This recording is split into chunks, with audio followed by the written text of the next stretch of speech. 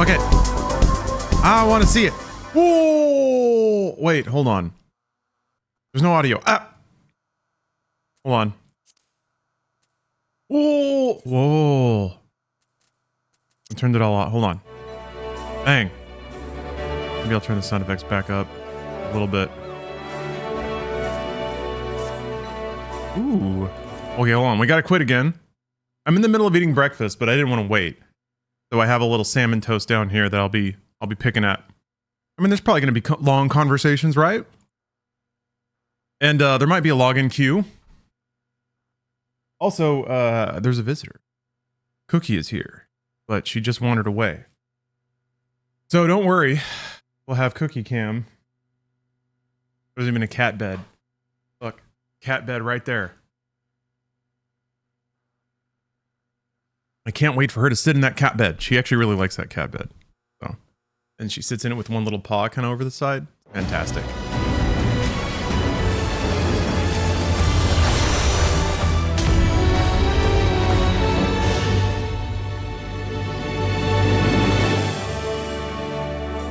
Very cool.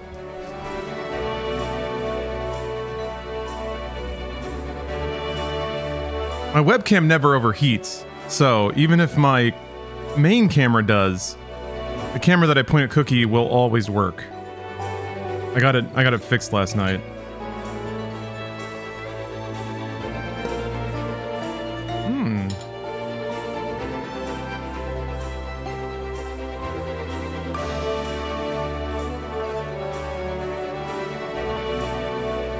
Queue's a bit long? Okay.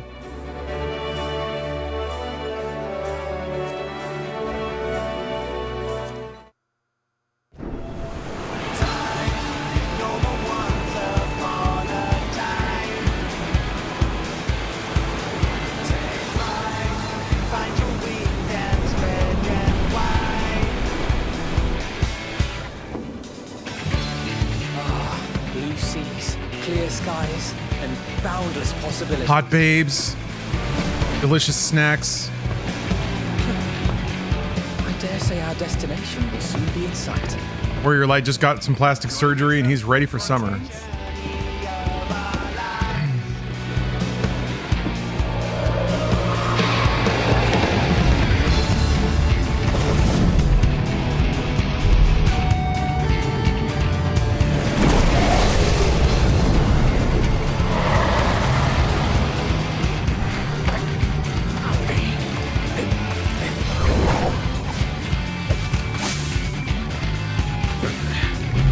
Gonna get more of that grungy guitar. Come now. There's no cause for... I mean, it's right there, so probably. What is the leitmotif of Dawntrail gonna be? This one might make for a worthy opponent.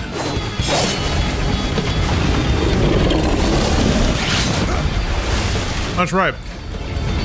This video has like 1.0 vibes.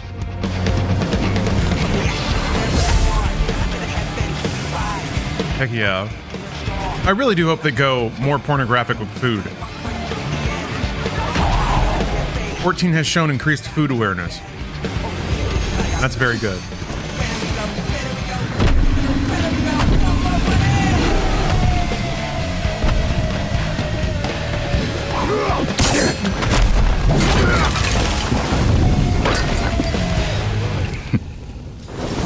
Anime smirk.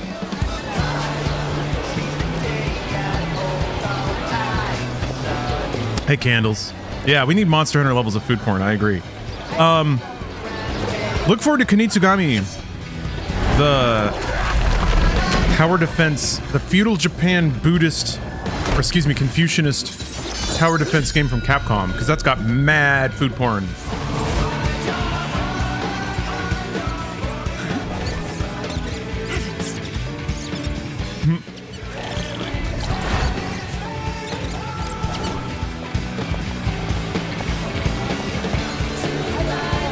That little nerd's gonna be an important character, I bet.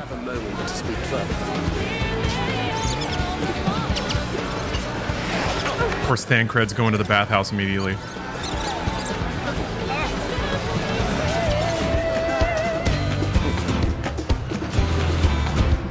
gonna be me in a few hours.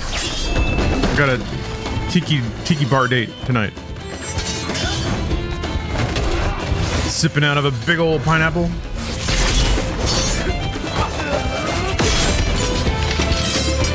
Oh, that's right, he's viping.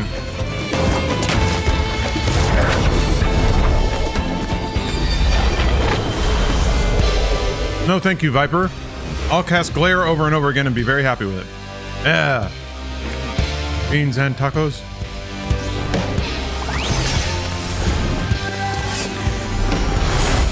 Oh. Zoomies. All right, now Cookie is sitting back there, but in the worst possible place. We can see her though, so that's good. A Monster Hunter Elder Dragon is a perfect raid boss. I mean, they did add Rathalos. Rathalos is in the game. You can get a... I got a little barbecue spit.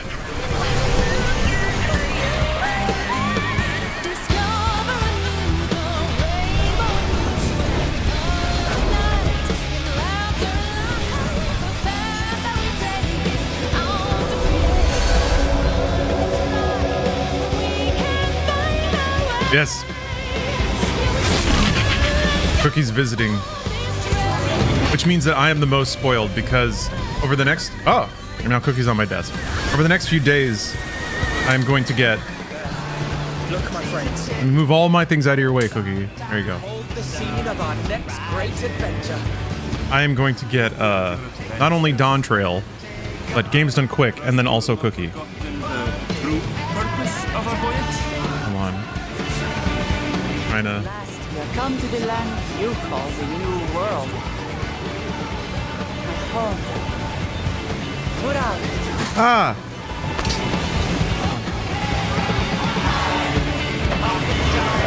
I don't think Cookie's gonna eat my food, but... Right.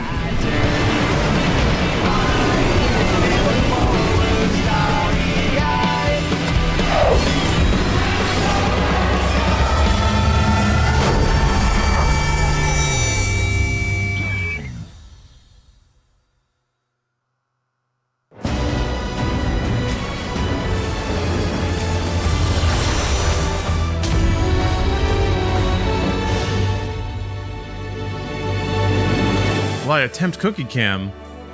What do you see in front of you?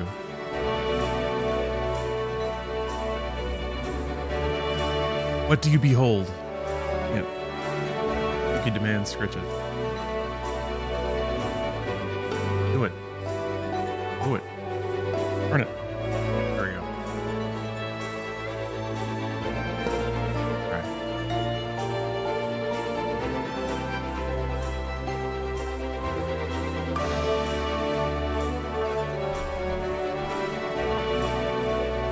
Alright, now we got a problem. I'm supposed to start this game, I guess. Yeah, this is a relative's cat who is on a trip. Okay. I guess I can start with controller. Now that Cookie's occupied the mouse pad. Wrong controller. Don't worry, don't worry. Don't worry, Cookie. Rearranging everything so you don't have to move. Yeah, plus we need to get in line.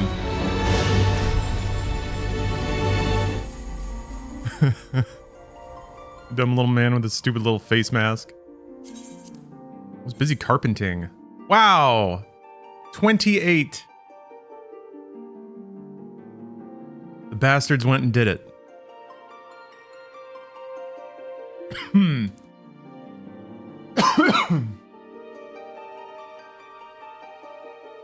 Yeah. Queues are ridiculous. It's weird that the queues were worse for Destiny. Login issues were harder.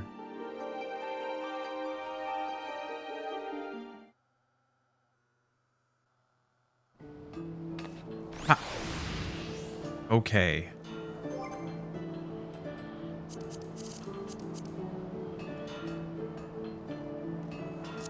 Yeah. That's right, I had to change a lot of stuff. A lot of scaling.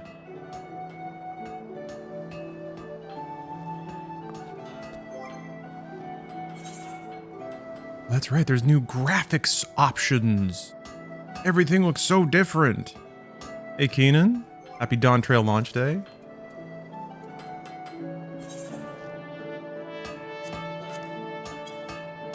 Also, hey Harry, how you doing? No, I don't like having a smaller interface.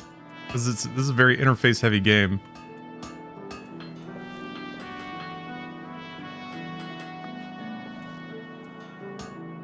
Oh, that's kind of cool. They have little pop-up tooltips for everything.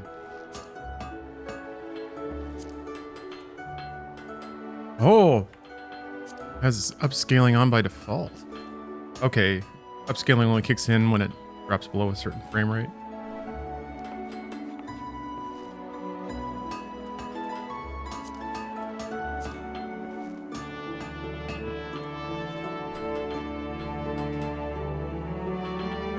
Ha!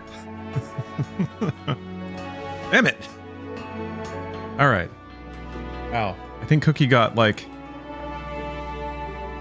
I think she got fucking glitter dust all over my mouse pad.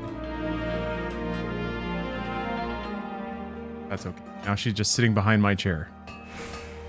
So that was fast.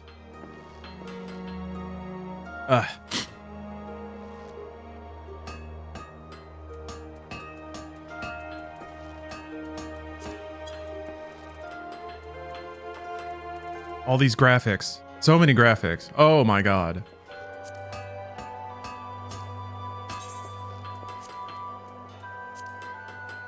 Well, that'll make it run better on like mobile PCs and stuff. That's kind of interesting.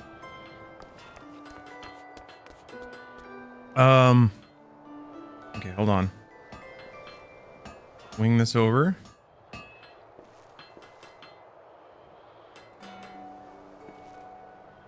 A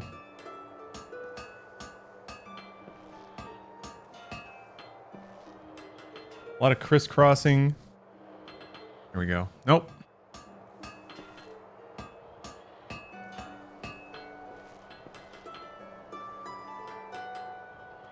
He's gone. All right. That's fine. Fine. Put that back there.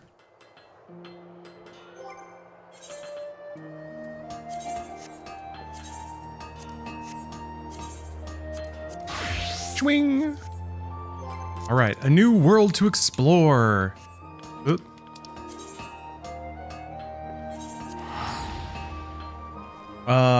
Yeah, I need to hold on. I still want to cover up the chat box so I don't embarrass anyone in the free company.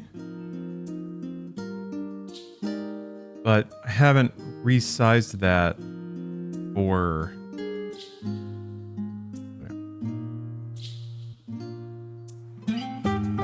I hope this still works. Crap. There it is.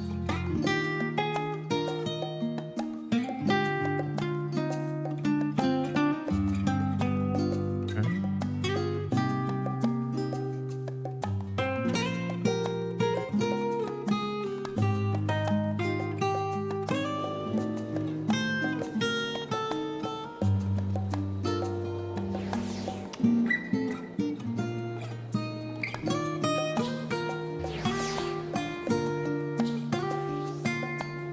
Healing gauge unlocked.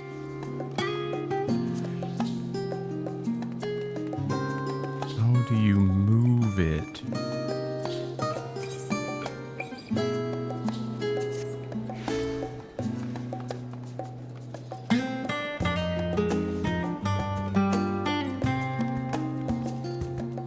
Here we go. Okay.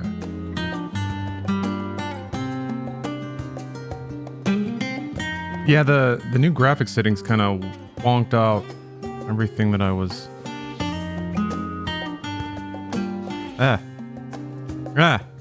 Grab this.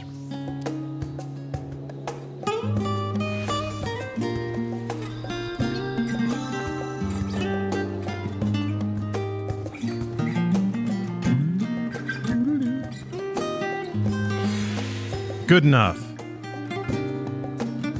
Nobody's secret desires are getting out now.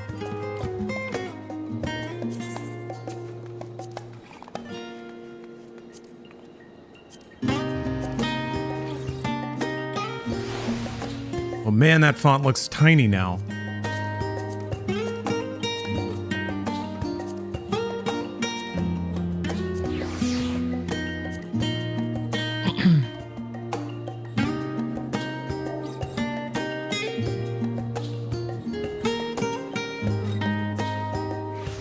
Okay.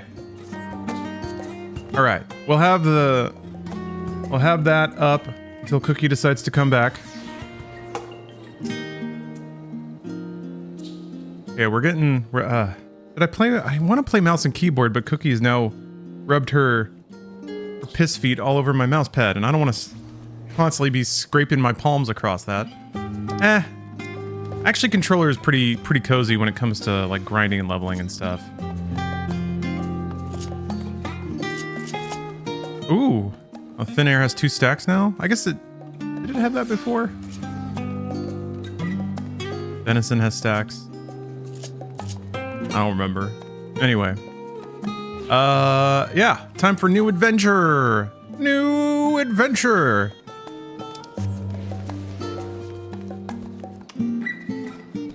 I do need to get a new mouse pad, Otter. This is like a fancy mouse pad that I didn't properly read the care instructions for, so I think I ruined the finish. Plus it came with a little blorble. It's all rolled up, so it was supposed to be smooth, but it blorbled. There's a little like crease across the middle that's kind of annoying.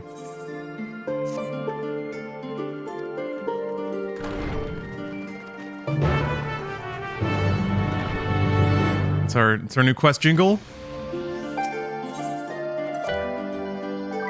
Petra has 2 stacks now.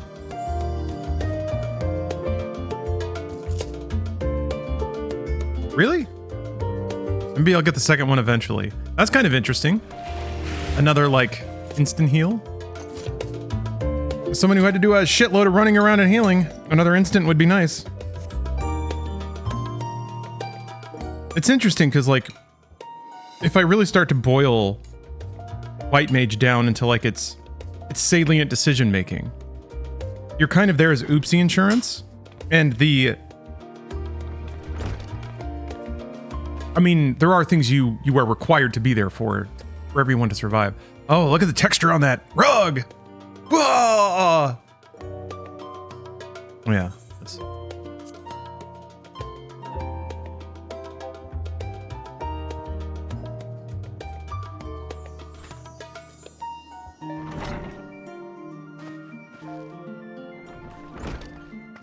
You think it's overkill?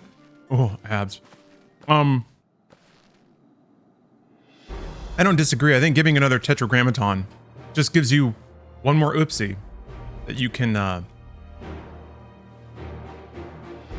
sort of erase if you're fast enough and you can hit the button at the right time.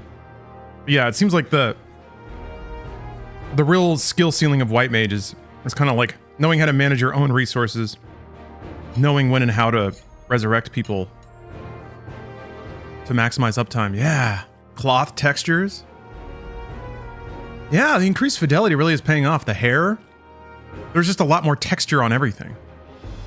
And texture is kind of an overused word in games because it's a logistic term. But I mean, in terms of like visual composition, there's some things that kind of stand out, like this right here, but it's stone.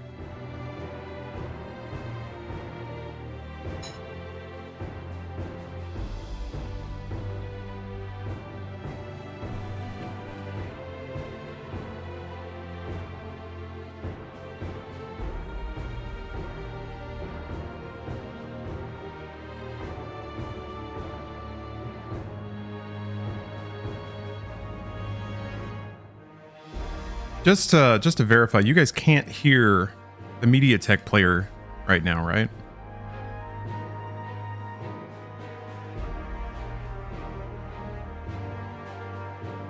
Okay.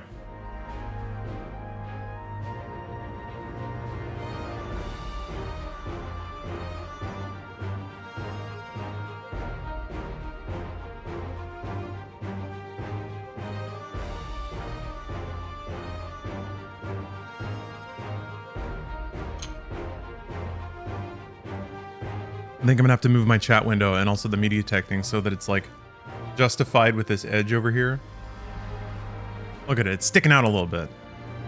Looks gross. I can probably make it a bit smaller too.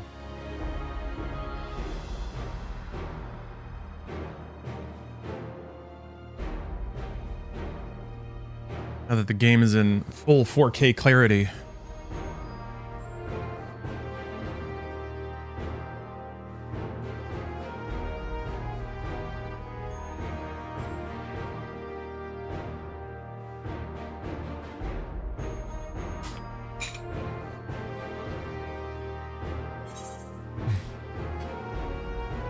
Another trademark consequential dialogue decision.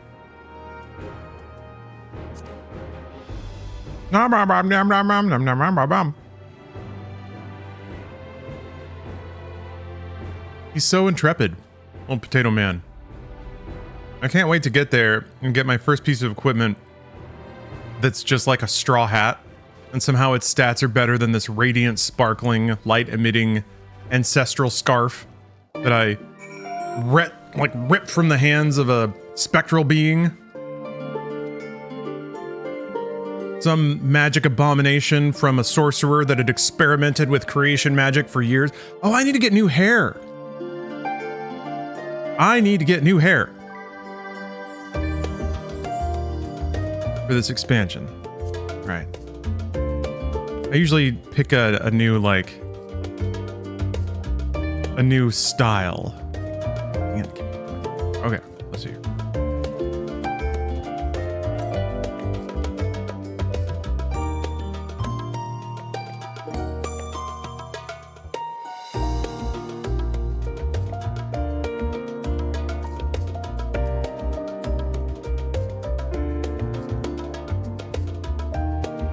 Tab just crashed. That's very cool. Thanks, Firefox. Very cool of you, very cool.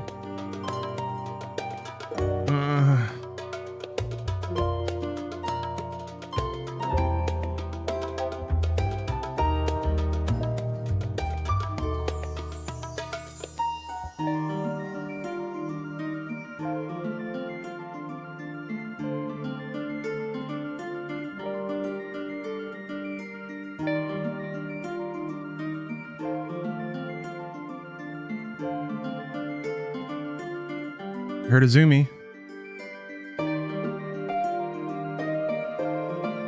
Please don't jump up here again. Not right now. Please. He's looking though. He wants to. Ah, great. All right. Ah.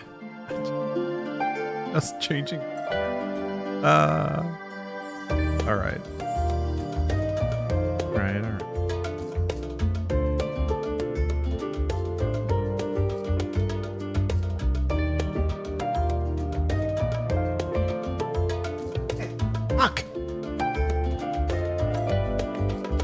He keeps like shoving my hand while I'm trying to resize the thing.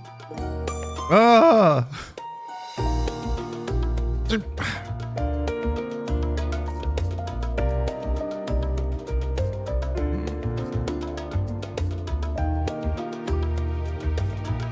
Fuck.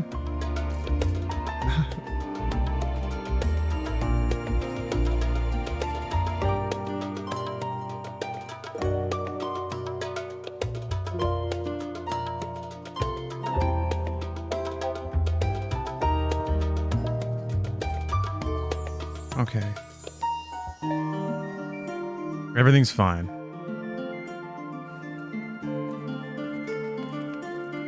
And she's gone. Thanks. So I just need to like line it up. Oh, hold on. Ugh.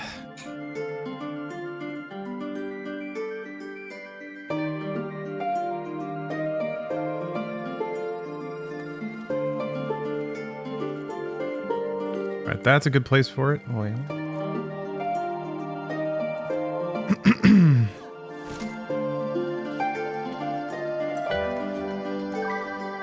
Has to be an aesthetically pleasing rectangle.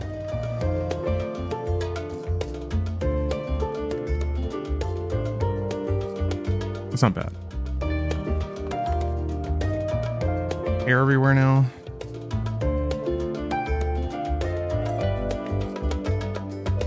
What?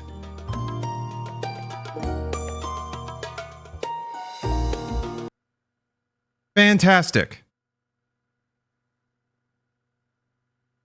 Great. Very cool.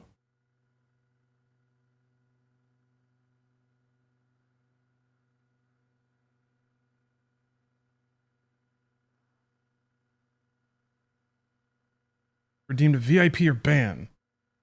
Yes. Hope it works. Didn't work.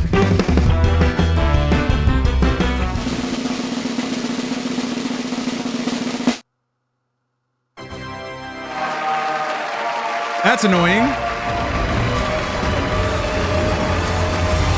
I was really hoping it would just be banned, so I just have to type in one command and be done with it. Fuck. Alright, hold on. Now I gotta look up everything.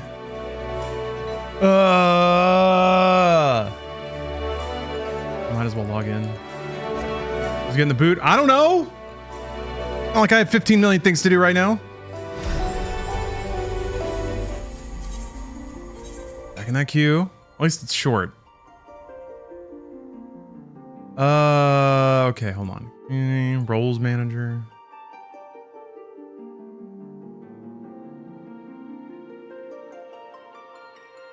Okay. The person getting shoved out, cast out of VIP-ness is Undead Pool 13. No longer VIP. Replaced. Stabbed in the back by Mithrandirial. Blam. Welcome to VIP, and congratulations.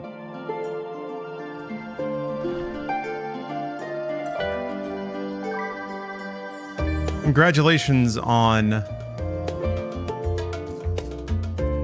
murdering the next person in line so that you could take their place. All right, and then I have... Welcome.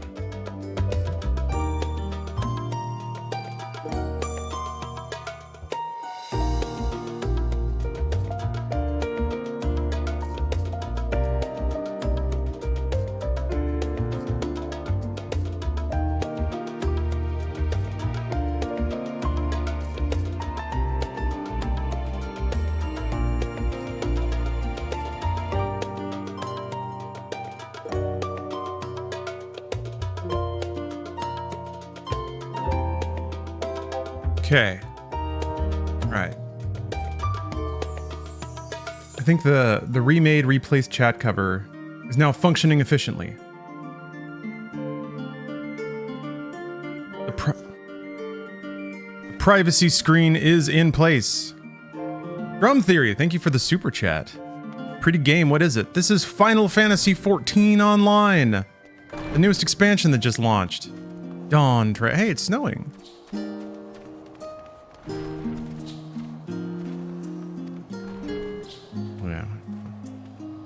Too late. Okay. I was gonna move the experience bar. That matters now.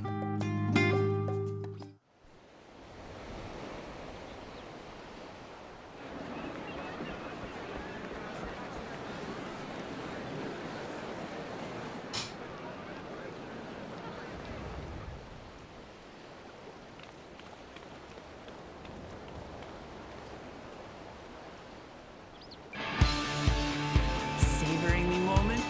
I can feel your excitement, your eagerness to explore the unknown. I am excited. Oh. You're not gonna... Alright. I guess it logged me out.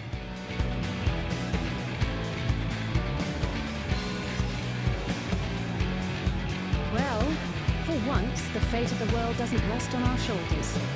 We might even get a chance to enjoy ourselves. Do not be so quick to relax. Oh, Tural may seem but a short... I think my voice slider might still be down, audio-wise. between brim with peril. The impetuous waters of Shade's Triangle alone have killed countless vessels.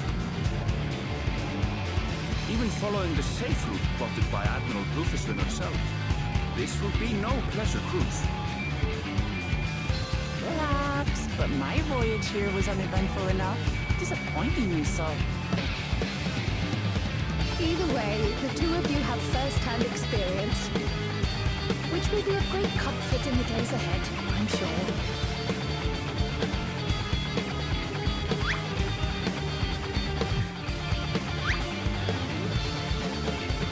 Aye, it's nothing new to us.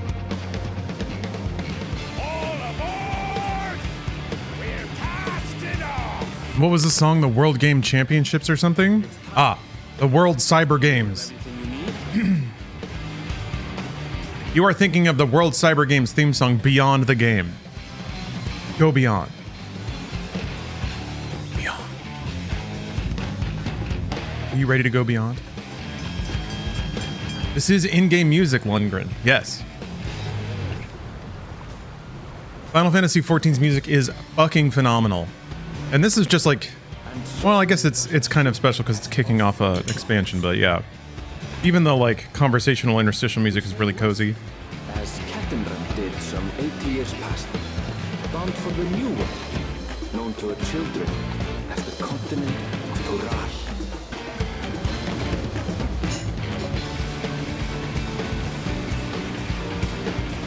There I am.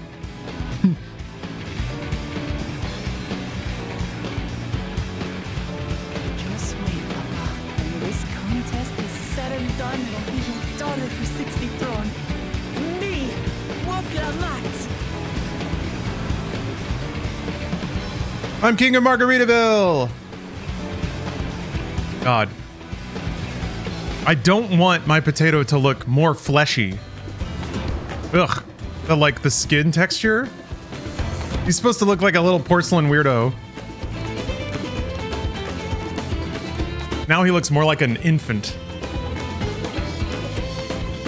Cherubic little potato.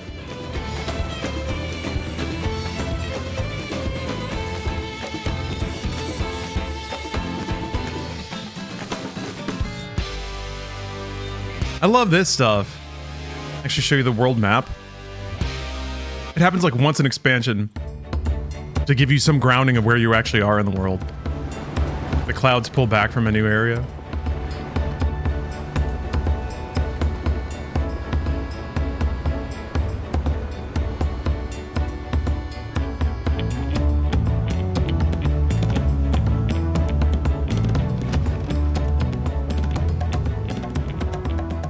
Smooth sailing so far?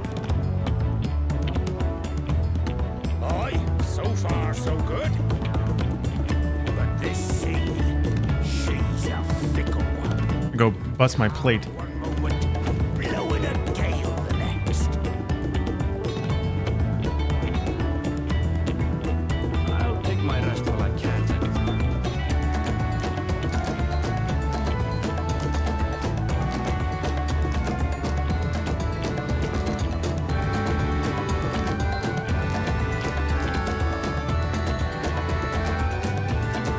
We left port what seems an age ago now, and we've seen naught but open water ahead. Islamic, you got to meet Grimy in person?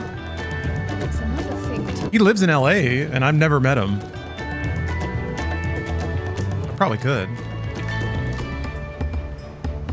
Speaking of which, some of our fellow passengers have made this trip before. Several times, in fact. I was able to learn a few things about Tuliyollal and the rite of succession. Since we still have a long way to go, why not have a chat with them yourself? I'm sure you have questions of your own.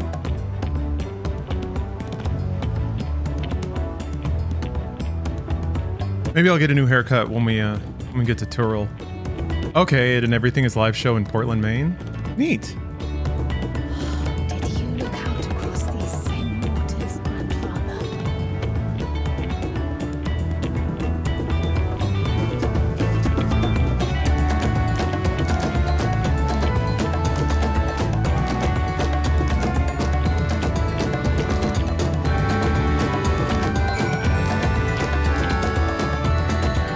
hold on a minute.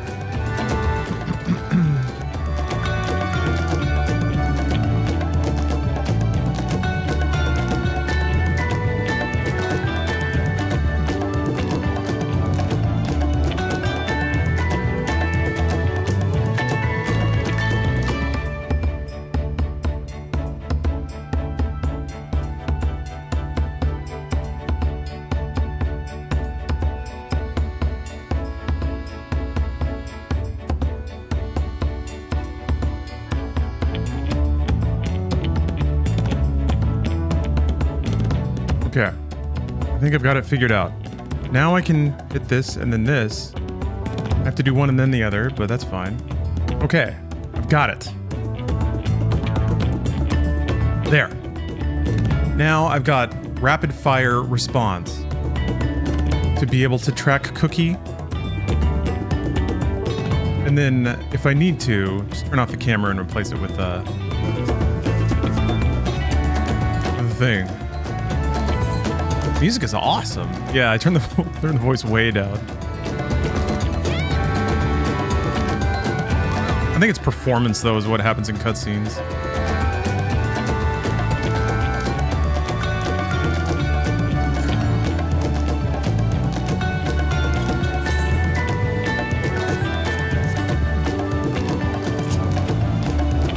Right. Speak with your shipmates.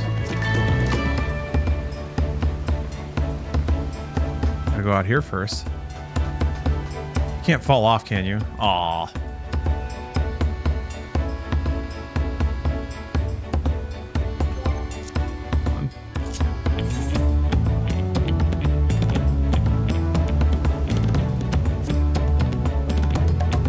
Damn it, I don't have print screen on this keyboard.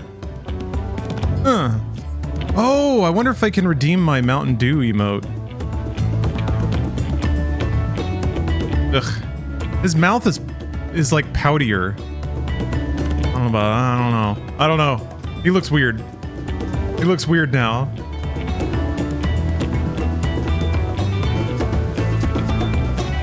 It's like when you give The Simpsons, oh, she's gone.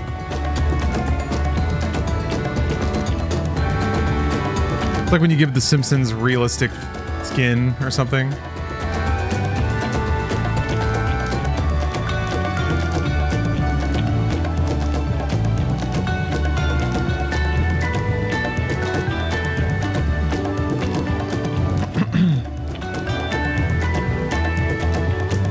What do I play on?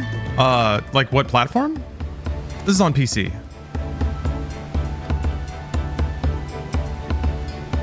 And then I do play like on the couch, but I stream my PC to a Shield TV.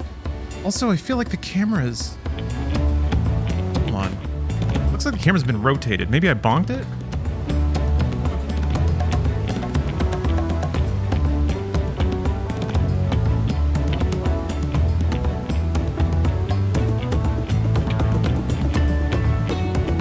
Typically makes sense to be like on this side of frame.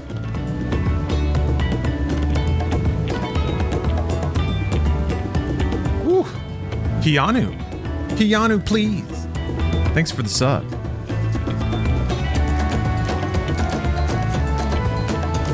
I need to restore the experience bar to its glory in place. What is this game? Final Fantasy XIV, an online MMO.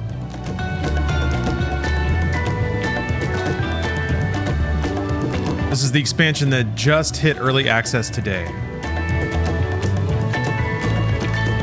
Good, we're talking about food already. Kenten Ram returned to Tural several times after that.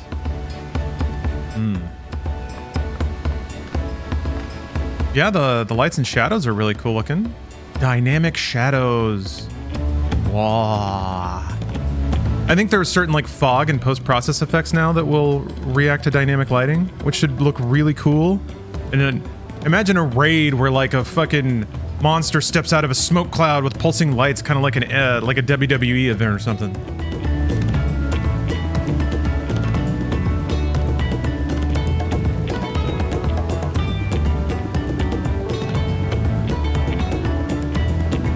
Yeah, okay, I didn't pay attention to that. Watched your video of Blitz the League Rupture Balls. Yeah, I guess that one got... I saw people leaving comments on that out of nowhere all of a sudden. So I guess it found its way back into a recommendation algorithm? I don't know. Anyway, yeah. I need to stream that game. There was a very brief window of extremely tasteless games. It was like a kind of almost race to the bottom after GTA 3. It kind of reminded me of, well, in retrospect, it reminds me of a lot of movies that came out after Pulp Fiction. Like everyone learned exactly the wrong lessons from Pulp Fiction and made just a bunch of very crass, shitty movies. I feel like, what is it? Striptease is a very post-Pulp Fiction kind of movie. Monster presence.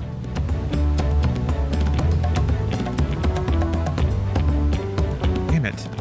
Now the camera has to be...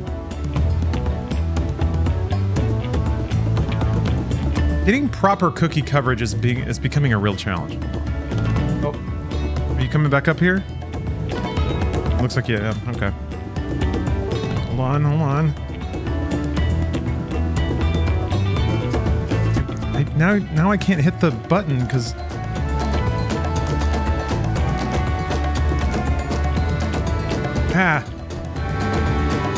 Okay. Cookie's back. Rearrange my desk again.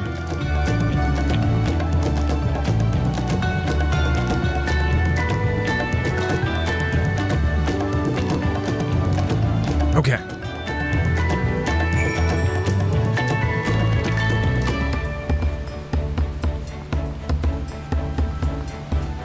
Luckily for a lot of the Final Fantasy XIV experience, you really only need one hand. You know what I mean?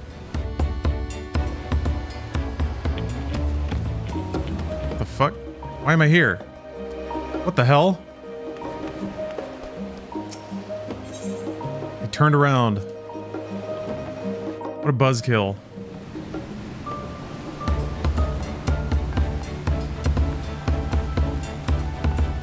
Alright, back to adventure. I had to turn around because I had to use the restroom.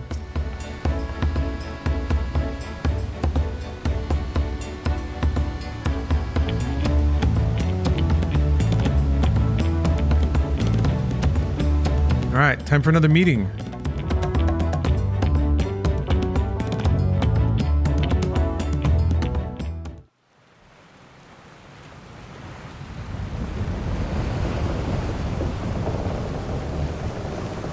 You have tabs?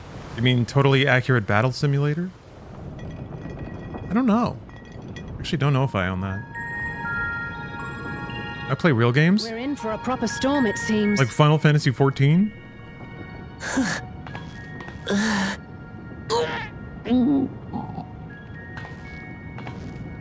How's your stomach? Any better?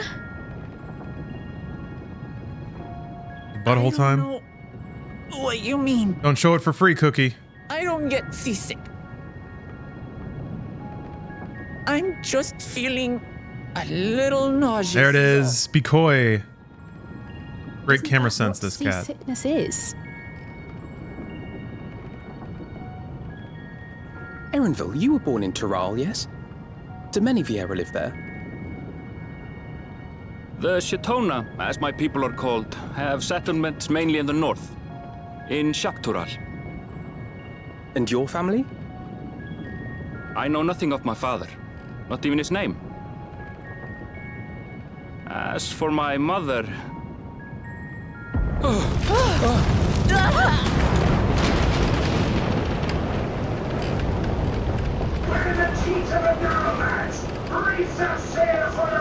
I should get to fight a big wacky squid. Oh dear. What the? You can see the texture on her gloves, man. Got textured gloves now. Yeah.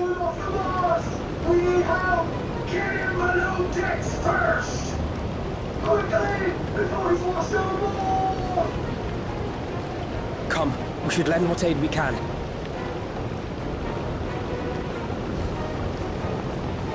Okay, you're over there now. Oh, you found something else to rub on.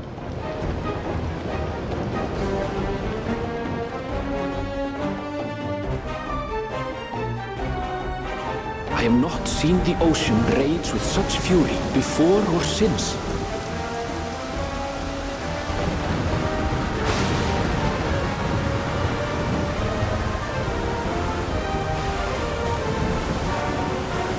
The heaving waves tossed our ship about like a toy, sending sailors tumbling.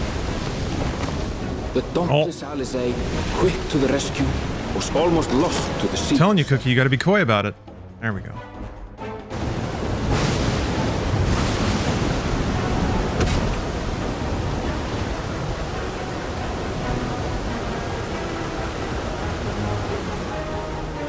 Meanwhile, our champion rushed to deploy the vessel's magical defenses, and thereby shield us from the lightning.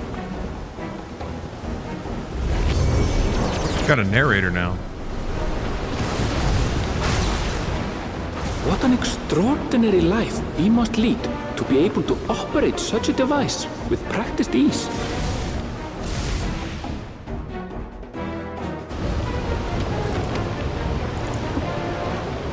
Boklama, too, threw herself into the rescue efforts, though one might have mistaken her for another soul in distress.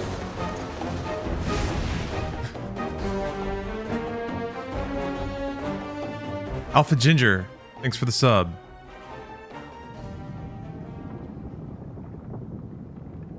By the time the unruly seas had calmed, our strength was all but spent, and we had yet to even glimpse the shores of Tural.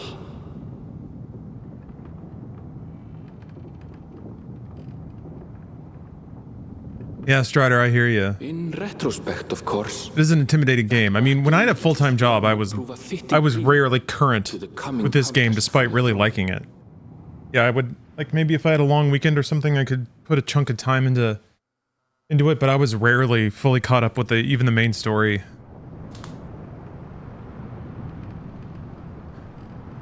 Certainly not at a place where I could, like, follow it. Right? Oh, what the hell?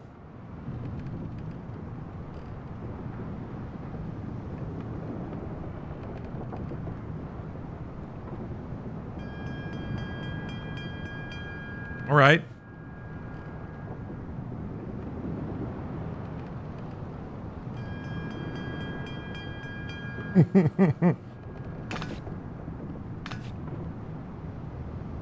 Damn, I should have made the light red. Or in the kitty. Plopped over there.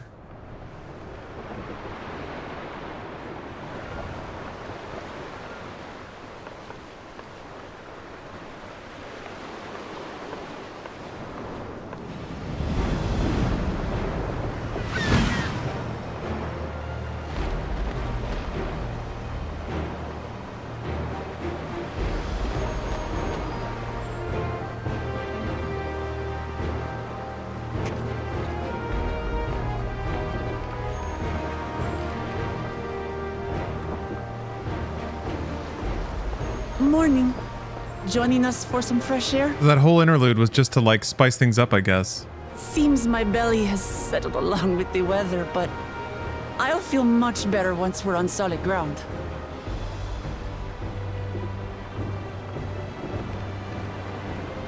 Ugh. Can't be much farther now, can it? I like how Cookie comes over, gets in the middle of everything, moves like 4 or 5 times, and then leaves. Seabirds. Love it. Land must be near. You need only hold out a while longer. Yeah, that's cats, baby.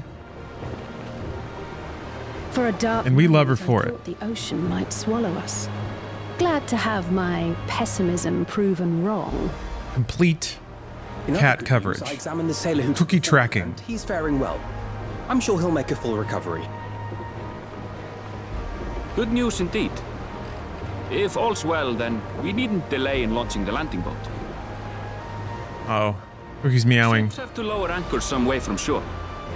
Too close. Might just be offended by a closed door. Opened by the reefs that crowd Tuliyollal's coasts. Come. Okay, fine. I'll go look.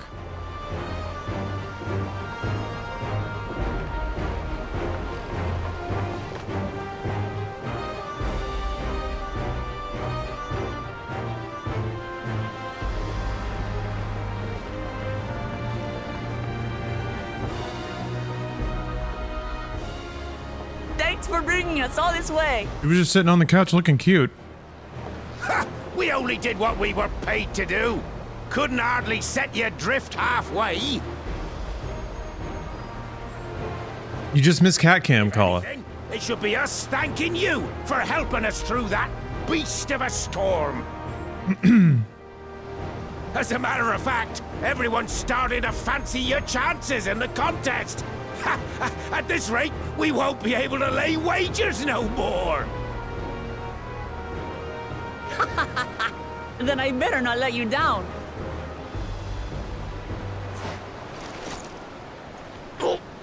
Easy, stomach. Easy.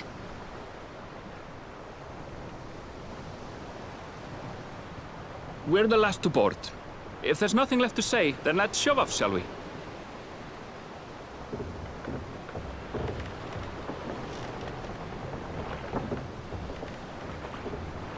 B. He looks stupider now. And I think I like that. I think that is an improvement. I'm gonna get another title card.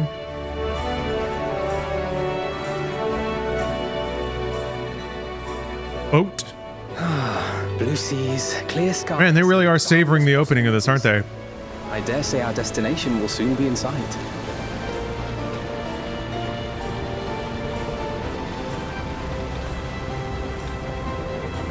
Enjoying yourself for a change?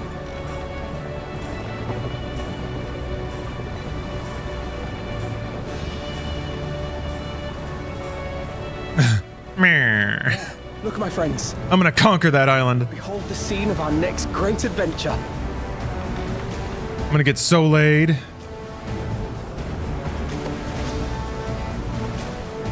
Get that island strange. We have come to the land you call the New World. That's what that little potato face is thinking. Ta-da.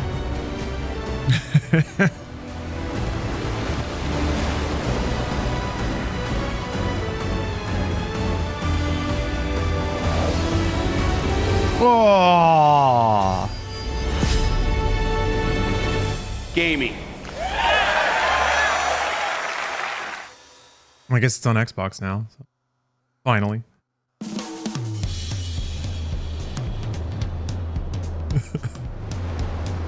That's like big band. This is not what I associate with an island paradise, but that's okay. Me without my pinstripes.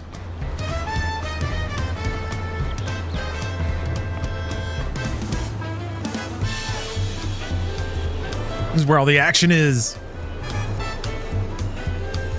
The sun is hot and the babes are hotter.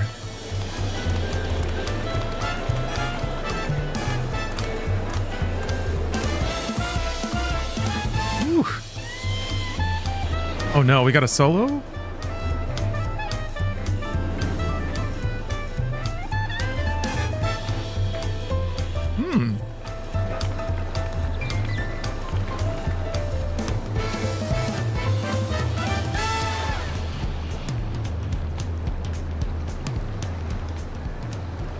Gods, I've seen cities with an impressive mix of cultures, but this is something else. Oh, no. This music's already going for it. I've seen Vanu feathers in that color before. You'll find much here you never knew existed. There may be a sea route now, but visitors to Tuliyollal are still few and far between. 1 second.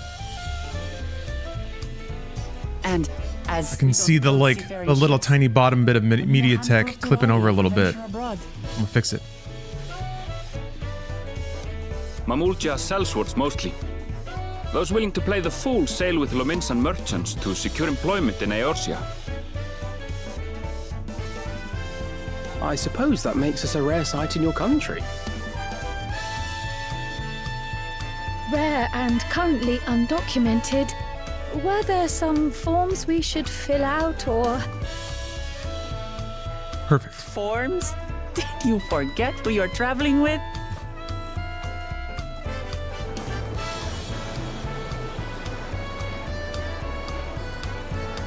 Look, he's back. All right. You are outsiders?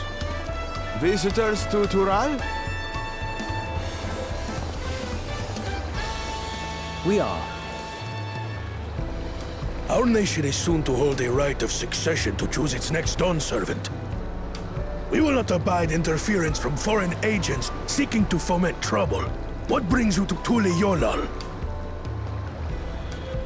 I can answer that.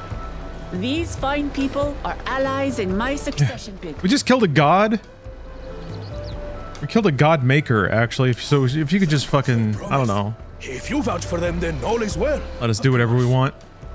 Because we will anyway. Please, accept our apologies.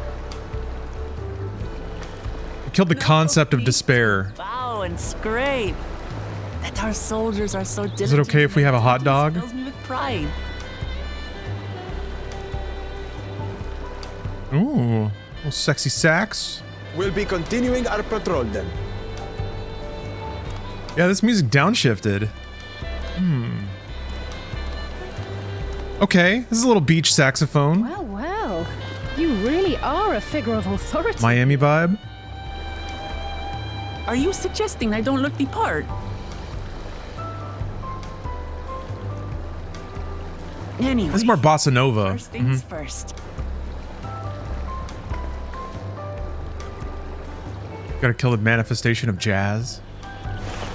I bid you welcome to Tuliyollal. I think Final Fantasy XIV is the only game I'd want to fight the concept of jazz inside, because they would do it. I'd do it and be like, yup, somehow I'm playing a Japanese MMO and I'm fighting jazz, and it makes sense.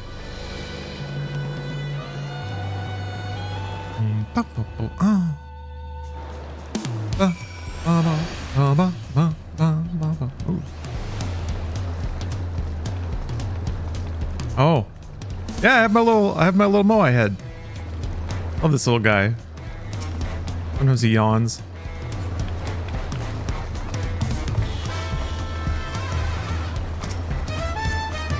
Does that make him emote? Oh, you can emote at him.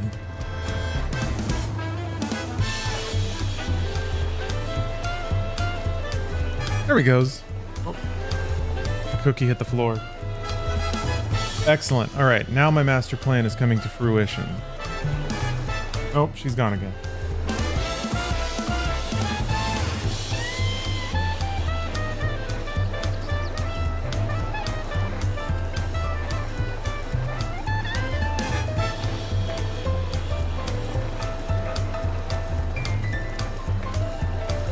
That'll work for now. The bits count for the extension. You mean for MediaTek? I'll manually add them in. I try to make any monetary transfer count.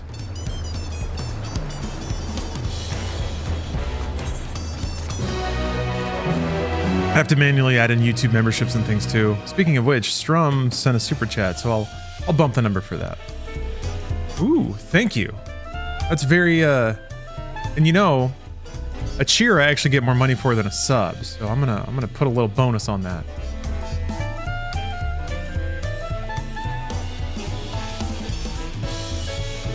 The only problem is it doesn't update right away if I add it in, so it doesn't seem like I'm doing anything. But I've added two. All right, I've added two to the tracker.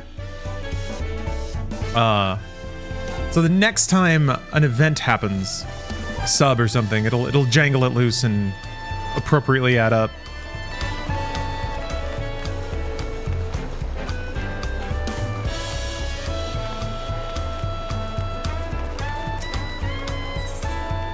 Ooh, a new weapon.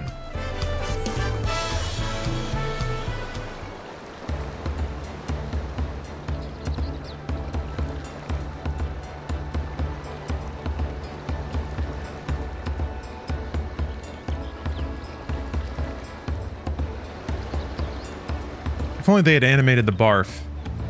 Maybe that's the one thing I haven't seen in 14 yet, is an in-engine projectile vomit of any kind. Haven't seen a single titty. Haven't seen anyone projectile vomit. Evan almighty. Thank you for the sub. See, it jangled. It jangled loose. It was at 3, now it's at 6. Were the 2 I added. And then Evan's sub.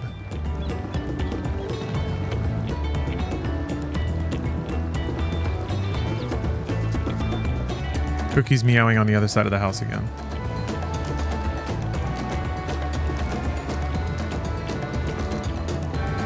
Maybe she's just confused.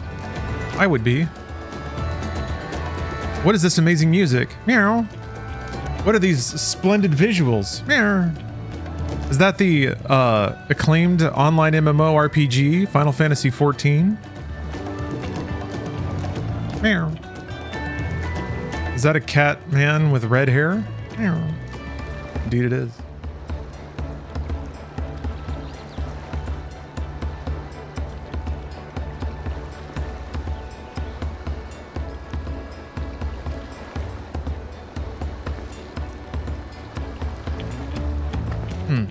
Loof, you subbed with Prime. Did not see the notification. You did that just now?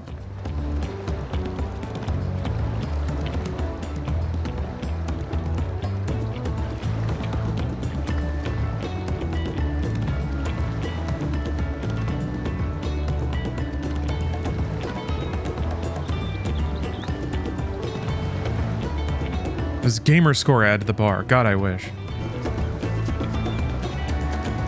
Actually, you can get gamerscore for 14 now. Wait, Kali, you just subbed with Prime too. Yeah, those should count. Man. Hopefully Twitch's API isn't botching. Yeah, it's not sure. Here, let me refresh. Sometimes if the API dies and I refreshed, it actually shows up in retrospect. I don't see them in the event list. Bummer. Oh, we'll see if it shakes out.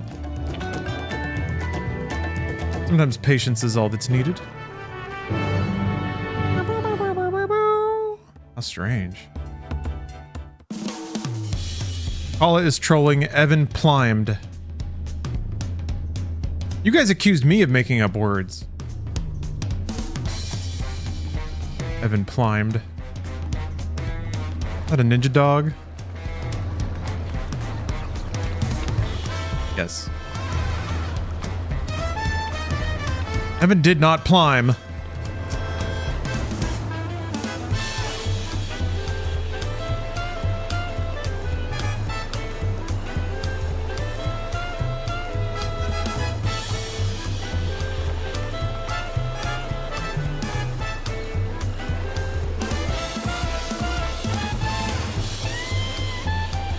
Okay.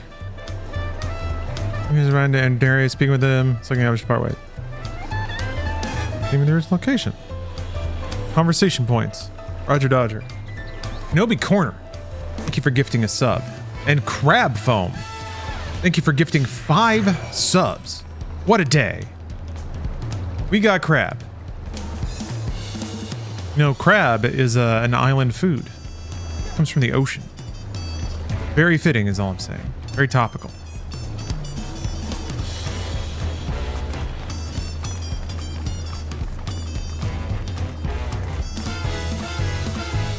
Probably go slap that aetheryte, huh?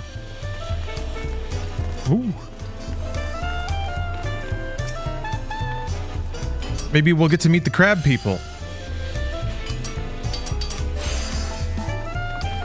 Oh, they're giving me a tour of the city. Tuliyollal. You buy things with a pel. Currency that the Pelu Pelu created. Alright. Wachu Meki. Meki. Alright. This expansion is going to be a challenge for my thoroughly Caucasian tongue.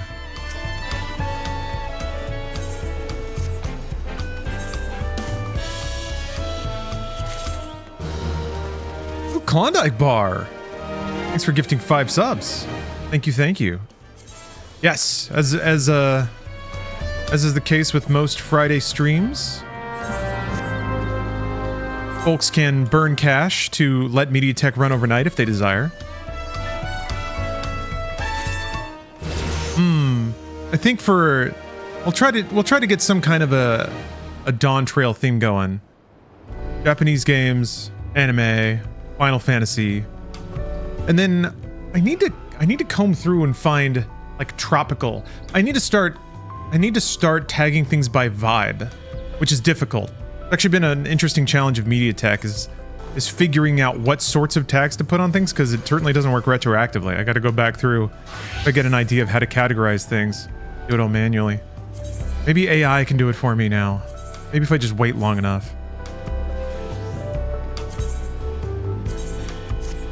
Yeah, this is, man, the down-tempo version of this track is so good. I mean, they're both great, but it's an interesting pairing of like the big band dance track with this sort of like smoky, sexy bossa nova beach jazz.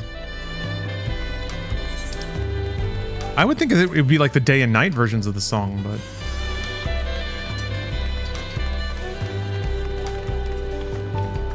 what is it? The reminds me of there's the musical alter ego of Ryan Wecht, Très Magnifique, but he unironically plays a hot, smooth jazz set.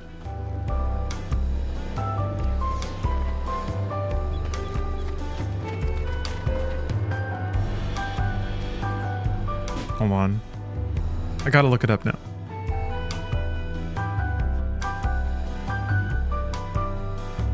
Très Magnifique. Such a good name. Makes me laugh. He actually played a show in LA, but I didn't make it. I saw him play at Able Gamers Gala. It's a good phase of a career. Très Magnifique. The god of jazz. The sultan of sexy. Keep checking the cat bed to see if he's moved back in. I did not do the attuning thing.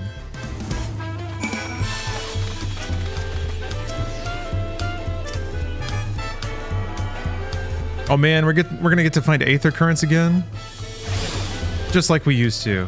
Good times.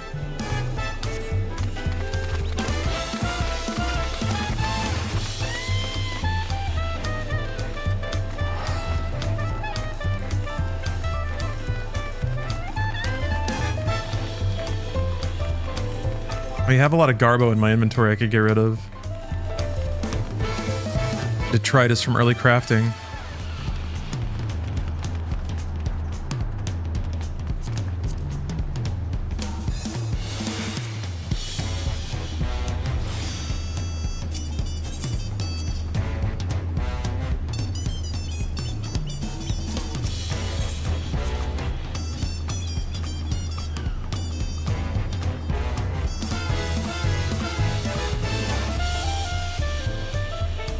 Yep, I see it.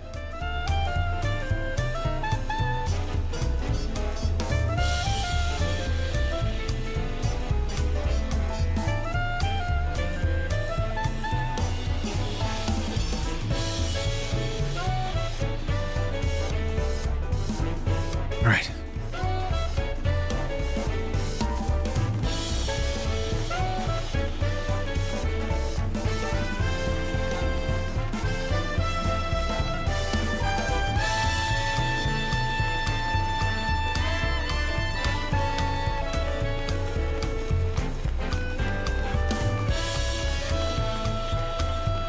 You can't mount here. Actually, a long way to walk. I guess that's why you need the Aether Net.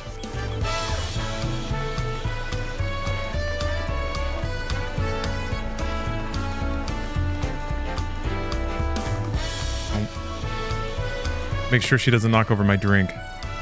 Oh, okay. Thanks for the subs, everybody, by the way. Hype Train level 3. Oh, speaking of, crabs subbing more. More crabs.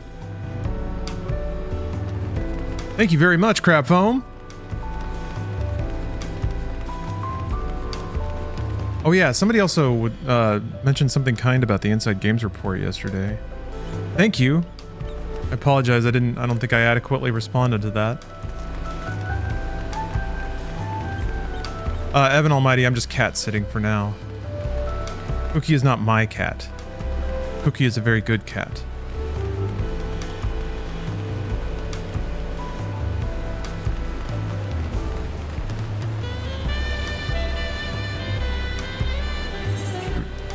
shot.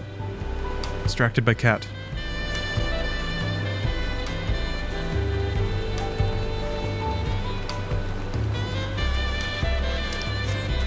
Is that John's or someone else's? It's someone else's.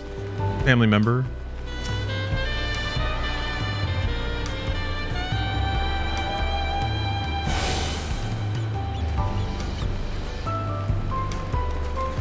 I need to check in with John, see how he's doing.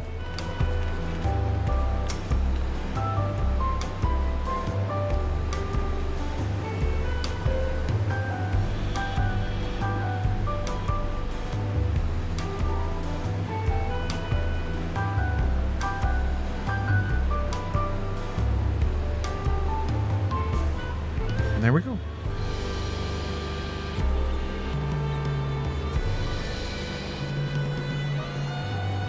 That is a very challenging position you've chosen, Cookie. Let's see. If I can, like, somehow shoot the camera behind my chair.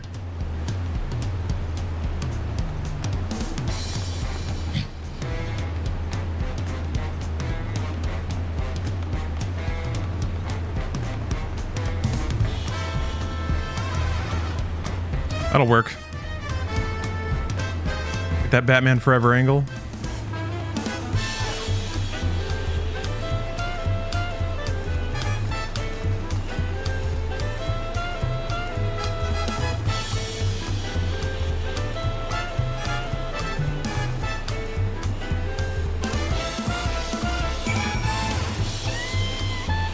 What's Kitty's name? Cookie. Cookie.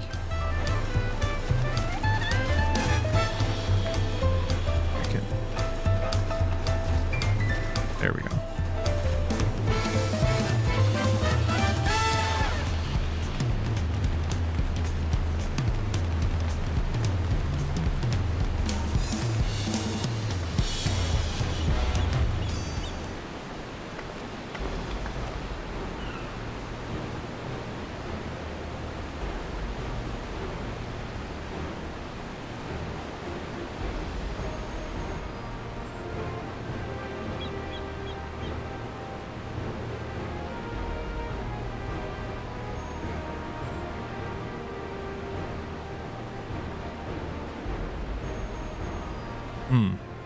Okay.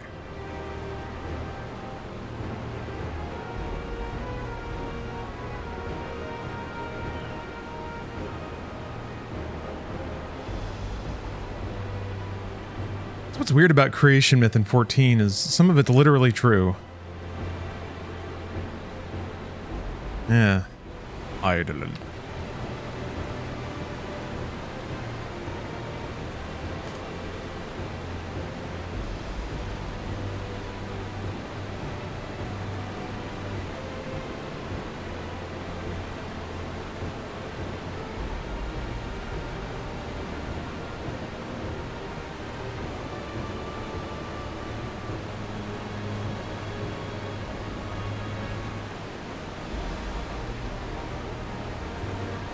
Thank y'all for the generosity.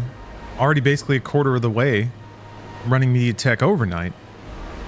If you want cozy weekend energy. It is a primo second screen white noise. But you gotta pay. Because it tanks my metrics. And people don't want to buy sponsorships on my channel. So, that's your burden to carry, chat. Ooh, Artesia, thanks for the sub. I install and service cozy vibes here on this stream.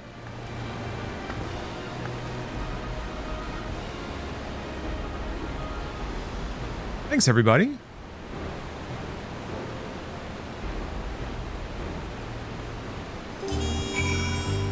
I had no idea that affected it. Yeah, I mean, it's pretty straightforward. The ad rates that you can ask for are pretty much dependent on your average viewership. It was a little more chaotic like 6 years ago, but these days it's pretty standardized, or it's becoming pretty standardized. Whatever your average viewership is kind of dictates the ad rates that people are willing to pay. You can ask for more than that and then people just won't buy. Or you can undersell and then you'll probably get a fair amount. But yeah, running media tech causes me direct financial damage, but I do it for the art. And also, like I said, I subsidize the cost by making you guys pay for it. That's smart business. 645, huh? Oh yeah, that's not as good as what I have. But it might look cool. It doesn't look cool. A Larcane.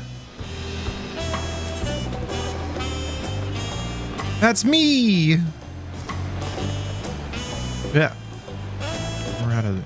Yeah. Make him. There we go. I guess it looks kind of stately. It looks like a actually it looks like a color swap of a different cane. Maybe not.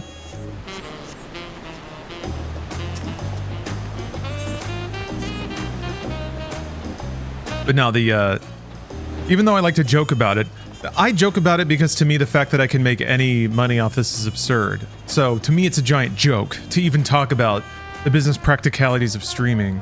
So getting flippant with it is kind of how I process it. But I am very blessed to make any money off of this. So like the fact that I can make anything has already put me in a state of delirium. So I don't really like sweat it too much. I don't like get bitter about it, but it just means I have to be mindful of it. That's all. I'm not nearly as business oriented with the way I run my stream. I play a lot of stuff just because I want to. Very lucky to be able to do that too.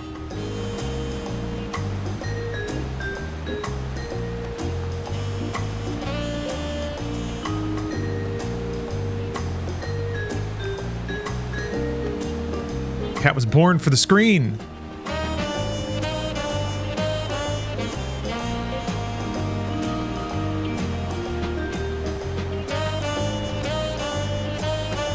Back up? Yeah.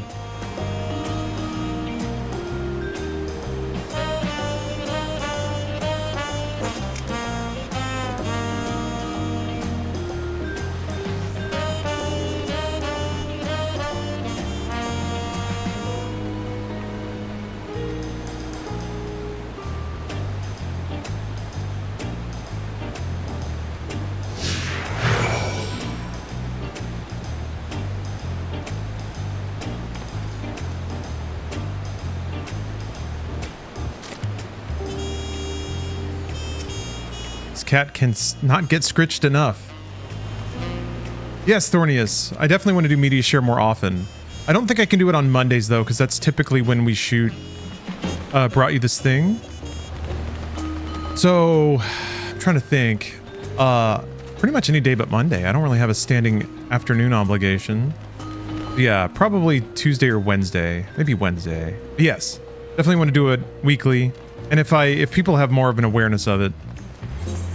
I also feel, I don't know, I said this before, but I feel a little bad because I feel like I was really distracted. It doesn't feel right to ask people to you know, tip any money for a communal viewing experience and then have me be distracted with something else. I'll probably still play like an MMO, but I'll try to divide my attentions a little more evenly. I think it was just like a lot of new stuff. Trying to relearn the ins and outs of media share. Learning the ins and outs of 14 crafting. Once I get a little more expertise, hair everywhere, I'm getting itchy.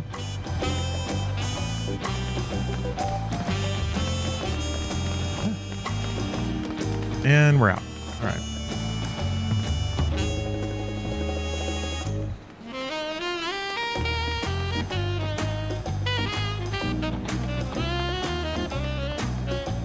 Trying to decide where to go.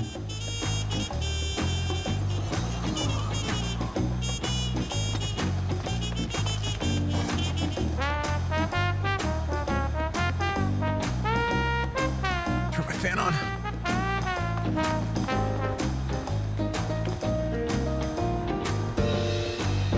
Yeah, good time for a grindy game. But I definitely want to divide my attentions more towards the shared media than just my little potato man.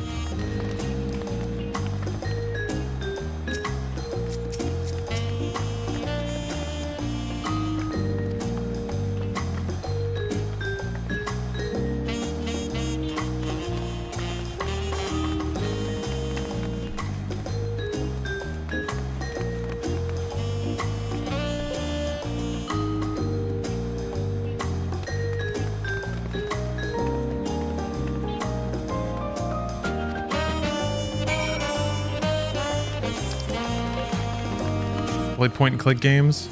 Riven.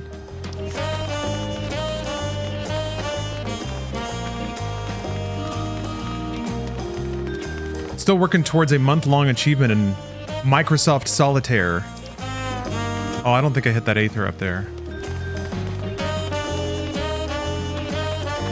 I went the wrong way.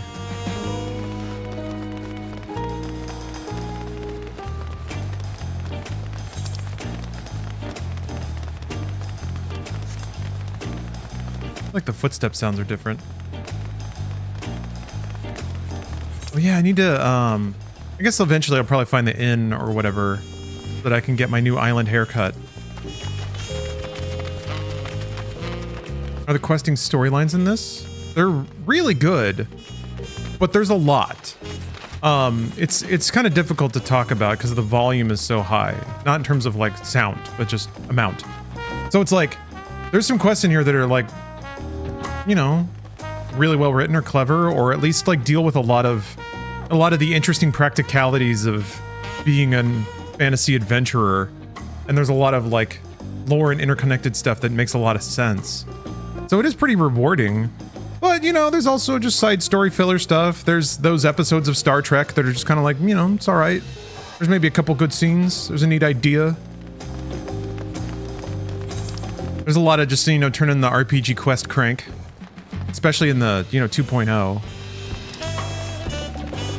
So it's not all like manna from heaven. And it can be kind of challenging to know what the difference is. The vegetation looks way better now.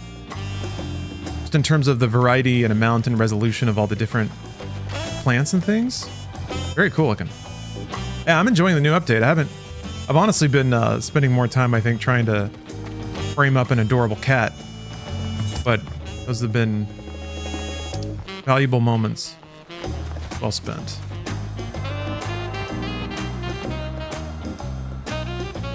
Yeah, Thornius, the quest storylines in Old Republic were pretty good. I don't know, I flaked off because of the MMO stuff. I was like, I want to know the rest of the story, but I don't want to sit here and kill wolves in a field for 30 minutes just to get the next batch of story. Luckily, 14 doesn't fall victim to that too much. In the earlier days, it was kind of like that. You had to do some bullshit. I do think that in a large enough scale, though, like, you do a bunch of grunt work at the beginning of the game because you're not a legendary hero yet. So you are kind of doing the bitch work.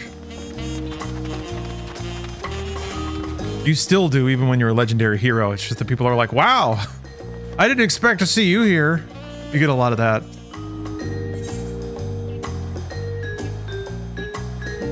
He's kind of back.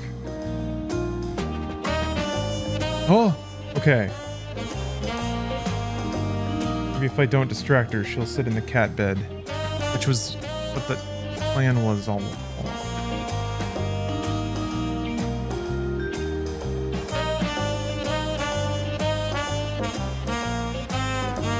No.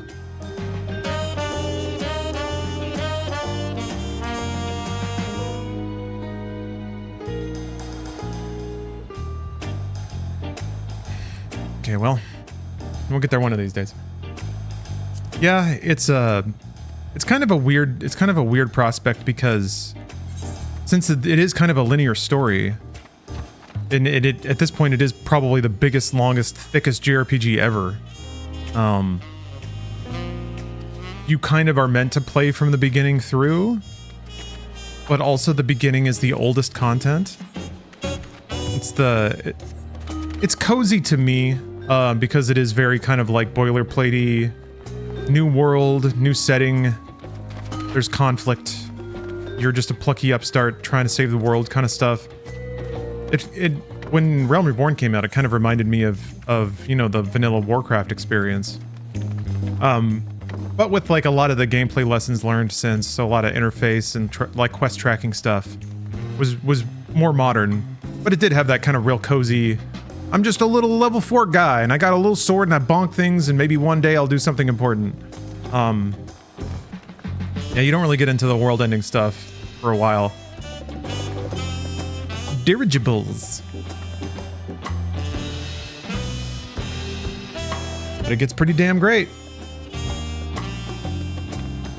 And damn, the music is just so incredible.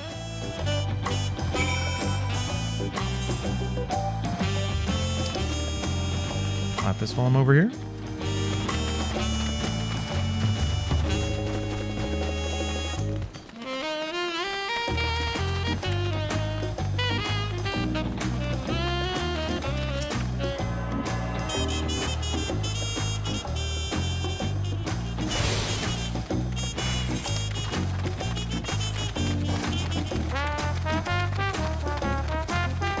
I'm also actually into the idea that it takes a while for you to become a god-slaying world saver. Yeah, it does. You get up there by degrees, which is kind of fun.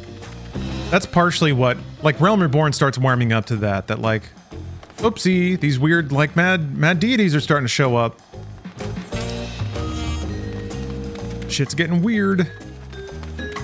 Yeah, Muggsy, this is the in-game music. These alpacas, look at them.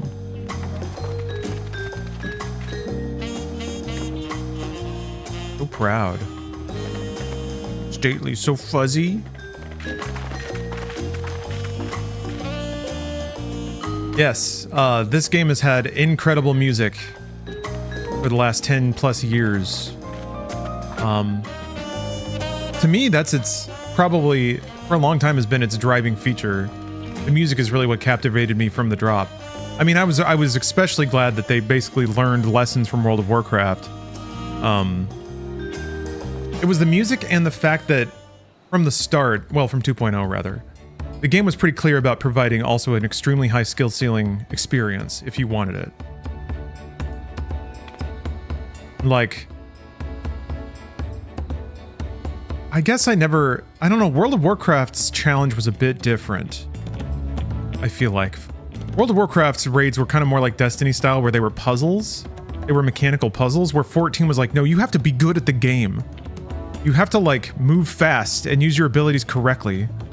And yeah, there were elements of that in WoW, but it felt different. 14 felt more like a video game.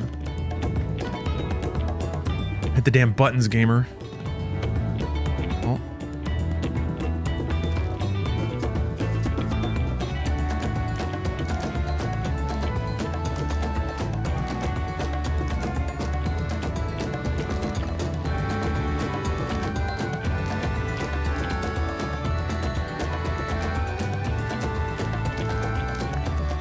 All DMCA safe? I mean, yeah, there's not a lot of licensed music in the game.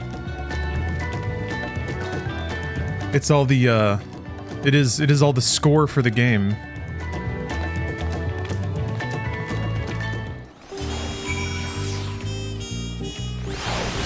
And it gets wacky. It goes all over the place. This track is really good. I suppose in context is pretty eclectic, like the style is maybe not one you would expect. Something really loose and jazzy. But they have stuff that sounds like fucking industrial rock. They have a Power Man 5000 track, and I'm not joking. It actually sounds like When Worlds Collide. They have a lot of like J-rock, and they have a lot of vocal stuff. It really is a hell of a moment when you're... I think the Shiva fight, when it first turned, I was like, what the fuck? And, you know, I was kind of in, what the hell is that terrible thing? What is that monster that I'm looking at? What the hell is that? What the fuck is that? What the fuck? Who put that in there? What are you? Manji Mutt. Jesus Christ. Look at the fucking thing. God. God, why? Yes, you should check out this game's soundtrack. Why is that a... Yeah? Oh boy. Hold on a second. I have to do something. I have to listen to Shiva now. Actually, Titan was really good.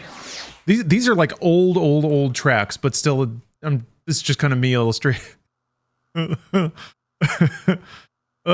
love that they do a lot of content-aware scaling. Oh, Jedi Knight. He brought you, this thing's almost up.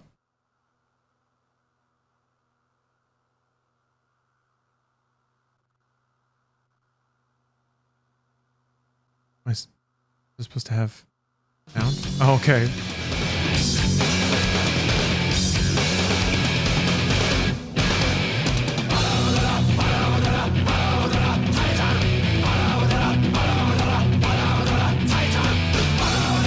That's not the in-game version though. With this.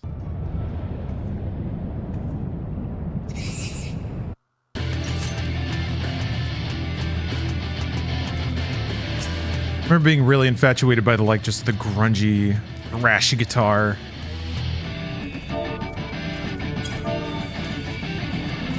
Sounds. Game sounds. Damn it.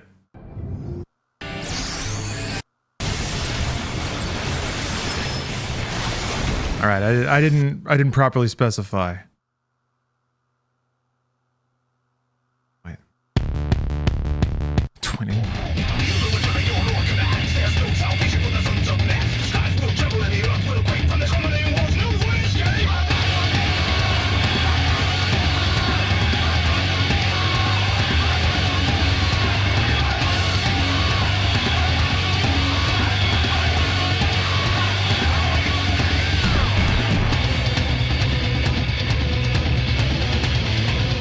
Yeah, the Final Fantasy 16 Titan theme was the only time I was like, oh shit, they're finally cutting loose. And I thought that that was going to be like, okay, now the game's going to like ramp up. But no, it just kind of like fizzled after that, so bummer. I didn't even finish it. 16 had approximately like 1 hour total where it was as fucking awesome as I hoped it would be. And the rest was just kind of like, felt like playing Final Fantasy 1. Not in a bad way either. It was cozy. It was cozy, but it didn't bang.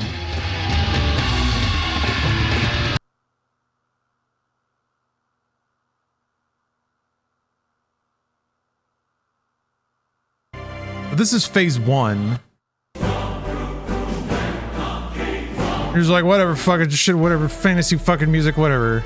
Ice Lady, she got fantasy powers. Woo! That sounds very orchestral. I need to do the transition though. I can't just. Oh, the transition's too good. Why is it broken into 2 fucking videos? What's your problem? Yeah. There's a separate video for the transition.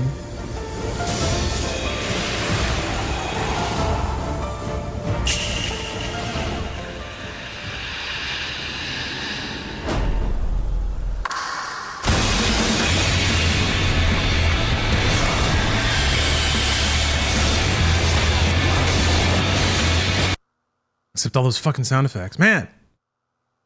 Sounded like a worse Knuckles song.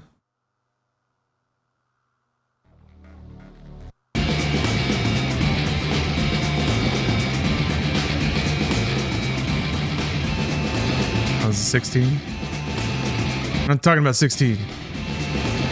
What's the When Worlds Collide song in 14? I can't remember.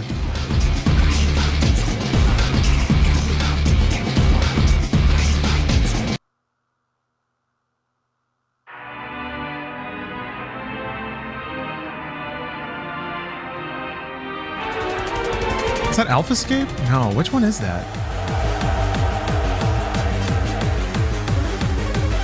This is like very classic JRPG boss music.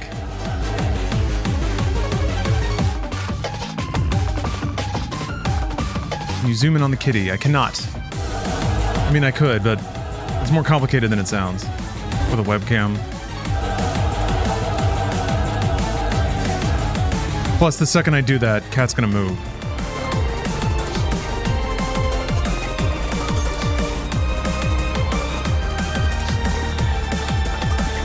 I'm just gonna do it. Just Google it. There it is. That was easy. Oh, it's Sephiroth. That's right.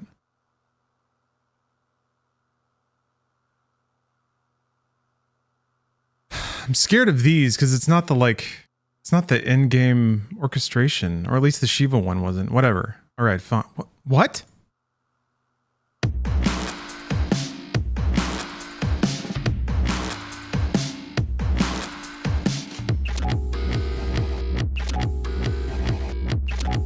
Hell yeah, I'm gonna stream Earth Defense Force. What is it like when you pull back the curtain and realize every wrong is right? Imagine playing your little anime MMO, and then it starts sounding like this. I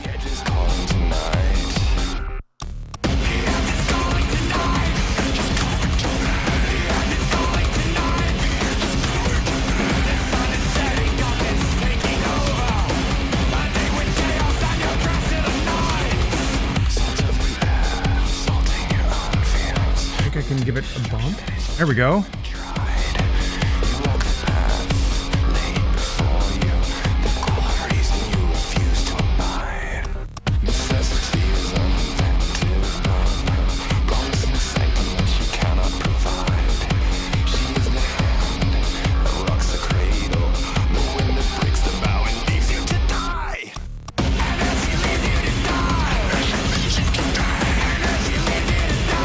It was easier than I thought.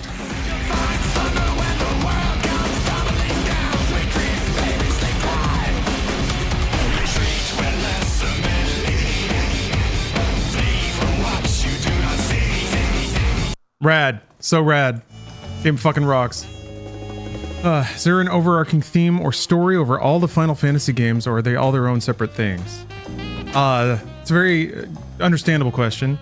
Each numbered game is its own universe, so it's kind of like an anthology. They have themes that are in common, and there's like interior references that appear in every game, just cheeky little fan servicey things, but they typically don't matter much to the story, or they're specifically rewritten for every story to make it matter or make it contextual there, if that makes any sense. So yeah, every time there's a new number, it's an entirely new game. They have, like I said, there's themes, there's crystals, there's ostrich-looking birds called chocobos, there's a dude named Sid, or a woman named Cindy. You know, there's certain, like, there's tropes that reoccur. But beyond that, they're all their own thing. Now, for 14, though, 14 itself has been running since, 2010, and that has been the same continuous story because it's all part of Final Fantasy 14. But 15 is its own thing, 16 is its own thing, and whenever they make 17, that's going to be its own thing. And then, yeah, there's some cheeky acknowledgements. Gilgamesh does actually...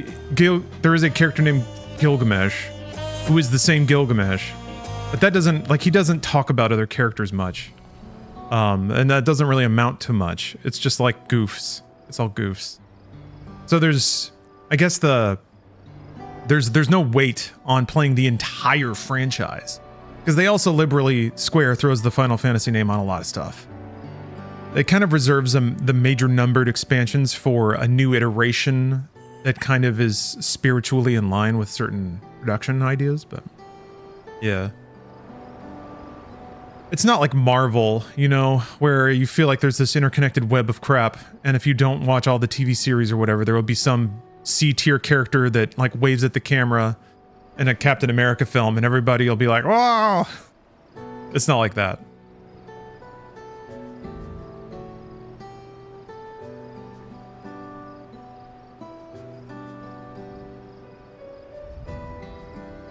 The thing is, 14 itself is kind of like that, because it's been going for so long. There have been a couple of times in 14 where somebody will show up and they'll be like, "I'm back," and I'll be like, "Great. Bro, I haven't logged in a year."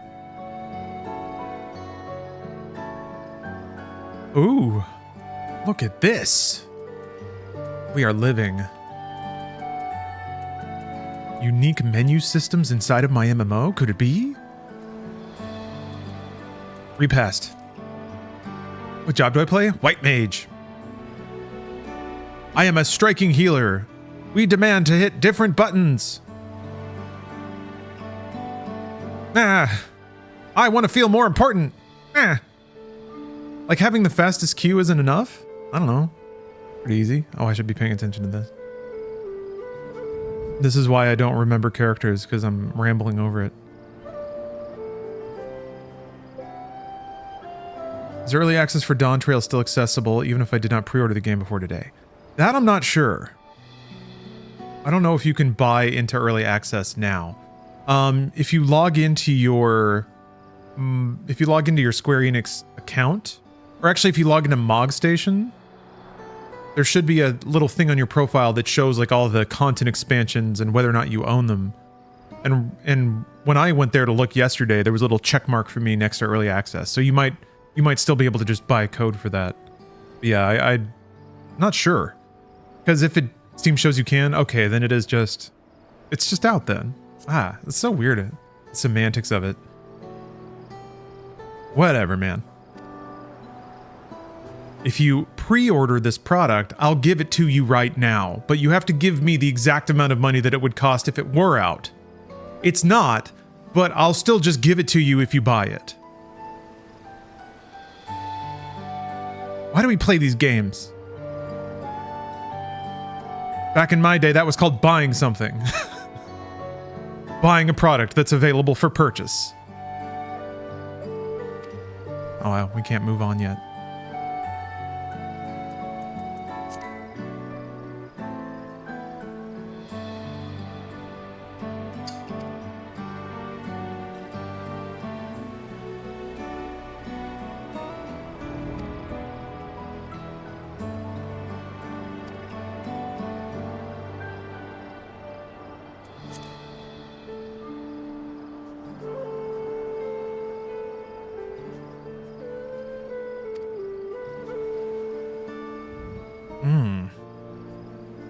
Kitten ROM.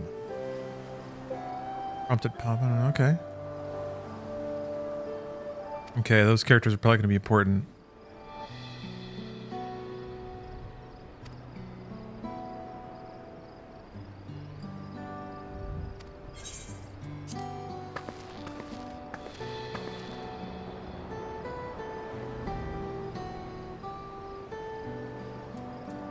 Final Fantasy plots are so confusing and dumb. I like 14 because it can actually give true context and lore to the world. I mean, the emoji button's covering part of that word, but I get what you mean. There's in a handful of Final Fantasy games, there is an aspect of the story that's kind of intentionally left to be dreamlike or fairy tale-esque. And yeah, that can just seem kind of dumb. Also, sometimes it is just straight up dumb. You know, Final Fantasy VIII is just a series of plot holes that all get very awkwardly closed right at the end. But, you know what? It's called fantasy, I guess. It's fine to just roll through it sometimes.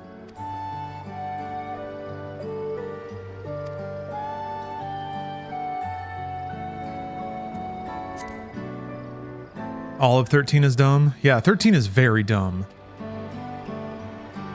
13 is the most, like, overproduced, sterile, calculated attempt to be, like, epic, grand, anime, fantasy storytelling. It tries to, like, do every technique with a capital T, and it just ends up being the most plastic garbage. It's kind of fascinating, though. 13 is definitely up there in league with like the overproduced, overhyped, no soul games. They started to get that way. The soul got lost in AAA. Somehow, Capcom and some other studios found a way to keep it. Found a way to get it back.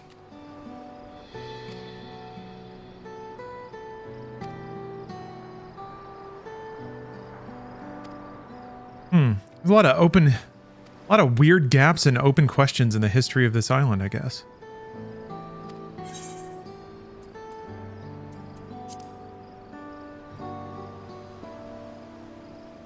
Well, it was just Star Wars. I mean, the trailer looks like Star Wars, but the plot is kind of different. 12 is weird, man. Because 12 is basically like, almost like Witcher 3. It takes place in a recently occupied nation, and it's all about the sort of simmering resentments, the rebellions threatening to break out into open war. And the entire game is about like trying to diplomatically prevent war, which like is a victory, but it also kind of feels like the second things start getting huge and epic in 12 is exactly when they end. Everything else is just like back alley political conversations and like different groups moving to different places and doing things at different times to kind of cut each other off. Yeah, the story of 12 is probably the most grounded. That's really interesting. I wonder if I should reboot, or maybe I need to not use DLSS. But it's probably not triggering. I'm not dipping below 60 FPS, so it shouldn't be turning on.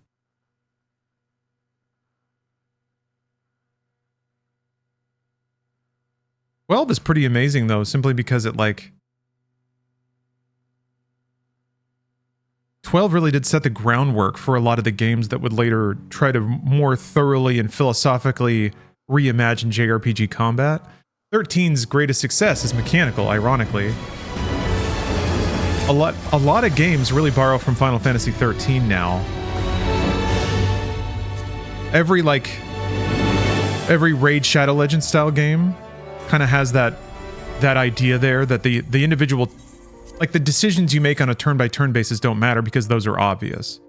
The decisions that do matter are team comp and the projection of the next 5 to 6 turns and how efficiently you can make your team operate at scale.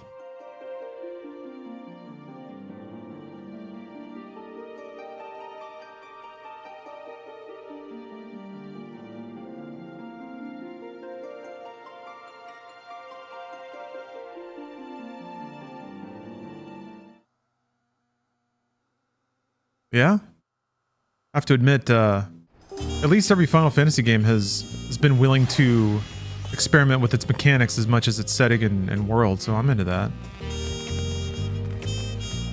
What I always appreciate, in the heyday of Japanese PS2 games, it was really cool to see studios continually experiment with turn-based combat or hybridizing action and turn-based combat.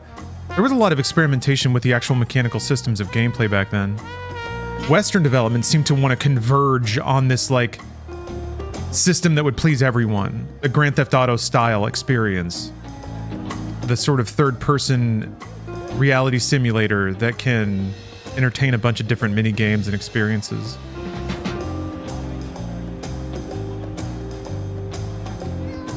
The time for food.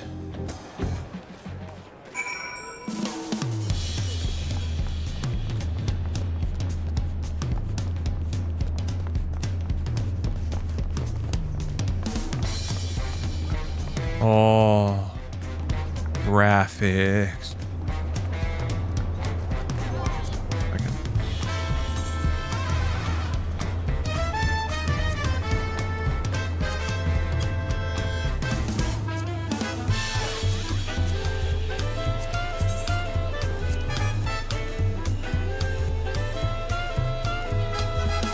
And BFSR will save me.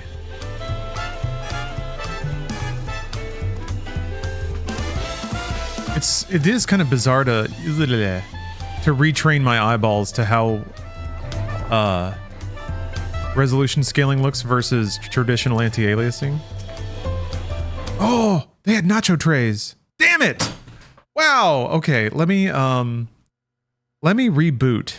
Destroyer 1349. Thank you for the sub. I'll be right back.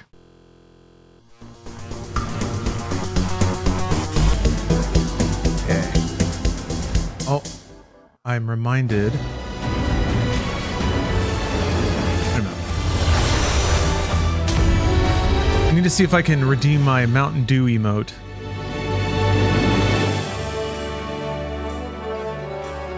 How to get in line before I start doing that. Dew Gaming Rewards code is here.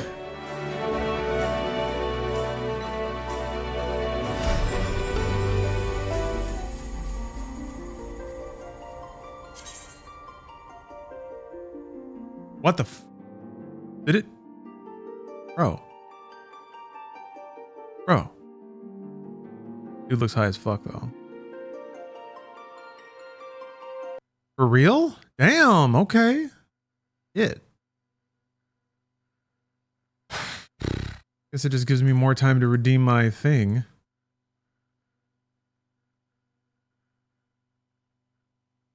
Oh, hell yeah, brother. Sparkling citrus refreshment.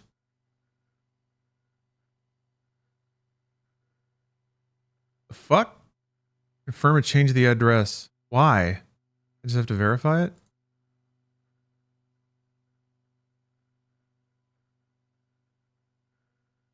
Error. I don't know if I got my emote. Bros? I don't know about this one. Also, how is it less stable? FSR crashes? Okay, I'll turn it off. I don't know if I can get to that up. Ironically, I thought FSR was going to be more stable.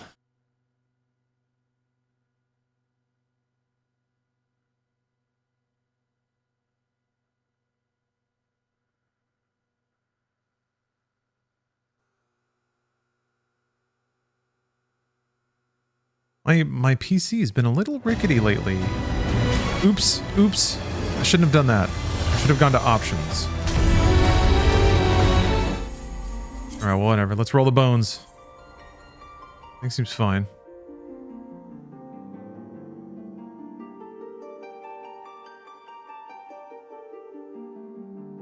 Still need to get a haircut.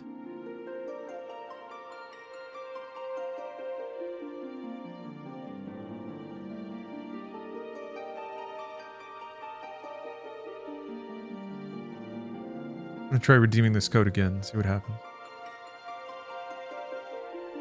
Code has already been registered. That's a good sign. Maybe I do get my sparkling citrus refreshment. These nachos. Those are some low def nachos. Holy shit. That's some MTV money for nothing nachos. I still have my grapes. My low poly grapes. They're getting a little faded. A lot of gamer anger has gone into these. You cannot reach that counter. I could like a cat, you know, I could just grab it and yank it off and then I'd be able to see what it is. Maybe this entire universe is made knowing that the camera's in third person. All right. We struck out on FSR, so let's do this. There we go.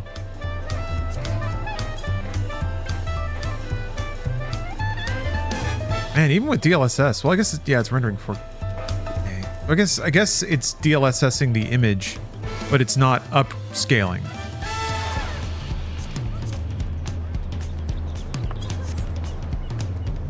So it's just using it for anti-alias. Yeah, I can kind of see that.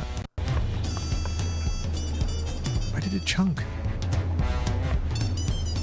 Anyway, those are some good meat chorks. For some reason, it always works to like, instead of really going heavy on texture filtering, if you have a low res texture, just let it look a little blocky. It's almost like it's become an acceptable aesthetic. Ooh, that tropical fruit platter. That I would have trouble getting to, yes. I don't think I could reach the pineapple at all. Maybe I could scoot over a little box or something.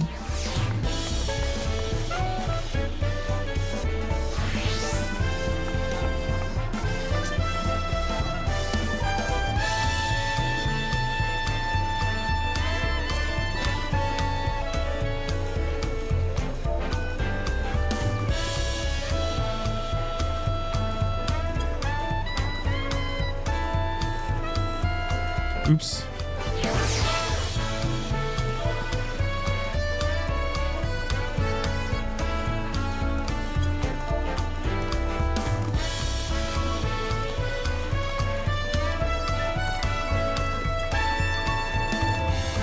All right.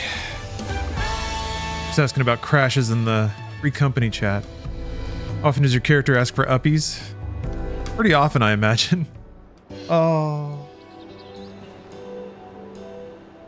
Brook Evo!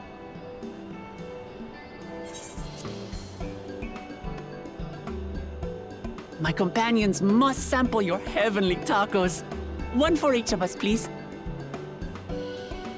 Right away, promise. and I'll pack them tight with my choicest feelings. Only the best for you and your friends.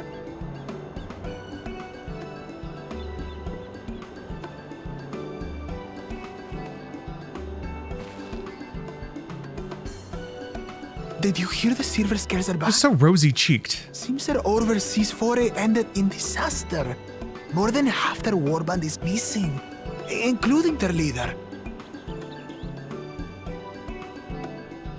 Oh? Aye.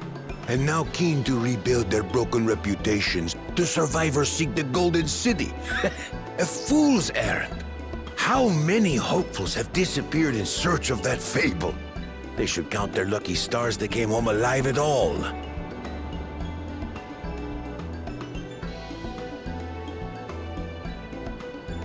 I do like the perspective shots where it has to be over my shoulder, so it's like you're looking up. It is, but See, this kind of angle. You Many get some question nice if there is angles any truth to the sometimes. tale, Of, like our I guess, skeptical furry cat abs. Aaronville. But also occasionally there's like hero shots, and then just the comedic angles the camera has to take just make it like chef's kiss. Dude delivers this like sweeping monologue, and then he turns around and the camera has to go zwomp and like stare down at this little nugget on the ground. It's just like dead eye. It's like, I don't even know where I am, but I'm just happy to be here kind of expression. Now to find a spot with a pleasant view to It's the enjoy perfect our foil to all of the spoils. philosophical navel gazing that a lot of the game's villains like to do. Oh, I am here for the sparkling citrus refreshment emotes. oh.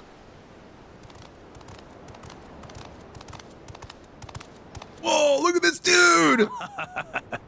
If it isn't the third promise. Oh man, I can't wait for that other head to say something. Oh, no.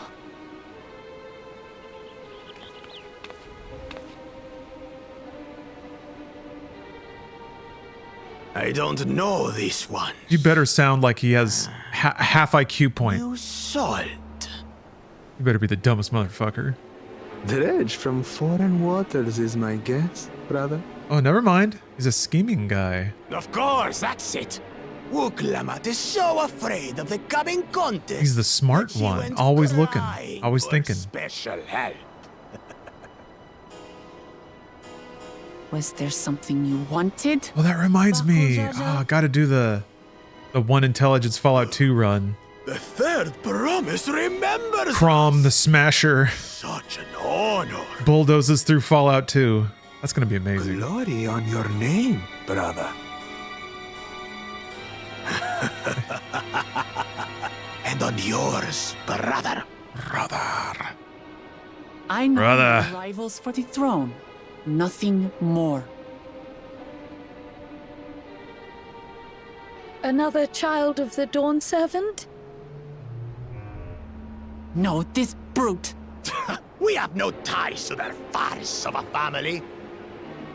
Unlike the sneevling housecut, we are blessed siblings, the elevated chosen. We alone are fit to succeed Golul Jaja as Dawn Servant. All peoples are equal in Tuliyollal. Your heritage gives you no greater claim to the throne. Like the bully at the Snow Lodge. Shall we? He just kicked over our sandcastle and said, "What are you gonna do about it?" See if your strength is equal to ours.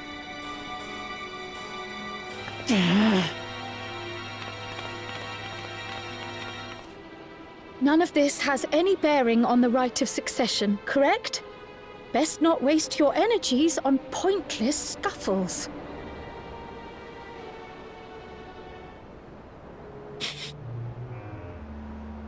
Imagine getting that tough guy stare down. The kitten comes to the house cat's defense. Pathetic.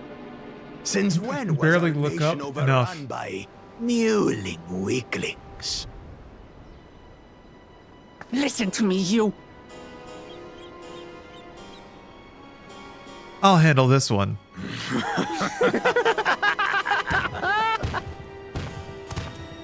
Laugh at him, boys. A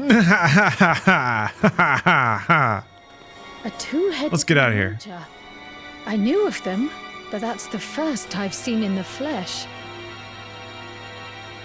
Some get it into their You gotta love a twin bad heads guy that loves being the destined bad to guy. Follow in my father's footsteps. So they travel to distant lands to hone their battlecraft. Those are likely the ones you've heard about. Are there other two-headed claimants? No, just Bakul Jaja. Even in Tural, his kind are far from common. The Mamulja people largely belong to one of three clans. The Hubigo, They love tacos. the Bunewa, Also love tacos. and the Dopro. They're a little mild on tacos, actually. Every once in a great while, a two-headed offspring is born from a union between the brown-scaled Hubigo and the blue-scaled Bunewa. The child grows to possess immense strength, both physical Didn't expect a lore dump about the two-headed dude, but okay. Like biological dump. Siblings indeed.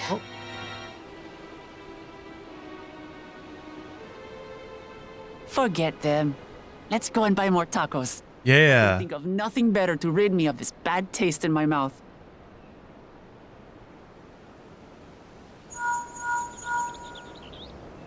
Enjoying your tour of the city, I trust. We've seen our share of notable sights and took a moment to rest. As such, we're ready to present ourselves at the palace for the rite of succession. Shall we meet you there? The palace it is. I'll let Wooklamart know. Got Bluetooth? Yes, a link shell. Or link pearl? Perhaps we can return for more. They basically do have like magical phones. So it goes. And there's like little magical tablets that are like tablets, basically. They store data and shit. But you know, it's magical because it's crystals. I'm pretty sure this expansion also has a cyberpunk city, so there's that. My. Respectful angles.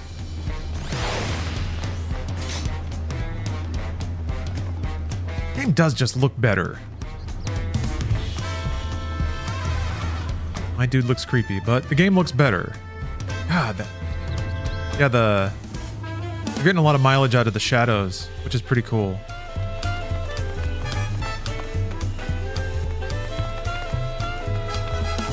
I always like seeing when level design is placed in a way to like to really show off some new technical capability. So the fact that they're casting shadows on leaves and other objects and stuff by having layers of trees on this hillside.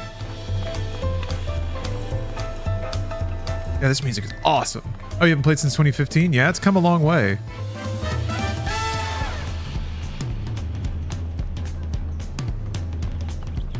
I don't know how tough am I? Was there I didn't catch that interview.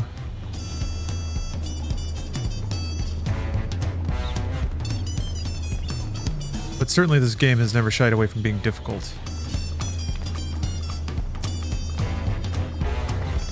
I think what I really appreciate about this game though is it's very mindful of like player experience and player choice. So you're not gonna the game's never gonna throw some really dick slapping, clam pounding difficulty at you. You have to opt into that. It might like shake you a little bit, but the story path isn't the worst, and you get a lot of bombast and you get a lot of payoff and you get to see a lot of content. But I do appreciate that there's basically like hard and stupid hard versions of fights that also have their own content rewards. Like you not just like different weapons or something, but like different phases of the fight that you would never see otherwise. My favorite is the custom music. Music is such a motivator for me in this game, as you can hear.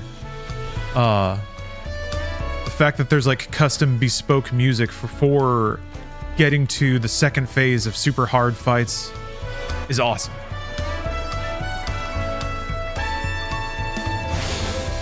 I know that it's not necessarily considered to be a I guess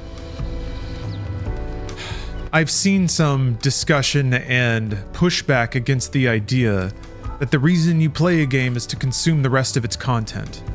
That is, I would say, maybe traditional way of thinking. I think if the content's good enough, that's a totally valid motivator, because that's why I play this, and that's why I play Souls games. I could watch a video, but it's not the same. Also, just the splendor of seeing it rendered is worth the extra fidelity. It's worth the climb to get there. Where am I going? I don't think I ever hit that 8th rite. Oh, I gotta walk there. It's here. In the course of 14's development, we've tried to make the... Where is this from? Oh, a Famitsu interview. Okay. Tried to make the game more comfortable and stress-free for players, but looking back over the past 10 years, I think we may have overdone it a little bit. He goes on to compare 14 to a platformer without pits to fall into. Maybe a little harsh, but a good way to phrase it. Stress, he implies, can be a cause of frustration, but it's also required for excitement, something he wants to put back into 14. I'll be slow and steady though, since he doesn't want to simply increase the game's difficulty. Okay. Stakes. That's gonna be really challenging in an MMO. 11 had stakes. You could level down, and that made the game very exciting. I think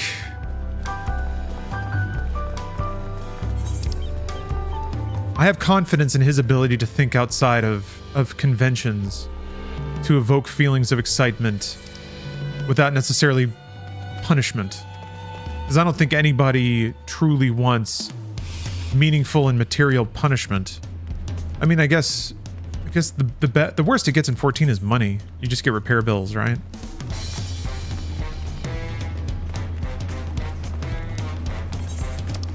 I think that there's a philosophical block to, like, any serious, meaningful punishment in a service game. Because what are you paying them for? You know? Why am I paying you to have you take away, in effect, something that I've invested time into? The best, like, the worst case scenario of me playing a service game, something that I pay a subscription to, is that, like, I don't get any perceptive advancement. Well, why the fuck would I pay money towards something that I can actually lose time and investment in?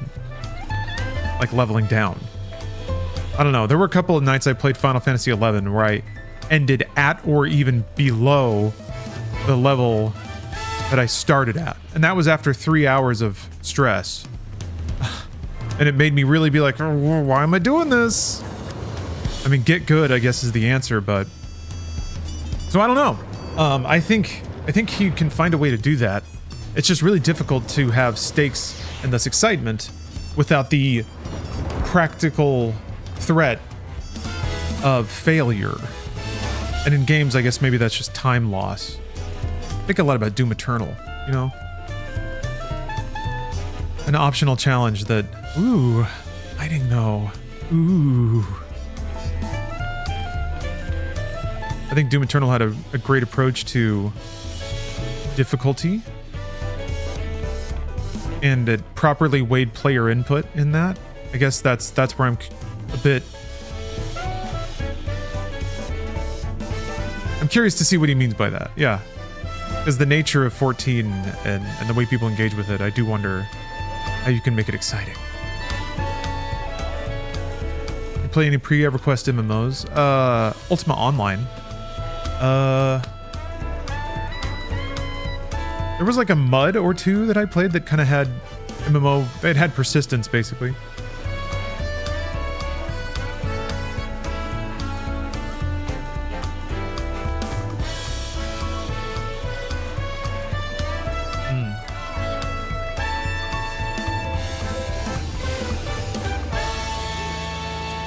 There you are. Ultima Online was really special, man. What an experience. Hold on, I can think of a specific image that summarizes Ultima Online.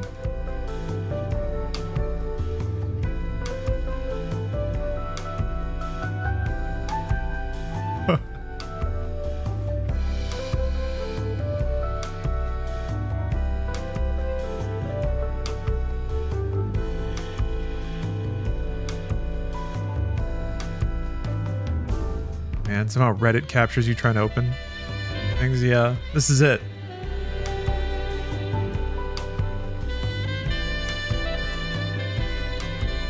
Ultima Online was like a weirdly eye-opening experience to me, a tiny baby. A tiny internet baby.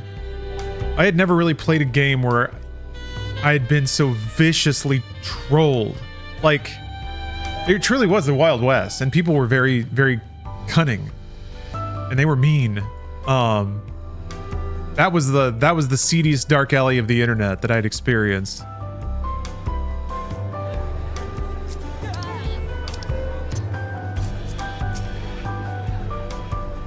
X45. Now here's the problem. Snow cotton tunic of healing. That's gonna look cooler than what I'm wearing, but it's probably worse stats. Yeah, look at this. Ugh. Right on.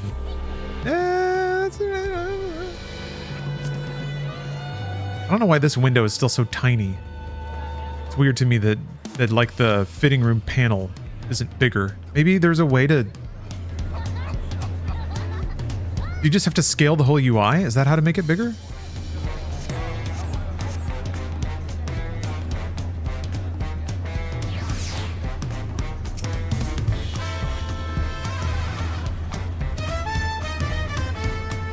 Oh, there it is. Cutscenes! Hold on a minute. I still haven't found like an inn or anything, right?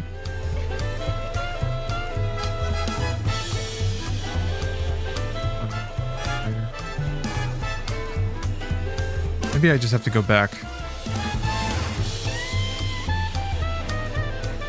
Here, maybe? Is there an inn room in this village? Or in this town?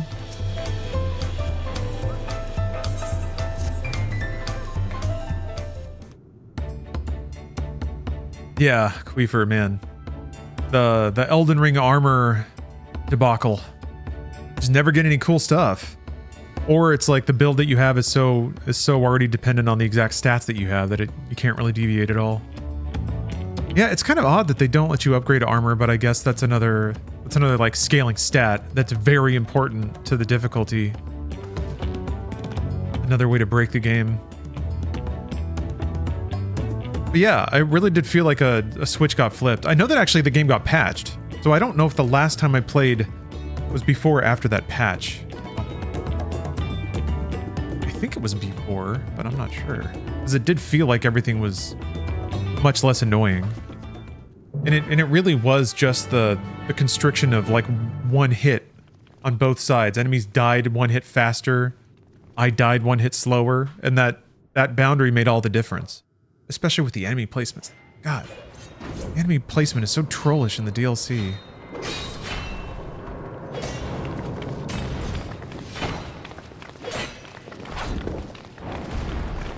Actually, I think stacking poise probably helped a lot too, even though I thought my poise was already pretty high.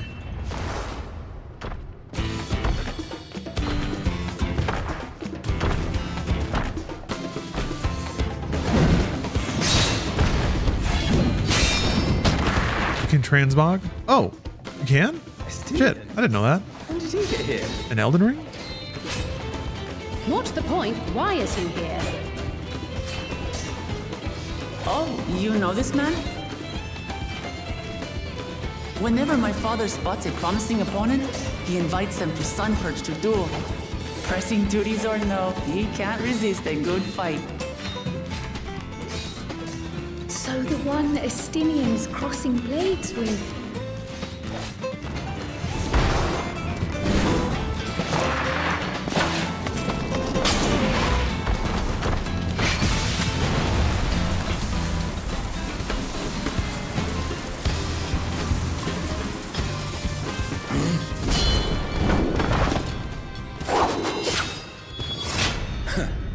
That will do, spearman. Not bad, kid. My darling daughter. God.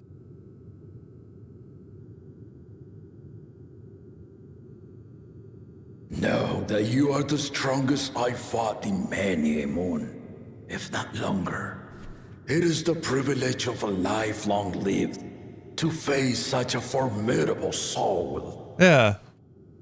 He's got a curtain over his other head.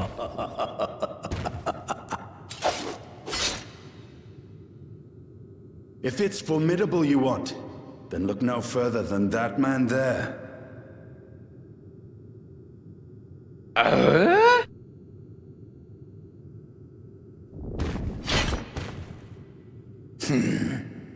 I see you, warrior.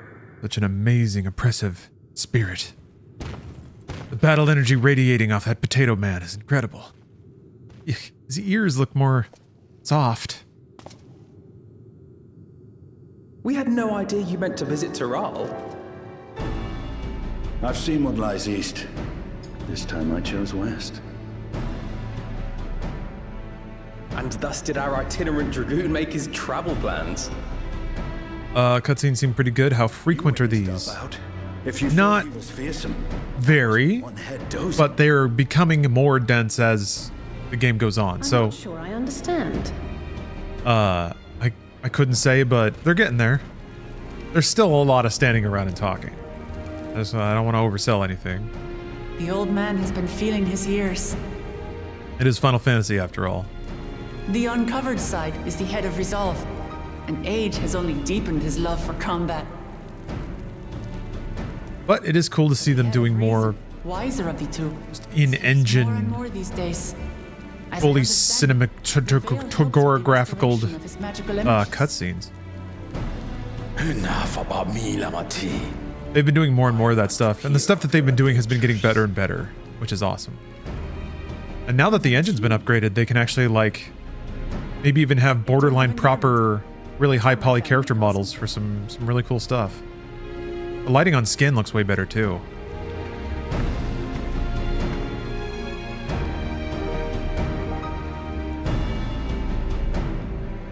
The DLSS is making kind of weird patterns out of the stuff on the floor. Oh. When last did we see you in the palace? Greetings, Solonesh. It's Erenville now, Don Servant.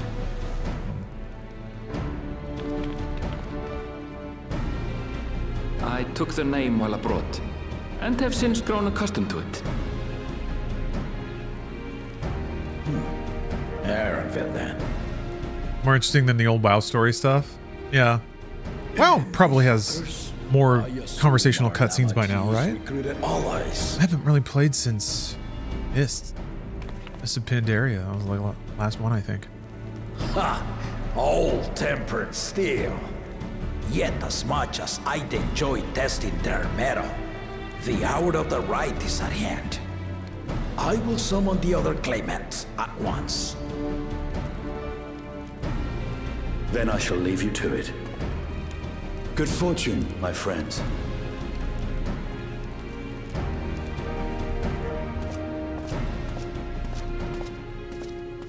I feel like the materials in this room showing off some of the new lighting too.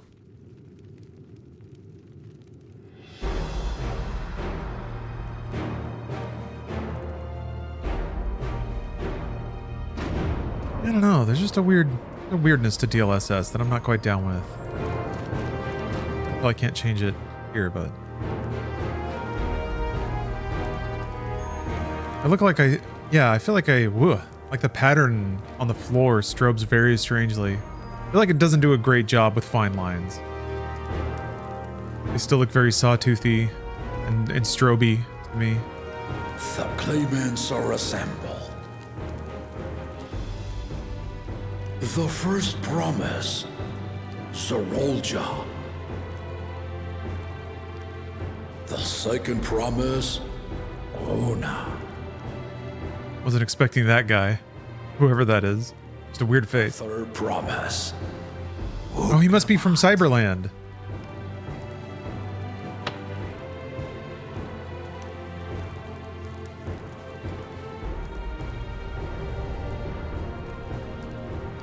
And lastly, the chosen of Mamuk, Bakun Jaja.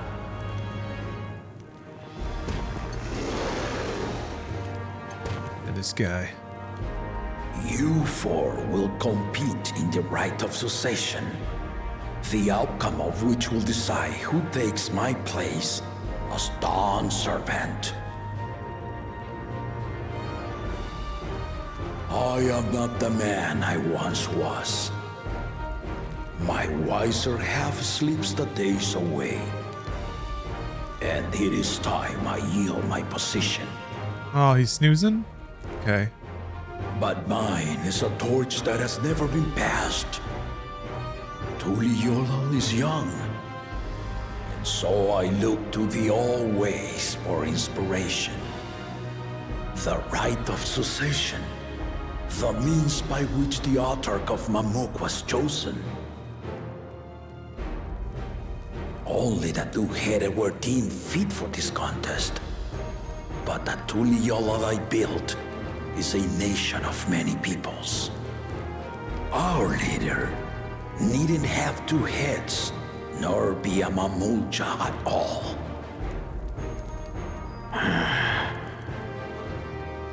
So I gave the right of claimant, not only to the son I sired, but to my adopted children as well. Yet the opportunity to rule was still not equal. That is why a recent tournament offered a place in the contest as the winning prize. Oh, okay. Now you have us to compete against. Okay, so he's the dark horse then. Oh, though it seems the one head was already too afraid to face us. One head? That's a great insult. Look at the stupid one head over here. Our brother was in shock too. You can say that about literally everybody that isn't him. To eradicate a Tural Vidral. Anyone with sense would know he was too busy for games.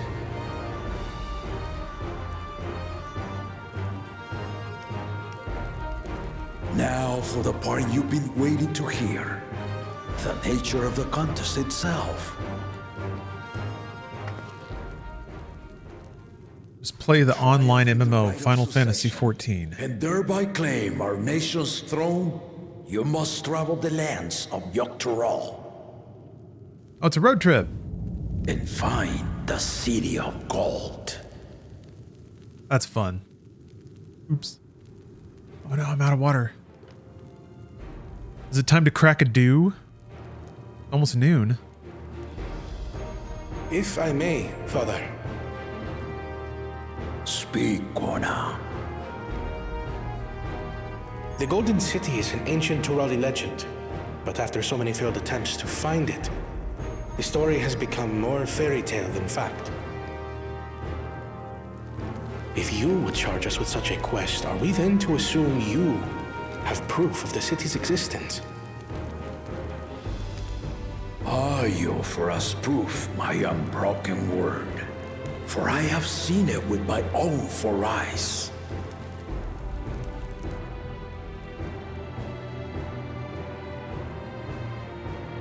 The city's real. All those years. This was before the founding of Tuliyollal. Yes, Queefer. I travel the lands of Tural. That is Cookie. We are Cookie sitting, which means we are truly blessed.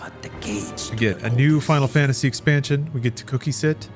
And in 2 days, Summer Games Done Quick starts. Very exciting time. Victory proper. Going to be a very healing time. Break the seal I put in place. Bring them. Bring the nacho platter.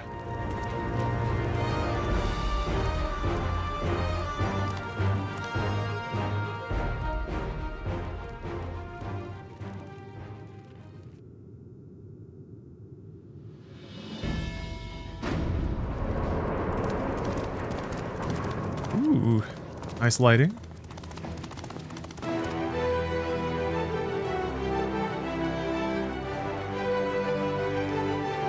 Ooh, Oversoul. Thanks for the sub. Thanks for the anniversary. I'm gonna grab some water while this commencement is happening. Hello, Peak. Happy Friday.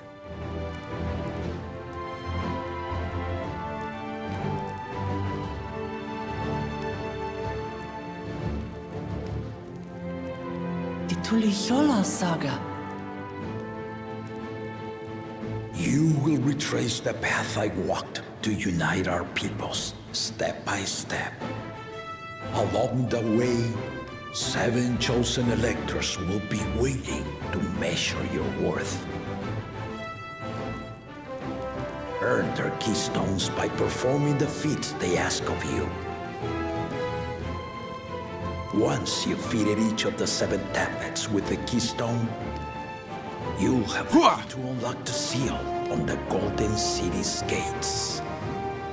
Uh-huh. Got me a nanner. Nanner time. The contest is in stages, none of which can be skipped by rushing to the ultimate objective.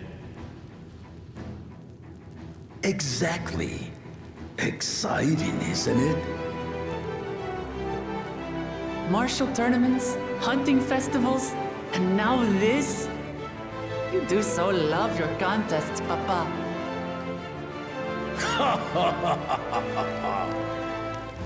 Were I a few years younger, I would have joined in myself, giving you a proper challenge. Oh, did you guys know it's the banana's 65th anniversary or something? Ride is tedious. There was a sticker on another banana talking about it. But I am yielding. So, happy birthday, banana. Let me have this final indulgence. A waste of time. Just name Bakunja as successor and be done with it.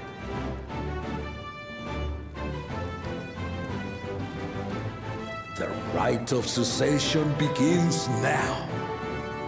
I'll be watching your progress with great interest. Welcome back, Nicholas. I have no idea, Rayab. The sticker on the banana did not before you leave. Provide a lot of detail.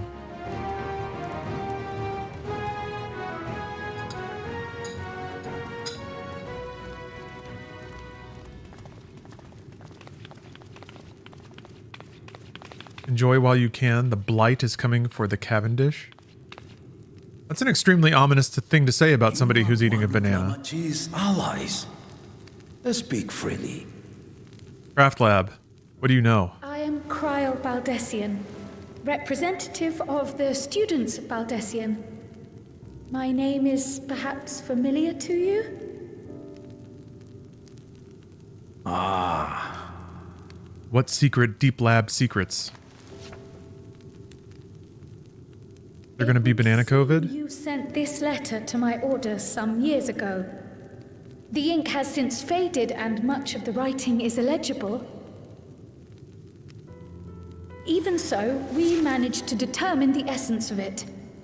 A request to investigate the Golden City, addressed to my grandfather, Galuf. Included with the correspondence was this earring. A fairy tale and a piece of jewelry were enough to convince my grandfather to sail halfway across the world. So there is surely some greater mystery at work here. On behalf of the students, I've come to seek clarification on the matter. Have you any knowledge you might share with me?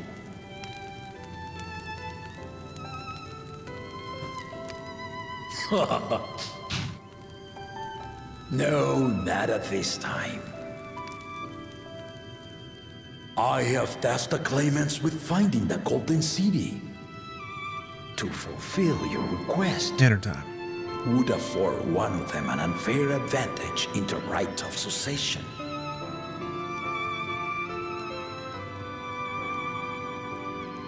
But once the contest is decided, I plan to entrust the entire truth to my successor.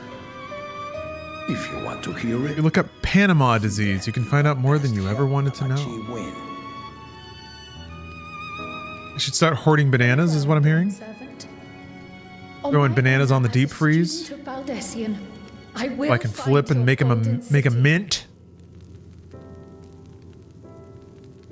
Thank you for hearing. You're like Martin Shkreli, but for bananas.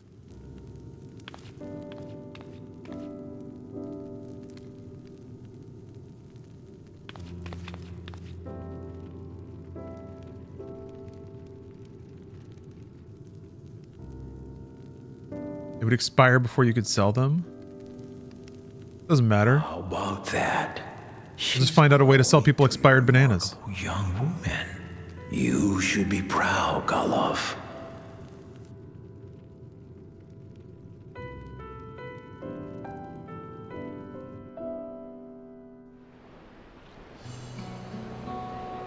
Ooh. All those NPCs. Well, well.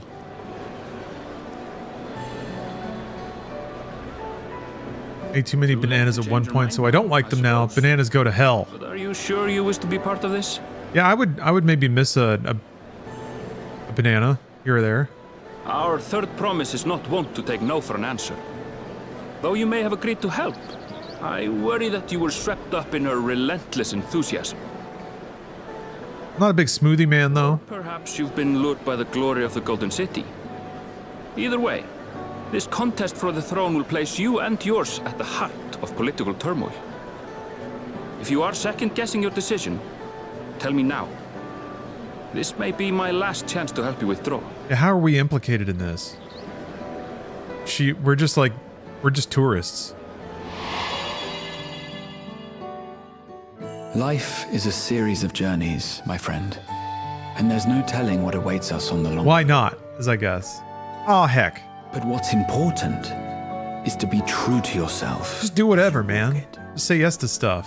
That's the best character motivation. Can we hope to be content when we arrive at the end of one and step forward into another? That's gone. Believe in the power of music and friendship.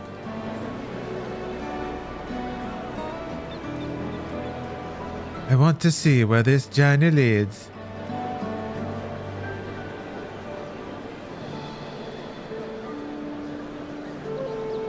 So you are committed to your path? Looking like somebody that posts a lot on Instagram about crystals. I will... Oops. As for my own involvement, I can no longer conduct myself as a mere guide, I think. Not after the Dawn Servant's revelation.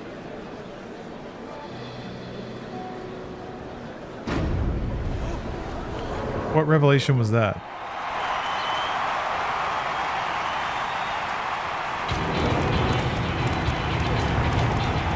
Here they come! Captain Falcon! Such a fearsome mean. Make no mistake, there goes... What if they added a kart racing minigame to Final Fantasy XIV? That'd be pretty cool. First promise, our village needs aid. The cold weather stunts our crops, and the children of our village go hungry.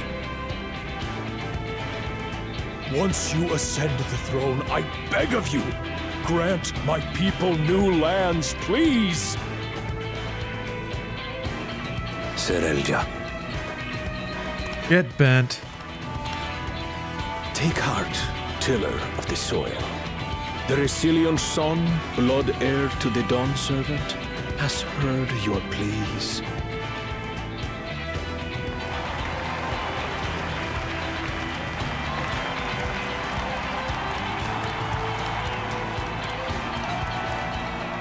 Soralja, the first promise and commander of the landscape. Serelja, the palaceer. As he was so careful to remind the crowd, Soralja is indeed the natural child of Gurul Jaja. Getting all this? And Resilient Son, is that another title, like the first promise?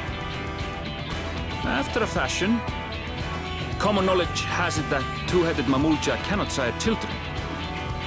Yet Soralja was born all the same. Okay. With the head of Resolve's features and the head of Reason's scales. An extraordinary example of life's unyielding resilience. All right. We're getting more weird crossbreeding lore. And a warrior's reticence. He says little, but the way he moves... I know a hardened soldier when I see one. Like your moves. You're good. Swordsman. A gift he inherited from his father. Some even say that the son has already surpassed the sire. Should he come to power, the first promise means to employ that martial prowess in the conquest of foreign lands. For this, he and his supporters have been labeled expansionists. He does know that there's god killers out there, right? This puts him in direct opposition to Wuklamat. who advocates for the preservation of peace. Yeah, that's probably the better You idea. may recall that she spoke of a claimant who cannot be allowed to rule. That is Soralja, the warmonger.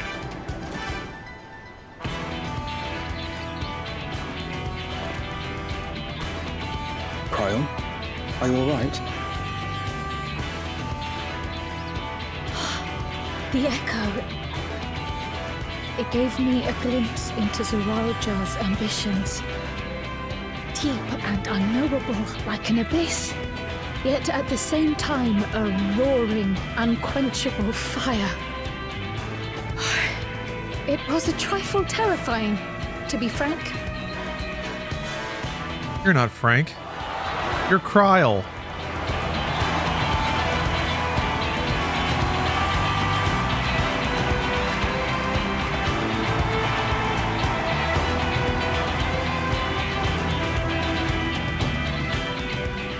Second promise, you must bring us more marvelous conveniences. More dirigibles and trains. Game Boys and Walkmans, To make trading iPods. The elders, they complain and complain about abandoning tradition. But we're not like them, afraid of everything foreign and new.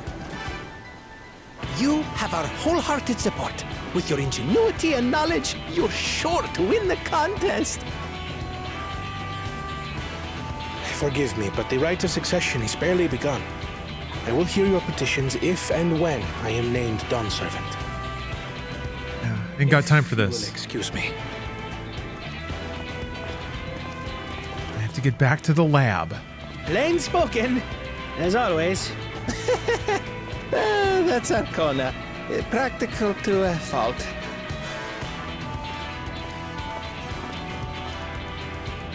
Here we have Kona, the second promise, who spent time as a pupil at Sharlian's own studium.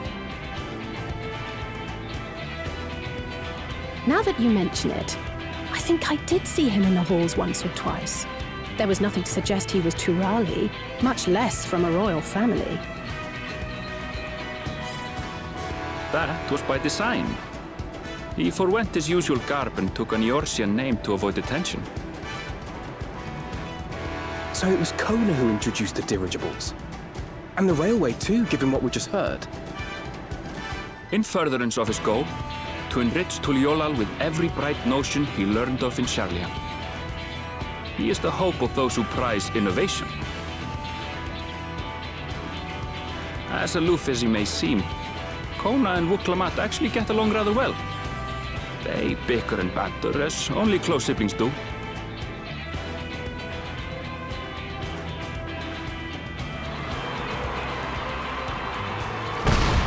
There we go. He drives him wild. How gracious of you all to cheer the lesser claimants. They love him. The people love him. I guess some.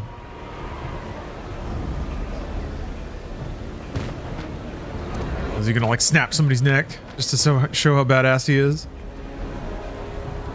Oh, come now. What are you afraid of? I'm no different from your Dawn servant. That my kind should reign is Mamulja tradition, and has been so since before there was a Tuliyollal.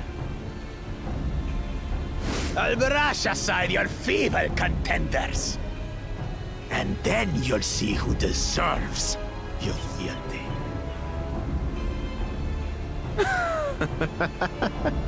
Well said, brother.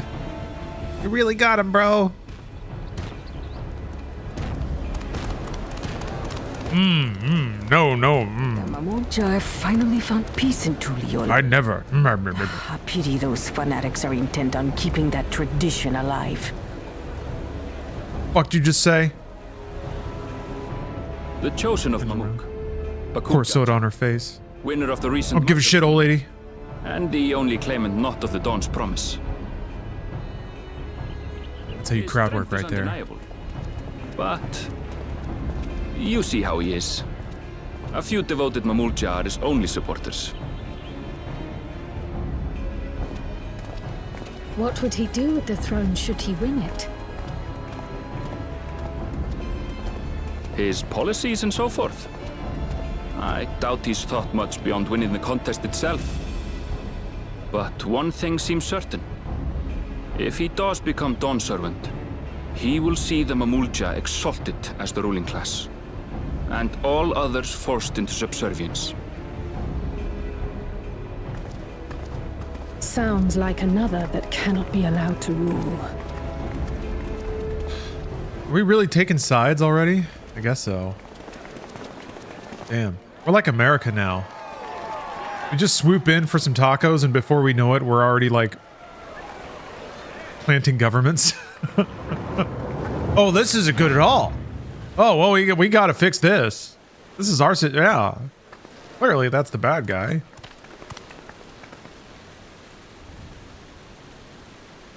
Not even through our first taco. One thing and one thing only, third promise.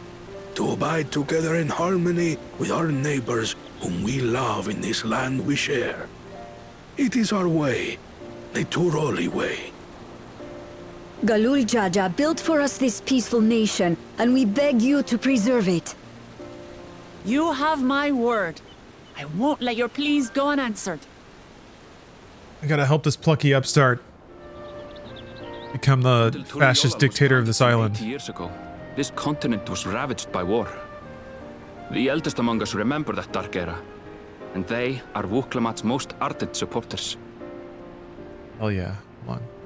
Apologies, it's hard to get away. This is Namika, my childhood nursemaid. She's been like a mother to me my whole life. I told her it wasn't necessary, but she insisted on seeing us off.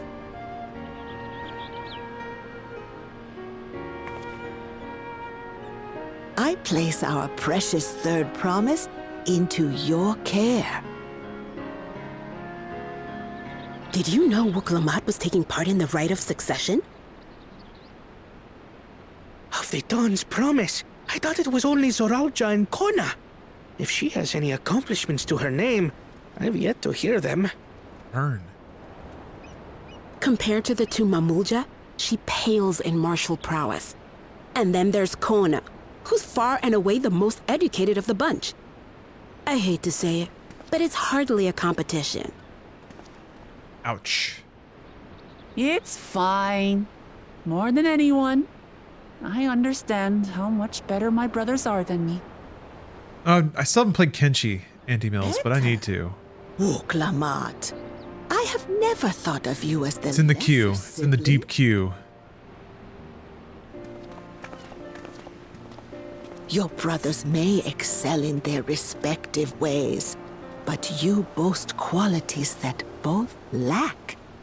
A strength that is yours alone. Having cared for you for so long, I should know. Thank you, Namika.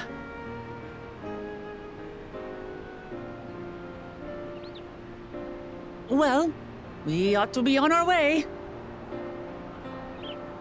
Yes, hurry along. I await word of your victory with bated breath.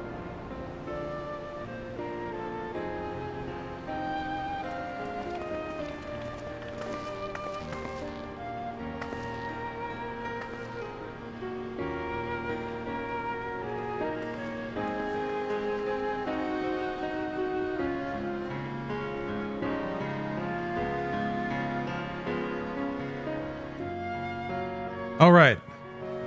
We did cover a lot of ground there. Also, I have a letter waiting for me. I think I know what it is. Ooh, it's nighttime.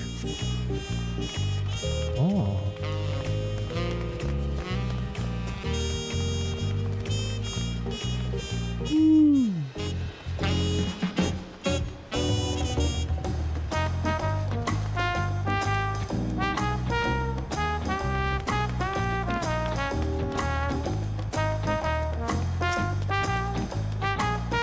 Still need to get my hair cut.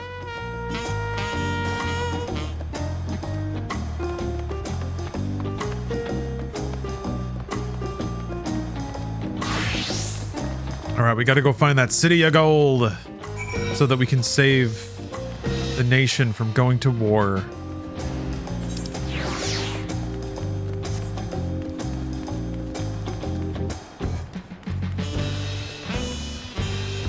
Because we always know what's best. I guess we're gonna help our buddy do it. She's nice. She's got the best abs. And I don't think that's up for debate. So.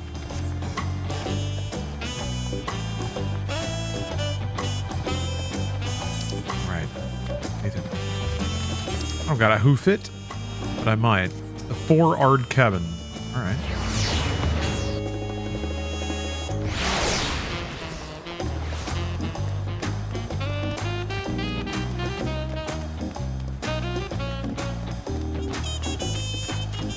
Lucky it's not too warm today. Camera's been hanging in there.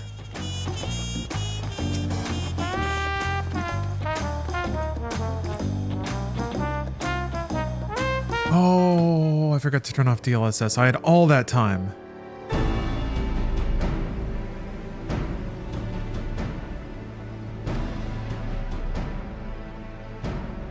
Is this actually going to be like a matching minigame?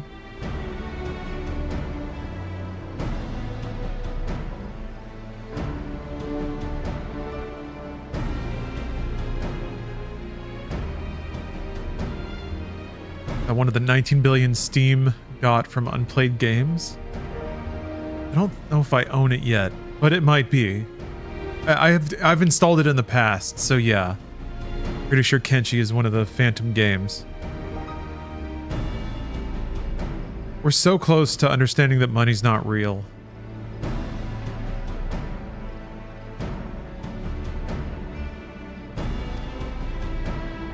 Crypto? The existence of crypto should be an illusion-shattering event, but you just take all the rich people's money and live in a utopian society. It's that simple.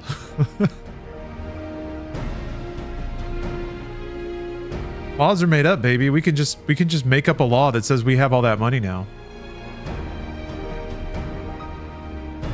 And then we get the army to go in and kick Elon Musk in the stomach, take his wallet, and then we put parks everywhere.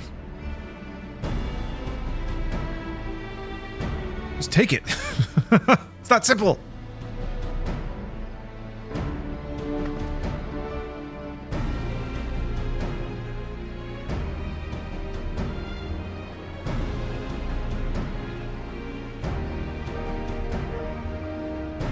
Yeah. EL Team 6 giving Elon Musk a swirly in a Denny's toilet.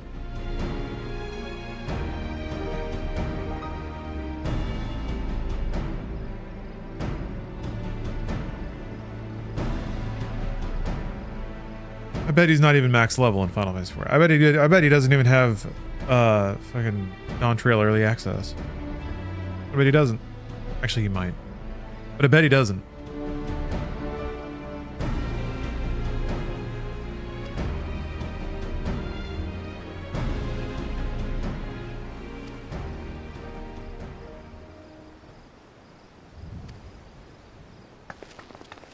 There she goes.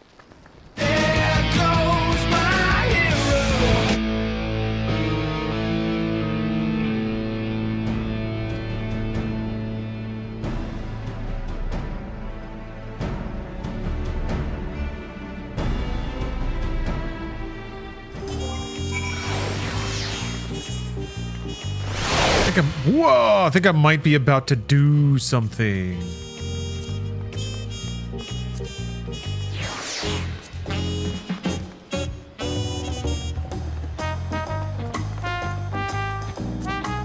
It's interesting that you can't turn it off. Huh.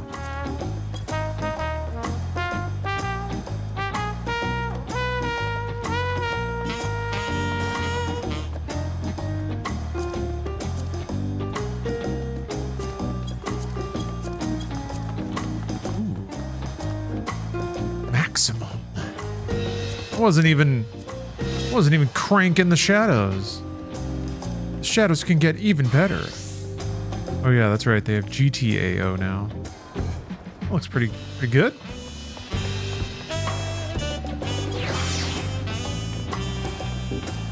Much crisper.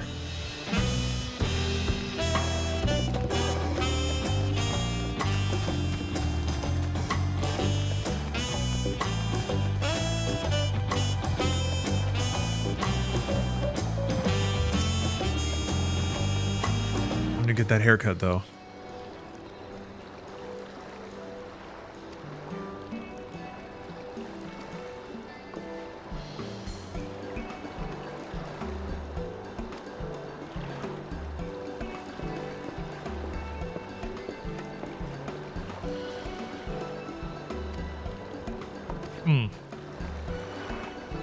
Now we're getting somewhere.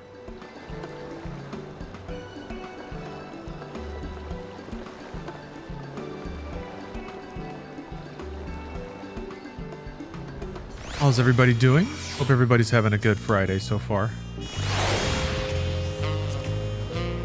I'm very spoiled, because not only do I have this and a fairly open schedule for the day, but I get to go see some friends tonight. Get to enjoy some tiki cocktails. And then Games Done Quick starts soon. I get to cat sit.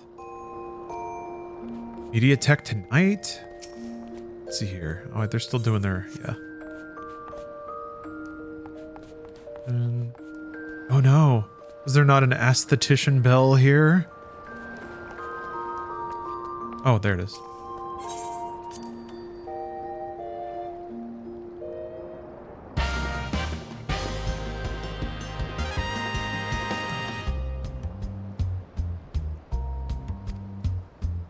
Right.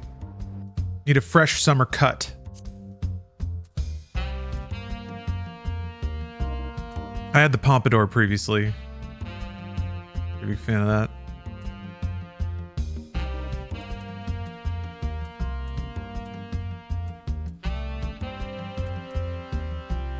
I thought they added new haircuts. Maybe I gotta go buy them or something.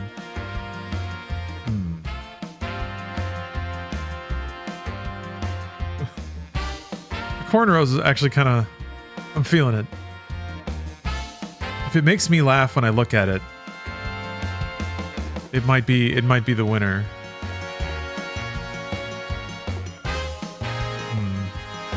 God, shaggy 2000s hair.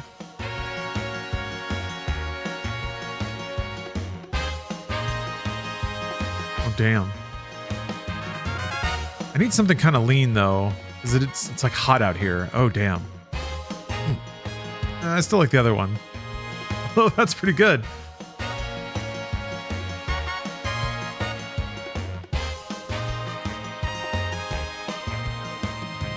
I don't know. I like that one. Yeah. Tough guy.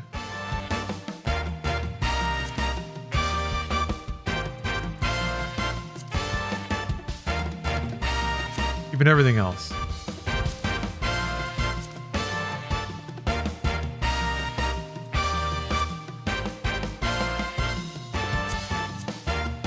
Gosh.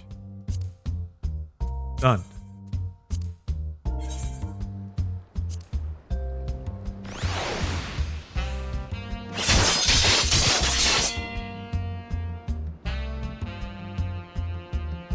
At the cornrows.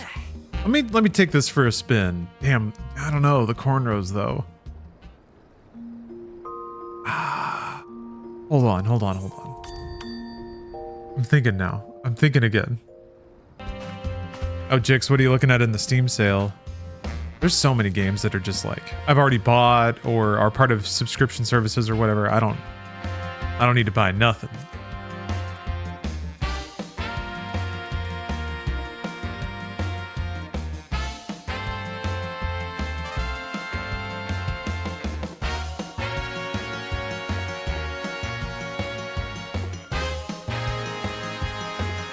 It's the like, there's a lot of scalp.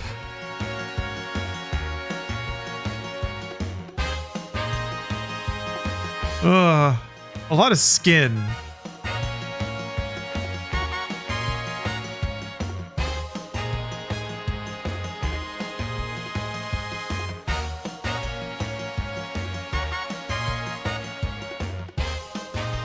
Armored Core 6, Dragon's Dogma 2, Baldur's Gate 3. Those are really good picks.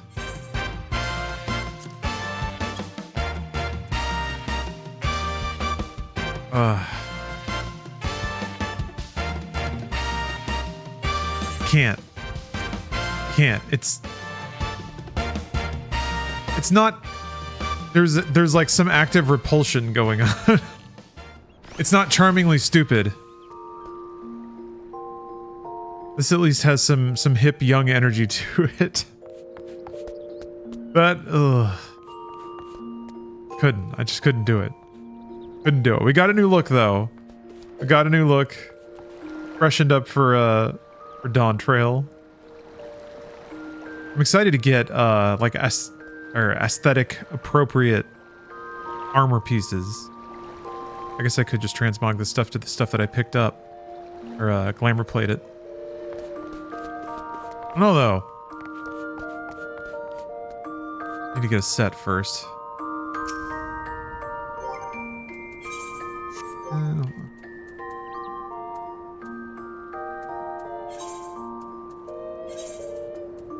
Let's see. Yeah, it doesn't look bad. It looks hot though. I was hoping to get some like healing thong.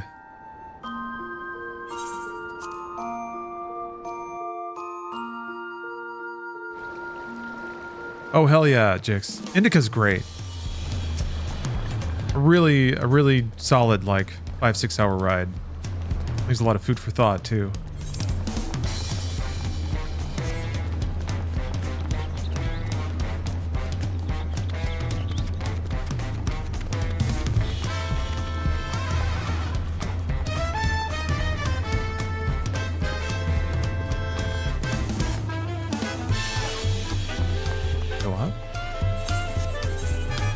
Oh yeah, I guess it is up there, huh?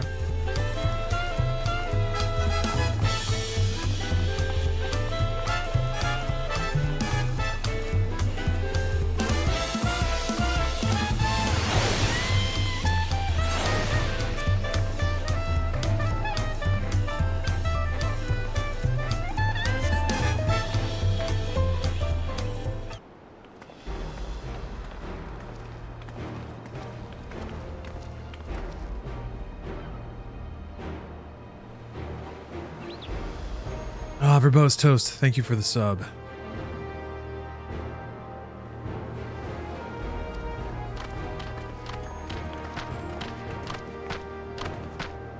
Look like I'm wearing a bed sheet. Like a really fancy one. Huh. Resubbed yesterday, but just got an ad on the button came back. How bizarre. Some other people said that they used Prime sub earlier today and nothing showed up.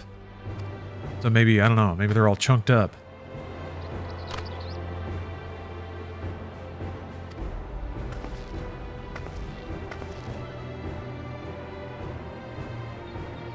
Heard a sound.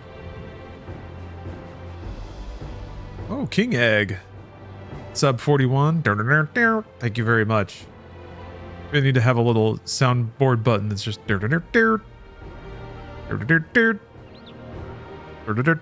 I mean, I don't need it. I'll just do it. Thank you, King Egg.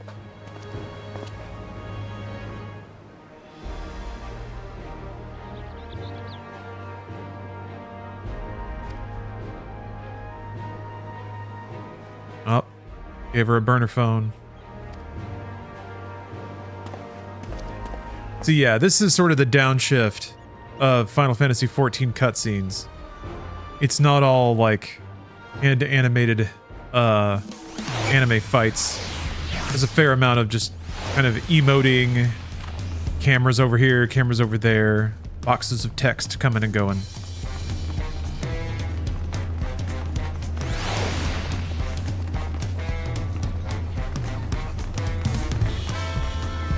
Ooh.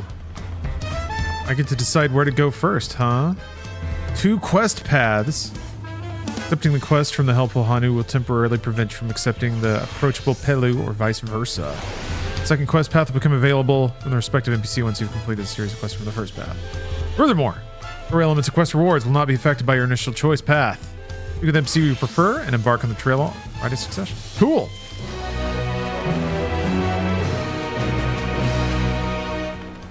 Alright. Should we go to the Cyber Town or the Bird Town? Hold on. It's a very important decision.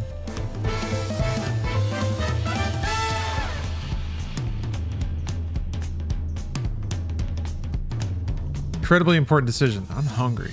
Yeah, it's like noon. I'm gonna let people vote on this meaningless decision. Damn, that's a cluttered stream there, huh?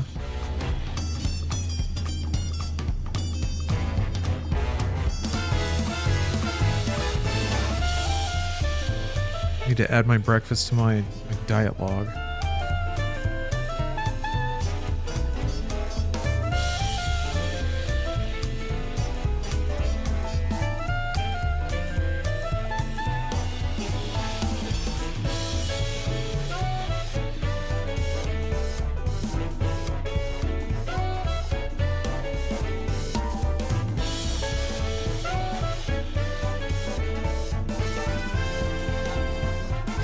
Wow.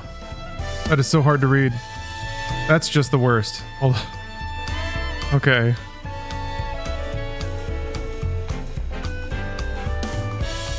I'm not a good place for this. Why is it getting smaller?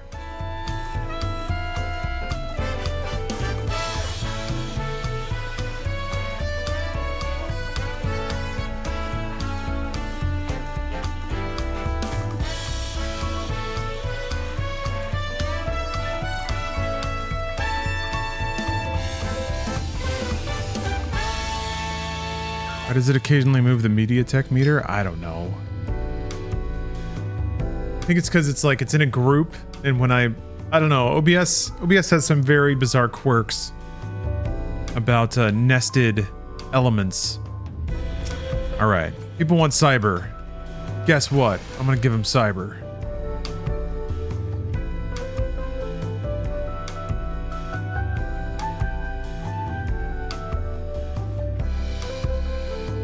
What is bird in this poll? Bird. Bird is bird. Is that a bird? Bird. Getting rid of Prime at the end of this month, so this will be the last sub for a while. Got to financially tighten the belt for a bit. No worries. I understand. And thank you for the bits so far.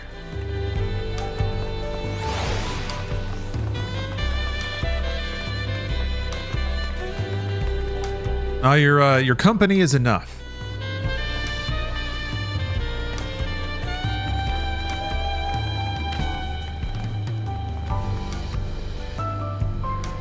Spalavtai. Sure. Sounds like it's backwards.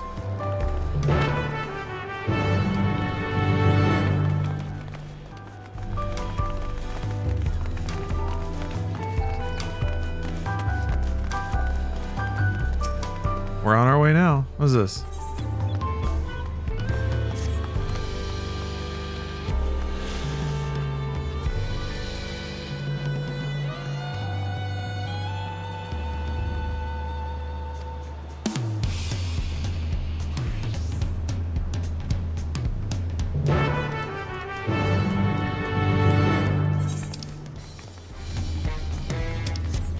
My favorite clips is when you were doing media share, OBS just full screened your face without any input. OBS out of here doing it. Yeah, OBS is quirky. Media share especially so. I got all the kinks worked out though. I'm now, yet again, a certified media share master. Can I use this one? No. I think I'm gonna do media share on Wednesdays. We watch Wednesdays. It's also a day that I can just go as long as I need to. I never want to hit a situation where I have to on the case of Monday, have to go to Bruce's to record Bright this thing, but have people who have put money on the line to watch some hot videos.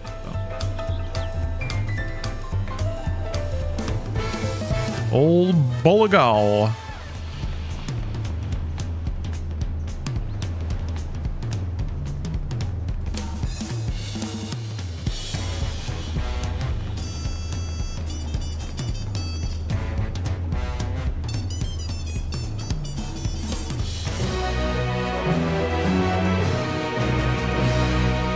You got tired of doing that? Feeling like bringing it back? Yes. Because I can just do other piddly stuff on the side. I do like video games. But also I miss it. People are good at stuff. People know good things. And I got exposed to a lot of cool stuff based on the suggestions of chats. Makes me more interesting. What's the point of Final Fantasy? Like, literally, what's the point of it? For who? For the player? For the characters inside? For the people who make it?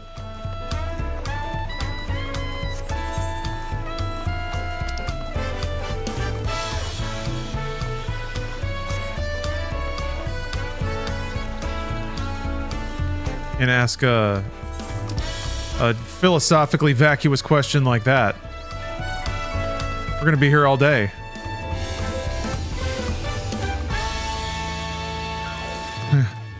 Who am I?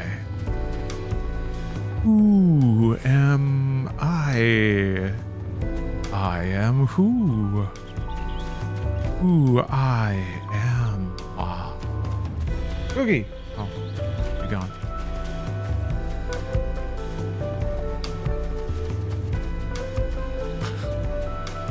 Joey Valance and Bray are actually touring this summer fall. They're in LA in October. Ooh. Ooh.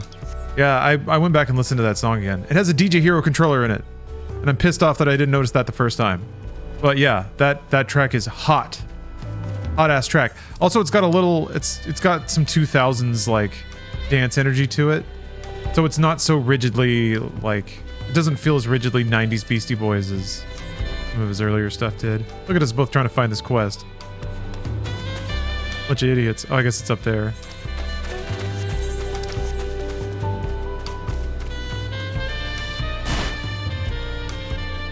Yeah, some DJ Snake energy in that song, but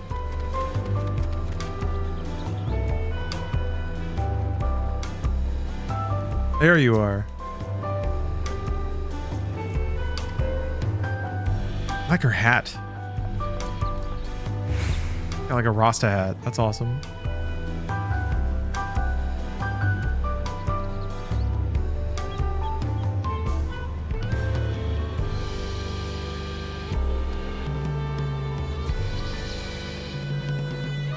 I like this dude's glasses.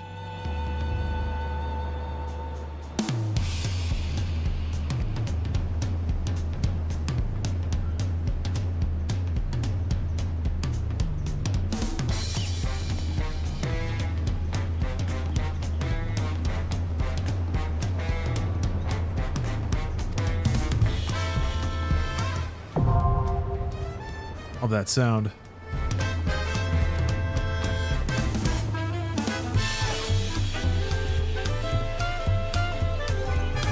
It's under collections? Not. Location indicated.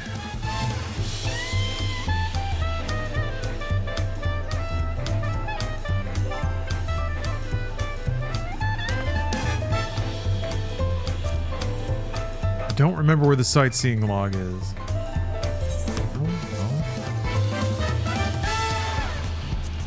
There it is. I haven't done a whole lot of sightseeing. But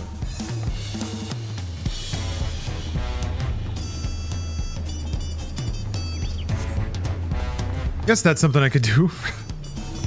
Media share activity. Alright, what else is there to pick up here? Level for everything else. Okay. Onward.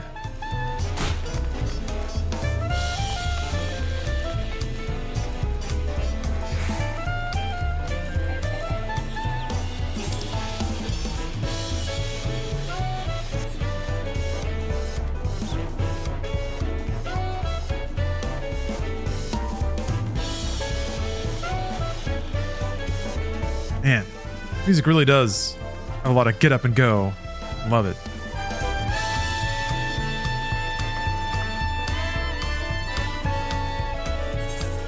All right, I need to go to an, yes. I have a package.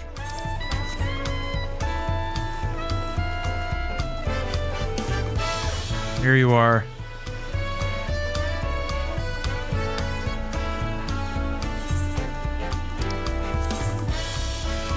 What? It's a food? I thought it was an emote. No way. That's kind of lame. I only have 3 sodas? Dehydrated adventurers rejoice. This crisp, bubbly beverage boasts an invigorating citrus kick that will thoroughly quench one's thirst on the road. Guaranteed to make even the most arduous trials feel like a tropical vacation. Well, a 4% experience bonus. Okay, so you get 1 more percent for slamming the dew.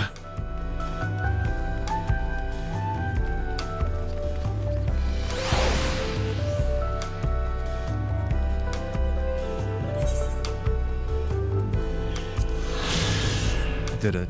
Wait, no. I need to read the lookout lore. The Bayside Bevy. Laying host to a never-ending stream of customers.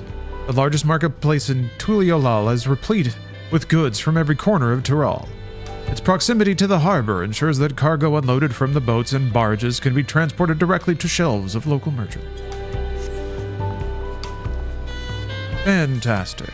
Very good, very good. I think I need to repair anything. I need to do anything. Go. And Mamulja CY kids love cinnamon toast crunch. It's because of the toy inside. No, Mamulja!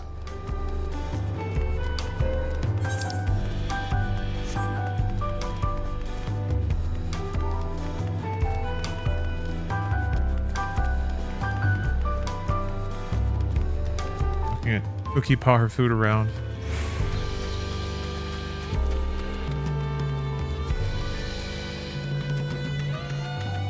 Nope, you can stop running. All right.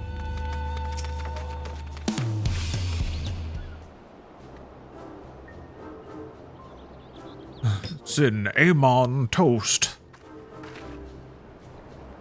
Beautiful. Look at that stupid thing.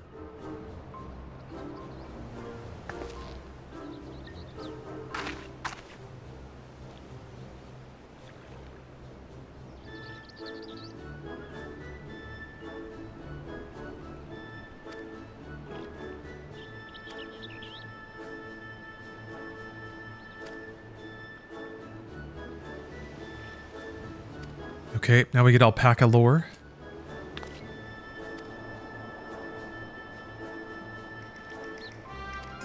She got spat on by an alpaca when she was young. So she doesn't like them.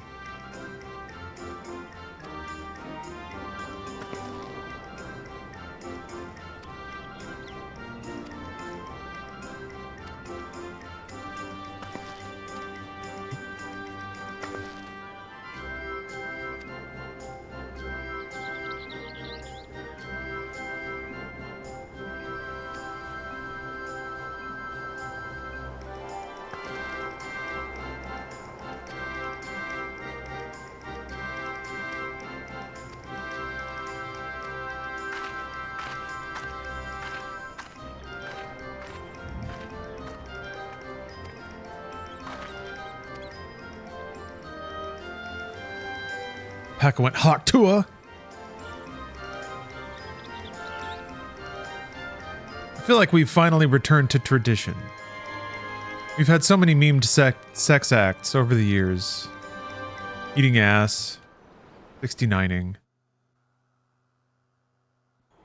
The basics that society has yearned for. Whoa. Alright. They have that like distant atmosphere look.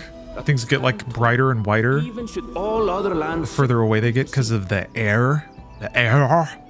Indomitable and eternal. Nice. It arises from Urkopacha, the 100 peaks of time. Of all the beasts Cookie wants to jump up on the desk again. Only the legendary Valigarmanda could hope to disturb the summit's serene majesty. Get ahead of the game here. Yet with that flying calamity imprisoned by the Dawn Serpent, what great feat remains for those who would claim the throne?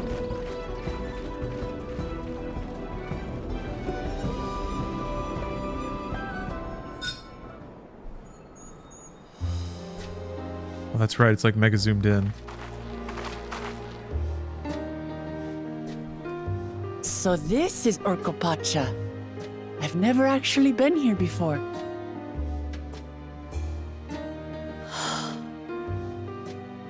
The air is so crisp and clear. Mountains everywhere you look.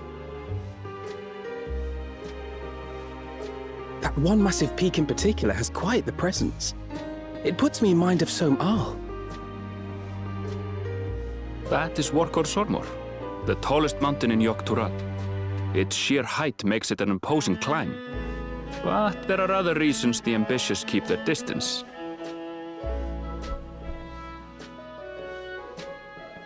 Oh? Do tell. Where to begin? Excuse me, but you're Wook Lamat, are you not? I hadn't thought to encounter one of the Dawn's promise. Oh, I don't have a cat. I'm just cat sitting. This is Cookie. Cookie is a fantastic cat.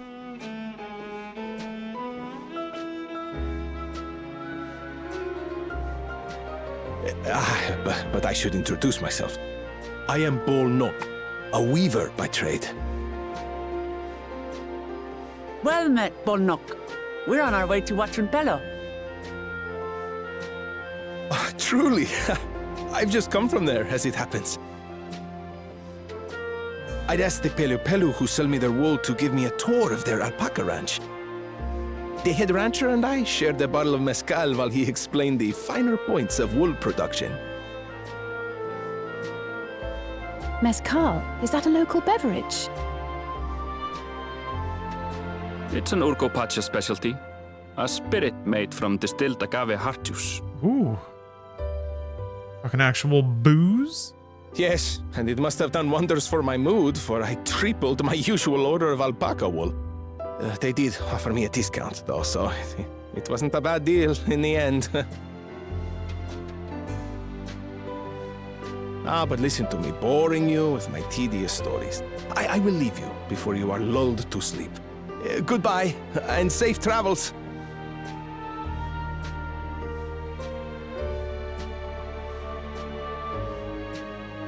Oh, silly me. I almost forgot to say the thing I actually wanted to say. Peace for Tural. I agree with your vision, Third Promise. You have my support in your bid for the throne.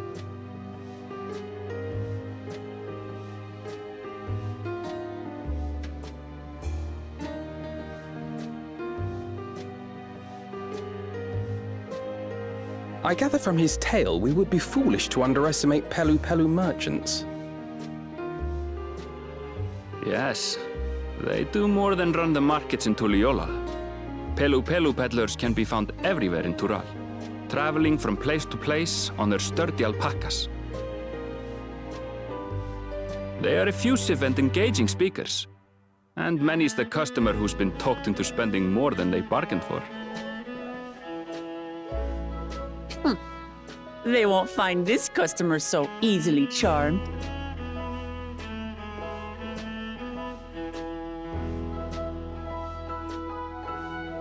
Watranpelo's down the path!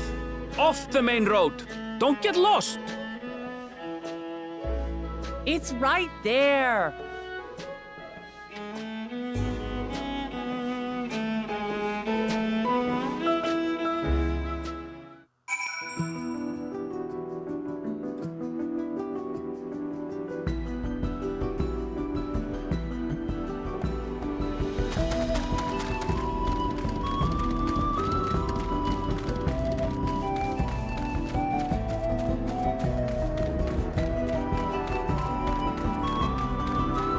Yes, King Egg.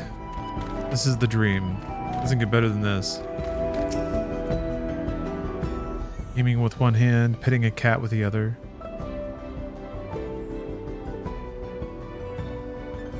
Yeah, get in there.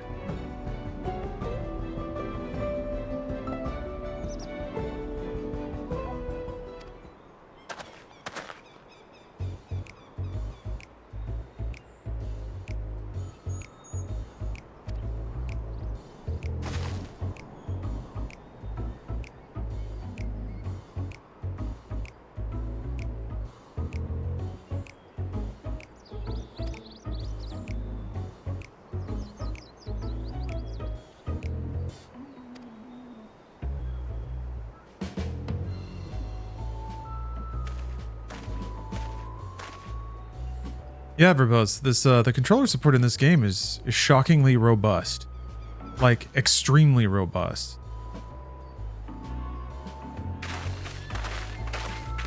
I actually don't know of any other game that gets as granular with its controller options as this game.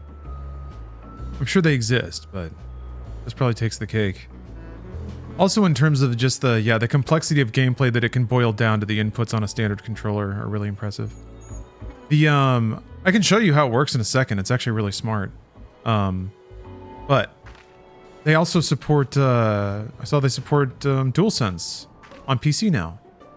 So, in addition to their controller layout, which is really good, the touchscreen is also kind of like a mini trackpad or a mouse interface if you need it. Although really the controller mapping options are quite good. Once we get out of this cutscene, and take him for a spin.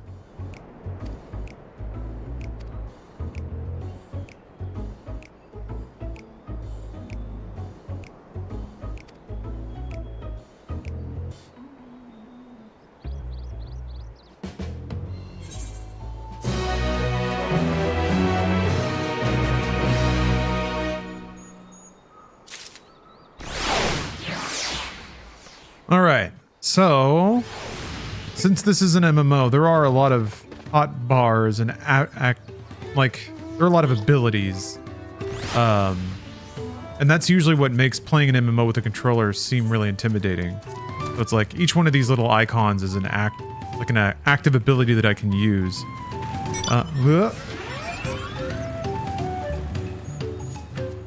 So to be able to find all those, quickly with a controller seems intimidating, and it kind of is. But luckily, if you play the game, you actually scale up pretty slowly in terms of the game's intensity and the amount of abilities you have. But here's kind of how the inputs work. You can see at the bottom of the screen there's an LT and an RT. It's actually quite small and transparent. If you're watching on Twitch, that might actually be really hard to see. Maybe that might help. But essentially, that means if I hold right trigger or if I hold left trigger, those are shift keys that kind of enable a different set of 8 inputs that are the 4 face buttons and then 4 directions on the D-pad. So right trigger is 8 inputs of all the 4 face buttons, all the D-pad buttons. Left is that. And now here's where it gets wacky. Right trigger, then left trigger is a different set. Left trigger, then right trigger is a different set. So just with the 2 triggers, and then also you can do like both at the same time can be a special one.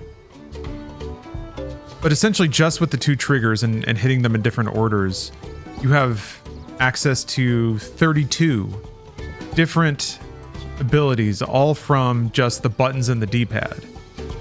And if you know what to do and you know where to find it, essentially, like, it's not that hard to group actions by sort of philosophical intent. For me, it's like AoE heals, instant heals, cast heals, attack spells. Like there's kind of like big groups that kind of make sense. So that's how you can move around and also be hitting, like you can move around with the stick and hit two triggers and then hit a button, or do the claw where you reach over with the other thumb. So you can be moving around and hit a whole ton of different abilities. Yeah, that's kind of how that works. It gets even more complicated. Because this stuff is where it gets really impressive, I think. Is it here? I think it might be here. I thought this page used to be paginated. It might. Oh, I think it's under character, actually.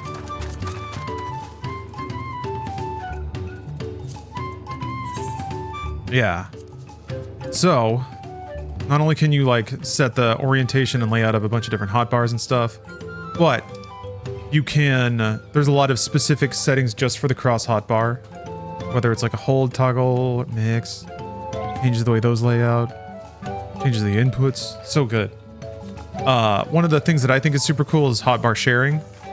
So you can basically set it so that like a specific, like there's 8 different hotbar sets. So there's like more buttons than you'd ever really need there, because it's 8 times, sheesh, 8 times 16, which is a lot. Agent Tough Juice, thank you for the sub. But you can basically designate it so that some of these are shared across all of your characters, so you don't have to be rebinding a bunch of like very basic controls like sprint or mount summon or something like that.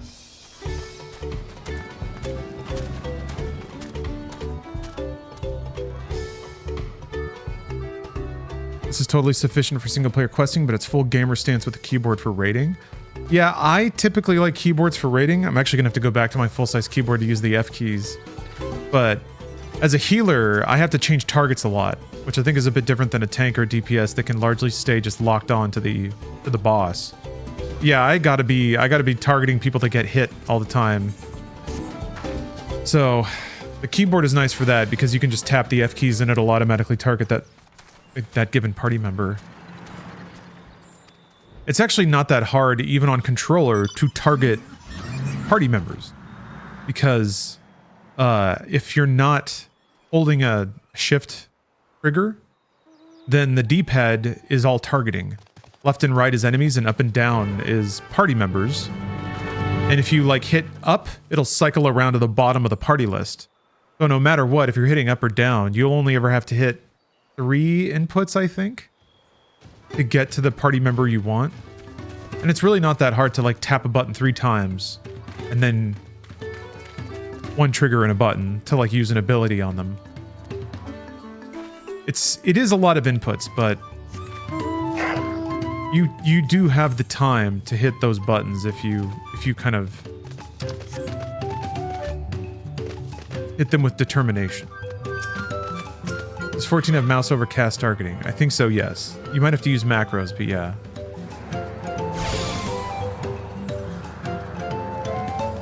I don't know, I don't trust mouse over. Because I lose where my mouse is a lot of the time.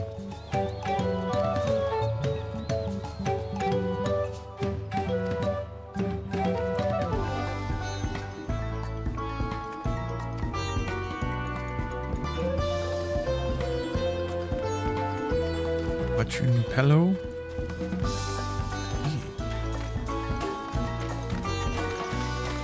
The aetherites are more colorful.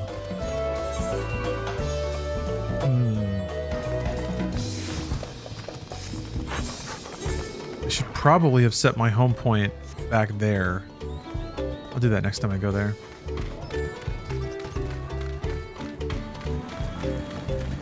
Yeah, King Dude, this is the new expansion. Early access opened up, oh, what, 12 hours ago? 11 hours ago? Oh, there it is.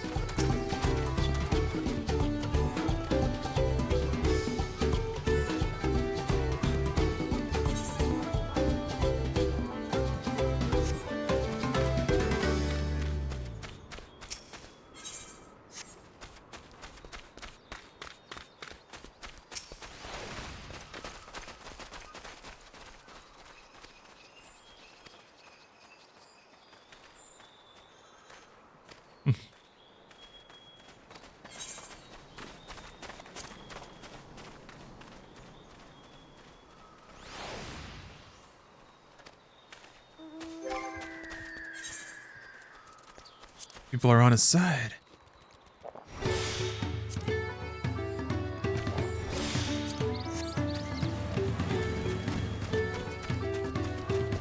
Well, I can't drink my soda until I drink one in real life. Oh, like her scarf.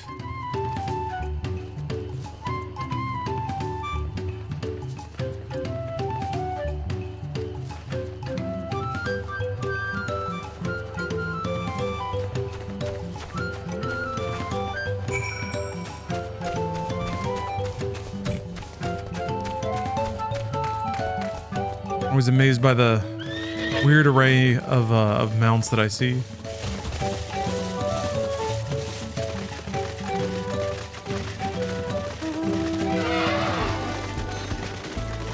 Person's in a little tank.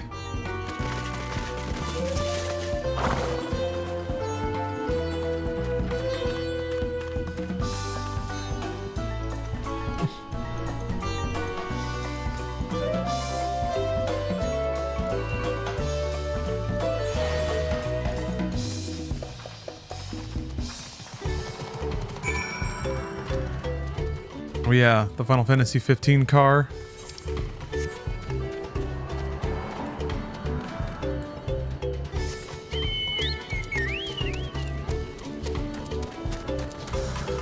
Oh yeah, I can summon my Chocobo companion again since I'll be doing solo quests.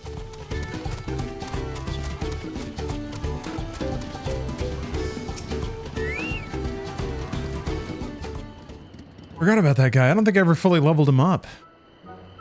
Buttface. That's his name.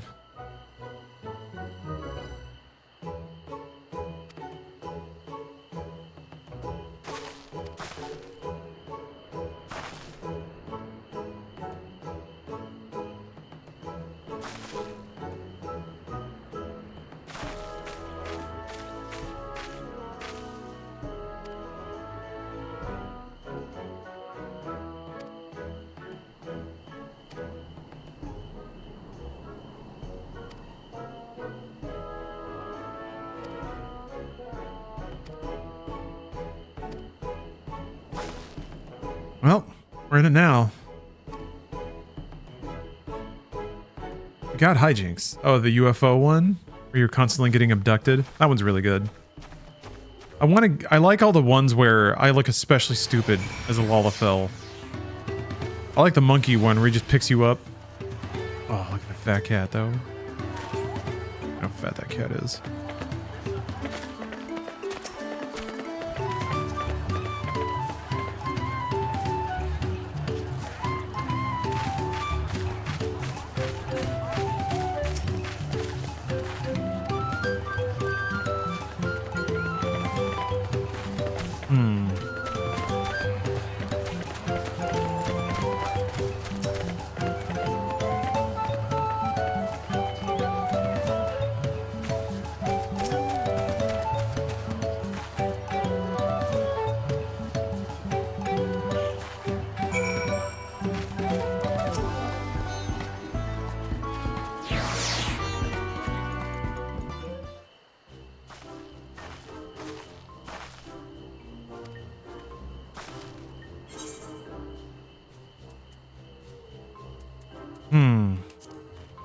Nonchalant seems like a good cover.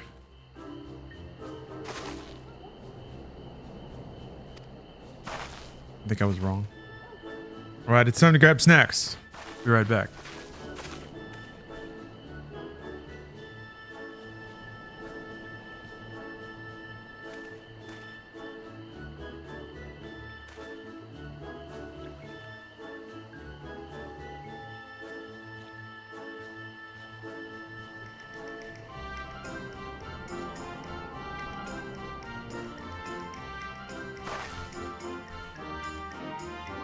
Got my shit. Got my yogurt.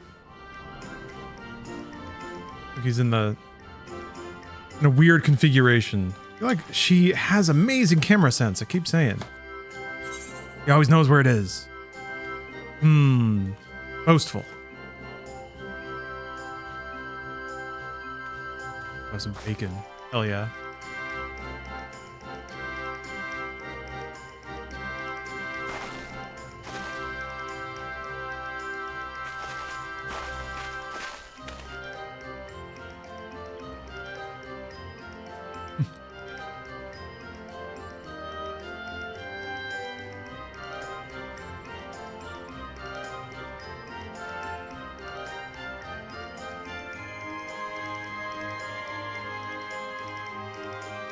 Oh, huh. Wilco dropped a new song. Weird. No, I like Wilco. I was thinking about Wilco in terms of just like Chicago-ass bands. Basically, it was a Dennehy, a track. Got me thinking about Chicago. Ooh.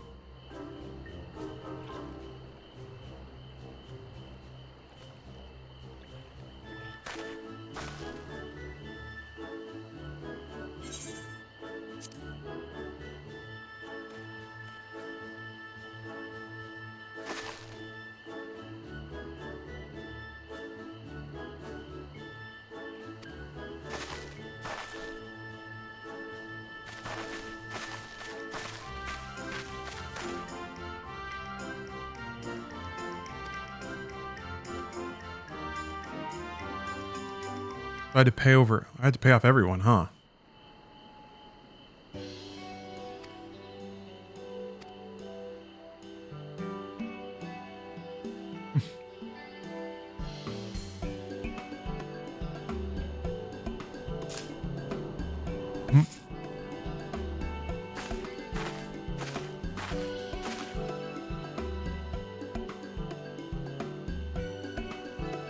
Found you out fair and square.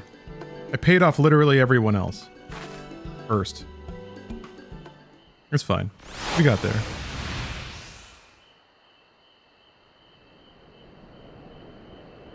Deducing the Dawnservant's elector was the first step of the feat. Too simple a task for this aspiring ruler, eh? Right. Not hard at all.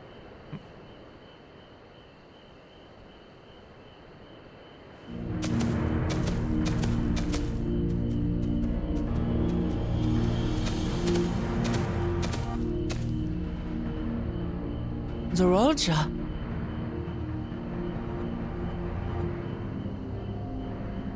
I am told the head ledger, Tobli, is to be found here. You have to guess which one of us is Tobli. That's part of the test.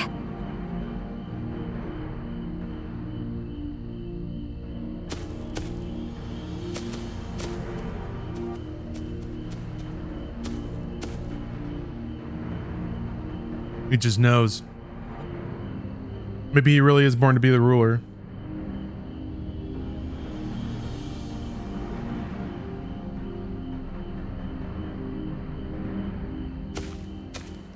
You're Tobli. Without even asking a single question. Very impressive indeed. With that amusing prologue out of the way, we can proceed to the actual challenge. Per the Dawnservant's instructions, I was free to devise any manner of feat. I considered a number of possibilities in the 10th column. But I think I have a good one.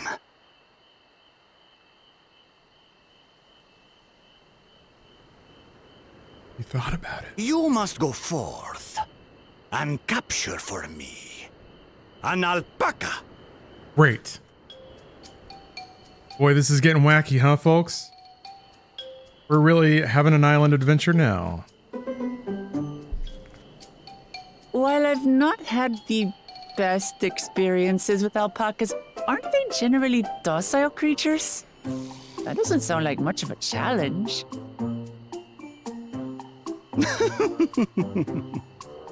Bring out the example!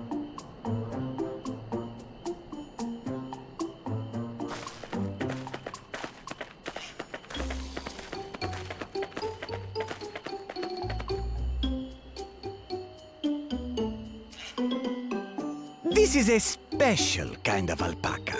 Would you please approach the animal, Third Promise? Who? Me? Well, it should stay calm if I stay calm, right? That's what Erinville said.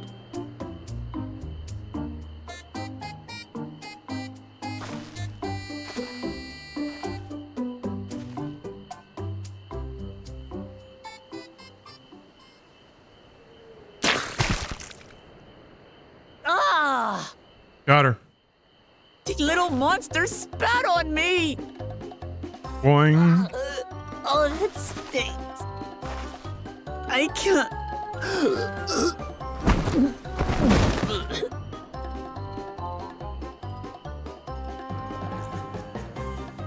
Alpacas are paradoxical creatures, being both extremely curious and extremely cowardly. Press your luck when they're frightened, and you'll get a face full of spit, as you've all just witnessed. Has an awful stench, their expectoration. The globs contain half-digested food, you see, making it an effective deterrent against perceived threats. Wild valley breed like this one are especially timid and can therefore be quick to lash out. They're also especially hardy. Indeed. We take the rugged wild alpacas and breed them with our gentle domesticated stock. This produces the strong but biddable pack animals prized by our traveling merchants.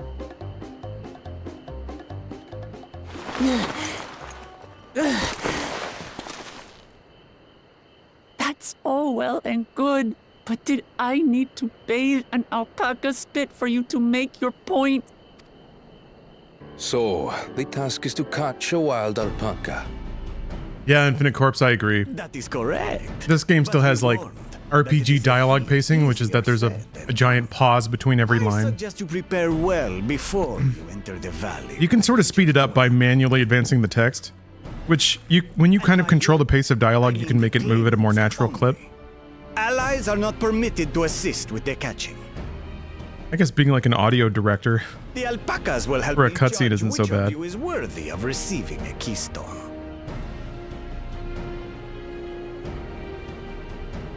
So I'm to chase down a fluffy... But like there's like emotes that play before they start talking. proves I'm fit to rule. Any camera stuff usually happens before the dialogue starts. As I said, the Dawn Servant granted me the freedom to decide my challenge. And when you reach the end of the rite, I dare say you will understand why I chose what I chose.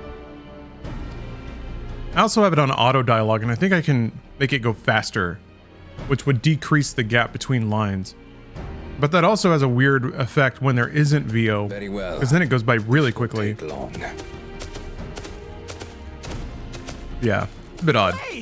That's probably the way that the game is the most I warn you, this was easier said than done. obviously dated. There are preparations to be made, factors to consider. A beast is a beast.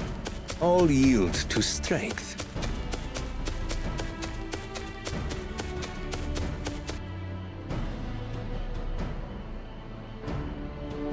So far, this experience has done absolutely nothing to improve my opinion of alpacas.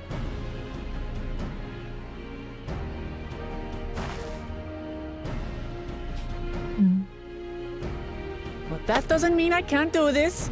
Revolting spit aside, they're just another animal.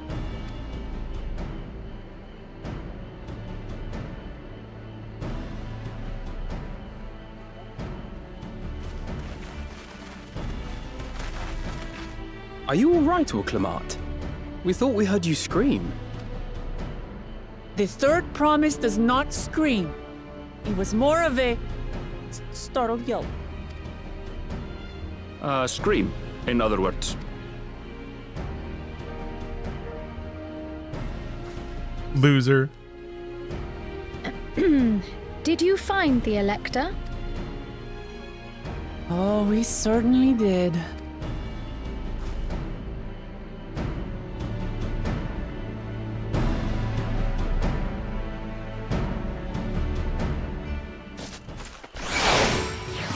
Yeah, again, that's more the pace of the cutscenes.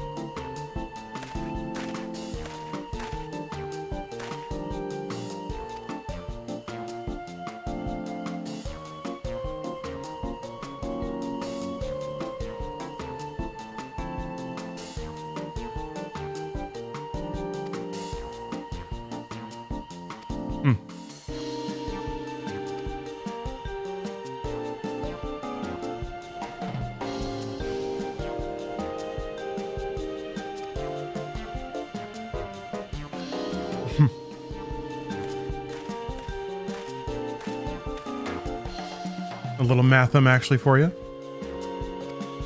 We got to trade.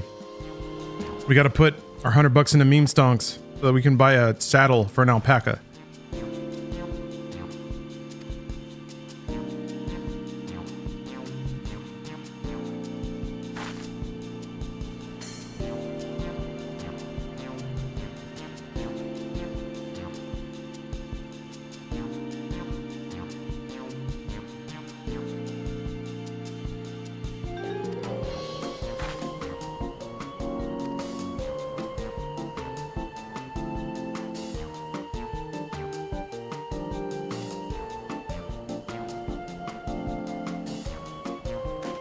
Man, I thought I was going to go to Cybertown. I'm kind of okay with having to bag an alpaca.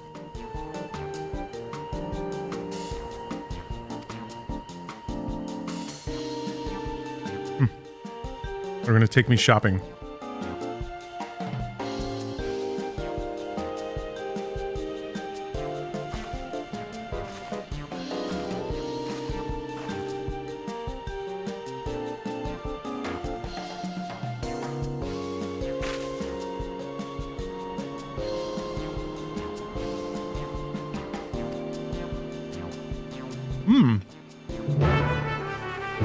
Happy weed, East Coast.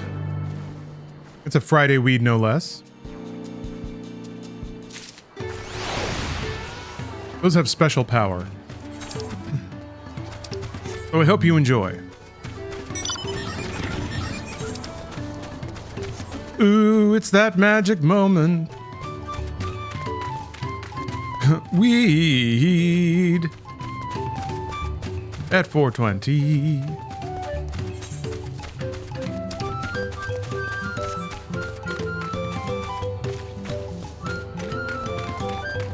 Yeah, congratulations.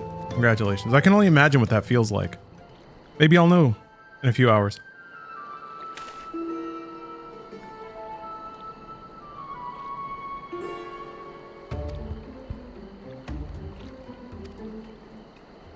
How's Dawntrail so far? I'm enjoying it. Production wise, I mean, like the quests are pretty, pretty par of the course. Haven't really been wowed by anything yet, but the music's phenomenal and the new visuals look great. I'm kind of into that. So far, it's just been kind of the joy of walking around some of these very vibrant environments and appreciating some of the new lighting effects and the new shadows and the new vegetation. Looks nice.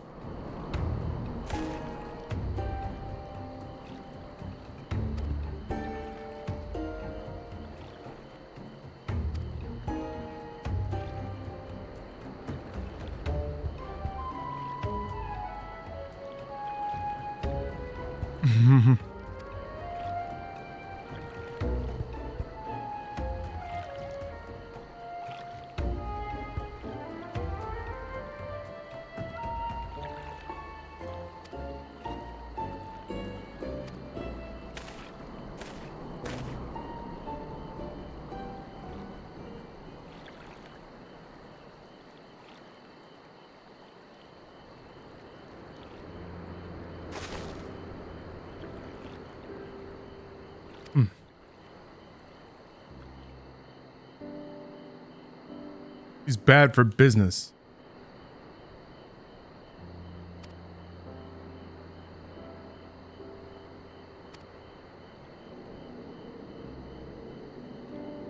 Oh, we got a Jacob raid coming. I'll raid on in.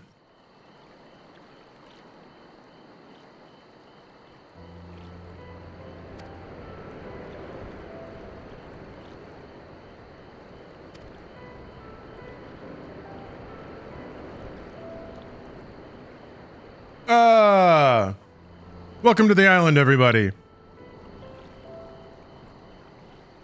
I'm playing some big anime.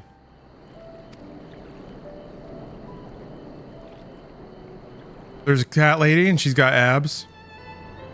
I can't see them right now, but they're there. They're down there. Don't worry.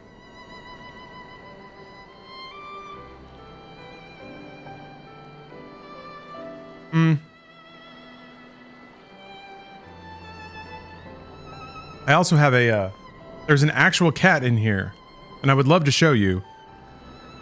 For some reason, she's decided to sit in the exact spot that's the absolute hardest to get. Hold on.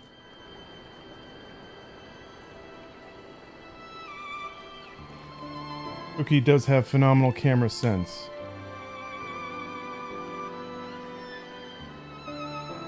Here. Might.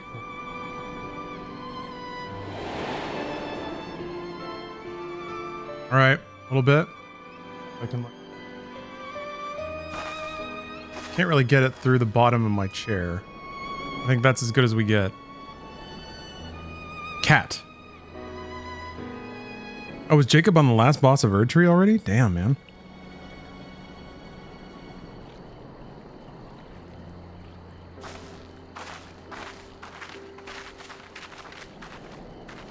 Damn. Jacob gets it done. I'm basically where I left off on my last playthrough. Was starting to have a lot more fun with it though.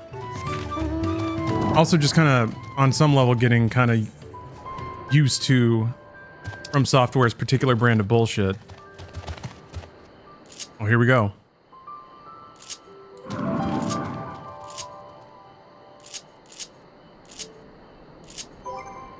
I'm actually gonna fight something.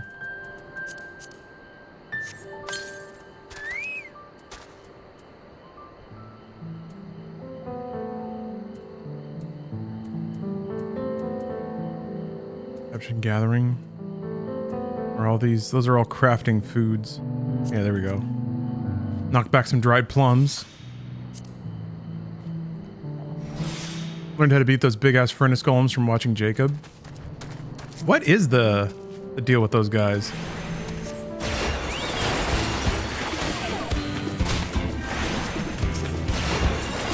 Yeah, I stabbed him in the gem a couple of times and I was even able to get a critical hit, but it really didn't even do that much damage. Smack him in the bum. I mean, yeah.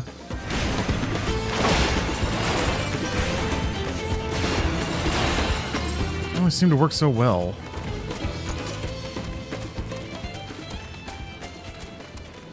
Yeah, I'm excited to get back in there. I got to like the library.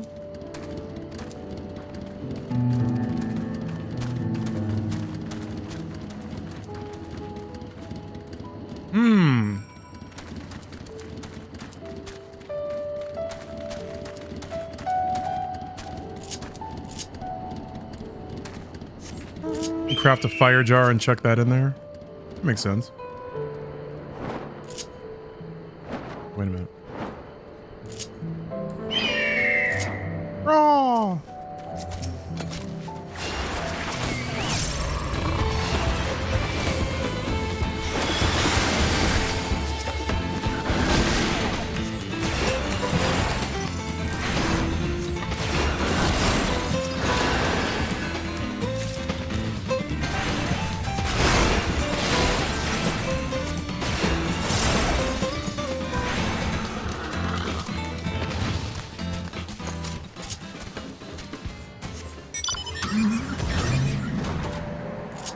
Oh yeah, are we still doing Aether Currents?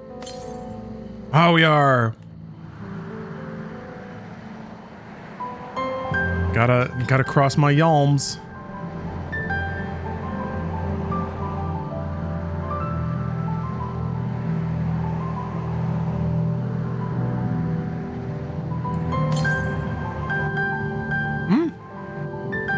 Oh, west. Other way. Right.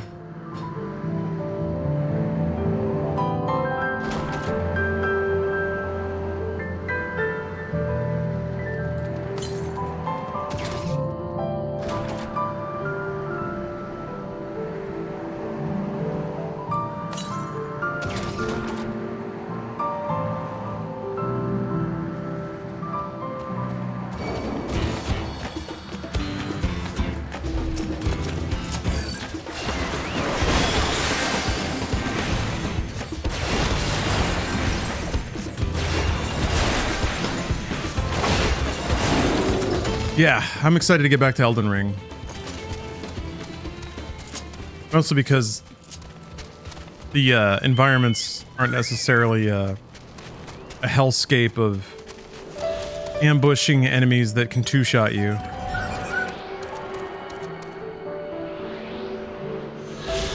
Now it's ambushing enemies that can 3 or 4 shot you, and that's a lot of difference.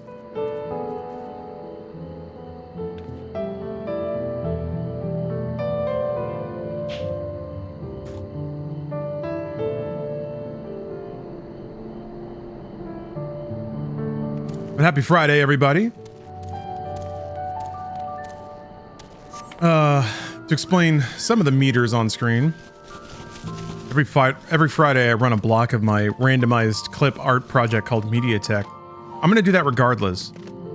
But for people that want to see it last longer, they can cheer or sub or whatever and fill up a meter, because we love filling up meters. And if it fills up, I'll just let MediaTek run until the next time I stream. So if you want cozy white noise for your second screen while gaming or grinding, that is what I can provide. Also, there's a weird granola shard in my teeth. I can feel it.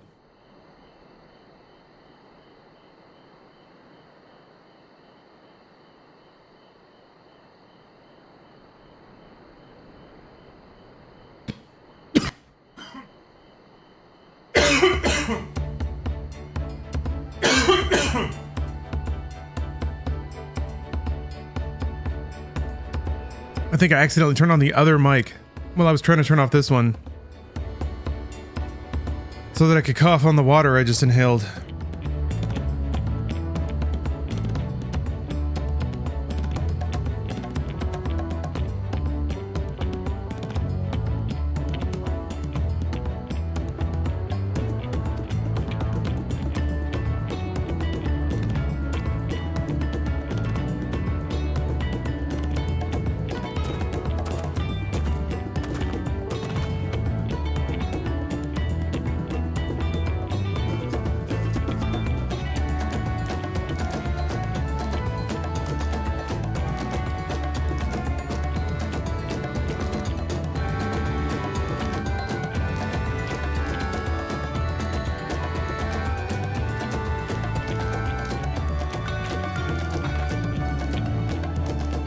We're trading. We're doing it. We are doing it, folks. Does anyone have any good Friday plans? Ooh. I like this stuff. Goofy UI elements. Oh yeah, the Brought You This Thing video came out. It wasn't too misogynistic, I hope.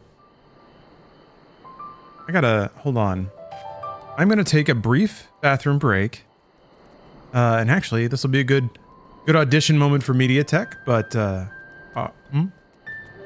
hopefully Cookie won't move, because we're in a good spot right now.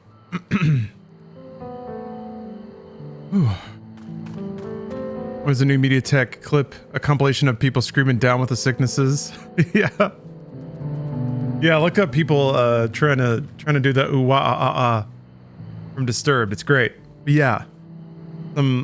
Some of that's been peppered into MediaTek. I'm always sprinkling in new stuff. It doesn't always play due to the random nature of it, but all right, I'll be right back. See you real soon. Okay, maybe that wasn't the best representation for MediaTek. Oops. Oops. It was on the whole time. Cookie's coming back. Where's she gonna land? Or was it? It kind of was, yeah. Cookie's trying to decide. Well, I feel better. I feel refreshed. A little yogurt, a little bacon. Good stuff. Now we gotta trade this poncho.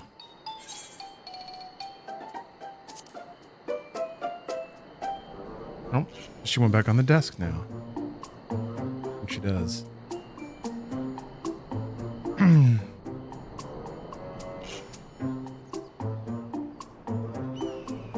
Gotta rearrange things, yep, to get ready.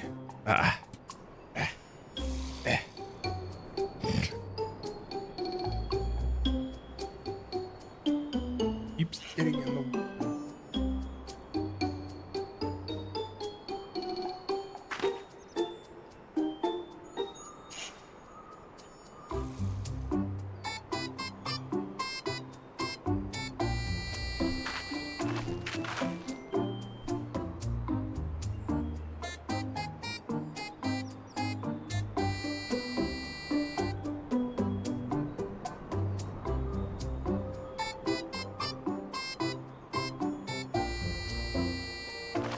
There we go. Cat.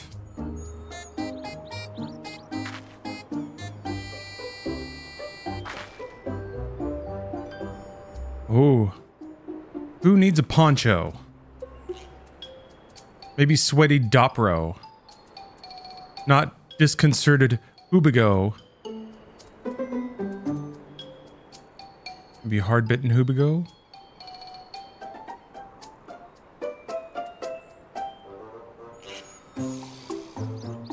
We'll go with sweaty.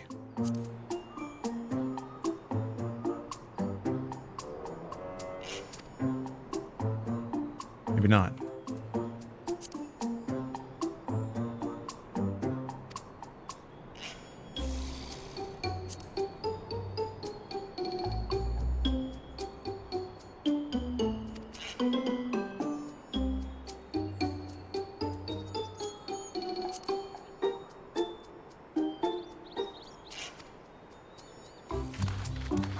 And I don't have a good sense for this.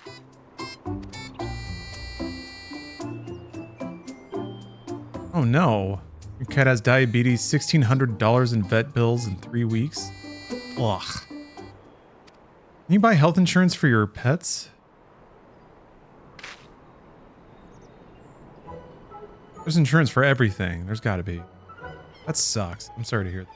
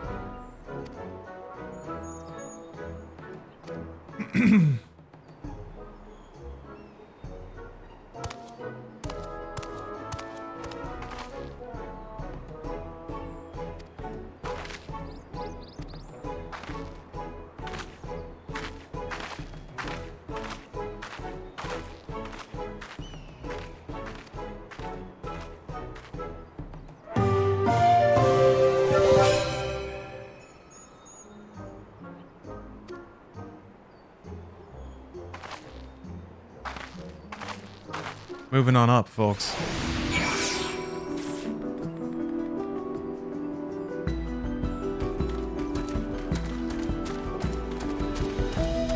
I thought I'd be in Cybertown by now. Here I am, trying to trade ponchos for hatchets and who knows what else. I've killed gods, you know.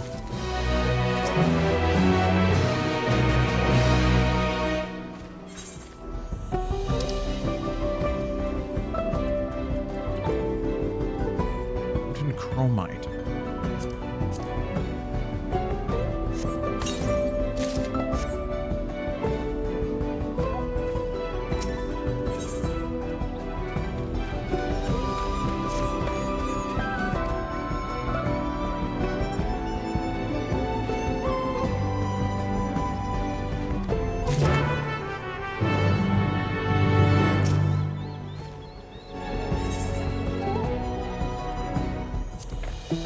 Awesome. And bounce. Whoa. Whoa, we almost fell off there. Careful now. What? Ow. Getting frisky? Whoa. Did you hit the soundboard?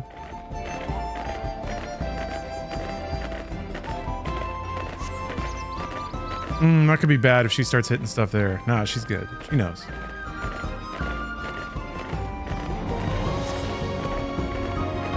Cool. This is nice. Seen some tropical sights. This is sort of the vacation I was imagining it would be. Road trip adventure.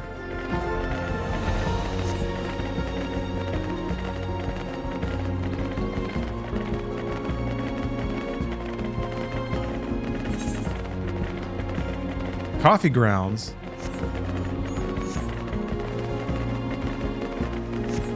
Need to go there.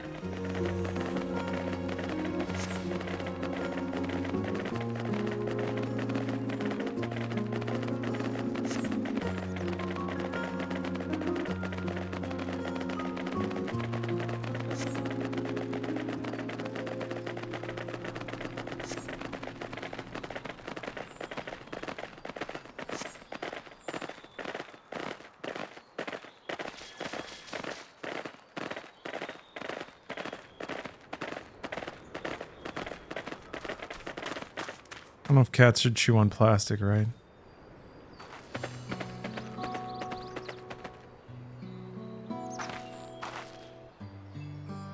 Here for now. I'll probably forget about it. Oh, but chew on plastic they do. Sure do.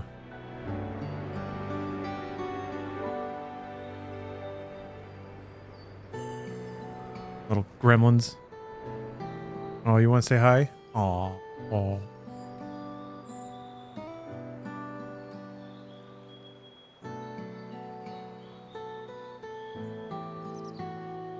Thank you, Spicy Avocado Town, for the sub. I've been there a few times. Yeah, she has little socks. Very adorable.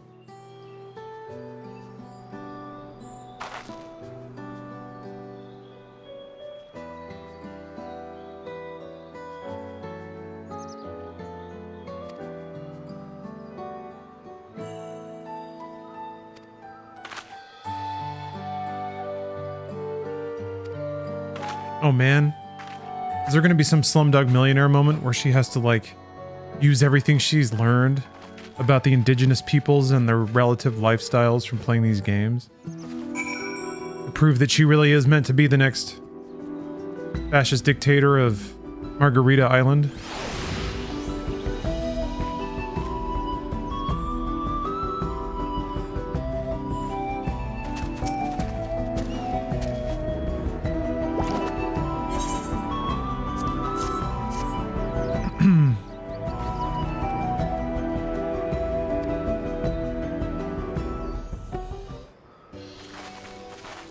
She's bored.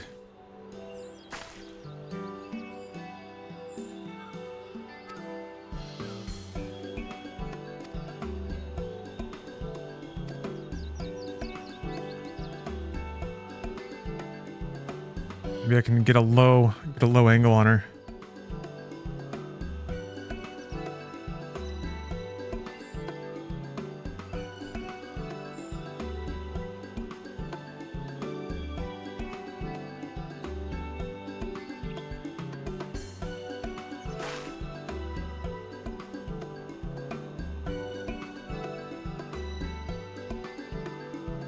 Those crumbs. Gross. Like dust. I don't even know what that paddle does. Damn it.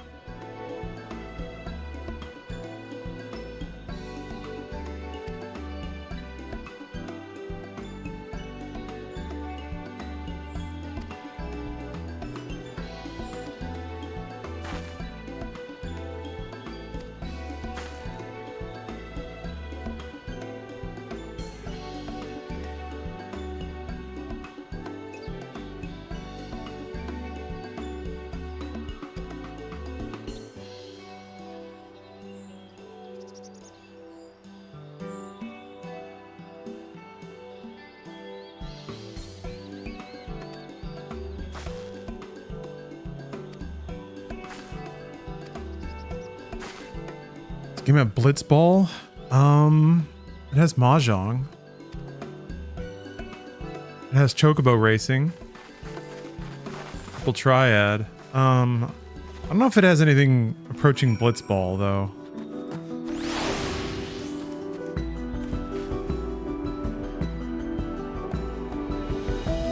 Which is kind of surprising. You'd think they would have added Blitzball by now. Alright. Time to go pick some plants. How long have you been consistent on this game? Oh, there we go. Yeah, not as great. I wouldn't say that I was in a raid group for a while, and I played pretty regularly then. That's kind of the only time I would say I've been consistent. I usually play through new patches when there's stuff to play. Only recently just started getting into crafting, and there's a lot to do there, so I have more things than ever to do. But I've been a constant subscriber, at least I guess since Realm Reborn came out. I think there might have been a month or two, like a 6-month period, that I let my sub lapse because I just super wasn't playing anymore.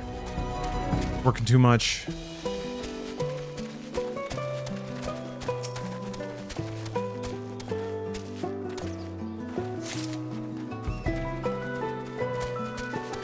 Man, that's the kind of outfit I need to be wearing. That's a good summer vacation outfit. Oh, I should have cashed out my like island cowries to see if I could get some lounge attire. Moazy, thank you very much for the sub.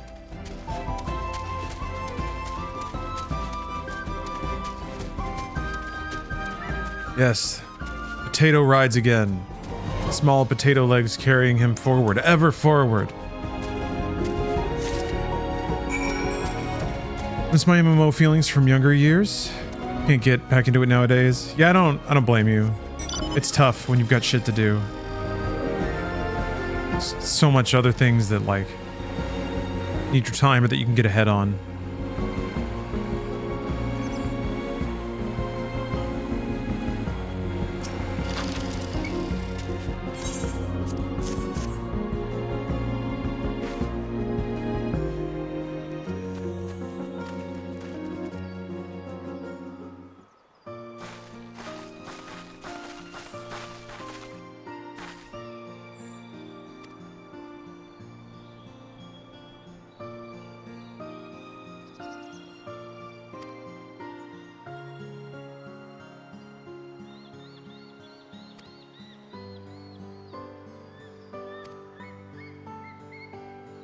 We've achieved full sack, everybody.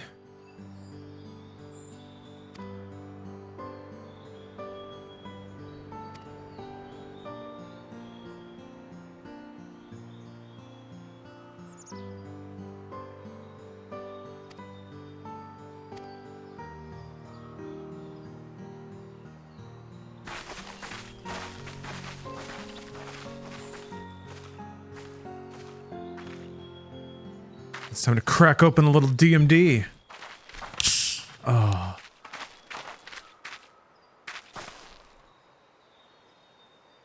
Stack up another code. Look at this. You see this? This is green gold right here. And it's mine.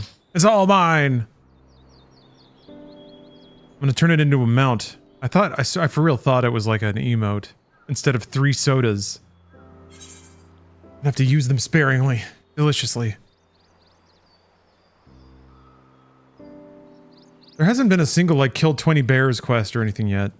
That's kind of interesting. It's just a lot of talking and sort of some light minigame.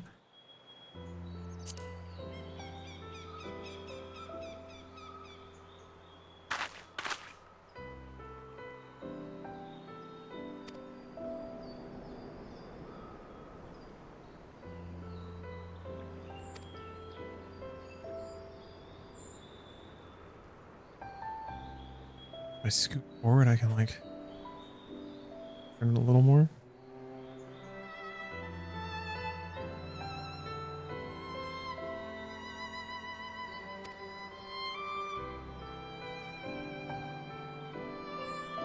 Oh, we're all getting along. This is nice.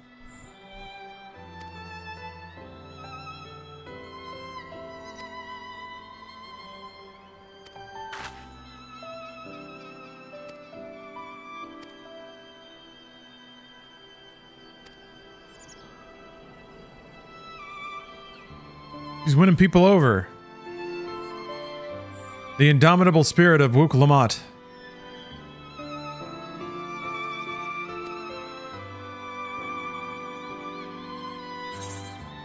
Potato knows a thing or two about indomitable spirits.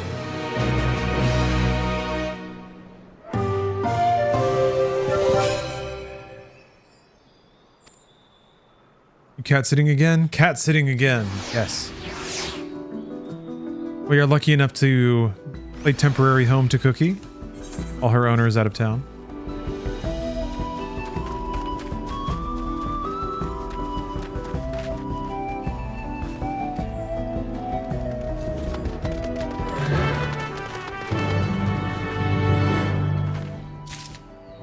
Yes. Beautiful tuxedo cat. Has little socks. What kind of Twitch joy bringer would I be if I didn't share the beautiful cat while there is a cat to share? Yalms. Or Yalman. Oh, this big old poofy guy.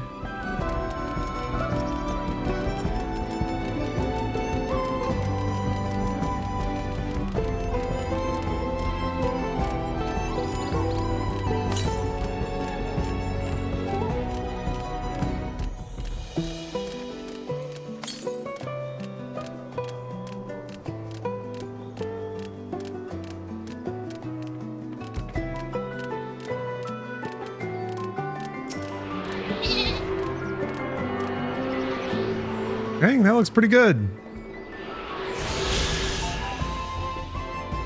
Atmosphere effect does a lot.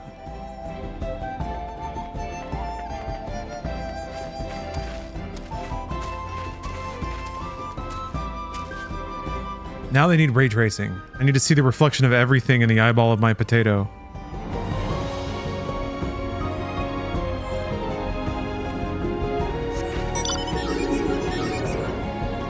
Oh yeah, speaking of cats.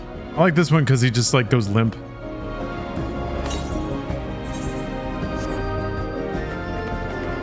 Should I pick up the side quest? Side quest ends up not being really all that necessary. And that's where it is like, kill 12 bees. Alright, well let's see what Pobly has to say.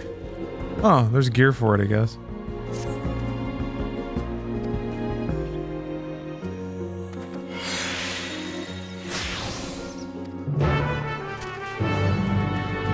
Little Mary had a little lamb jingle. What the hell is that?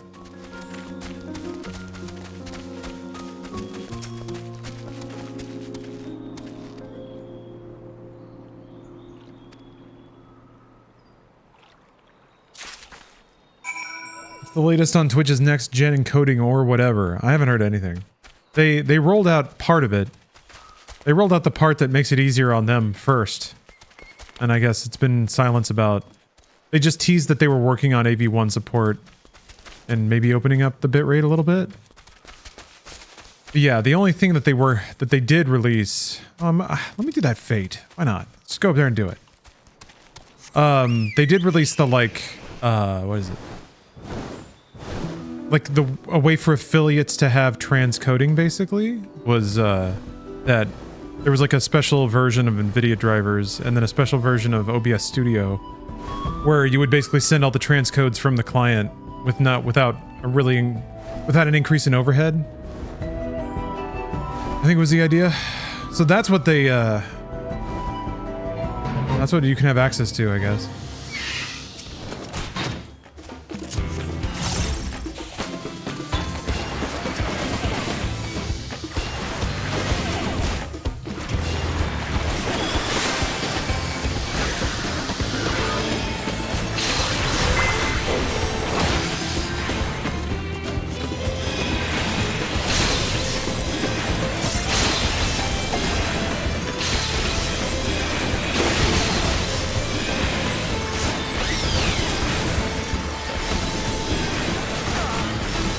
Oh, I died.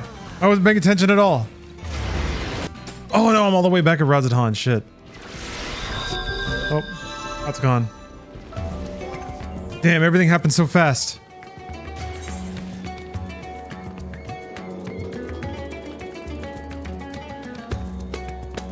Jesus Christ.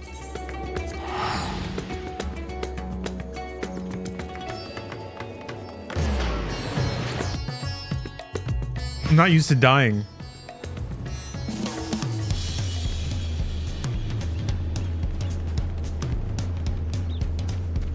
Oh yeah, I gotta set this as my home.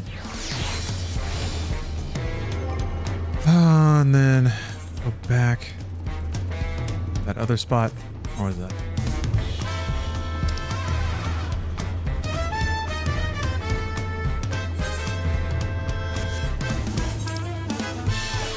Where's the alpaca porter?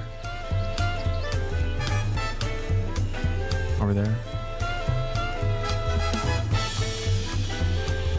Next to the cabins are the closest Ethernet.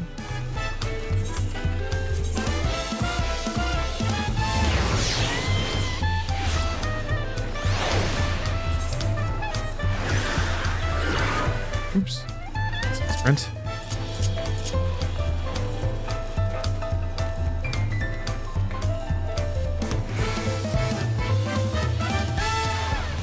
Any plans for America Day? I'm gonna grill. We have a grill and it hasn't been hooked up in a while, so I guess there's nothing dangerous about like trying to hook up an old propane tank, is there? Maybe I'll do some light Googling. But grilling, beering, maybe rock band. It's been a kind of an oddball tradition around these parts. Hook up the old rock band kit, play some rock, freedom rock.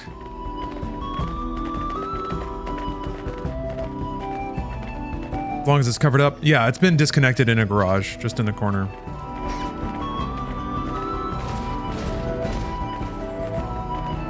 I imagine as long as like the, you know, the fittings or whatever aren't obviously like cracked or broken or leaking. I don't know, it's not rocket science. I mean, I guess it is a lot of fire, but... What's the tiki head behind you from? This big blue guy? That is, it's actually a fire pit. You can actually throw wood in the bottom and burn it and then smoke comes out the top. But that's something that Steph got. Particular artist designed and made those. And the name of that artist I'm blanking on at the moment, but... I'm into it.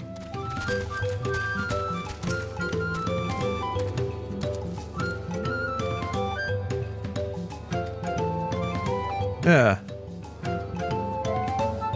Oh, styled like a Moai head. Herd nerd.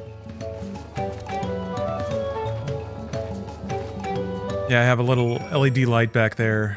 Kind of oscillates in color. SpongeBob? Yeah, yeah. Patrick's house.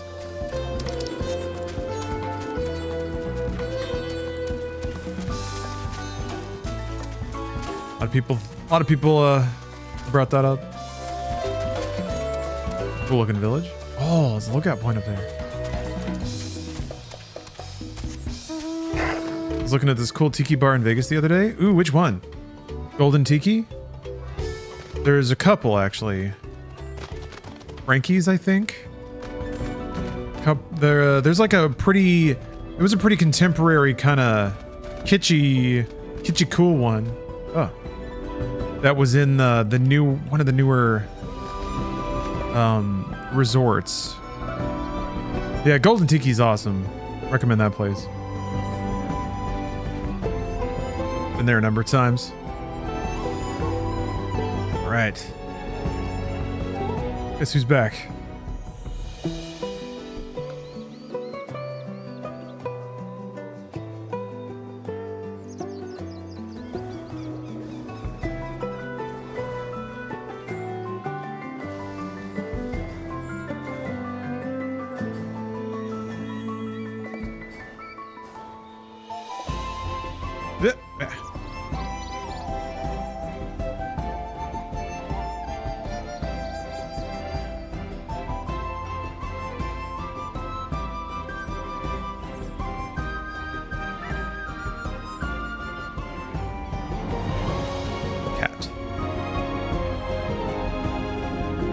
This is indeed Cat.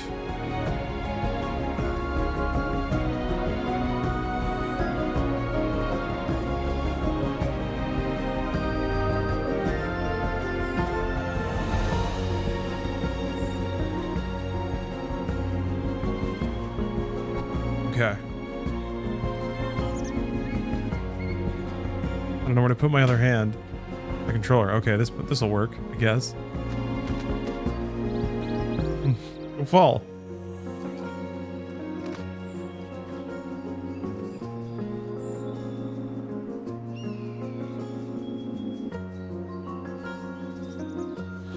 There we go.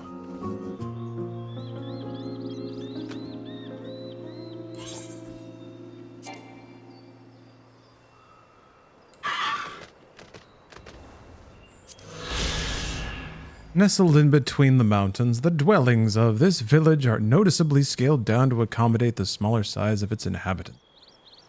It is here that the peddler clan of the Pelu Pelu manufacture their trading goods such as coffee and mezcal, as well as maintain a ranch for the breeding and training of alpacas.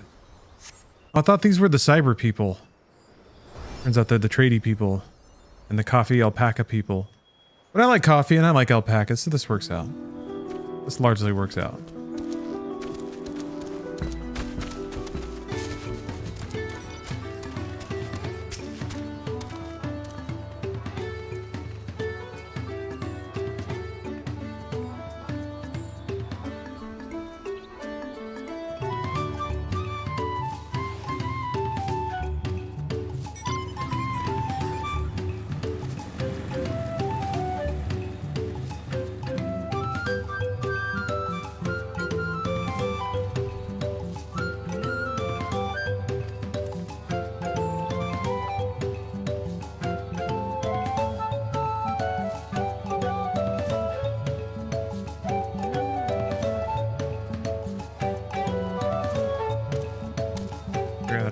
There we go.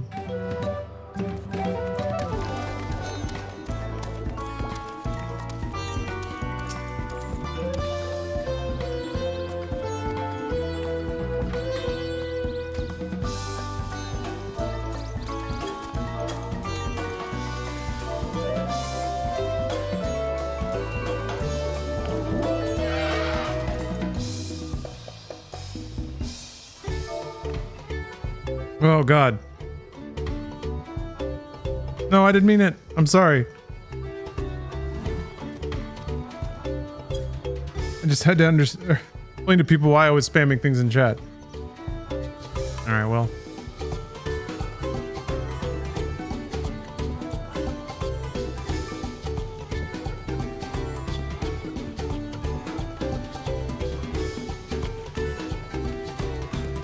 She'll be back.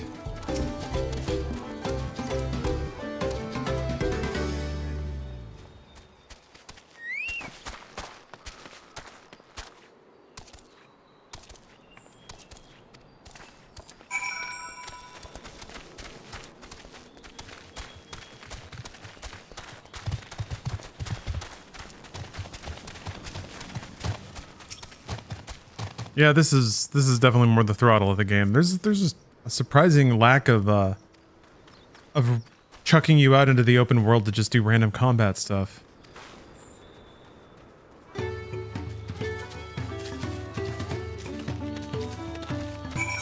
think that side quest was... Wait, what was it? Yeah, it was over there. Damn. Well, I better go back over there and finish up this side quest. What if I have to go back over there later, though? Then I'll have wasted the time. Wasted it. Nah, we'll just do this. What got going on there? Yeah. Fruits, and kebabs, and dips. Nice, nice.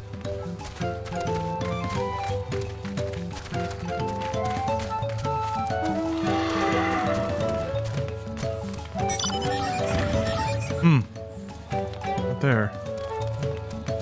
Inside?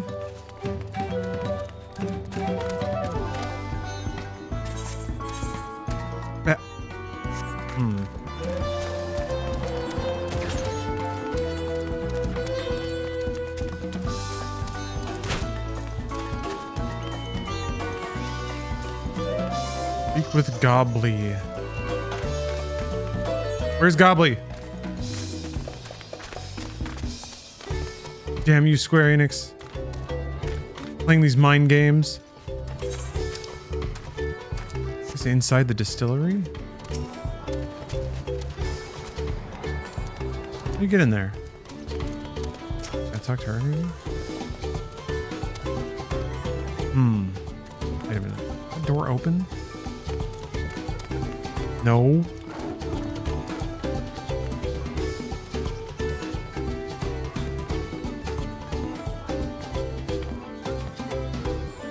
There's a thunk. I think a cat just jumped on the floor. Somewhere. Hey, speaking of July 4th.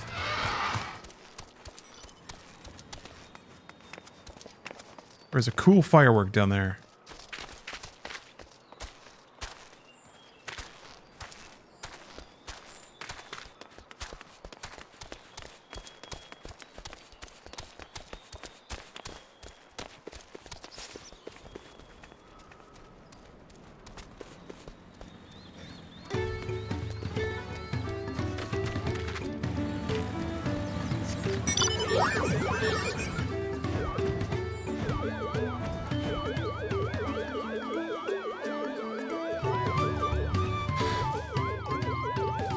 Oh yeah, mezcal and tequila are different things, made from different plants.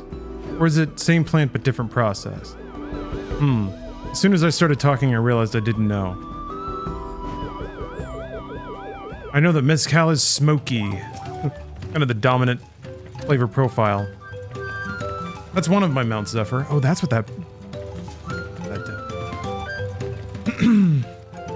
There's an ability that just randomly summons any mount that you own when you use it. So that just shuffles through a lot of them. But yeah, little UFO dragging you around. There's a lot that kind of play around with the idea of you as a passenger.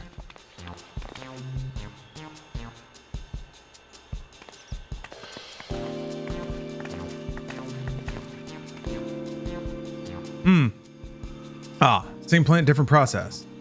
Technically, all tequila is mezcal, but generally speaking, mezcal is smoked. Okay. I see. Yeah, there's a... I guess between tequila and mezcal, then, there's a very wide range of flavors you can get. All very unique. One of those things where, like, nothing tastes like that.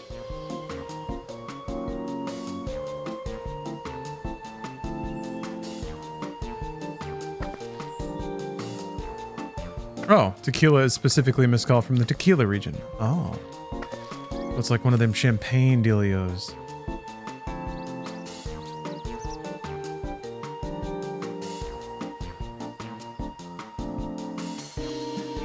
Well, now we're all learning.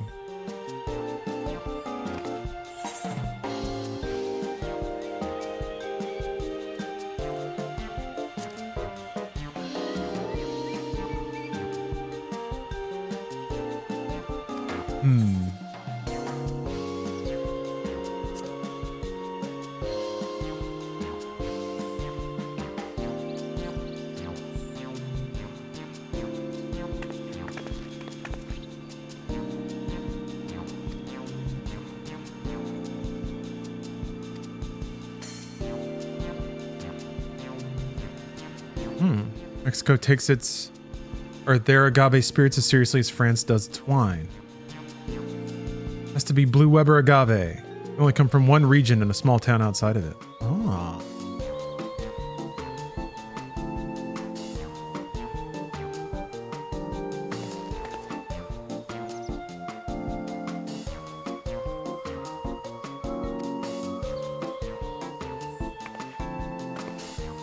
This is the deal making music. Slicing and dicing.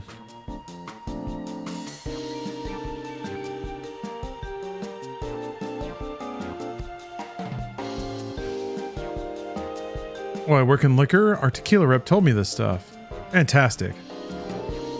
Did they give you samples?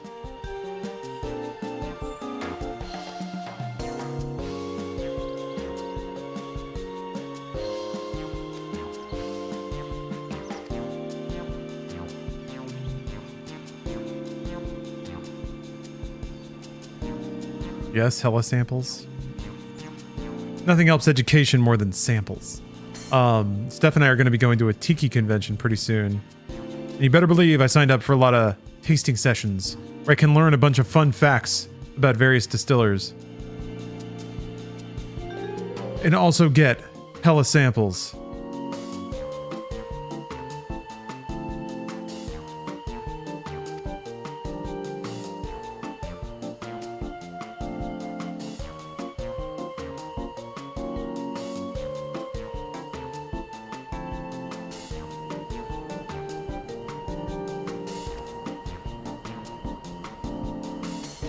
Here we go. I'm gonna clear out the agave fields. Now we're MMOing. We'll take care of that for you.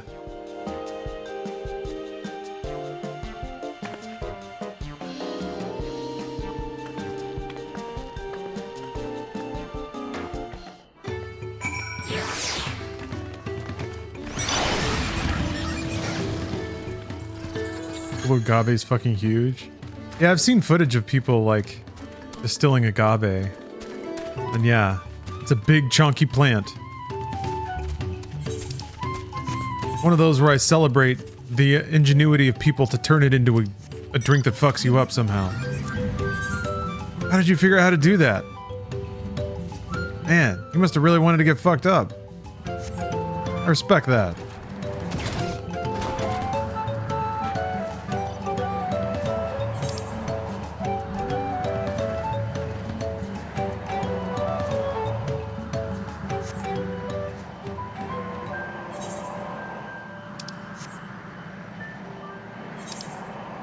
Wait, I wonder... I don't think there was a chocobo porter out there. Alright, time for a field trip. Ah! Oh yeah. I'm so tiny I have to stand on the seat. Oh. Well. I'm obviously not the best driver.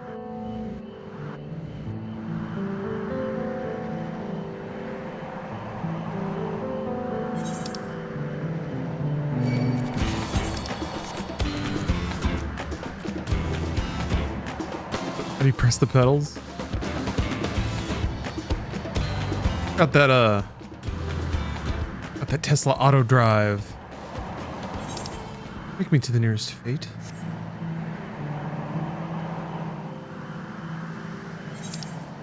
Right. Oh, one of these up here? Yeah, there it is.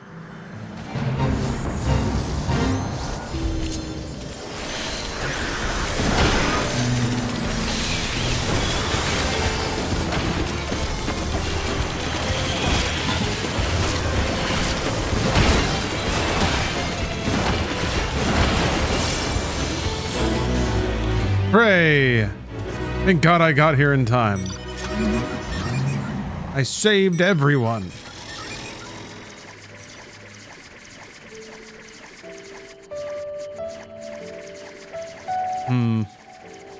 Not gonna let me get there from here? That's too easy. This is good stuff, though. It's interesting because, especially in SoCal, I've noticed agave, and mezcal being used in tiki drinks more often, which has largely been a rum thing for obvious reasons, but a lot of interesting flavor profiles, combining like something that's kind of smoky and earthy with brighter, fruitier flavors is certainly an interesting mix. It almost reminds me of like tahini on watermelon or something, which I'm thinking of because Steph has had a huge tahini. She's been on a tahini kick. So it's been around. Mezcal's having a bit of a surge over tequila for mixed drinks right now. Yeah. I guess it's just the trend. Old fashions are out. Mezcal is in. I guess I can think of some like... a lot of mezcal brands and things. It seemed like it became the like... tasteful, trashy white girl drink of choice for a minute there. Based off of the small smattering of Bravo reality garbage that I take in being in Stephanie's periphery. I like it too, though, I'm not gonna lie. Yeah, all the celebrities have tequila brands. Although just drinking in general is kind of down, right? Just as a generational thing, the Zoomers don't like alcohol. Which, probably good call. There's better ways to get your kicks, kids.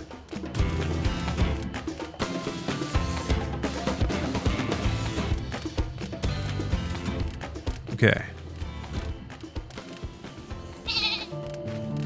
Gotta drink all this tea. Slurp the fruity blend. You taste a hint of acidity, perhaps citrus. It complements the naturally mellow mate tea well, serving to create a soothing mixture. Alright. You detect a light bitterness behind the full-bodied earthy flavor of this blend. It's quite unique and really have its admirers. Delicious. Now the rich blend. Notes of honey and vanilla tickle your tongue. A delightful blend, it may very well have wide appeal in Eorzea and beyond.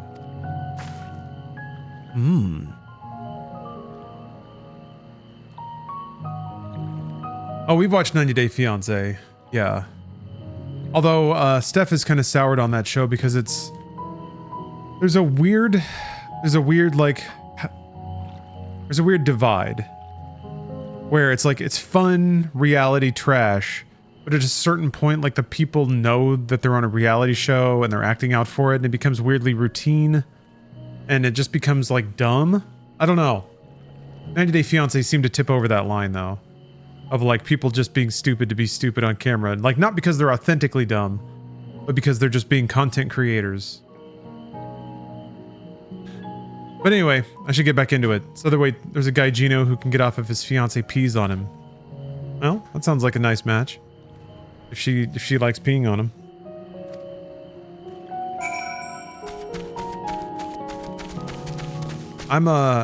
Call me a radical, but I think that it's a good thing if people that like to get peed on find people that like to pee on people.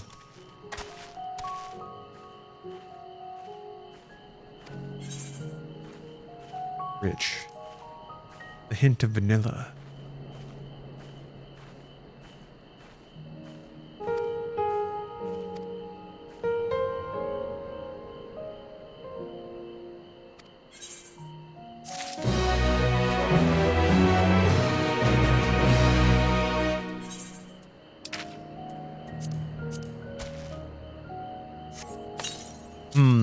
Should I go back and swap into my new armor set so that I don't look as stately?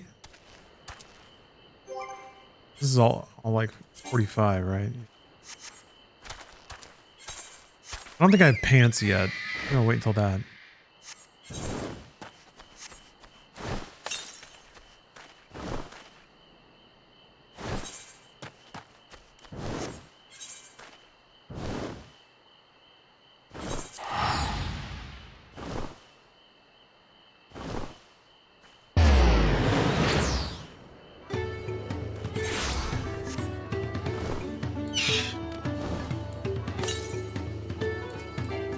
Good no. Well, what do you know? That's where I have to go. Let me check these side quests. Often I would catch myself doing side quests that are just not experience efficient. But I got to sample some tea, so that's good.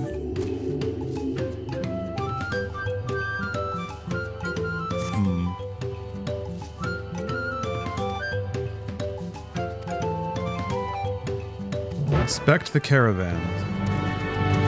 Oh boy, that's a lot of things to click on.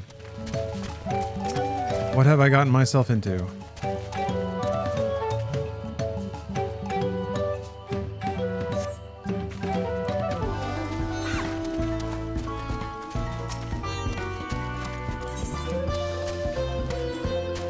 Hey, you don't even get that much gil, really.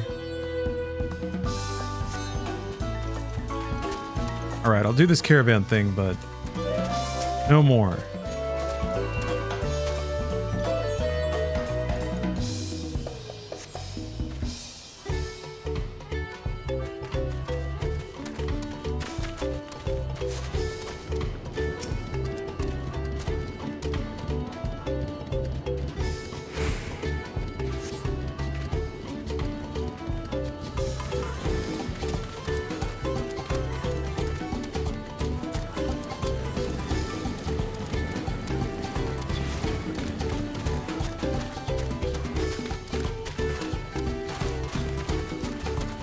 Music is very pleasant. Oh, missed it. Hold on.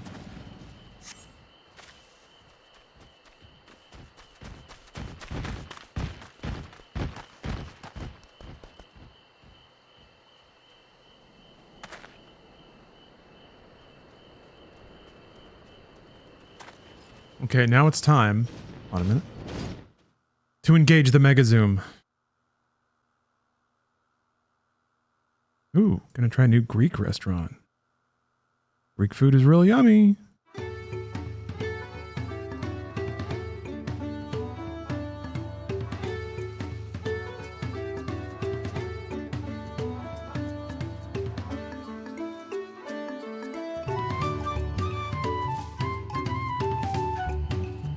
There we go.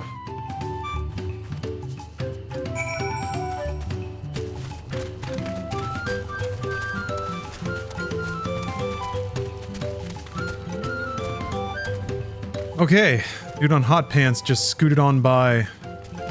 Flaming hoverboard. I mean, he's in beach attire. Say that. Yeah, I need to go put on some beach clothes. I have a borderline inappropriate thong I can wear.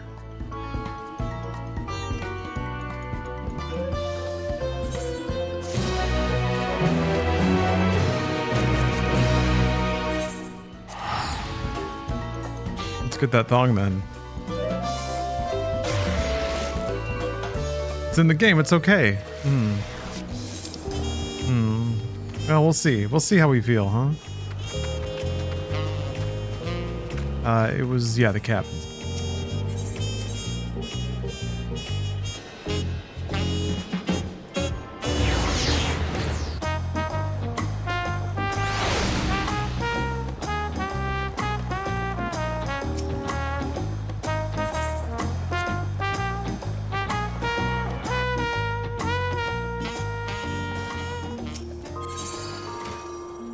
So, let's see here.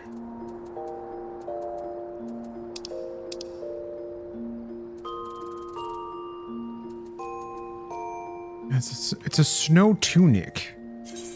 Doesn't look summery at all. Oh. This is just stuff in my...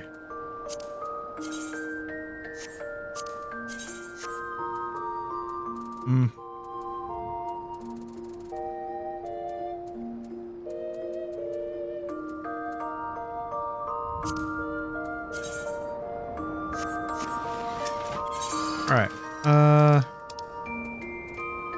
So yeah, there's like that. I'll probably go with that, right? That doesn't look so bad.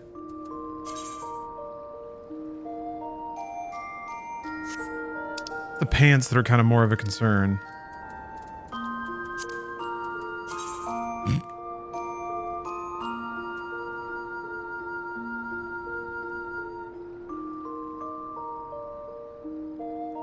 Just my gross potato body. I do it. Wait. Oh, I can't wear those because you have to be like a department, or you have to be a disciple of. What says all classes? Hold on. Can I apply? I don't think I can apply that though. I think it does have to be a disciple or a hand or land job. Right. Hold on.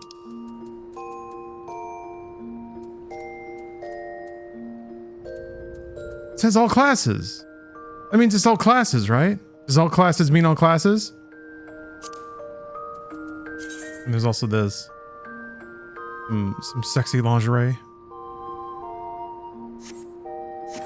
Alright, hold on. Let's figure this out. I got this. This is my gross summer look. This is my Kid Rock look.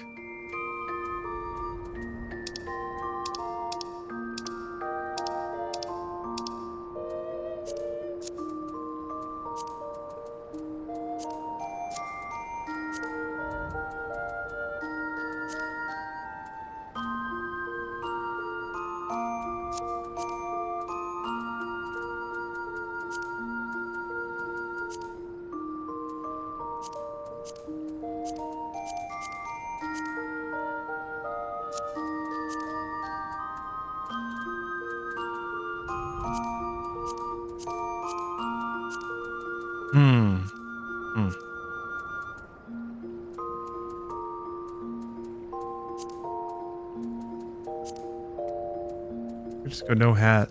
Make sure that, no, that's pretty good there. Big bandana.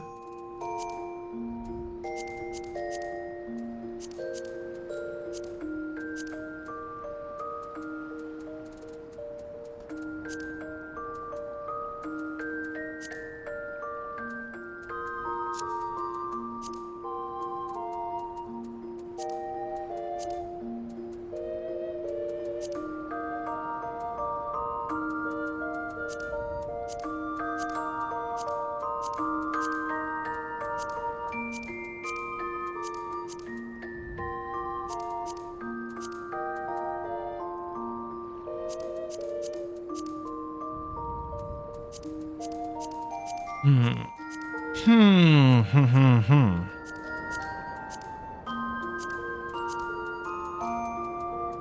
like these. Sort of fits. Save. All right. Ready for adventure.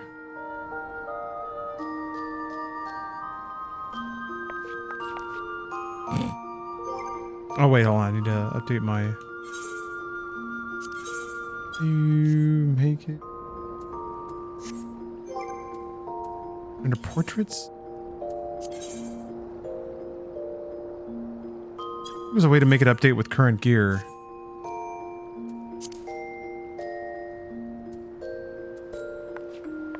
But you have to like... Oh, you have to do this first. Then you do this.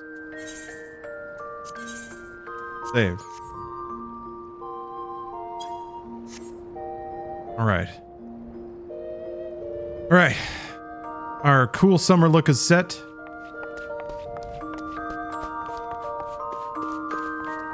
We're ready for adventure.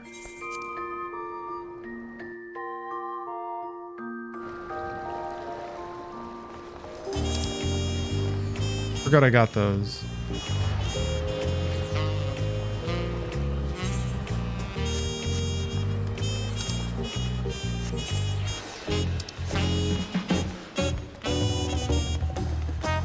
Yeah, festival wear, Coachella gear. And look at those little legs go. Little hot dogs flopping around. Oh, the vegetation moves now. Ooh, so immersive.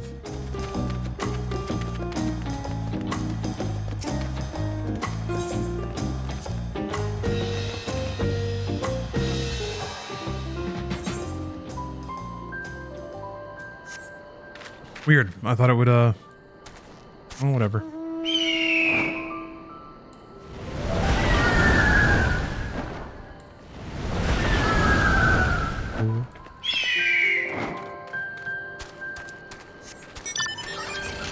Hey, Zezanizzle. Happy Friday. Ooh, new map. Oh, nice.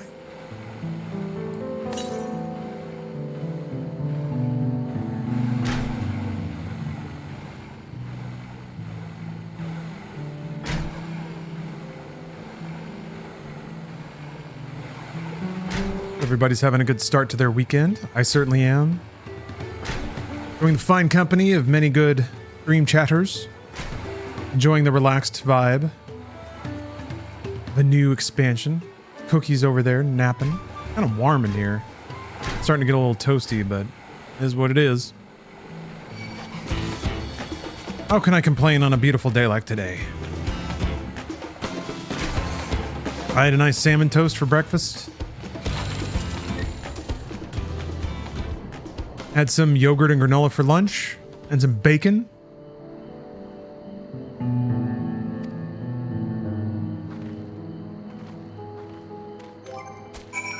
Life is good.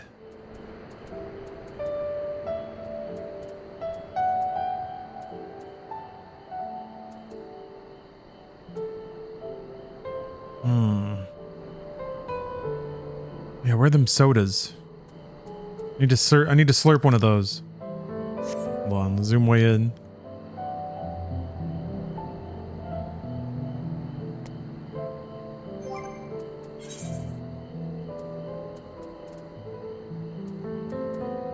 Where's my sparkling citrus refreshment? There you are.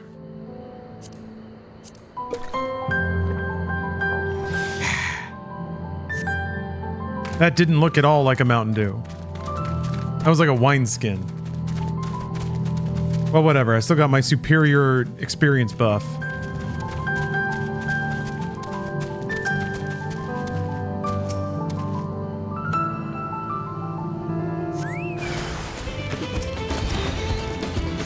Not today, prickly barb mole.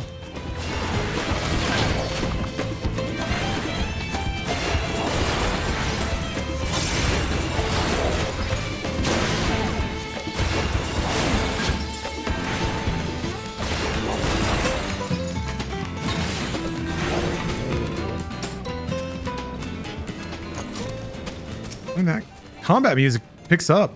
I like it.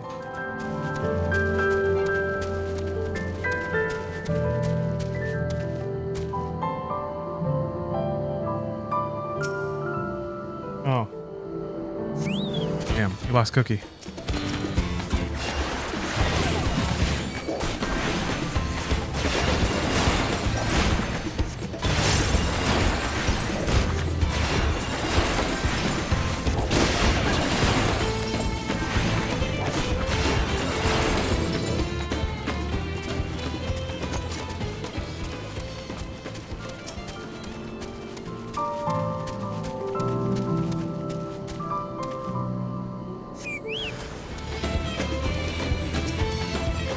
Hey, Sleeping Elite. You're picking away at the main story quest? Same here. Which path did you pick? Or have you gotten that far yet?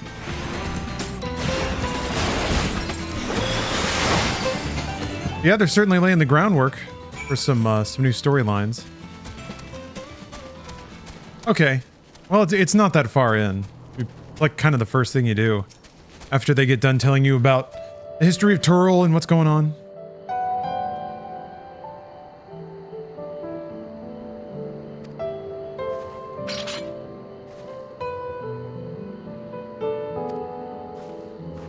Yeah, taking my time. Like a virtual vacation, that's exactly what it's like.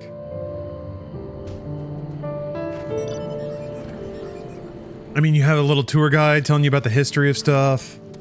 Stop for some snacks. Yeah.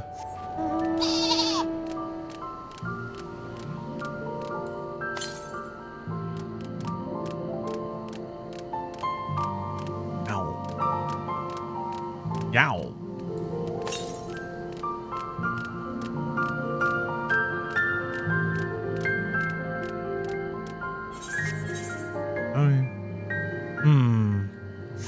I need to go around the other way. Oh, you got a wedding tomorrow. Ooh. Be intense experiences. Do you have any responsibilities? Or are you just attending?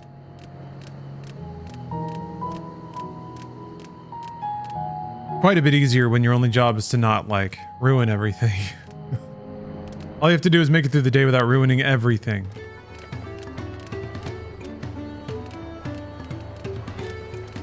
I'm going to a cousin's wedding? Okay.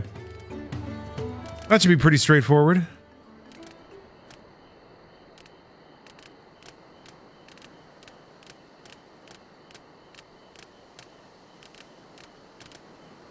Don't fall into the cake. Don't piss yourself. But even that is recoverable, I think.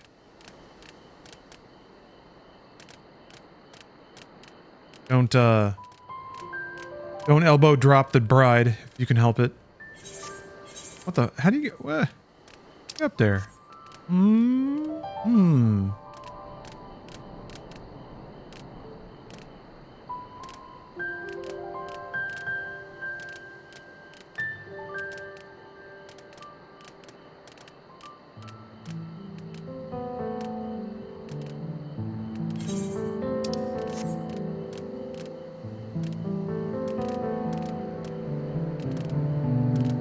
Okay.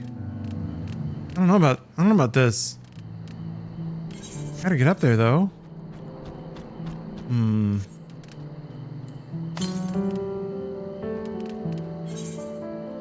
Y'all stopped the steal when they were exchanging vows.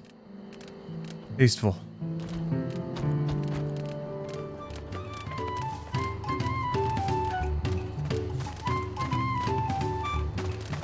Whoopee cushion.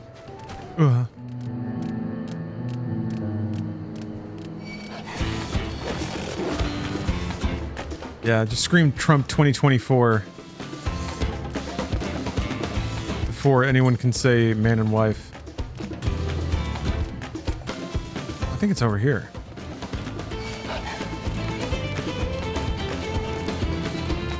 Don't tell the bride she was the one that got away. Yeah.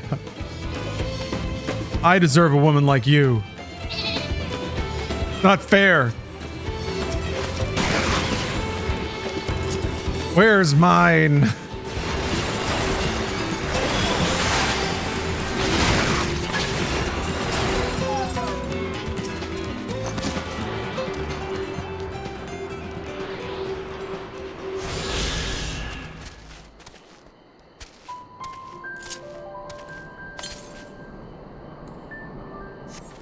They like Trump 2024?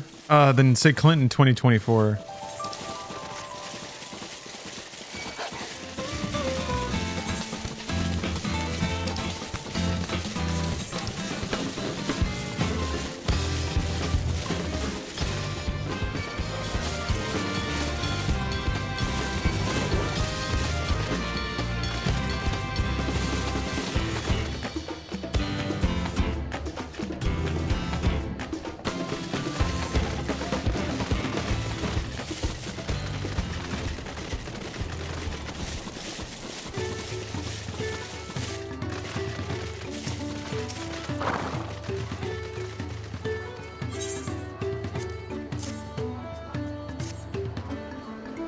Is that passions? Sure is.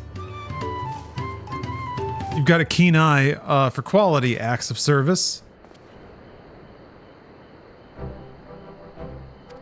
I need to add more clips from passions into old Mediotech.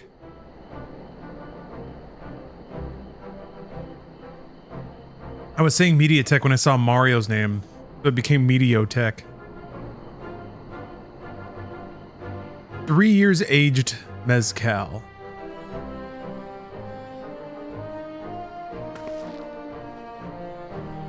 Three years.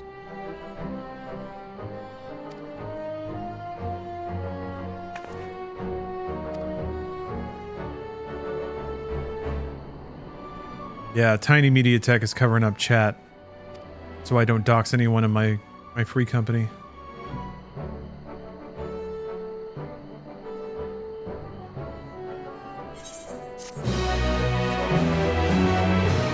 All right, now we can get a saddle and get an alpaca and complete the first challenge.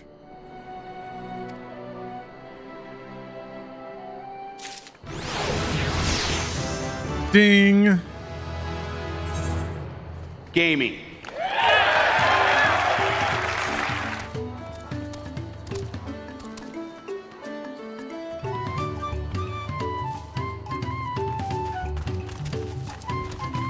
You never been invited to a wedding? Oh, that's a bummer. Weddings are fun. Maybe just start making random friends on Facebook and then insist that you get invited to their weddings.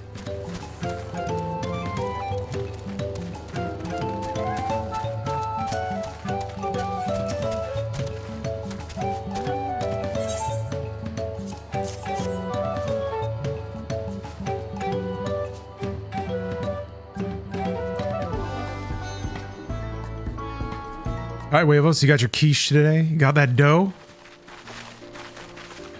Got that slice of bread?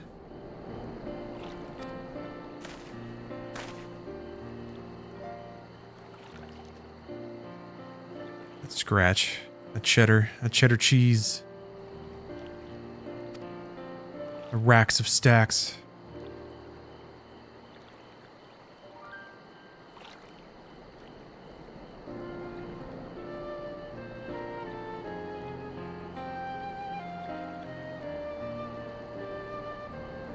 I need little scrapes on my knees.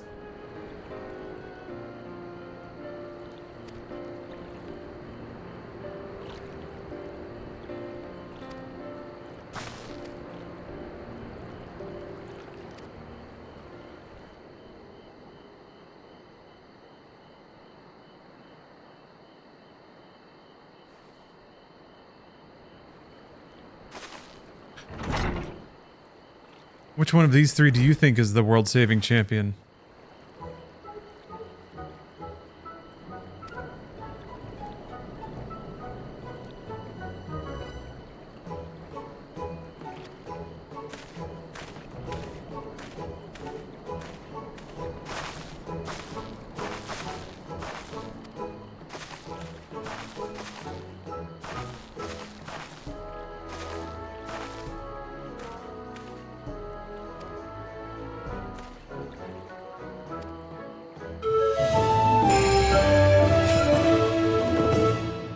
I do enjoy these custom UI bits that pop up. Oh, getting hot, guys. It's getting warm. I can feel it. And how much longer my camera's gonna be. This camera Don't worry though, cat cam for some reason is usually unfazed. People want to bang this lion lady. I assume yes. I would also assume yes. But I've been spared most of the shrapnel in that regard.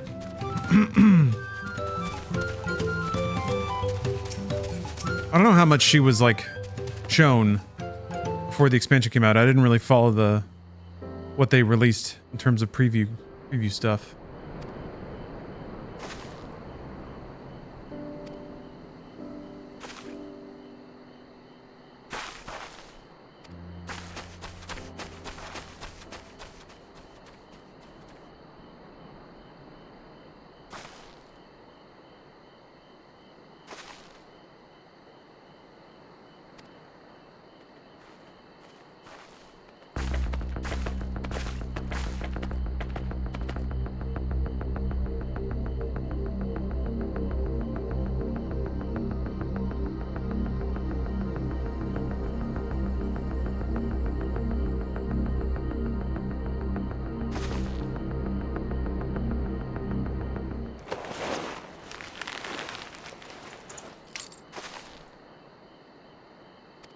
She did it. She didn't get spit on this time.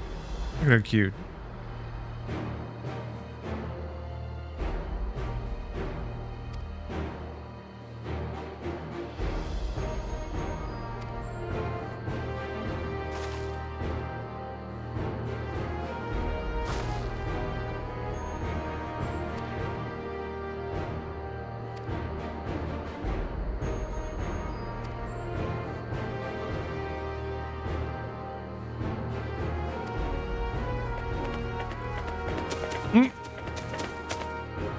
You got a fucking golden one? Damn, that's special. Golden alpaca. That dude's so cool. I don't know if you use Photoshop in your edits. Any thoughts on Adobe's new terms of service? Well, I do use Photoshop. I use Photoshop to make YouTube thumbnails, but I might, yeah, I think it might be time to learn something else. I'm kind of annoyed because Premiere just straight up doesn't support or even work with a lot of newer video codecs and newer video formats. And I've even tried to find plugins and they just don't seem to work, so I was messing around with DaVinci Resolve, although it also didn't work for what I wanted to use it for, so I don't know. There may just not be a good solution, but at least I can sleep more soundly knowing that I'm not giving money to Adobe. So yeah, fuck Adobe. Although I don't even know what their new terms of service are. Are they basically saying they can lay claim to anything you make to feed their AI shit? That's what I would assume.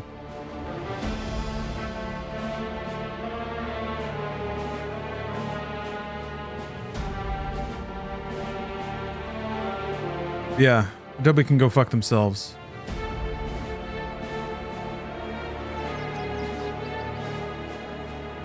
I don't want to have to relearn proficiency in a different image editing, software, but I will.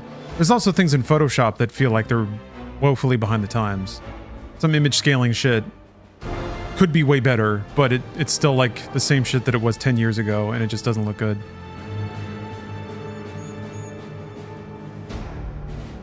The first part about them just being able to use your stuff because they want to, yes. All right. So anything you make with their tools is like they are allowed to use and repurpose.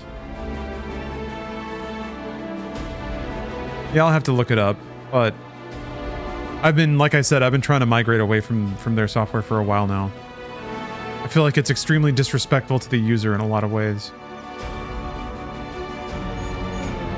And I feel like they spend way more time figuring out how to snare and monetize users than they do actually improving their product.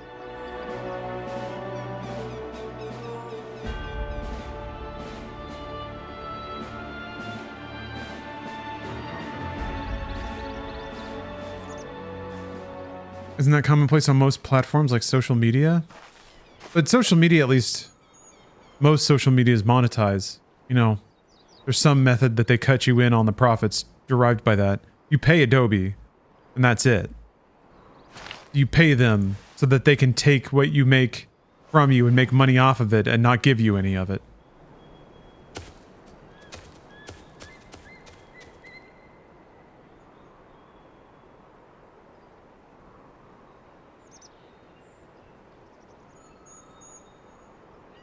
Yeah.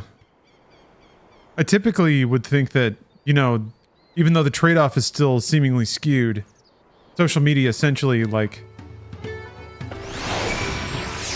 they trade your time and interest for the product or for whatever entertainment you derive from it. And then maybe, yeah, some actual money.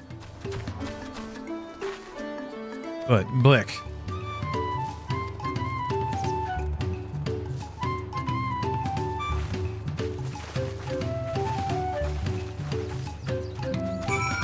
I also was like, I remember looking for, just recently was looking for a way to split. Okay, so it was actually the Steel Battalion manual.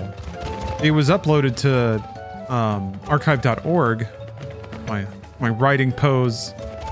It was uploaded to archive.org, but like the PDF pages were side by side, and the dude at the print shop was like, "Can't handle that, bro. Sorry."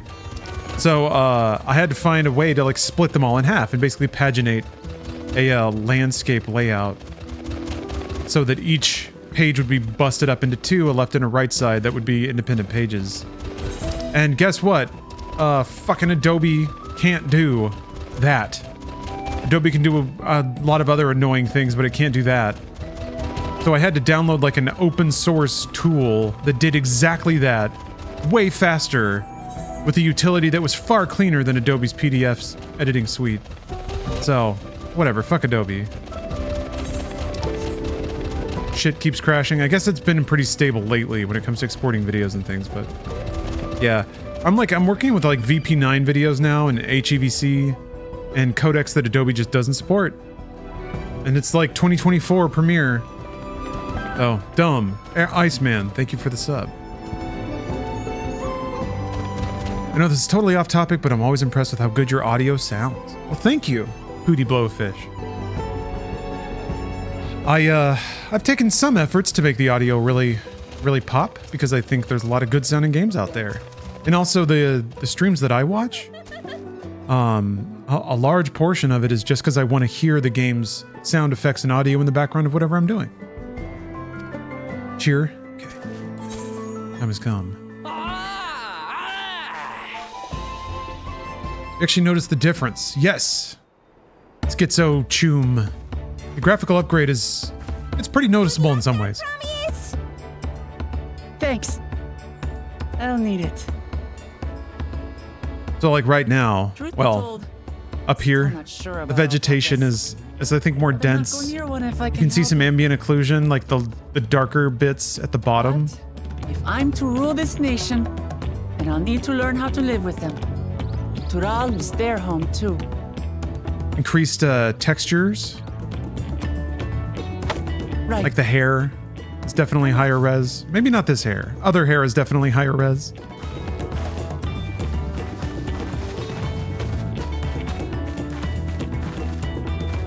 The dynamic shadows look really good. Dynamic soft shadows. So shall we head back to the ranch, or...?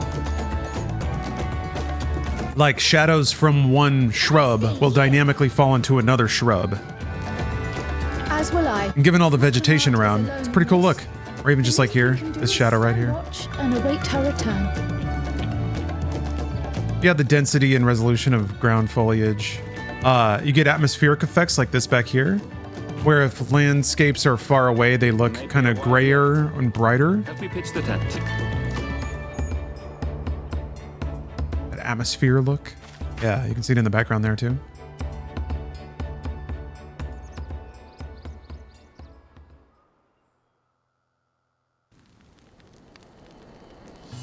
Haven't seen any ultra high def 4K food yet.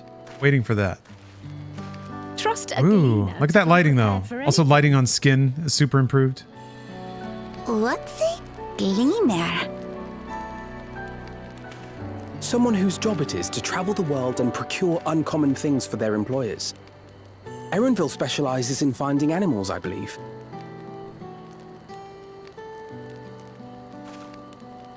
But aren't you a Shitona from Tural? Why did you cross the salt?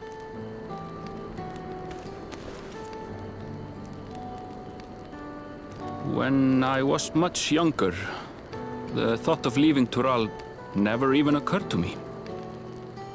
But then, some years ago, my mentor tasked me with a difficult hunt. Well, cool. What's the image editing software du jour right now? She said, so long as I clung to the familiar. Like Resolve is kind of the free, She suggested that I leave hope. free or like Leave Tural. prosumer Join the Gleaners editing of tool, right? I don't really know much outside of the Adobe I could family, experience but the world. Immerse I used to use GIMP a long time ago. And actually got pretty handy with it. But I don't know, there's like I've just now started to develop an amount of competence with Photoshop. But I think it's just like, now that I know the processes and the things to look for, I think I could translate that to another image editing software pretty easily. Become a gleaner. There's actually a couple of features that I'm sure another image editing suite would probably do way better. Oh, Canva? Oh yeah, Steph uses Canva. Photo P, okay. As it happens, I think the work was much to my liking. Like what I'll need is, oh my gosh. I all but forgot why I had pursued it in the My first little place. potato man sitting over there. I'm covered up by cameras, but as long as it can like mask things, as long as it can apply like drop shadows, interior, exterior gradients, You were tasked as long as I can with apply helping gradients this to secure masks, goal. things like that. GIMP is still super popular? Okay. I was. And though my hunt is now in Or Affinity Photo, okay. And maybe I'll just pick up GIMP again. Well then, I understand completely. We all have our reasons for seeking the Golden City. Which is all the more reason for us to work together. Although I guess, just so. One fairly common utility that I use in Adobe is the neural tool to detect a subject in a photo. That makes it very quick to mask out characters, people, from complicated photos so that I can use a subject in a more precise way. Something's happened to her. That would be a pretty time-consuming process if I had to go back to like, yeah, a remove background kind of feature. If I had to go back to manually masking out subjects. Do you hear that? That's a nice time-saving feature for sure. But I imagine at this point it's got to be pretty common. I have to admit, I went to a Microsoft Surface event where they showed off the neural processing unit in the new Surface tablets and laptops, and it was pretty impressive. It's a really cool idea. The fact that like the I guess the learning node or whatever the hell the network, the neural pattern chunk Utterly spent. is on. It's part of the OS and it's local to your computer. So when you do AI generative stuff, it just stays resident on your PC, Done, third and it promise. uses a chip that's specifically designed to work that kind of math. The ranch isn't going anywhere. Take a rest in the tent. AI tools are getting wild with Adobe. I haven't experimented with those much because honestly, they're like, For believing in me. I don't think they're super useful. I mean, there is a world where AI imagery is really, really powerful in YouTube thumbnailing, which is what we do. But since we're news and we're not like scummy news, really you just need a really strong, clear image of somebody's face that's the subject of the story. And AI doesn't help with that. You can't really, I mean, you can try to use AI to generate images of people, but that goes down a very scary road. So it's much easier to just use a photo, just probably, you know, improperly lay claim to somebody else's photo, but punch it out, use it in a different context, and change its color and lighting to match the composition of something else. But yeah, AI won't really help with that, because I can't like tell AI to make me a Todd Howard thumbnail. Maybe I could, actually. Ooh. Raptor blue, ice blue, cactar green. And a raptor blue. I dye my shirt.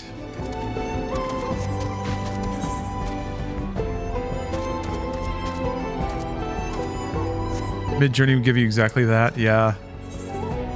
I don't like the idea of generating images of people with AI. Even though I am guilty of like, I guess I'll do the face app thing, but that's mostly for the memes. I feel like it's kind of obvious instead of like actively trying to generate fake imagery of somebody.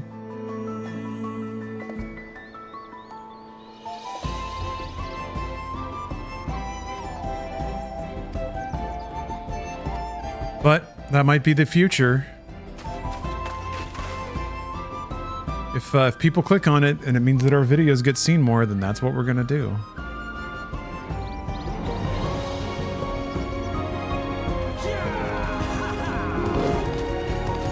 I'm just trying to get the symmetry of the shot locked in.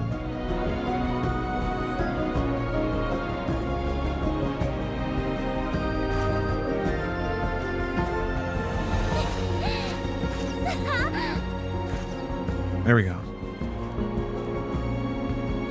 Are we on our way to kill God yet, or is that later in this season? It already happened. It was last season, actually. So now we're taking it easy. We're kicking back, putting on our adventuring Crocs and going on a road trip.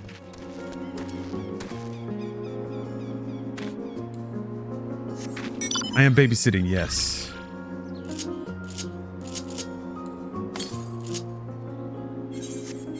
Southwest. I keep hitting it twice. I'm not sure why.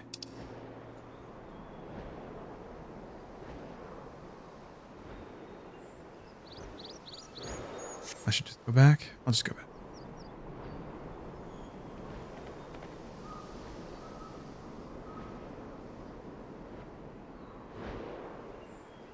Just a whole lot of character development. Yeah, I guess there was quite a bit going on over the past 10 years. It's been a busy time.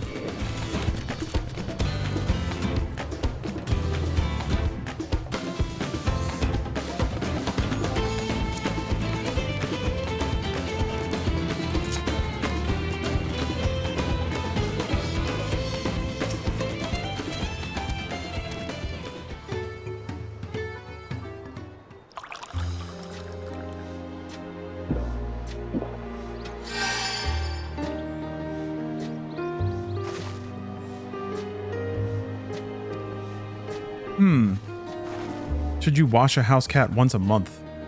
Well, no. I never gave my house cats baths when I was younger. But I guess some cats like that. Oh, cats usually keep themselves pretty clean. Follow this travel YouTube channel. They just started using AI generated thumbnails last week, and I just completely stopped watching their videos. Yeah, it's tricky. And also now YouTube will let you upload 3 thumbnails and it'll automatically figure out which one performs better. So yeah, you could just slop 3 AI thumbnails in there and then start to get a just use that churn to start to see what trends make people click on your videos more. I don't know. Thumbnails were more fun when you just had to stab in the dark with like subject, composition, and text to see what would get people to click more. Oh yeah, no, YouTube has always been, yeah, you could do 1,000 thumbnails. We're not there yet, but it certainly is easy to imagine, right? But yeah, there has never been a standard from the audience, which I have been a beneficiary of.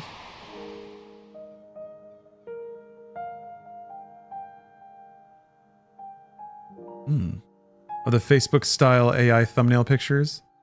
Like a veteran with a gold leg surrounded by crying orphans. Nobody will respect his service to our country. It is his birthday. And no one liked his post.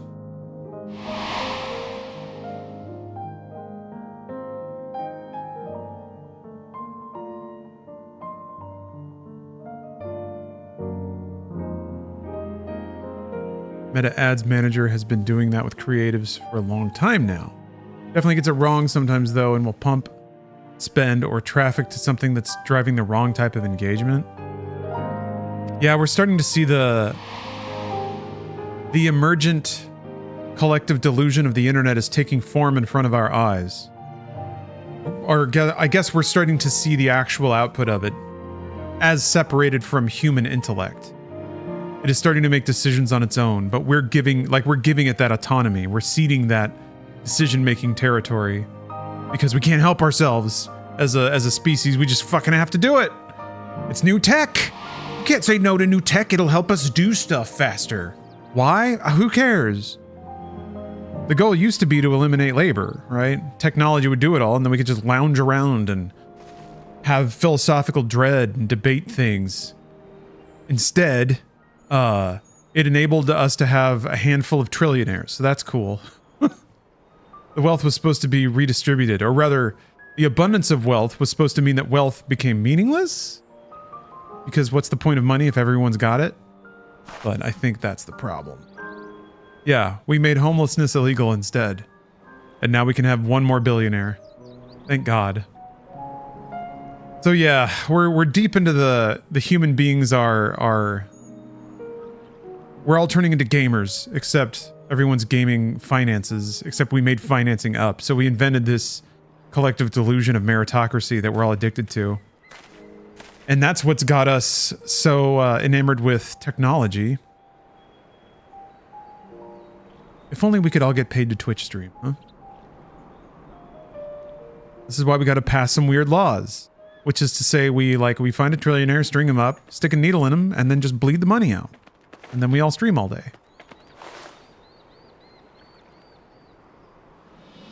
But I don't know. The cynic in me thinks that people would invent a different system of combative meritocracy.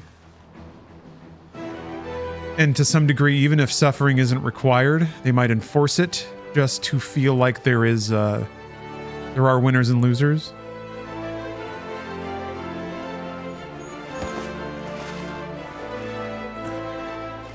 Maybe it's our lizard brains. Ah, gotta put in the watch battery.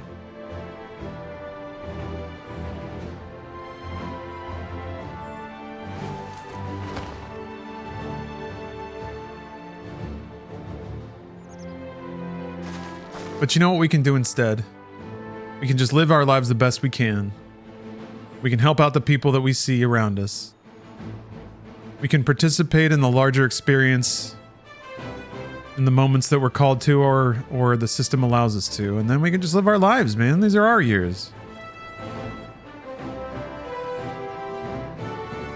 We can use them. It's fine. I'm allowed to do that. Ain't no law against it. Yeah, you can see the texture on the cloth. Textile texture. Pretty crisp.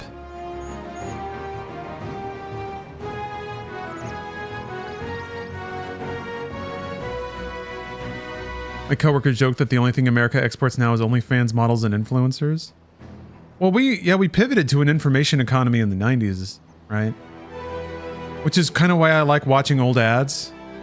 There's something cozy and quaint about pitching beer to somebody that worked hard all day. Like physical labor, driving fence posts or whatever. Doesn't happen now. It's all like image. Because it's all dudes like me that want to think we're hard, tough truck driving boys, but we're not. We all stare at spreadsheets all day. We don't all, but you know, I'm speaking in the highest level cultural stereotypes.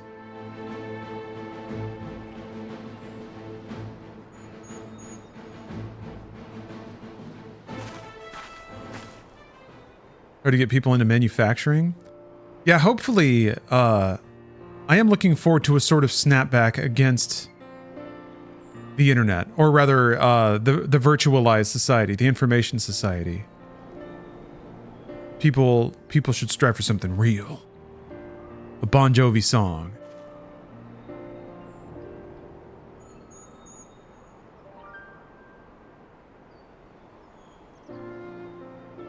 Oh, you struggle with that, Crab? What, finding people to hire? Finding workers?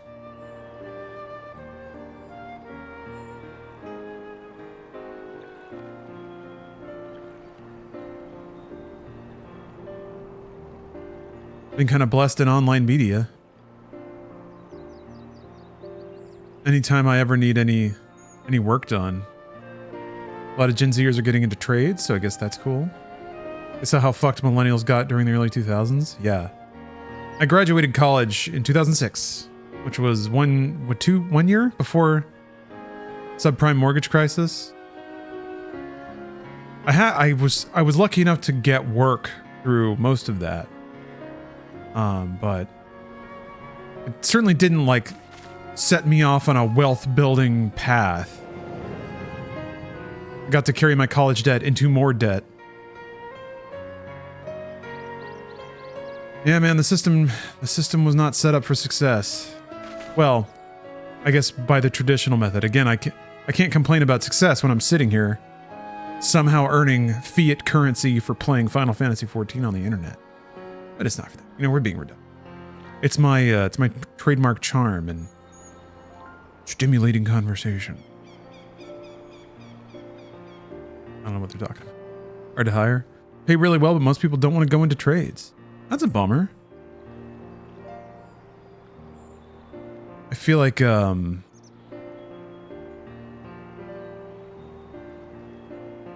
I would, well, this is stupid to say given that I've probably picked something as far away from the trades as possible. I don't know, I would probably want to go into food service, and not because of the bear, but just because I like cooking. I do like working with electronics. I could probably do that and not burn stuff down.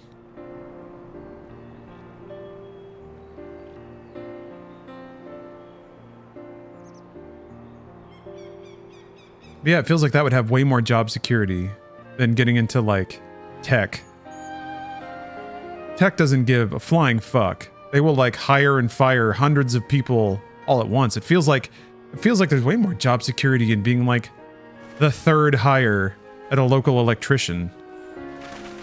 Unless everybody just moves out of your city, which I guess happens.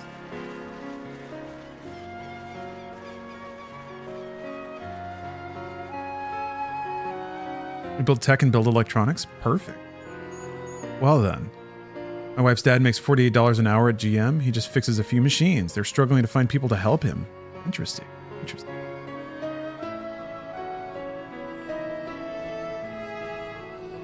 Yeah, Nick, I don't understand why food prep is like it is. Like for some reason it self-selects more than doctors, or it seems like. You just have to really get beat in, and I don't know why it has that culture.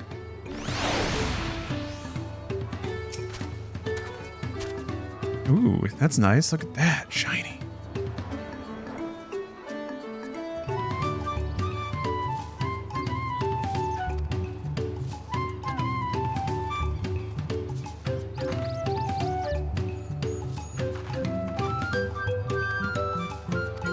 Tech requires you to always be doing something related to your work during your free time. Portfolio side projects, writing code and blogs and tutorials, consulting. Yeah, it's an aggravatingly competitive atmosphere. Part of me kind of gets it. It's because it's a relatively new industry, so it's driven by this concept of there constantly being new ground to break. There's always like new businesses to found. It almost reminds me of some of the portrayals I've seen of like early Hollywood. Dudes would just like shoot themselves full of meth and work around the clock because they were the first ones to do it. And there was a lot of like, there was a lot of money to be made, a lot of legacy to found if you're that kind of mindset. So yeah, tech sucks. They'll pay an NA software dev team $150K a year per person and then lay off that entire team in 10 months and outsource it all overseas. Yeah. There's a lot of money throwing around, but none of it's stable, and the culture is so rotten. I don't know if... Yeah, I guess what I do would have been tech adjacent. And yeah, there was zero acknowledgement of like... of any humanity in any of it. I mean, business is business, right? I feel like I'm sounding pretty naive saying these things, but I was kind of shocked at just how like... no one gave two fucks. Like everybody was purely out for themselves. And even what they were out for themselves wasn't even anything long term.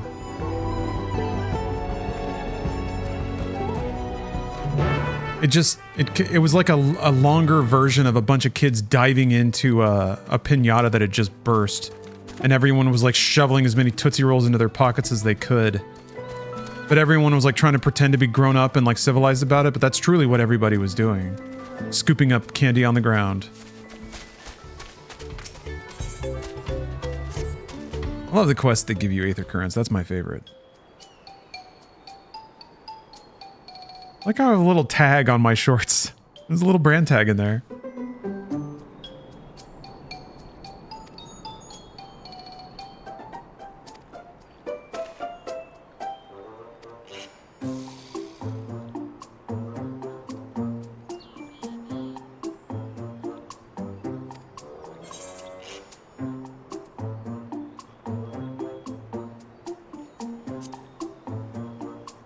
Dude's trying to swindle me out of some crystals.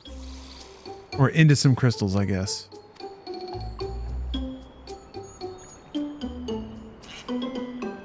Gotta push them kids out of the way for the Tootsie Rolls. There are people who did that.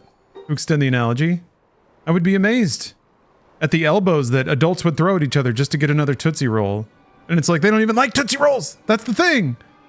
They take them all back to their desk, if I'm extending the analogy even further, and just dump them all into a drawer. And that was it. Some of them would use Tootsie Rolls to try to get their dreams made. But even their dreams are just like... Just a crap version of something that already exists. Maybe that's the reason I'm so, like, gun-shy about making things that I feel like have any similarity to something that's already been said. Is because I was surrounded by people that just did their copy of something. For years and years and years.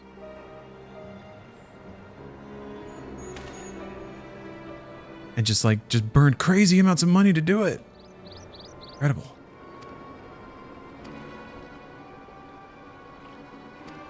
In a way, I kind of envy people that truly understand that money is made up.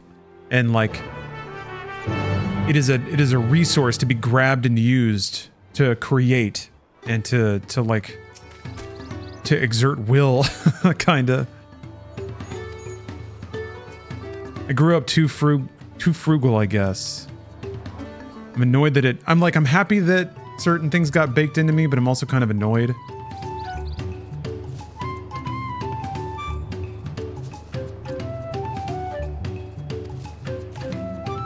Everything is a derivative of everything. That is true. That's true. There's value to even similar ideas being laundered through new human experiences. That's what new expression is. Yes. I think I intellectually understand that, but I don't emotionally get it yet.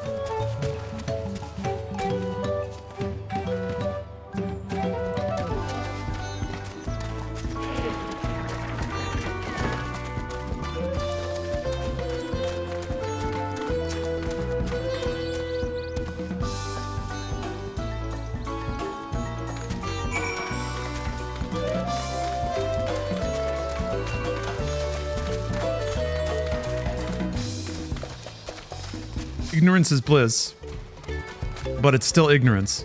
But bliss is also still bliss. That's true. That's true. That sounds like a reason to crack a beer. It's 3. No, I should not. I'm going to a bar later. I think that might be a little too long. It's a little too long to keep things cruising. That's like 3 hours of pre-gaming. That's a lot. Would you rather be stupid or happy? I mean, aren't they usually the same? I'd rather be happy, I guess. I think you mean like smart and upset or dumb and happy.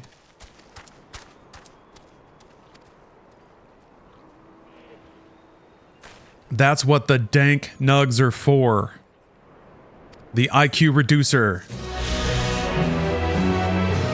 Oh, sweet weed, give me relief from this brain that can comprehend my own mortality. Deliver me unto a mental state in which Looney Tunes are really funny. Yeah, the best we can do is be good people and be good to each other. Anything else is just yelling into the void and detrimental. Yeah.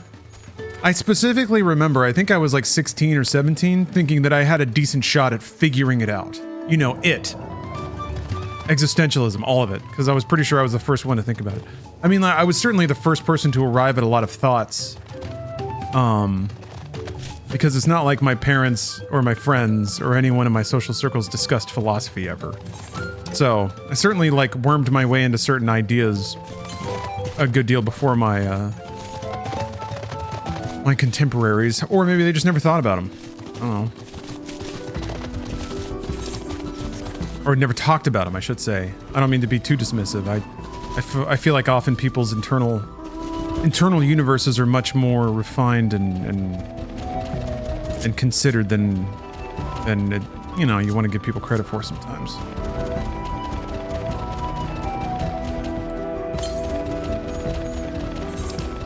Yawns. I'm gonna get that yawn. Hold on, I have to speak with Lamont outside Tavte or whatever the heck. Oh, that's back in town. Philosophy is great. I really want it to be taught at the high school level. I was lucky to take a class in college. It would be helpful, I think. Honestly, I think work philosophy might be helpful, although it would be really easy for paranoid dipshits to accuse that of like teaching socialist doctrine or whatever. But I do think if there were some base level of conversation or education about people that are entering the American workforce and what labor is and like the rights that they have as an individual and the things that they should look out for. I think that would be very kind and it would be very necessary conversation, because I do think a lot of kids naively enter the workforce thinking that it is like something of a meritocracy, or that there is sort of an established order to the workplace. I think it's easy to assume that too, because you just extend that assumption from school. All those structures are there in school, and they may not always be consistent, but at least they're internally consistent. Like if you fail, you fail. If you pass, you pass, right? But in the job force, none of that shit really applies anymore. Ewido, thanks for the sub. So yeah, I think it's really easy. Like, it's natural, I think, for people to enter the workforce with a set of assumptions about how things work, and it's very easy for people to take advantage of that. And I think it happens a lot. I even think that part of the game is like making sure that keeps happening, so that people get free labor, or cheap labor at least. It sucks.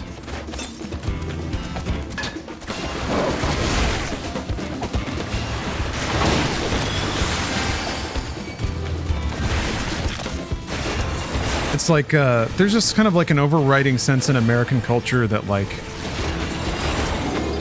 the self-made person is superior, even if you can skip some of that needless suffering with a kind word.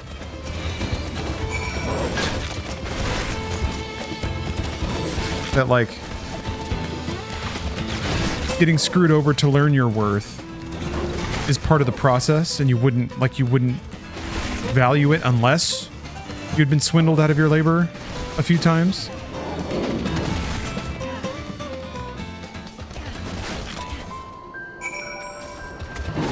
Or I guess it just really just assumes that somebody's going to be there to tell you these things. Many school buildings were designed with an emphasis on discipline, order, and control. It can be seen in the use of symmetrical layouts, uniform spaces, and centralized administrative areas, which can contribute to the perception of schools as being similar to prisons. Translates perfectly into your white's color spreadsheet job. Clock in, clock out. Yeah. Do the tasks you've been given.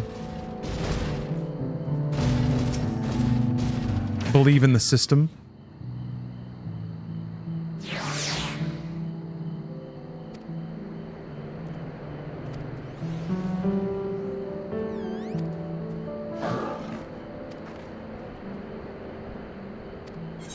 Yeah, in retrospect, I'm realizing just how kind of subservient a lot of the culture I was born into intended to make me.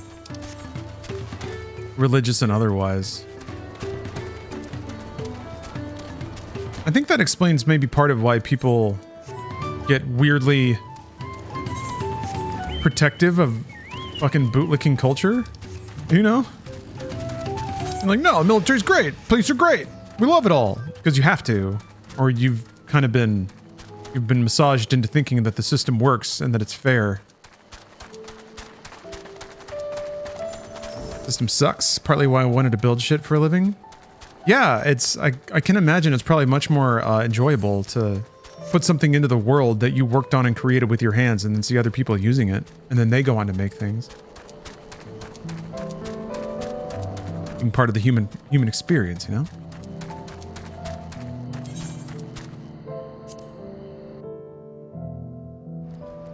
Oh, you were in petroleum? Oh, yeah. You must be feeling pretty good about that decision. I too have decided that I couldn't morally abide certain decisions and actions by my employer. And yeah, as the years go by, I'm become increasingly validated in that decision. Well, I guess we would have been here eventually. Is that a cat boy in a dress? Va va boom.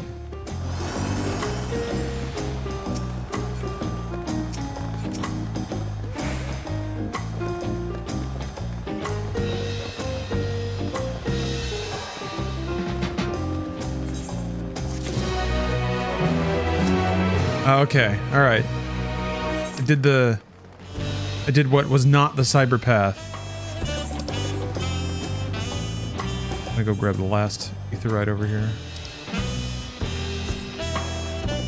I do feel like I misdirected chat significantly. Whoop, hold on. There's new triple triad cards, baby.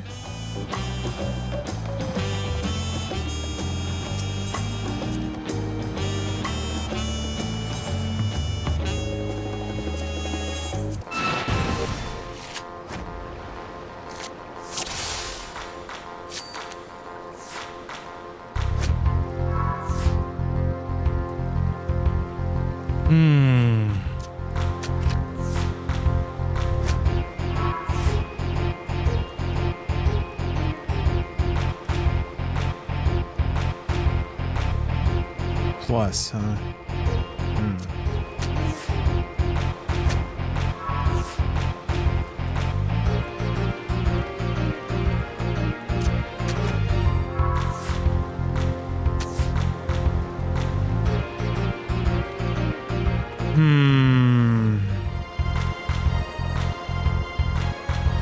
Oh, can't put this here. That would ding me on the plus. All right, that should work. Die! How did that? So, somehow, they created a situation where no matter what, they were going to get a plus on the last move. How do they do that? How are they so good?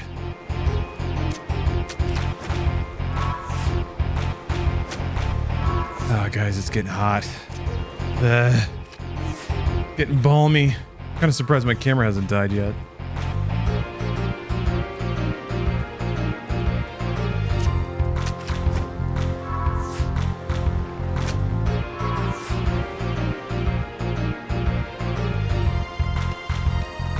Okay, I don't think they can get a plus off of this move.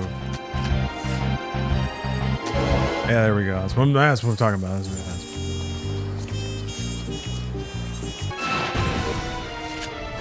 Plus is one of my least favorite rules. Yeah, I mean, it's great when you can get it, but the AI somehow is like really good at thinking ahead and not setting that up. Whereas somehow I always do. Somehow.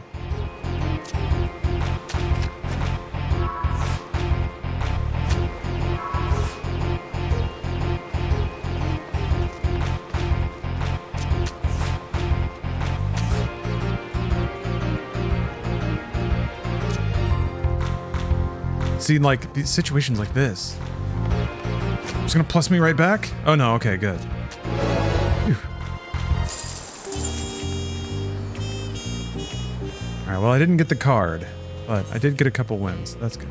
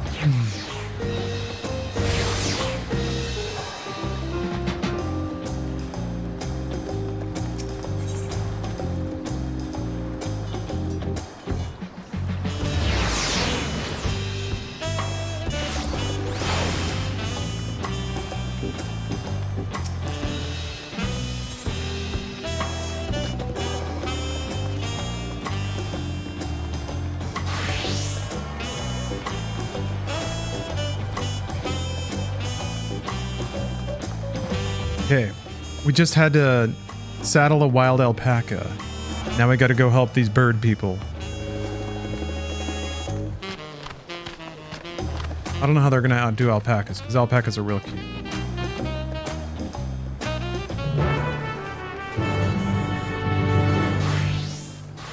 You have got a new quest to do.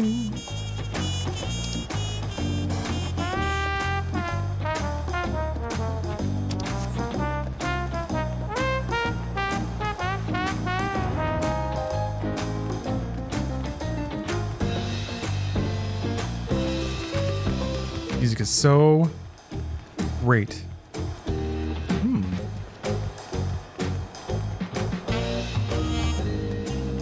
So there's essentially 2 pieces of music for day and night now. That's pretty cool. Little vibraphone, little xylophone action.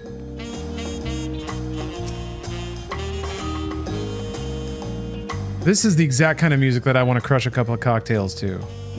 Because it's also like in a particular frequency where it's not hard to talk over, as opposed to like other bar music that other people have to shout over, so you have to shout over.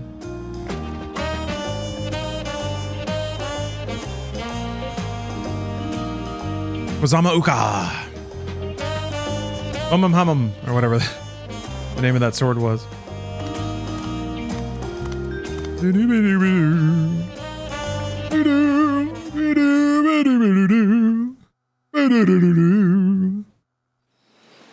That's the life, man.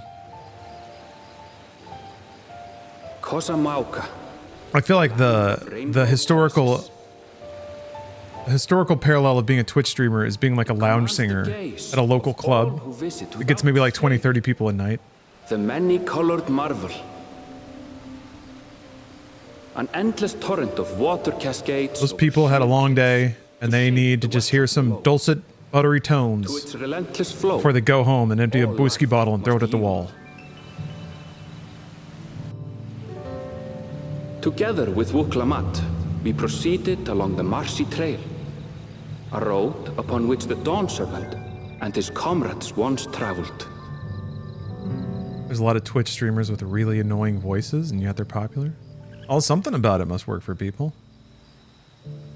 I've thought about that. Mostly when I'm streaming, I'm using my natural conversational voice, but if I pitched it a bit deeper, maybe that would make my Twitch streams even more popular. Look at those falls.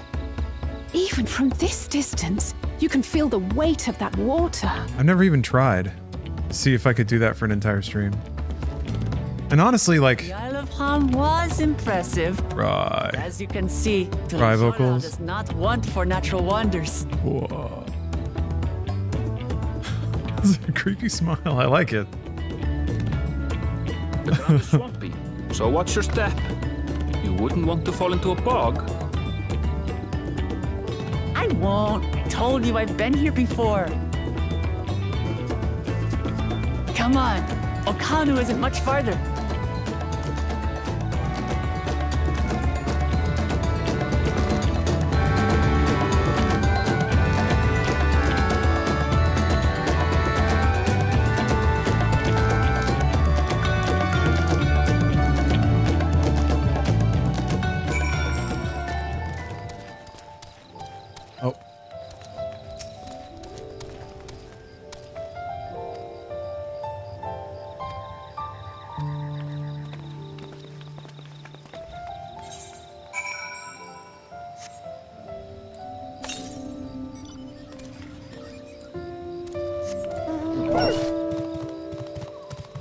Yes, we have cat.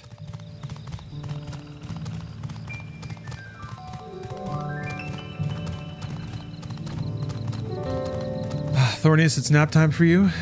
Well, nap well. Nap restfully, recuperatively. Who's this? Who's this? Who's this little frog man?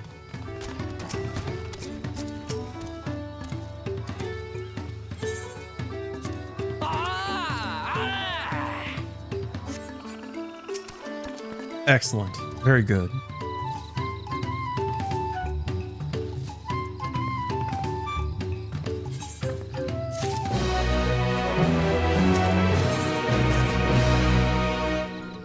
Ooh, gin and tonic splashed into your eye, huh? That must give you like spicy vision. With a real kick.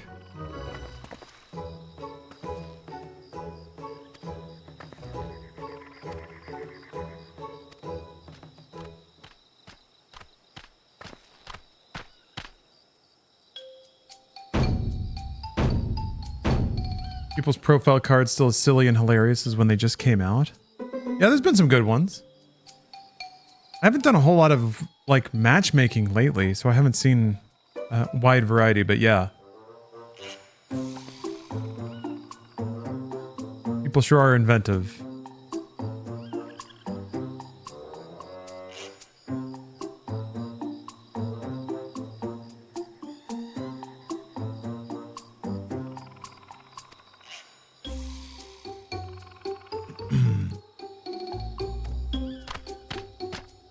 Alright, no time for a test yet. Perhaps there will be a feast.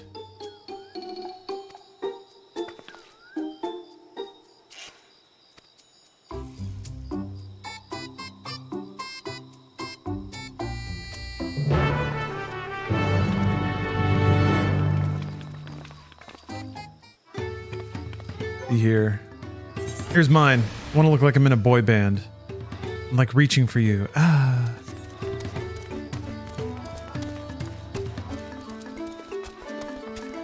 Oh, what do we got here? Blue Borbies? Delicious.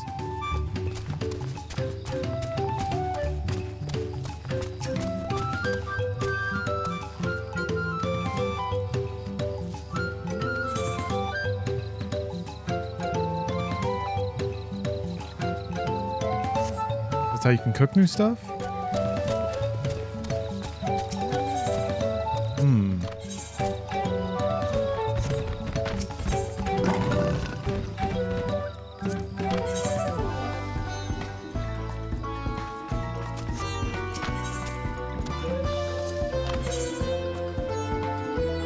Okay. A new bait.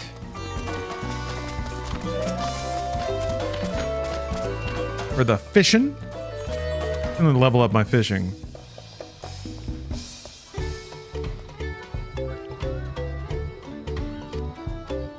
Women love me, gods fear me.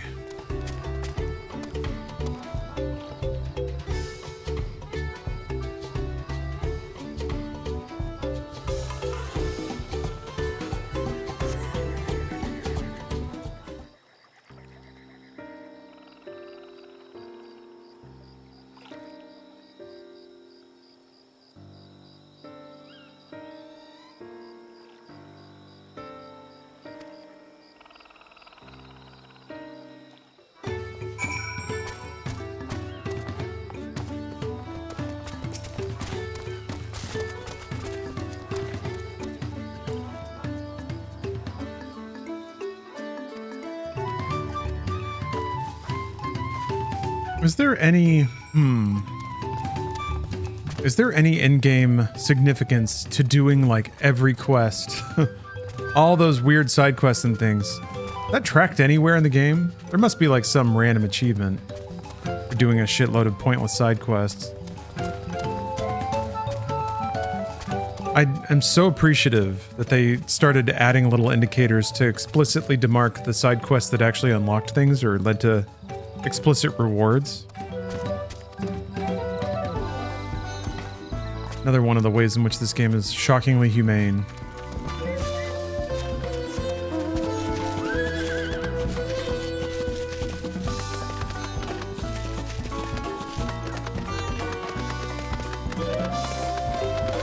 Oh, I don't think I've flapped the aetherite yet.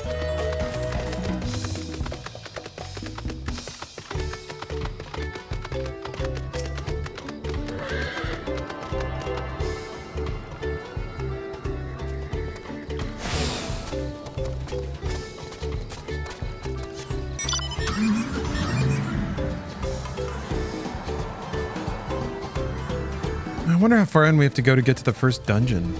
It'd be nice to get to that. Some music, get a wacky boss. Probably after the two trials, I guess. Given how the structure goes.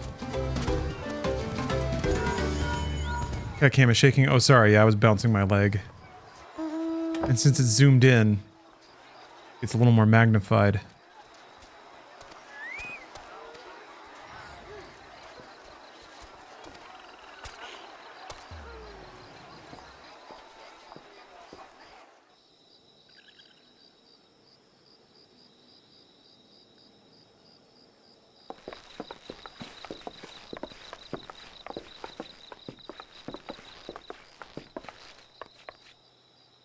Kitty. Nope. No sign of Zorolja or that oversized lout. We're not getting hit with the big one just yet.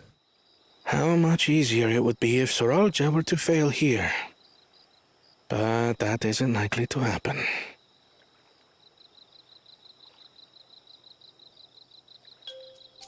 Honored guests, I am Zanuhali, Elder of the Hanu. I am also an elector, charged with judging which among you is worthy of ascending the throne. Without further ado, let us talk of the feat. Not so fast. Surely you couldn't begin without us.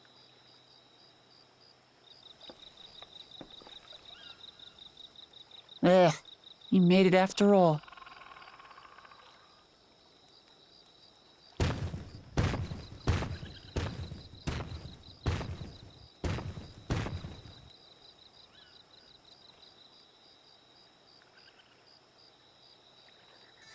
No need to fuss.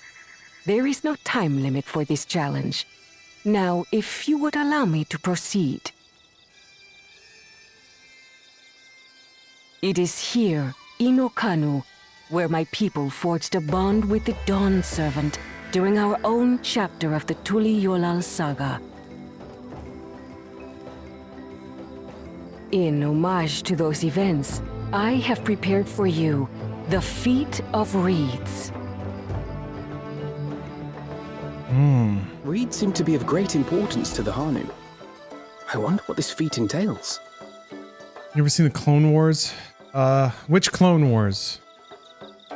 We use reeds in every part of our lives, be it as food or weaving material.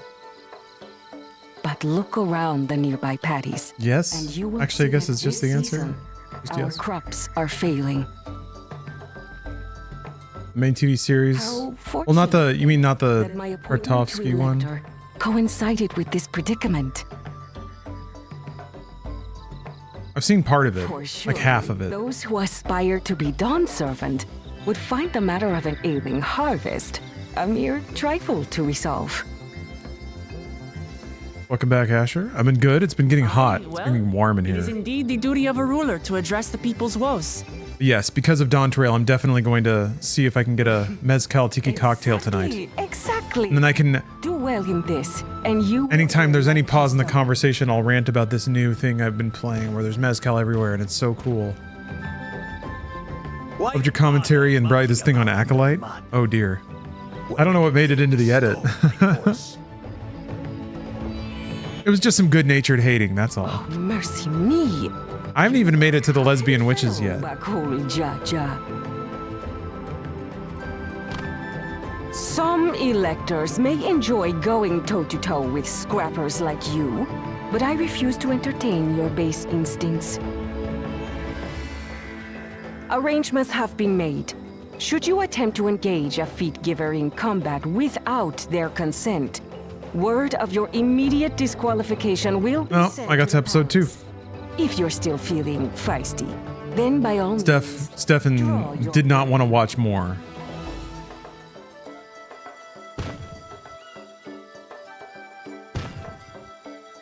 I don't sweat you. This contest is presided over by cowards. There's no sport in fighting you. Then we can return to the business of earning my keystone. The Feat of Reeds is begun. Claimants, I wish you the best of luck.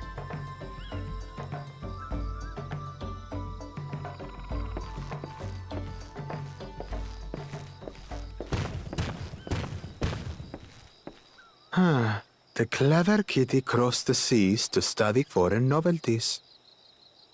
He might know tricks we don't. Tricks we can use. What of Little Miss Mittens? You know the answer to that. Compared to the first and second promise, she's a distant third. Not even in the running. Then we see eye to eye on this, brother. Being Bakul Jaja so long with me has rubbed off on you.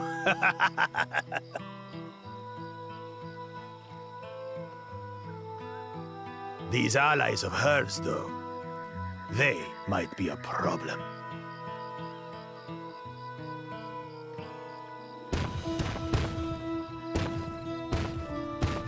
Yeah, the 2D Clone Wars show was badass. Damn it, I'm just as qualified to be here as they are. Sometimes I still think about that sequence of Mace Windu just absolutely demolishing a bunch of droids. There's no time limit, remember? Let's keep calm and think things through. Right. You're right. I won't win against that lumbering Vidrol by losing my head.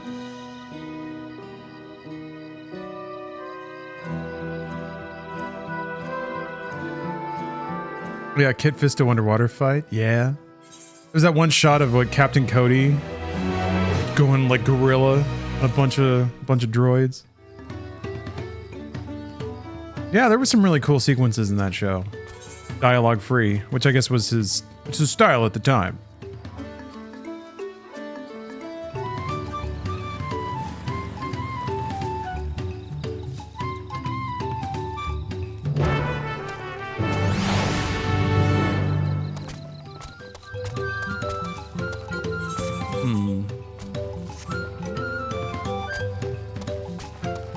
I feel like I used to have to hit the map button twice. Oh, that's why. Okay, if I'm not, yeah. If you are moving, it just brings it up transparent and you have to tap it twice to make it go away. That's why I keep hitting it twice.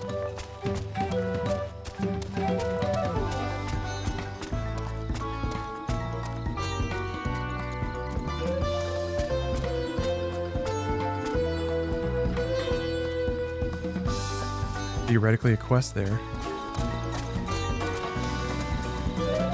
Go that way anyway. Ah.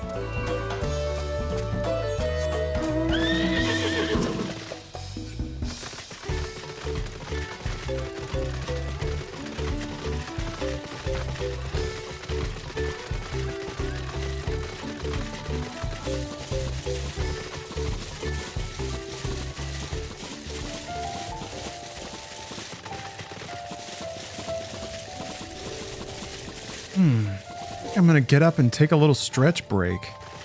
Get up and walk around a little bit. I'll be back in a bit.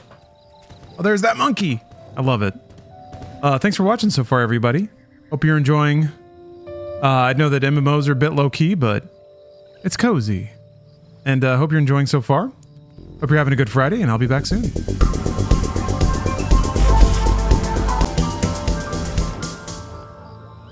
A little bit scared. Okay. Cat. I have to now have a lap cat. Means I'm gonna have to reframe the camera again, but that's okay. Okay.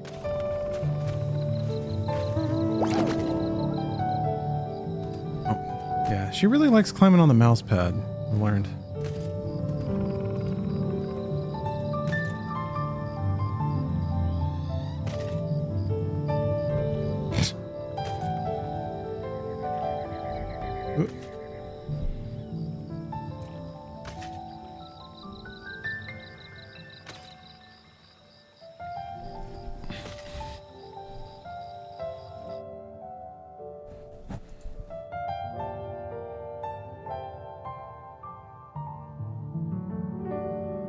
The lap, okay. How are we gonna do this?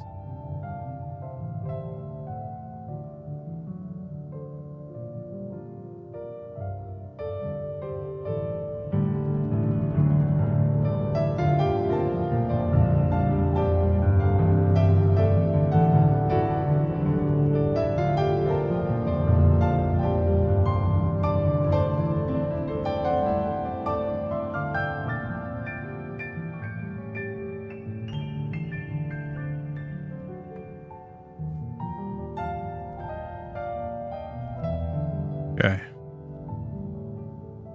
I don't know if like, I think maybe as long as I'm petting her, she'll stay on the desk.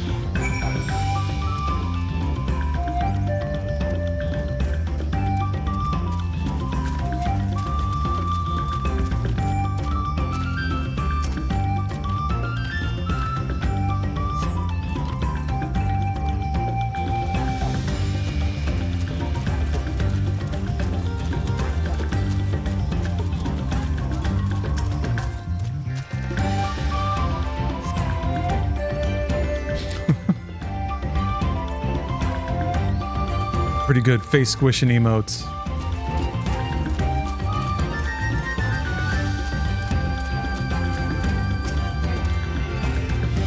Ooh.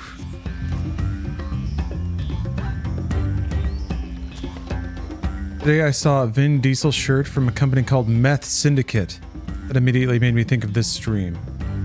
I like everything I'm hearing.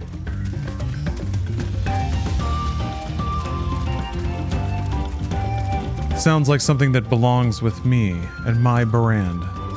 Hello, lethargic frog. Look at this guy. He's so tired.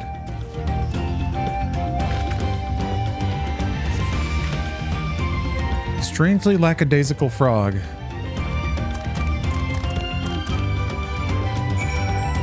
Even the frogs are taking it easy.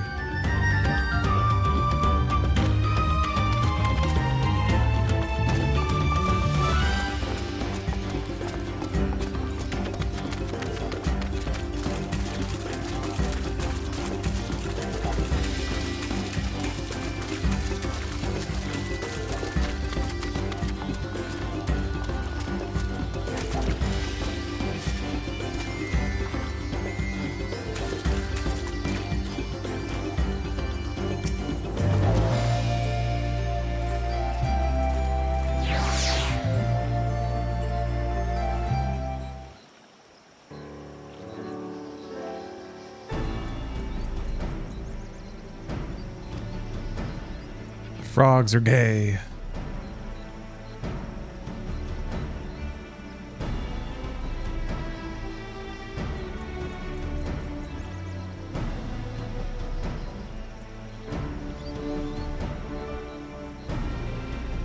All right, see if I can click on this link. Oh.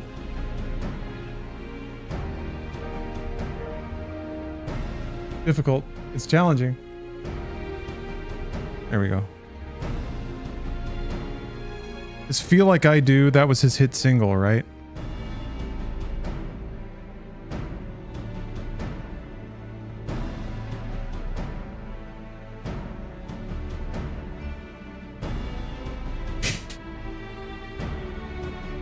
You did that. Her tail flicked the mouse off my desk.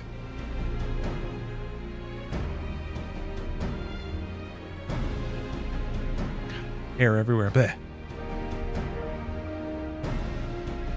It's because I have a fan on. So Cookie's hair gets in there and then it just blows into all my face holes.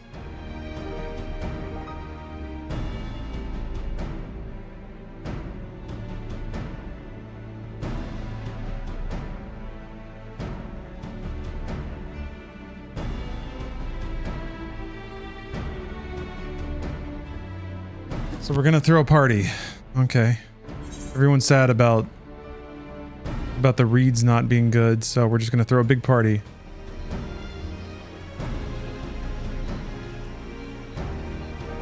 You know Prince did a music video for Batman in 1989 dressed up as the Joker with a bunch of other Joker backup dancers. I did know that. Yes, Pleasure Man. Yep. 89 Batman's a weird movie. Weird to me more people don't, like... It's weird, man. I don't get it.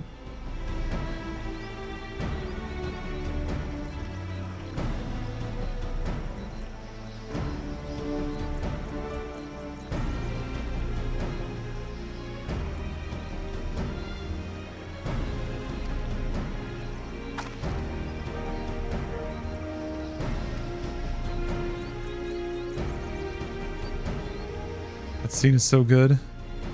One where Jack Nicholson is defacing a bunch of art because he's so jokerized. I can appreciate how 89 Batman tried to like set up sort of like the industrial era and the era of consumerism, and that Jack Nicholson is like a wild hippie dude who's like, you don't have to live your life just consuming products and living a boring urban experience. I guess that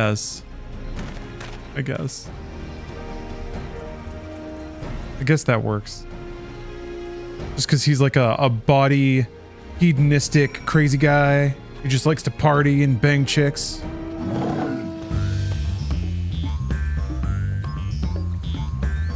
And his impossible animal magnetism draw people to him. Because he can see through the joke of society. I guess. I don't know what they're going for in 89 Batman, dude. Also, like, the you want to get nuts, let's get nuts scene. What is even going on there? It can be weird. I actually kind of like it because it's weird, but it doesn't make any sense for the character or anything. Like the way that Michael Keaton was playing Bruce Wayne, I don't get it. None of it makes any kind of sense at all. Unless he was just trying to out crazy the Joker. Or like put him on the back foot or something. Well, that doesn't even make any sense given the scene.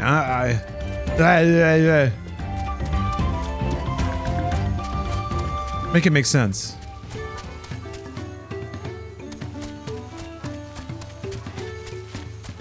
I feel like Batman Returns, not Batman Forever. Batman Forever is actually missing scenes, but Batman Returns at least kind of is saying something a little more pointed in its political satire, I guess. Although Catwoman's motivations get kind of murky. Oh, you got an ear itch, seems like. I don't know why she's so mean to Penguin's bird, is what I'm saying. Alright, bye, Cookie.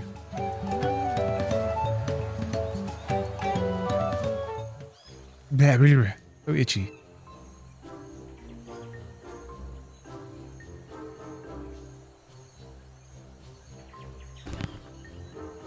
Huh.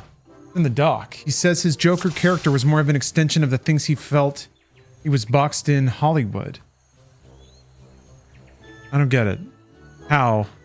Like the Joker is a reflection of the Hollywood executives that were just like... He was just able to just be wild and wacky and crazy and it was cool. Okay, so it is just that. He's just wacky, crazy. He was just being rebellious because he wanted to put weird stuff, nonsensical stuff in a big budget movie. I feel like he was retaining his expressive artistic soul. I get that, I guess. And, you know, it doesn't work against the movie, I don't think.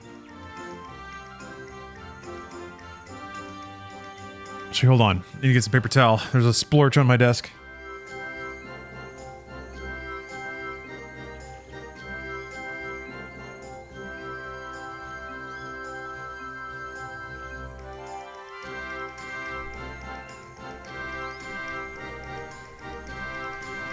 It's just kind of weird. I guess if anyone did that now, you know, took a property and they were just like, I'm just going to use this to just be artistic and weird. People would be so offended, I think. Like, how dare you? This is not for you to fuck around with. This is Batman. Batman deserves like an honest attempt at making something Batman.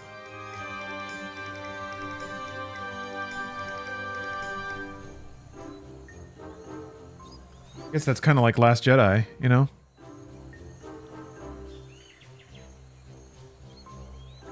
They wanted Joker to be a mobster character, which also was weird. I mean, that kind of fit the 30s kind of feeling It had kind of that Dick Tracy Chicago gangster energy, which was cool. I thought the look of the movie was good, and I thought its tone was fun if weird.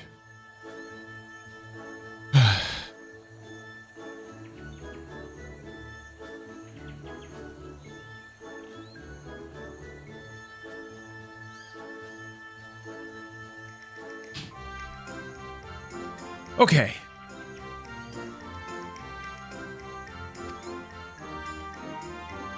Yeah, I like the idea of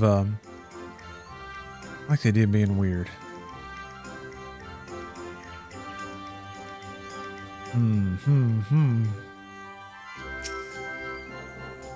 Look at those tail feathers.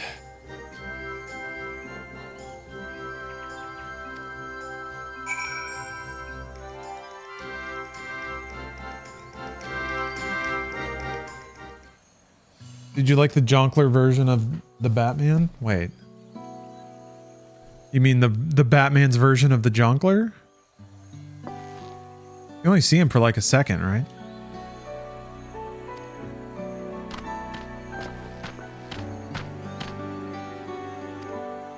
I did like the Batman quite a bit.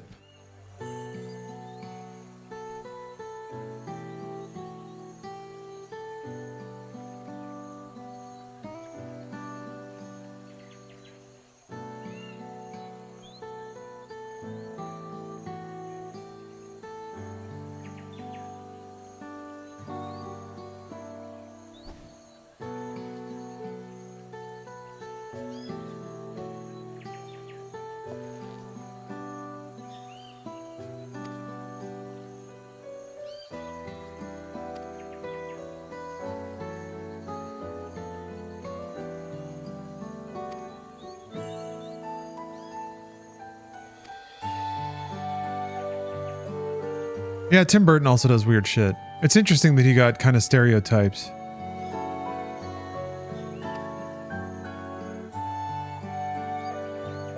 Now I guess he's just doing sequels to his old movies.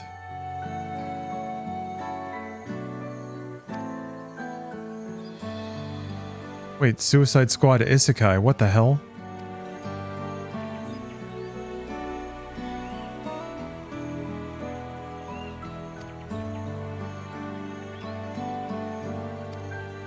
Well, there he goes again. He's musing. Oh, yeah. Mouse is down here now. Ugh.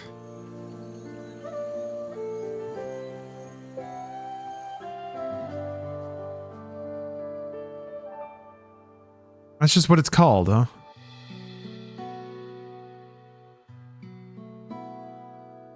Just what it's called. Harley Quinn, the Joker, and the Suicide Squad cause havoc in Isekai, an all-new original anime series from Warner Bros. Japan and WIT Studio. Okay. I mean, why not? Why not?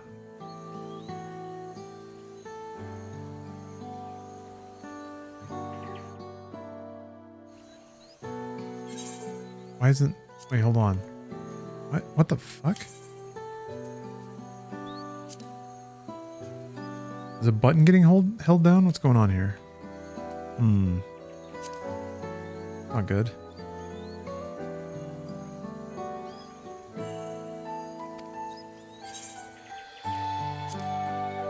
Why is it?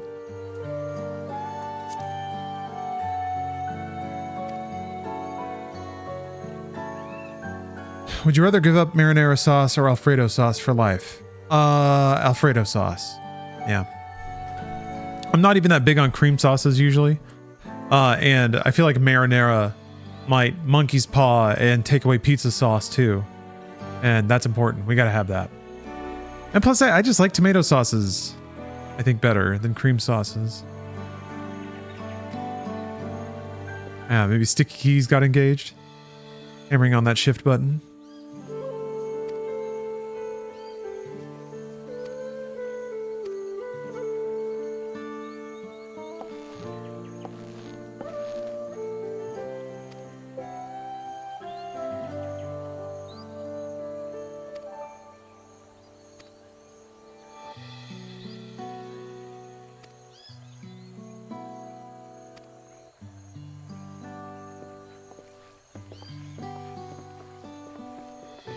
Talking about alchemical brews. This is the deep chit-chat era of Final Fantasy XIV.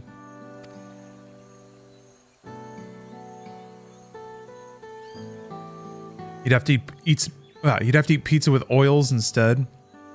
Yeah, maybe like a pesto. Yeah. Yeah, just like an herb-soaked oil.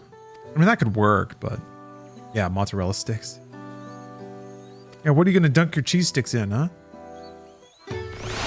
More cheese? I mean, some people do that.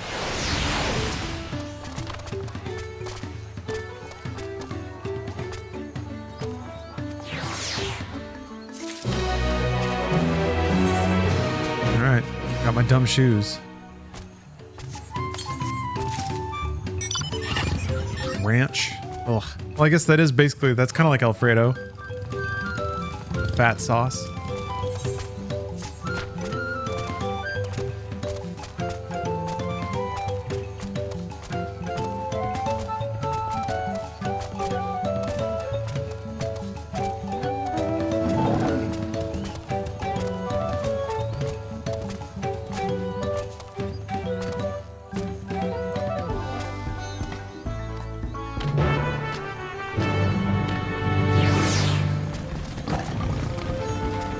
Video in the left corner is good for attention span. Yeah, that's an unintended benefit. Get some of that ADHD buzz going in the brain. It's actually a chat cover. I have it there so that I don't expose the private chats of my free company, or my guild. So that they can share all of their illicit and tawdry information. But also, Mario Super, since it is Friday, it is extra topical, because every Friday I play the clips, I just let it roll after I'm done streaming. Little media tech block for the weekend, because I think it goes pretty well with having a couple of drinks, or just something on in the background to ease you into your weekend, while you watch some TV or play a game or whatever. Eat your breadsticks and nacho cheese. But yeah, that's what this meter here is for. Acts of money generating generosity will extend the length of time that it runs after I'm done. That is only on Twitch though, just FYI. YouTube will actually actively interrupt and take down live streams based on what's there. I got a warning about it, so the first time I tried it, they singed me. Flew too close to the sun.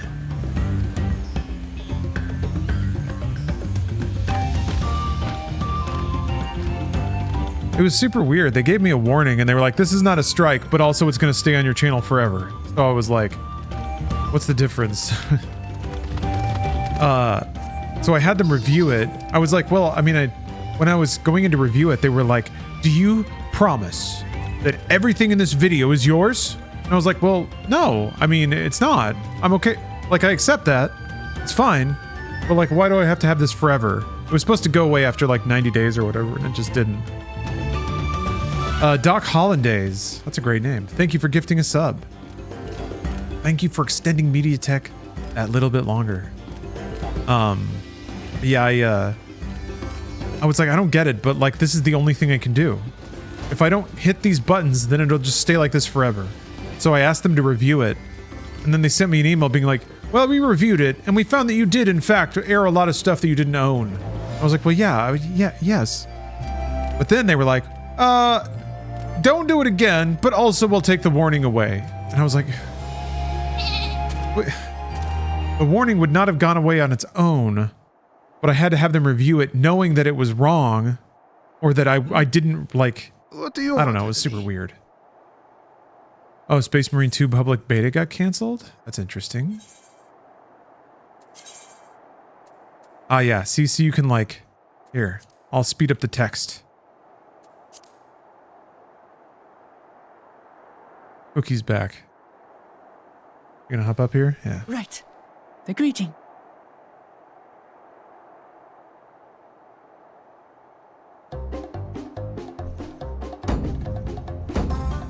Ohok Kali. Good.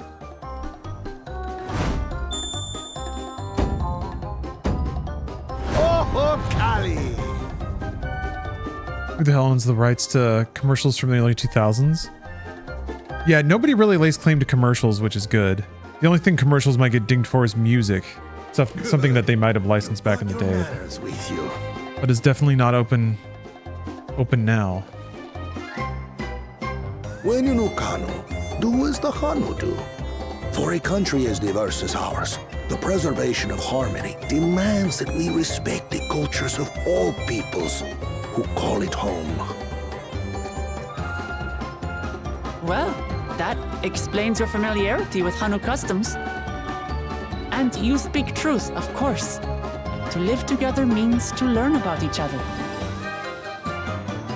Ah, I appreciate an open mind. In fact, I get the sense we've met before.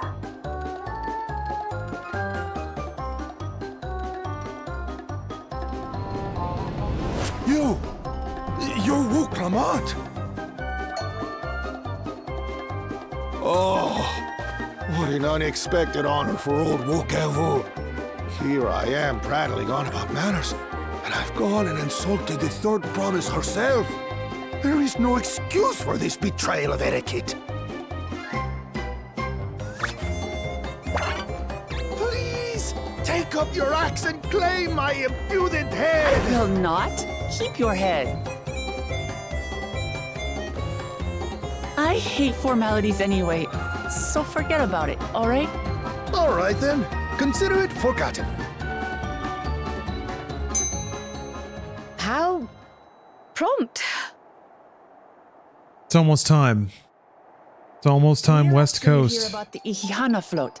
It's in bad shape, and we need you The to most craft blessed new of all carrying poles times. and a new eye. I'm told you work with Uyuipo wood and a certain kind of stone? Abokisha?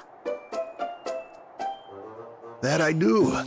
But while I would like nothing more than to offer my services, I just used the last I had of both those materials. My lumber in particular went to fixing homes damaged by the recent storm. I'll need 10 days or so to restock. We can't wait that long. If you tell me where to go, I'll gather them myself. Oh, damn. Send the third promise out on an errand like some common I think it's time for gaming, because it's 4:20 in the PM on the West Coast on a Friday. And I'm petting a cat. Don't worry about such things. There's some anime bullshit happening on screen. Shan't worry a whit. It's a good kitty. Look at this good cat. It's a good cat. Good cat, chat. What's with your Hanu friend there? Oh, Digital Melancholy. Thanks for getting 5 subs. I am festival leader this season. Appreciate that. And have come along to oversee Little jingle jangle in the tip jar. As strange as it may sound, And she's gone. Wuklamat and her friends believe the float is an arcane focus, meant to encourage the growth of our struggling reeds. Second. Let's see. Kablam. Captured. Got you in 4K. It seems. But that is indeed the true purpose of the lifting of wings. Your education is impressive, Third Promise.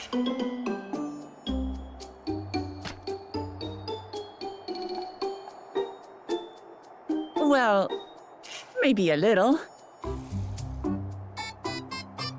Allow me to show you where to procure Uyuipo. Thank you very much. We can leave the Abokisha to your friends, I presume? Take yourself to Cave Kikitola or thereabouts, and you should find the stones you need.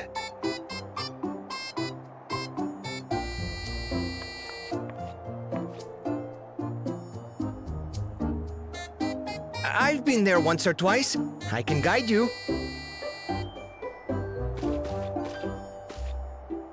That should save us some time. Oh, kitty. Old crew got annoyed with you because you'd make a big deal 20 minutes past every hour? Because it's always 4:20 somewhere. That's true. That's true and you're correct. The ironic thing is that what we celebrate as 4:20 is actually 16:20. So it If we're just going with 420, then it's 420 twice somewhere, always. There's 2 different 420s happening on the 20-minute mark. And that's just amazing. Chosen one. Doesn't that blow your mind? Rivals is making progress. Wow. Wow. Oh, Jesus, Nick. Cookie's pulling a Dr. Disrespect by grooming themselves. Iana, you say? Should our first choice fail, I want you to know that Cookie is of legal age to be on Twitch. To let this play out.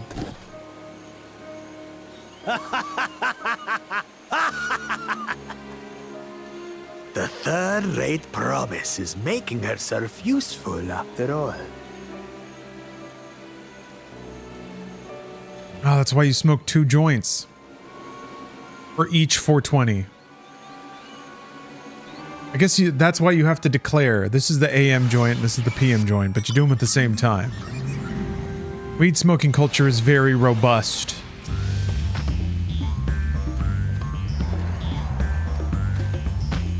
I feel like weed culture is Seth Rogen eating a chunk of Pop-Tart that fell on his shirt and he didn't realize it was there.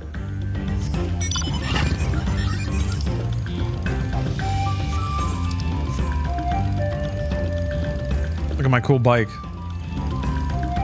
Man, I look tough.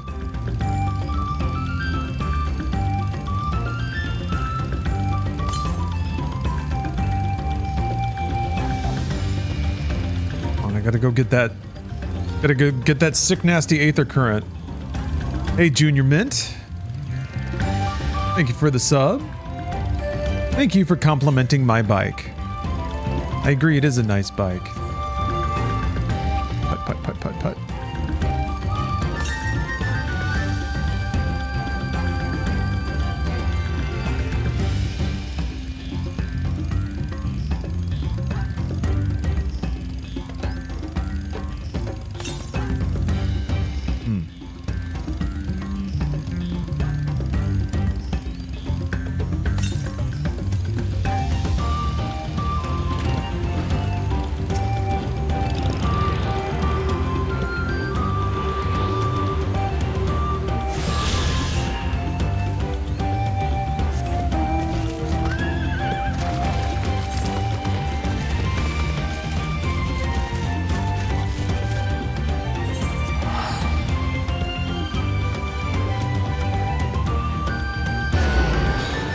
Need to rewatch the Nick Cage Ghost Rider. It is a fun movie. It's definitely from an era before movies felt like they had to try really hard. I mean, that's not fair. It tries hard in some ways, but it's definitely not trying to be profound, and that's refreshing. Which one? I assume they meant the first one. The second one's pretty cool. Got Idris Elba. Directed by the Crank directing team. What have they been up to? Hold on. What are the Neville Deans up to?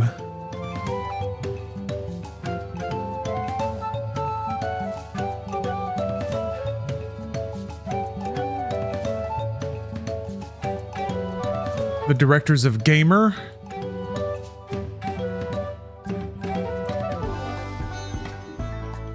It's just one Neville Dean. The Olympians. Ooh. Directed Panama. Apparently didn't do very well. The revolution is heating up. Very cool, very cool. Very cool, Mark Neville Dean. Did the Vatican tapes, whatever the hell that is. Oh, huh. Excuse me. Oh no. Startled Cookie.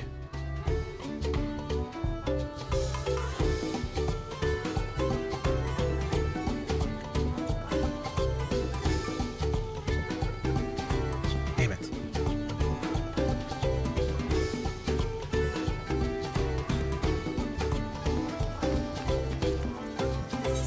Hell, nothing lasts forever.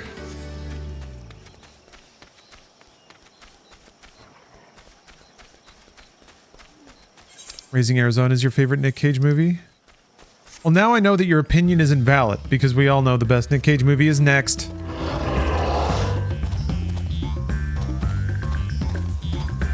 Maybe Peggy Sue got married.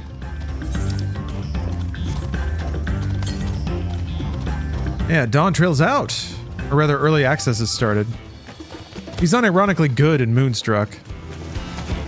He's actually good. It's not a meme performance. Knowing is really good. What if you knew? What if you had all the knowing? Nick Cage knows. Or really, no, his son is the one that has the knowing.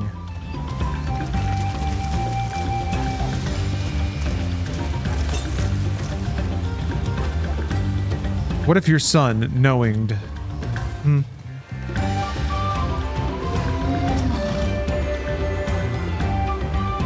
Family Man is another legitimate performance. I mean, they're all legitimate because they're all Nick Cage, but yeah, Vampire's Kiss kind of goes hard on that one. I still think Peggy Sue Got Married is peak. You only got away, like, how did you convince the director? Well, I think the director was Coppola. Or new Coppola? There was something going on there. Yeah, Family Man was pretty good.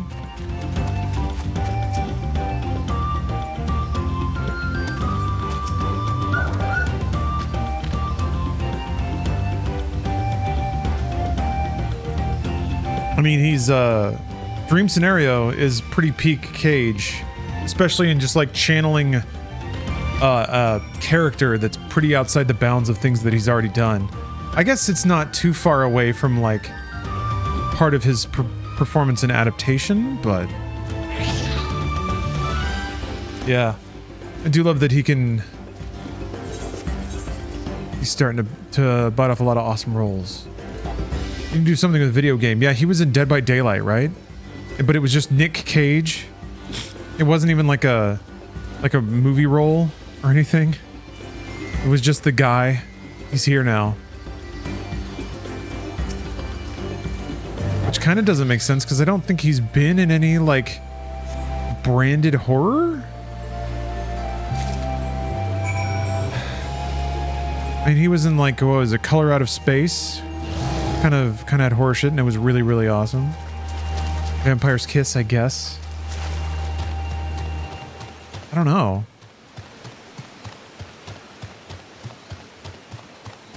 Oh, Mandy? Yeah. But he's not Mandy Nick Cage in Dead by Daylight. He's just leather jacket wearing Nick Cage. Just weird. Like actor Nick Cage. Like a bunch of killing monsters broke out at a rap party.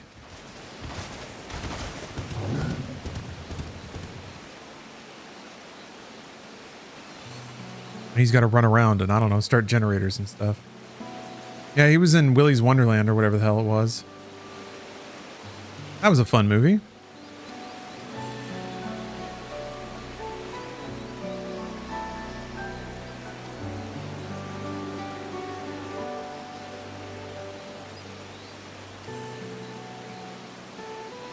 Oh, I watched the rest of Detention, which is a great movie that I actually will now recommend. Detention. It's a really bad Die Hard knockoff.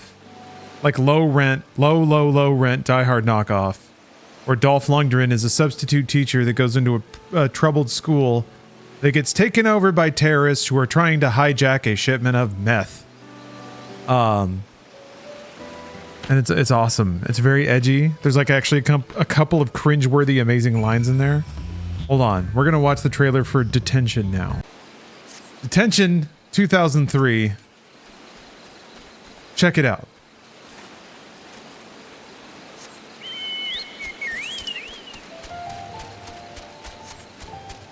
I think there's a line in there that's something like, hurry up or I'm going to shove this gun up your ass and you look like you'd like it. That's kind of the caliber of dialogue in Detention 2003. I definitely encourage you to check it out.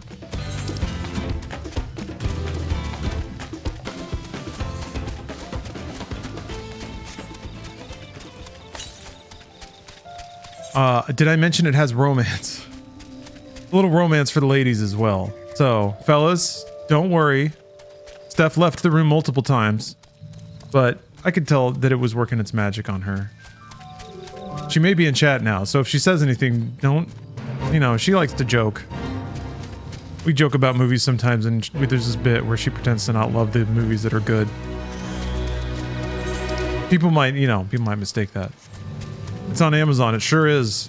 Where all the quality resides. Yeah, it's kind of nice. Amazon's related videos are pretty accurate in the sense that it delivers a lot of like military veteran revenge porn kind of stuff, which it turns out I'm kind of into. Not that kind of revenge porn. I mean a pornographic style show about revenge. Someone that served our country and had to come back to a gang-infested, immigrant-riddled neighborhood until they just have too much. And then they gotta take the law into their own hands.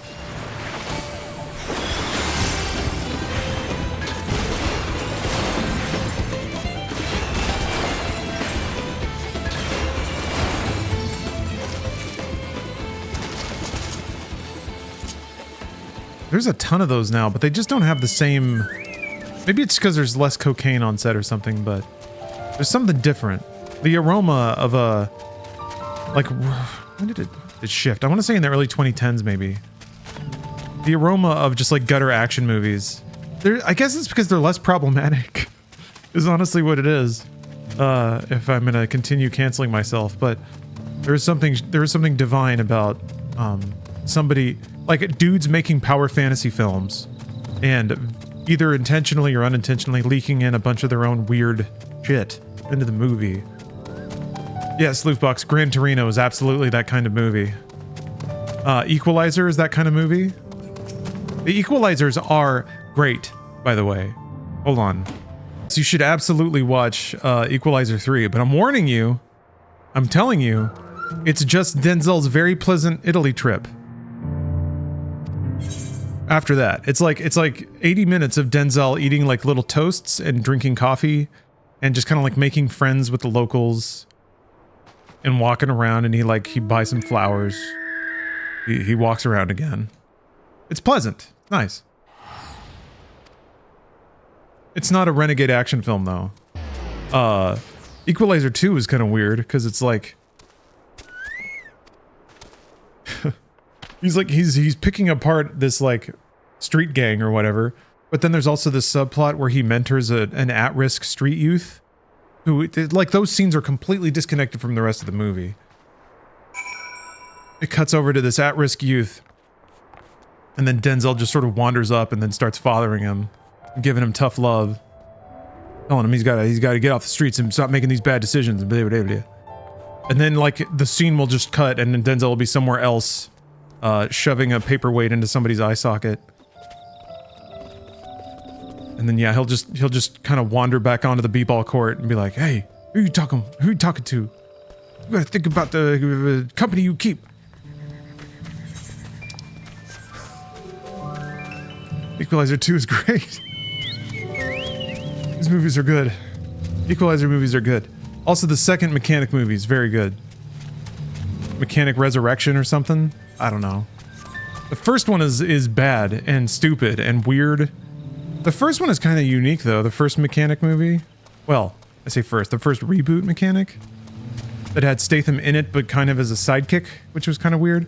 Instead, you just had a Kid Rock looking white trash guy learning how to be a hard ass, and then I guess just being shitty. I don't know. Weird movie. Anyway, the second one's great. Remember I said that.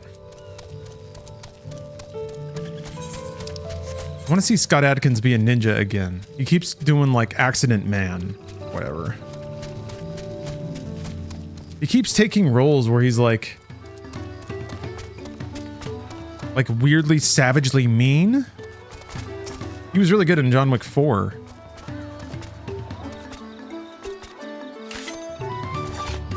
I was kind of hoping Adkins would be more of like the Jean-Claude, where he would take like wacky goofball action roles. Do I think I'd get any more charismatic action stars in the future? The new Denzel or Jason Statham feels like a dying archetype. It kind of does, yeah. I mean, I think the thing is everyone's expected to do everything now. So you have like Austin Butler or Timothée Chalamet, who put a lot of physicality in their performance, and that's just kind of considered a subset of being a leading man now. So I think the like a little bit of everything gets kind of piled in.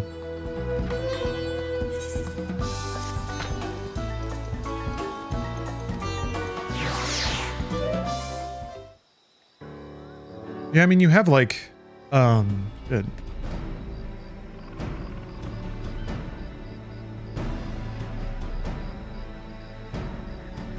Nathan Drake. I don't remember his name. I mean, he brought a lot of physicality to the role of Spider-Man, but like, it just made him Spider-Man. And I don't know, I also feel like maybe CG and the outrageous scope of a bunch of stunt spectacle films has maybe even diluted the impact of an individual's physicality and what they bring to a role with that. Tom Holland, thank you. I don't know why I fucking don't know his name. But yeah, Tom Cruise's stunt acting is very fun to watch.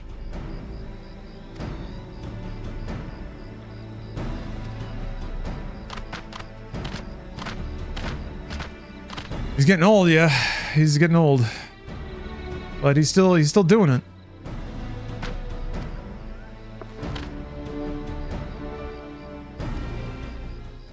Is there a bad Tom Cruise movie? What, Far and Away? I guess it depends what you might consider bad.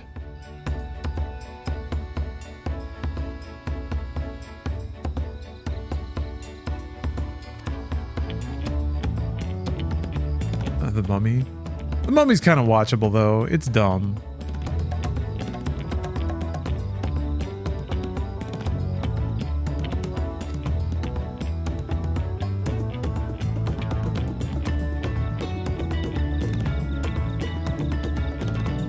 Movie that's unsatisfying.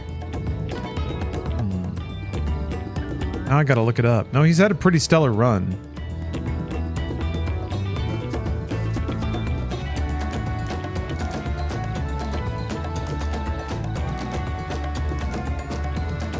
It's so hot.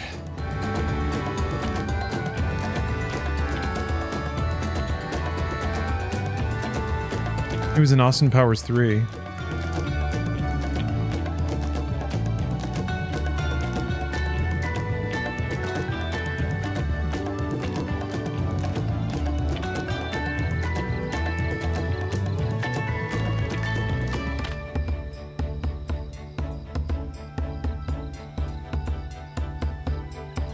Man, 49 movies. Shit.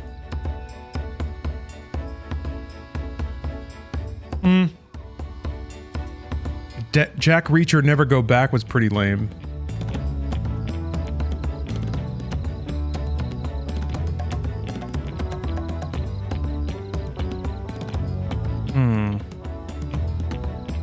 Collateral was dope. Magnolia was good.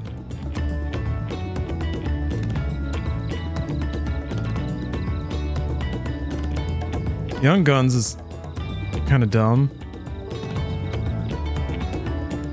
I haven't seen Cocktail. Legend's pretty rad. I haven't seen Taps or Losing It.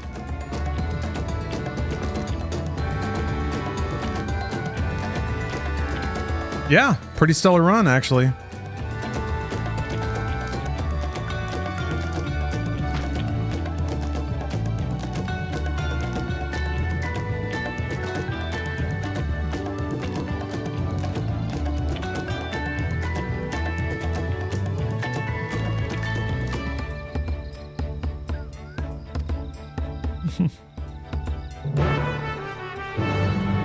Yeah, The Mummy, I guess, wasn't good enough to launch a whole franchise, but... Oh, wait. Did I turn the speed down? Maybe I want it to be higher.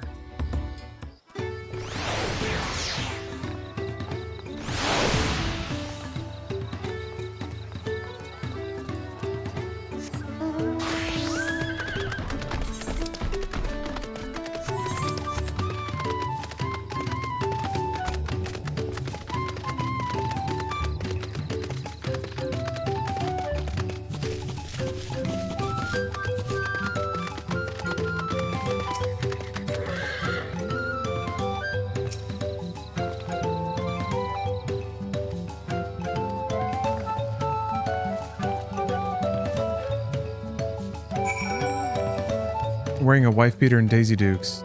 Sorta.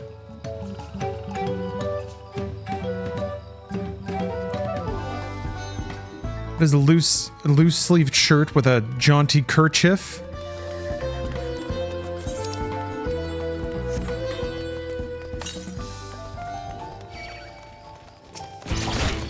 Not today, bird.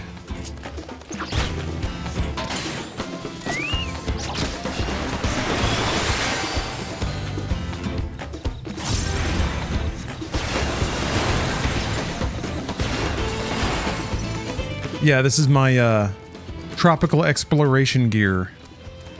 I wanted to have something a little more summery.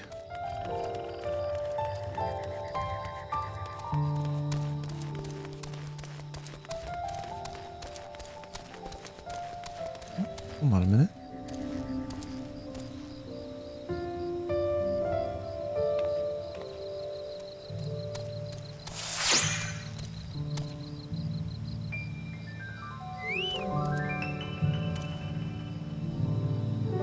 Time to drop the digital zoom.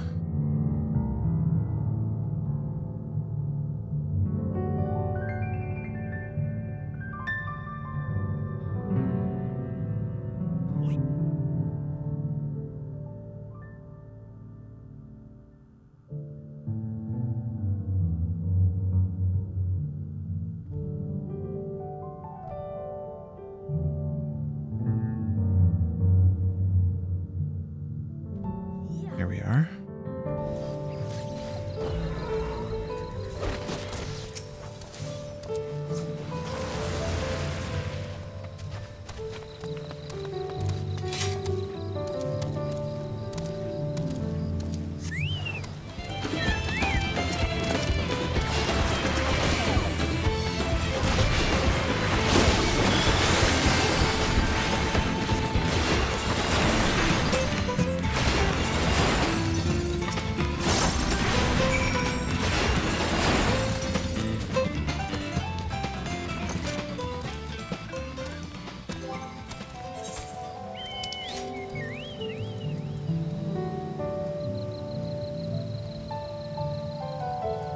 I don't know what I was eating. I have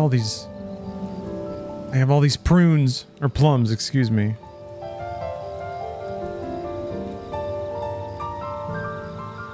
And then canapes. Okay.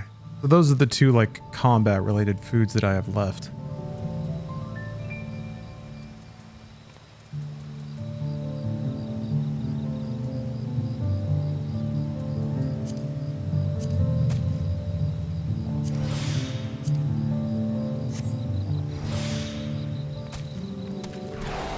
Oops.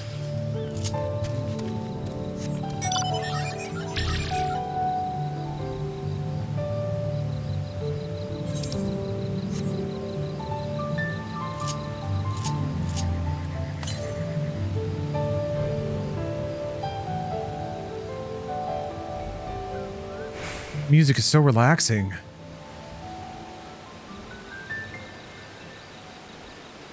It's like I'm at a spa.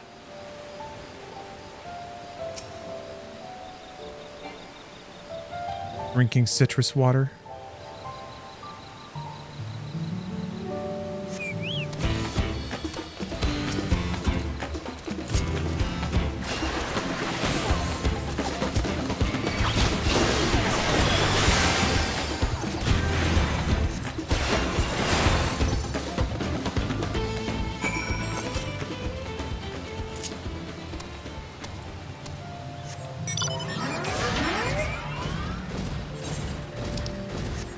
Well, fed to lucid dreaming is exactly my fat ass. That's the best combo, right? Stack of pancakes into vivid dreams.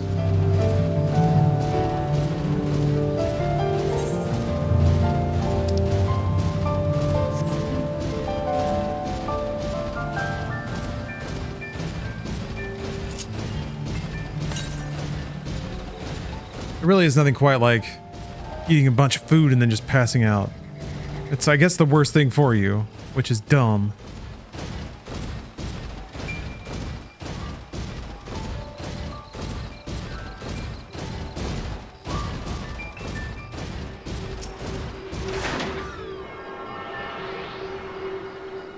And again, everything's just got to be shitty.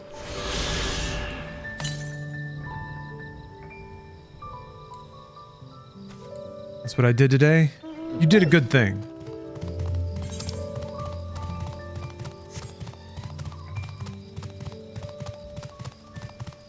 I support that. I support you pushing back. Because if you don't, who's going to?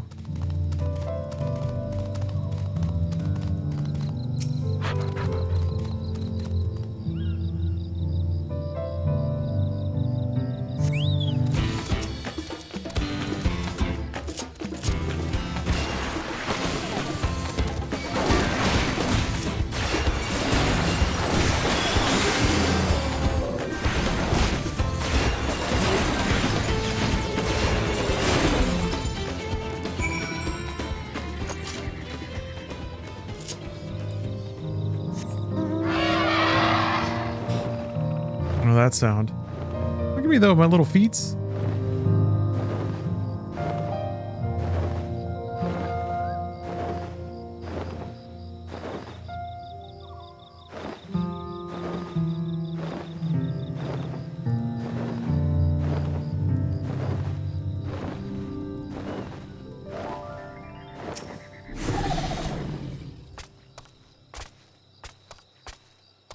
Are you small or is the world enormous? A little bit of both.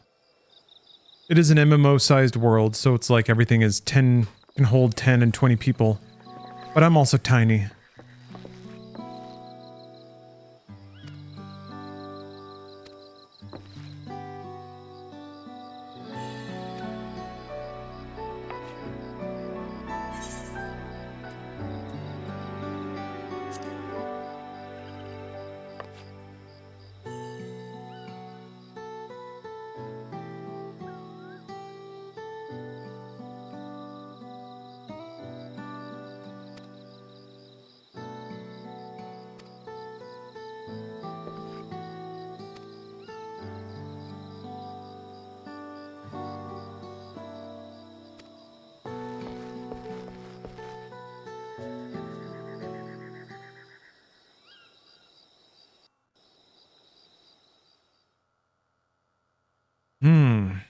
Meanwhile...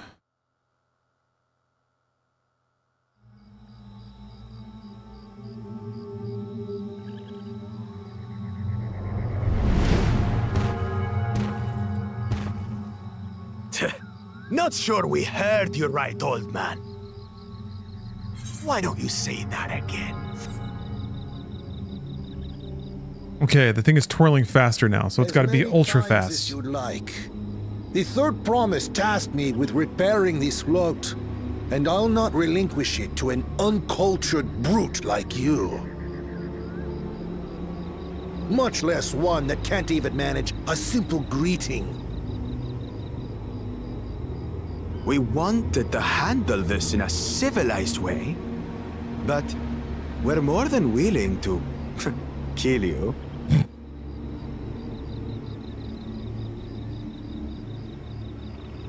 We have a two-headed problem. Yes, please hurry. She's on her way back already? Stand back, Wukevu! I will protect the float!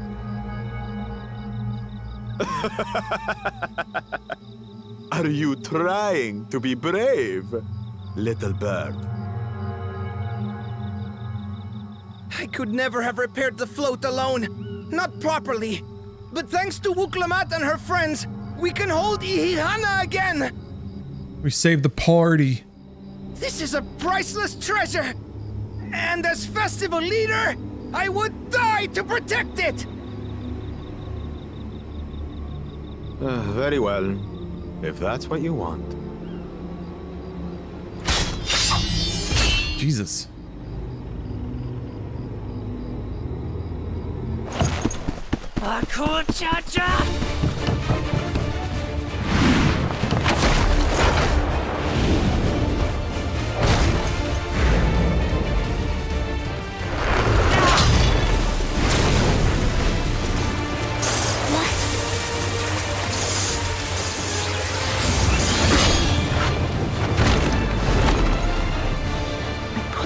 everything into that blow. Good. The better for you to understand the gulf between us. But you need more lessons. We'll carve them into your mangy hide until you cry and beg forgiveness.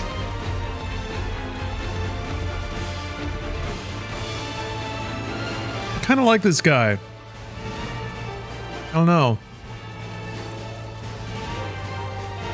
Your brilliant plan was to steal the float and take the credit. The so-called blessed siblings are nothing but cheats. Your scorn is sweet music. Come, weaklings. We'll crush you each in turn. Or all together, if you like.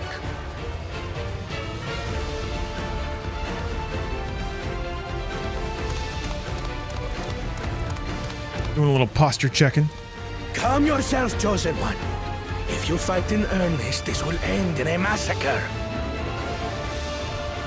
What's more, we have word that our other prospect is on the verge of success. They're colluding? Then it would be foolish to expend effort sweating nuts.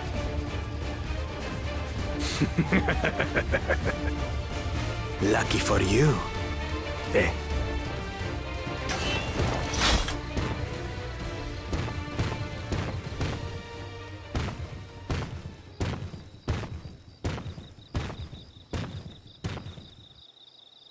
Ugh, two heads. I see Mamuk still clings to that loathsome hope.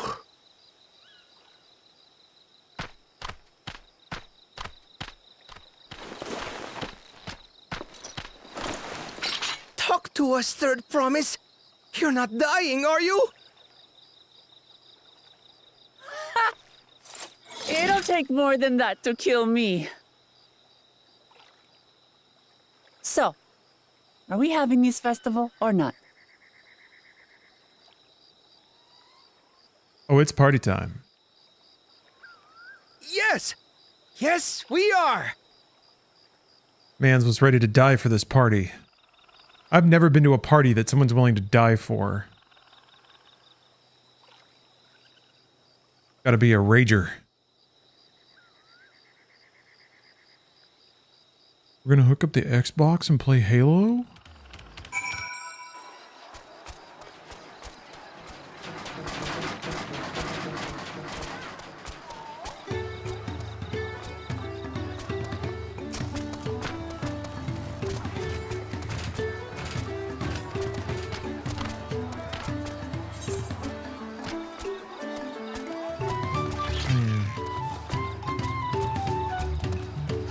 Celeste Green.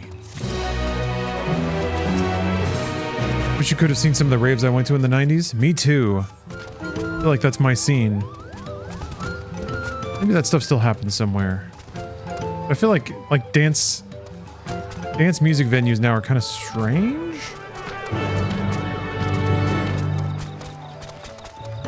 I guess it's just social media has infiltrated the club.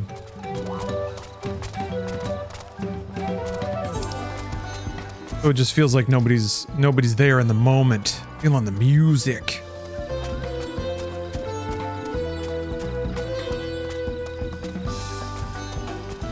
Going to a rave, a pre-cell phone rave would be pretty sick.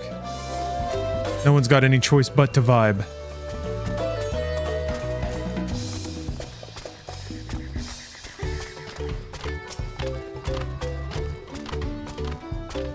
See here.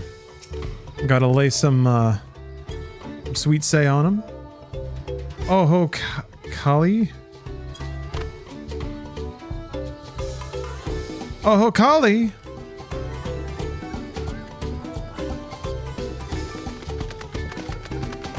We used to break into warehouses and set up generators to party. Now you can just rent your local hotel room if you think you're good enough to host a party. Huh. And then you just put up flyers and stuff, charge people $10 to come in. Interesting.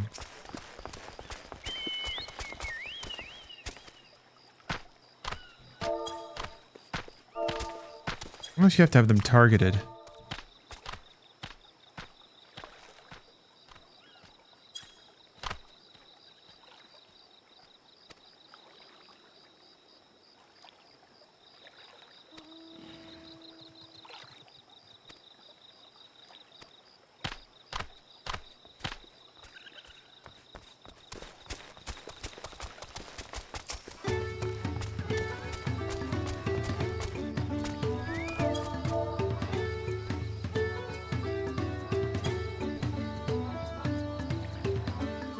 I didn't do it right. Maybe we have to do that first.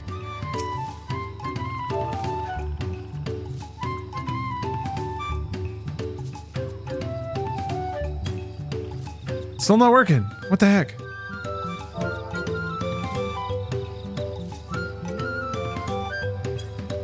There we go. Guess I must have been misspelling it or something.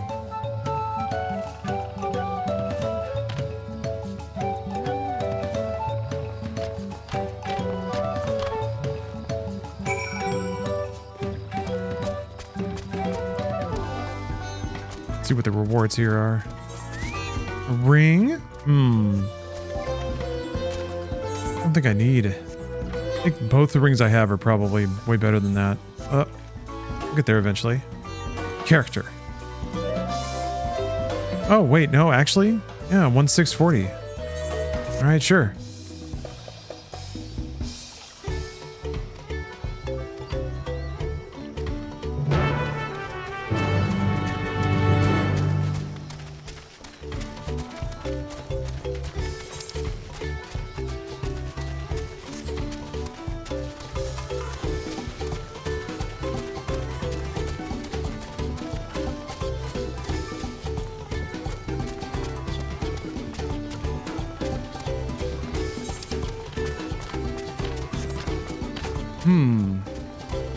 There's a movie from the 2000s, or from 2000, called Groove, which is a pretty realistic encapsulation of what raving was like 25 years ago, with the exception of the head DJ who was mad famous at the time. It also stars Amish Linklater from Midnight Mass, who was also the new voice of Batman in his first movie. He's a baby in it.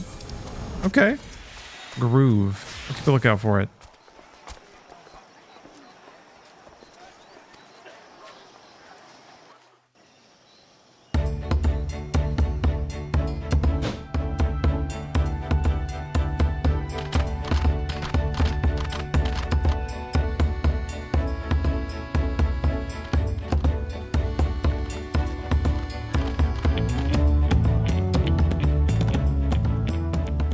So few have come.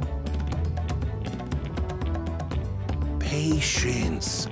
Once Ihihana gets underway, no Hanu will be able to resist joining in. Just so. Ukewu knows well the heart of the Hanu. Weird question, but do you ever meet fans when you go out and stuff? And climb I don't necessarily like proclaim that I'm going somewhere or set up a meeting spot now. I might if it's like a gaming event. Off we go. But not especially. I mean, I certainly if anyone says hi, you know, I'll stop and chat. That's always really cool. Ihihana is a prayer for bountiful harvest, but this is not its only meaning.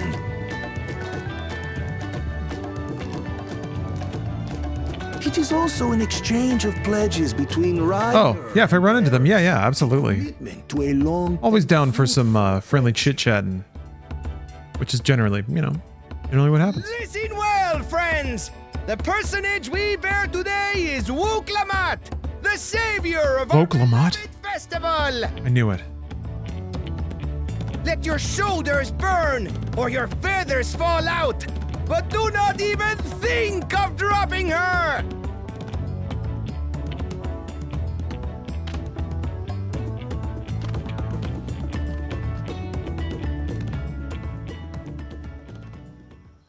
Ready and...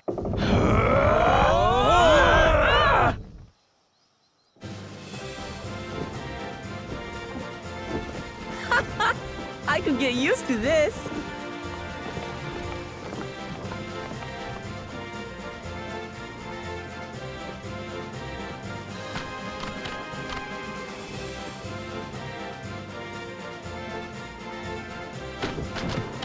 empty belly stop you from joining in the fun?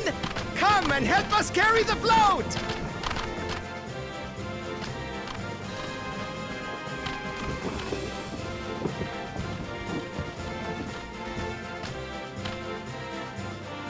Well, well, well.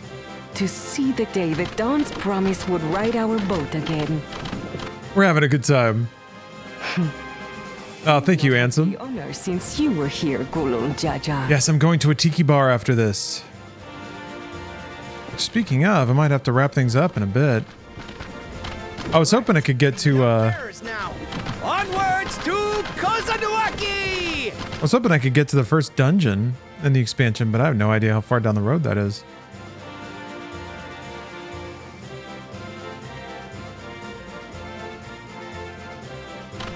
Does anyone in chat know? Anyone who may have started way before I did?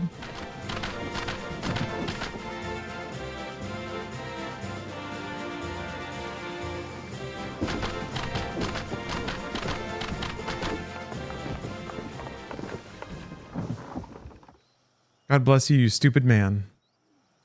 You dumb potato. What kind of food do tiki bars offer? Watch well. Polynesian snacks. Chicken wings are kind of common. Yeah, sushi. Spam musubi can happen. Popcorn shrimp. Usually some like seafood or shrimp or something like that. The float draws upon our life force, concentrating. Probably 20 to 30 minutes until dungeon. Okay, I think I can handle that. Keshaihi then receives that energy and expels it in a great burst, where it showers down upon the land to replenish its vital currents. Macaroni salad. A lot of Hawaiian stuff. It's pretty good bar eats, but it's like, it's pretty heavy. And then also the drinks are pretty powerful. So it's a gastrointestinal experience for sure. Not one to be done often. Get some freaking jet fuel Mai Tais kicking around in my tummy.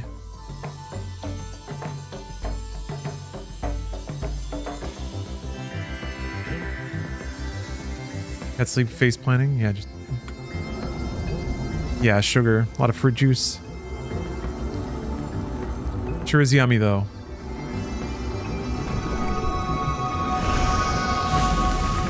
Whoa!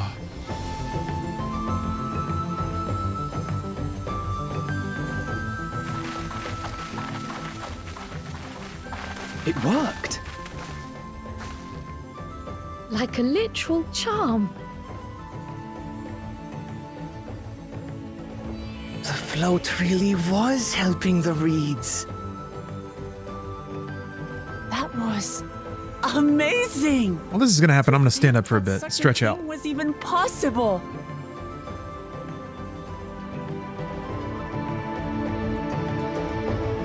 Sitting for a while, you know?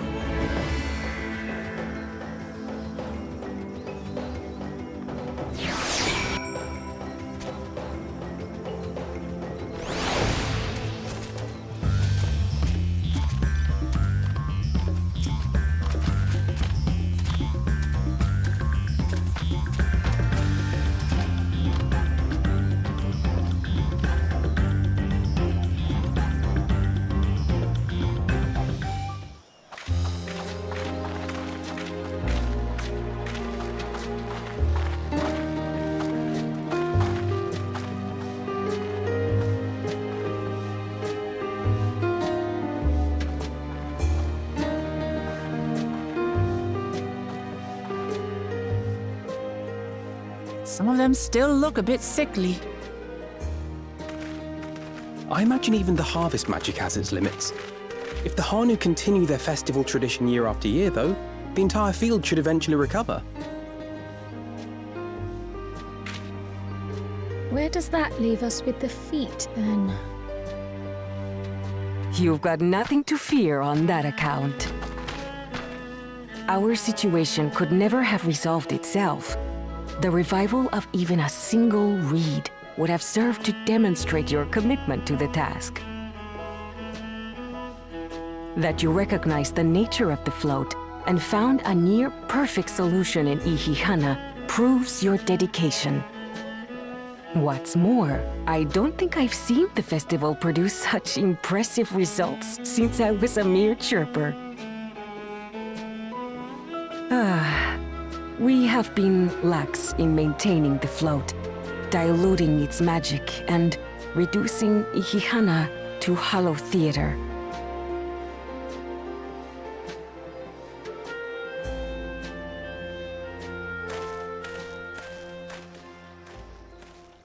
Connor! I was delayed by an unpleasant encounter, but it seems I arrived at a good time. Yeah, we don't know what his deal is yet. What's his stake in all this? Tech boy. Is he just gonna like pour something on the field and it's gonna be like super fertilizer? He cooked it up in his techno lab.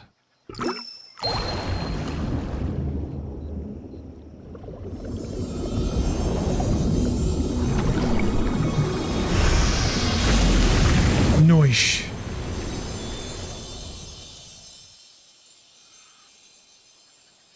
Oh, isn't that wonderful? What?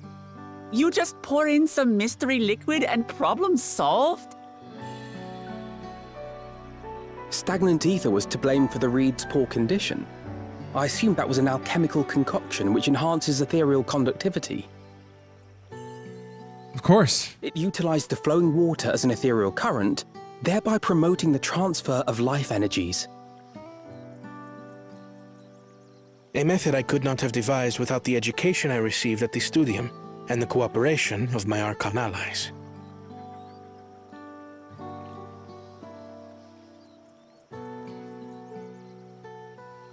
Archon allies? What was that? Where was you? You see, Lamachi, this is why we need to embrace foreign knowledge and technology. Employed appropriately, they make light work of what would otherwise be arduous labor. There's no need to lug around heavy floats.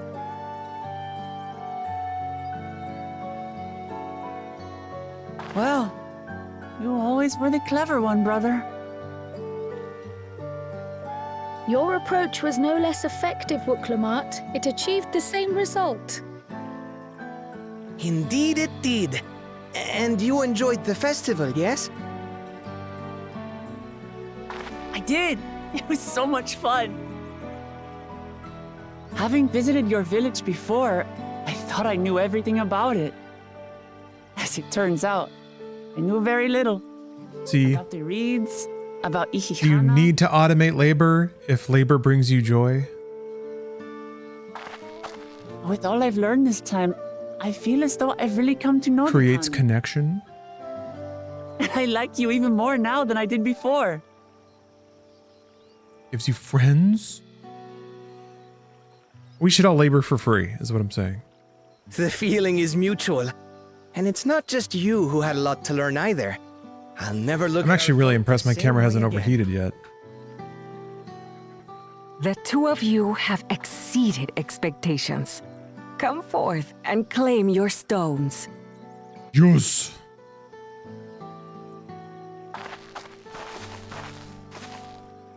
That grin.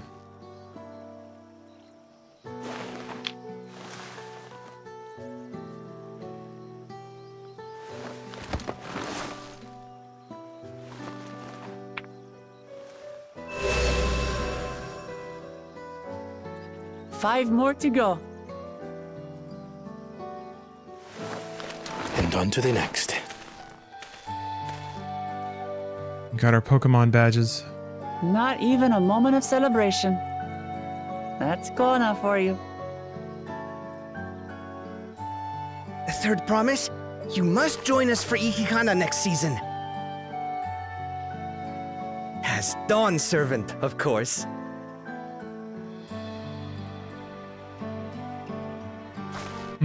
Right. It's back to Tuliyollal for now. Loofbox, I appreciate the flattery. You gotta earn your VIP back like everybody Look else. forward to seeing you all again.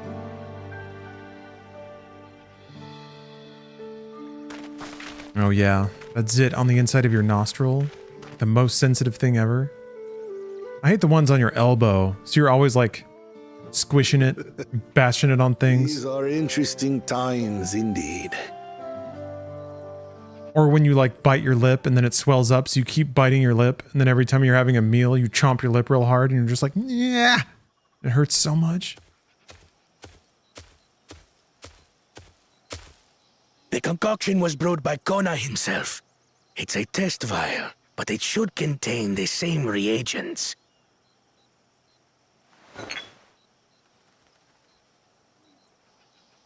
Good work. We'll use whatever we must to win. For win we must. Ah ha ha ha ha. So they stole the reed growing agent so that they could pass the test.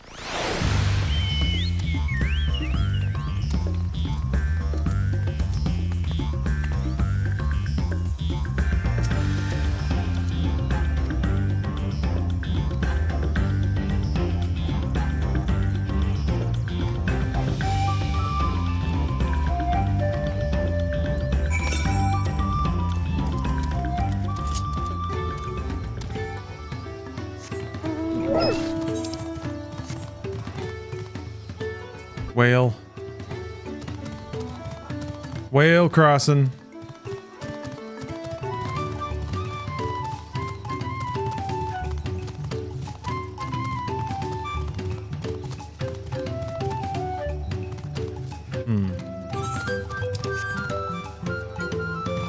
There it is.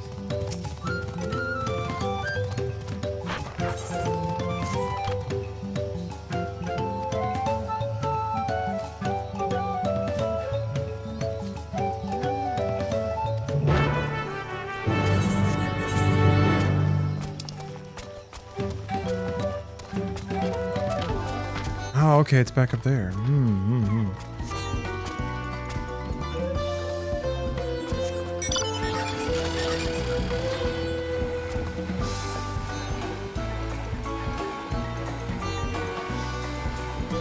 Ugh. Like a big rat. What the fuck? Somebody in a bikini clinging to a very tall and spindly cactus, I think. That seems uncomfortable. Definitely asking for trouble there.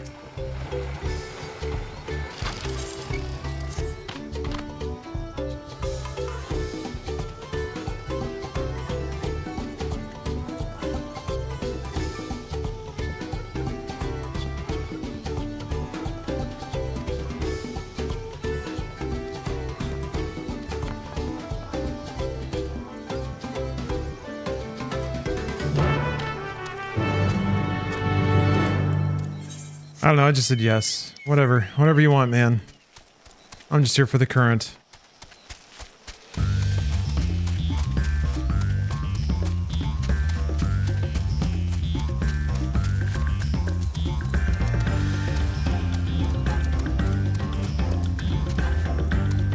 Forgetting how good this game looks? It actually did just get a bit of a visual overhaul.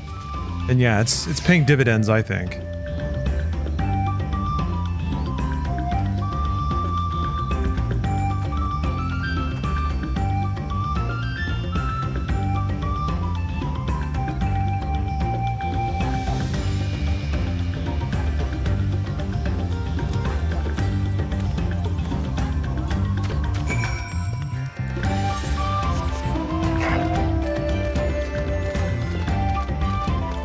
Yeah, this expansion in particular has a lot of vibrance. They worked on the density of vegetation and the shadow qualities. I think are a lot of the things that are really shining right now. Also the atmosphere effect on distant landscapes, really nice.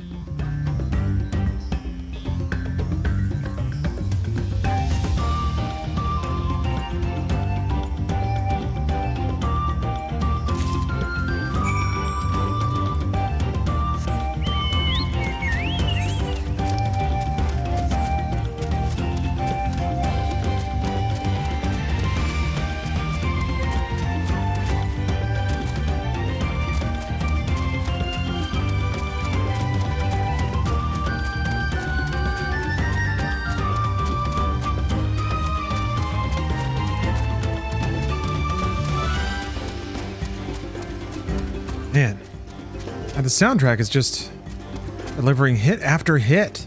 I think you have to go under. Let's go under.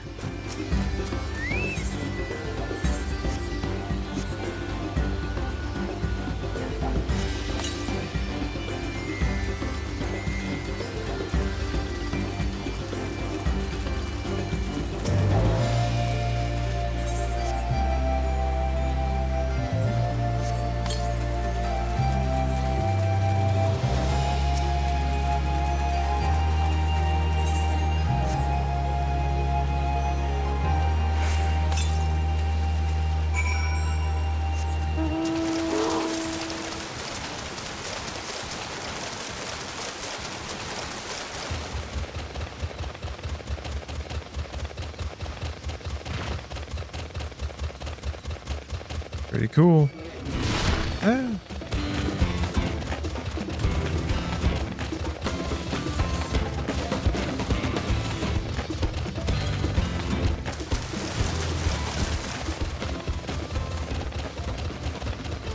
Man, it's hot.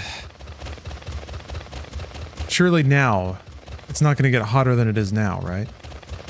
5:30. All downhill from here. Sure of it.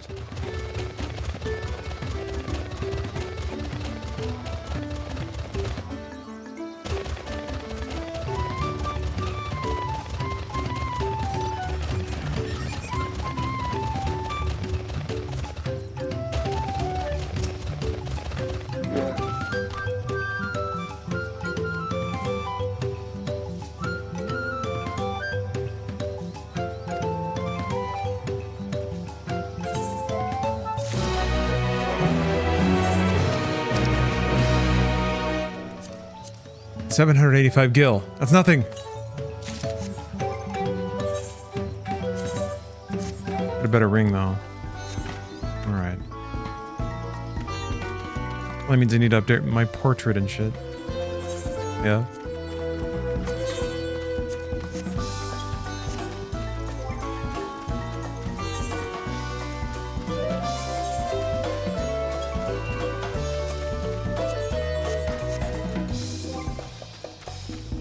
Okay.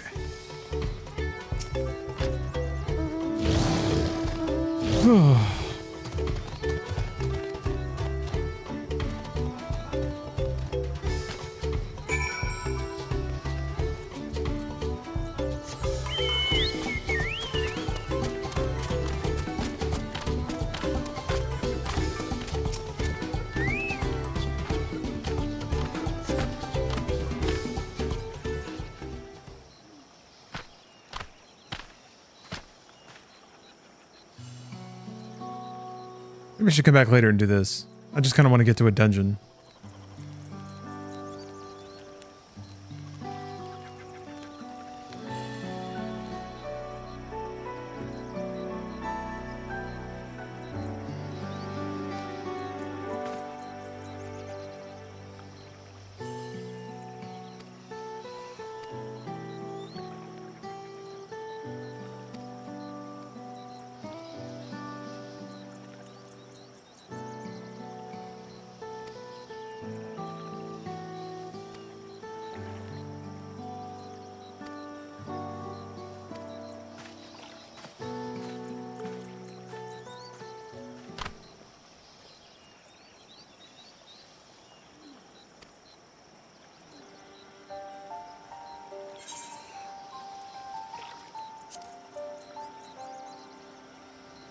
Yeah, that's a nice video game rug, isn't it? Got some tessellation going on.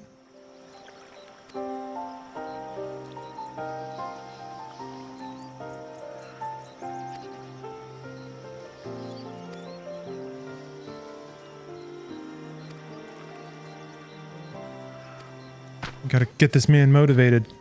Motivated to pickle feathers or whatever the hell we're doing.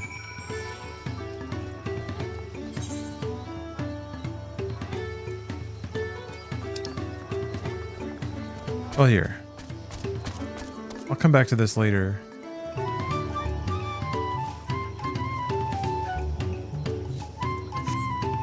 a minute. Where's the nearest chocobo? Yeah.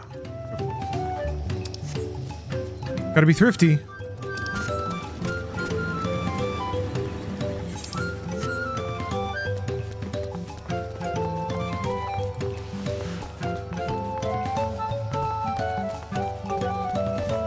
Sky Watcher. What was that?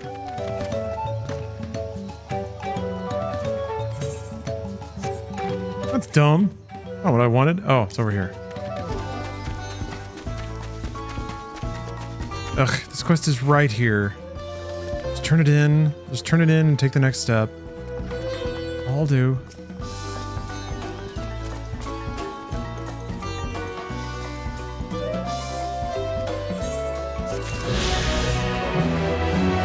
There, no problem. Aether thingy acquired.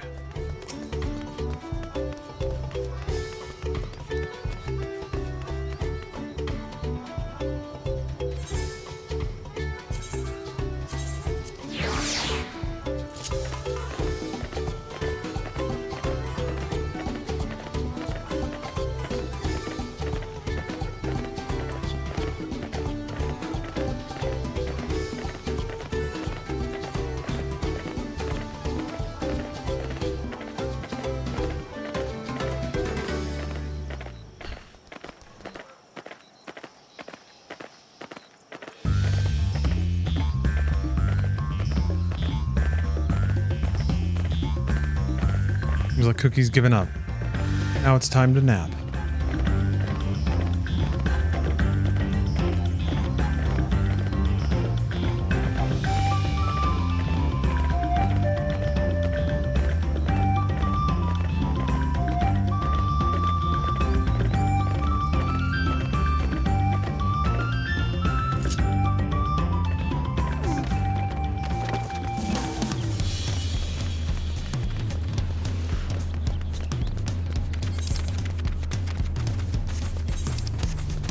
Definitely sounds like the beginning of Sing Sing Sing.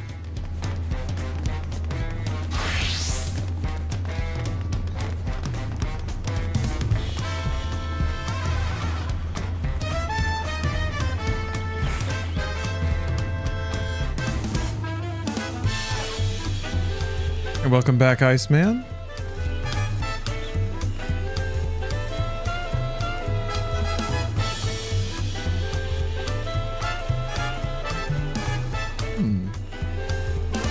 Kind of random. I mentioned a while back how Dragon Quest XI has the most insane video game floors ever. The patterns, tessellation, mandala effects make my jaw drop many times. Let's keep an eye out for that.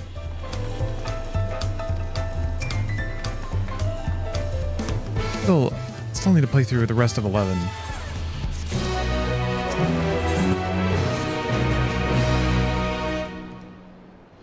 I think I thought once upon a time that I would stream it, but I don't know. Dragon Quest isn't a super streamable game. I guess JRPGs in general feel like they're not mega streamable despite what I'm doing right now. But I don't care.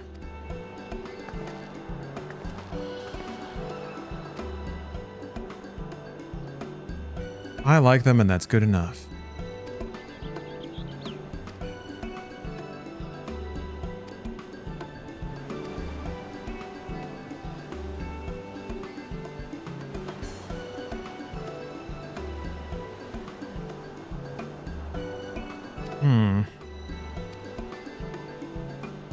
They're definitely quite cozy. I've been bouncing back and forth between Persona 3 and Paper Mario, two games I've already played.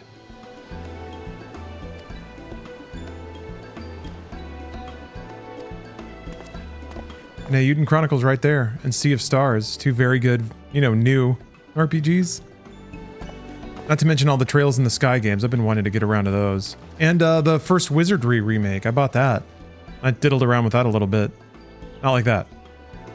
In a very mature and consensual way. Did I play Wizardry?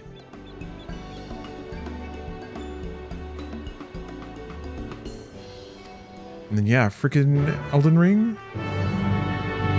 Sweet delicious Elden Ring. We're eating good. We're eating good. We're gaming good.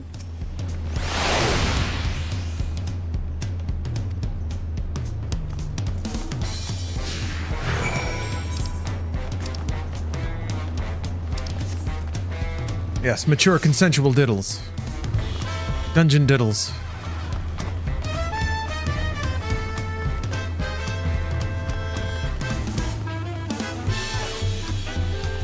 Are you finding Elden Ring now that you played it a little more? I definitely got over a hump of difficulty. Got some better armor. Got a couple of Shadow Tree Legend, or Shadow Tree levels, excuse me. And yeah, it's not nearly as aggravating as it is now. Like the times, there's still some aggravation though. There's still some base level aggravation going on. They're going a little heavy with like, with the troll placement of enemies and stuff. That means it's not as baffling when a troll enemy can't like two-shot me and kill me instantly. But I am moving through areas a little faster now. I'm dying a little less. So it's definitely hit a better break even. But I still just cannot... I still can't figure out the goal of the opening hours of the DLC. I guess I went into it super underleveled, and I'm also using a build that's not easy. So I need to keep those things in mind when I'm appraising the flow of the game, but I still just think Shadow Tree fragments are a very bizarre, blunt, not nearly as elegant mechanic as the base game's leveling, you know? But they tried something new. They're trying new things. I do like exploration leading to growth. That makes it kind of like Zelda, you know? Art pieces are kind of tucked into random locations. But it's more than even health. Because that's... like, the Shadow Tree fragments are everything about the game's difficulty balance. Because it helps you coming and going. It helps you with damage output. It helps you with damage mitigation. There's so much hinging on it for it to be a random pick-upable. It seems to work, though. You know, most players seem to get to a Shadow Tree level where they can capably play the game, but why not just start there? I don't get the...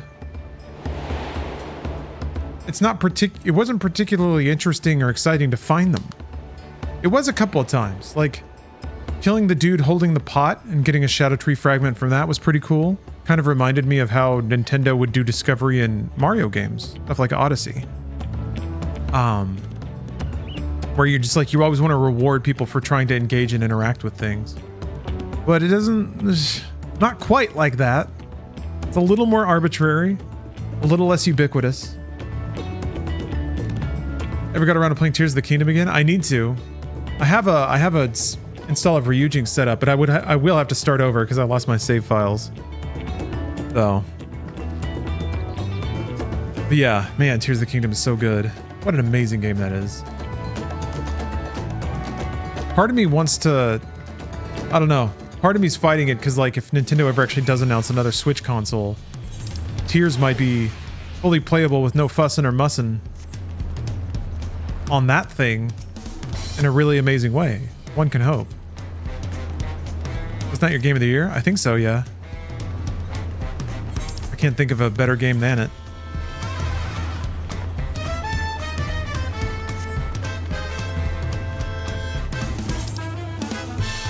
I didn't even finish it.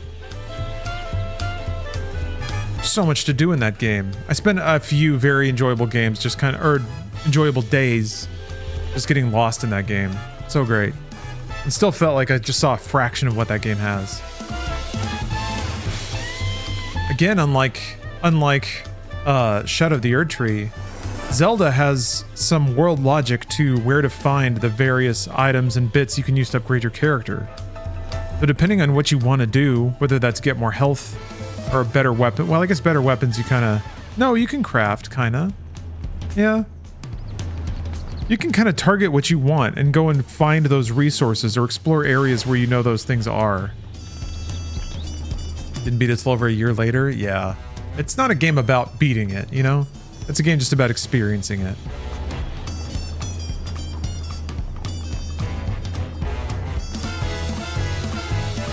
Fontaine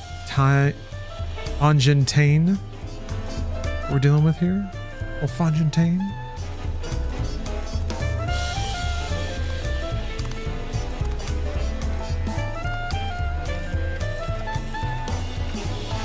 Man, I could drink some tropical drinks out here on the beach. How amazing would that be? seem bottlenecked by the Twitch or the Switch? Man, I didn't think so. In terms of bottlenecking, I don't think there was a whole lot that Tears didn't do because the Switch wouldn't let it, you know? To me, that's a bottleneck. Now I can certainly understand thinking about how amazing it might be if it had more horsepower behind it, but I think the physics worked really well. I think the bolting together of items and stuff was super, super impressive. I guess maybe the performance might not have been great, but I played it on an emulator.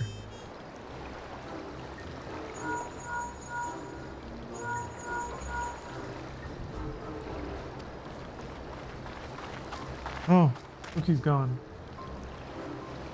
Oh, she just went behind the... back there now.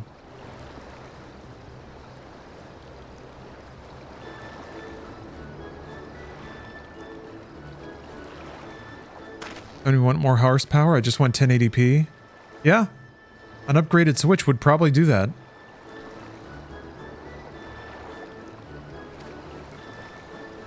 Yeah,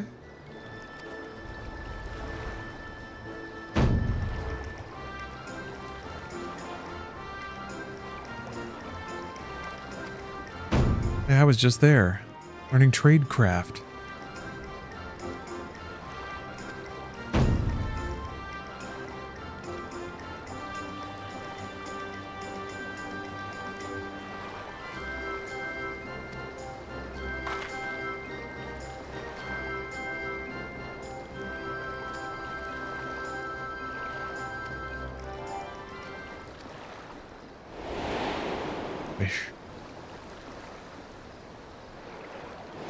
I feel like I haven't gotten any closer to this dungeon.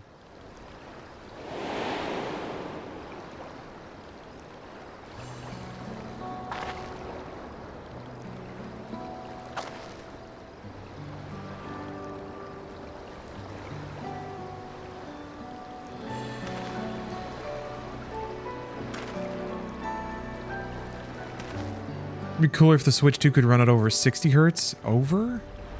I guess the magic of upscaling can do anything. If they have like image generation, why not? Give it the option to spit out 120 hertz, but I don't know.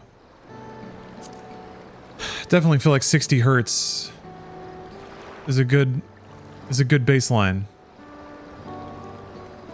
1080p 60 probably for Switch 2. And then maybe scaling above that when docked.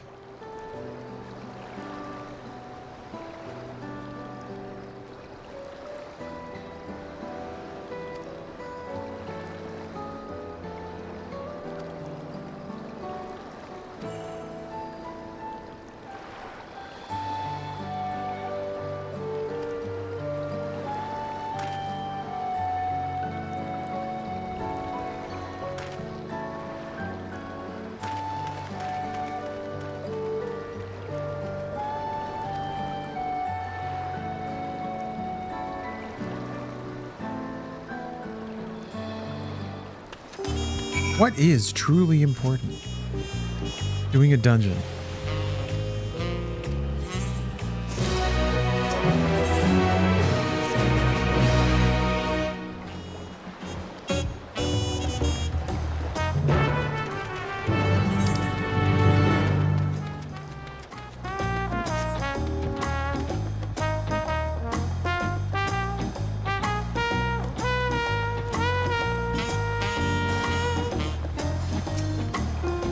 Ground beef. Character's name. There's some really good first last name pairings in this game.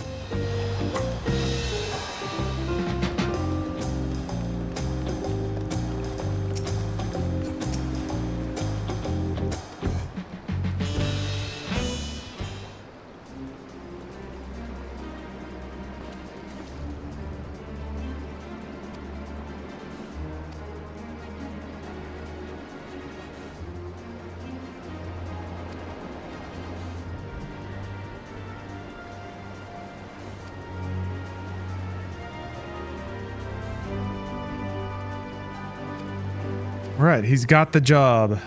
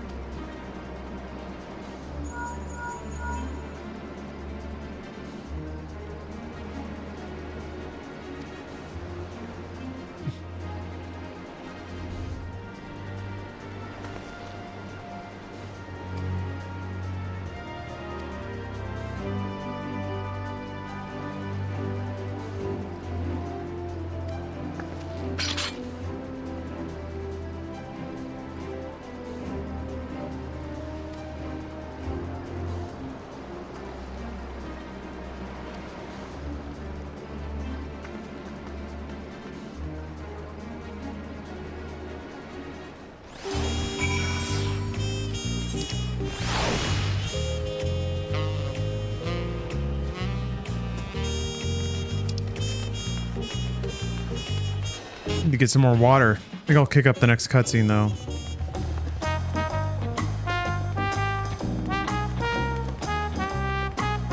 Might as well get the jibber jabbering on the way, you know? You know?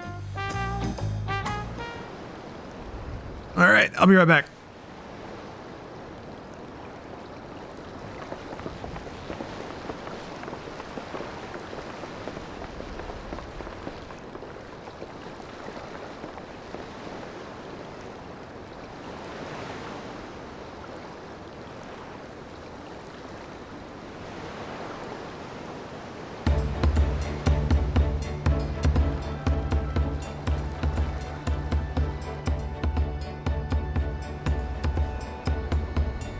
What did I miss?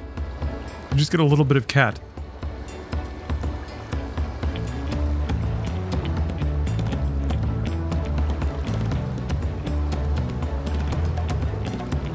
And now I'm going to be even more efficient and use. I'll be right back, folks.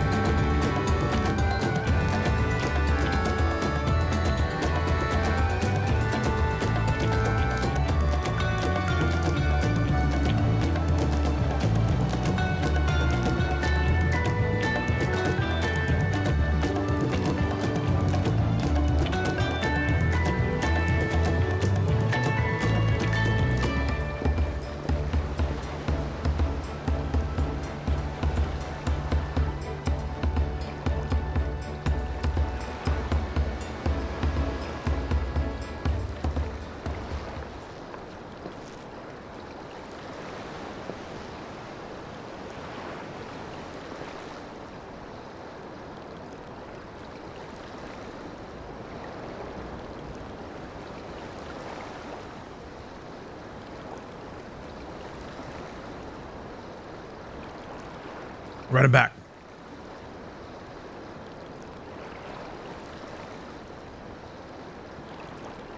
Oh, he's got his own team. Oh! What? Well, there's the twist, I guess. Boing.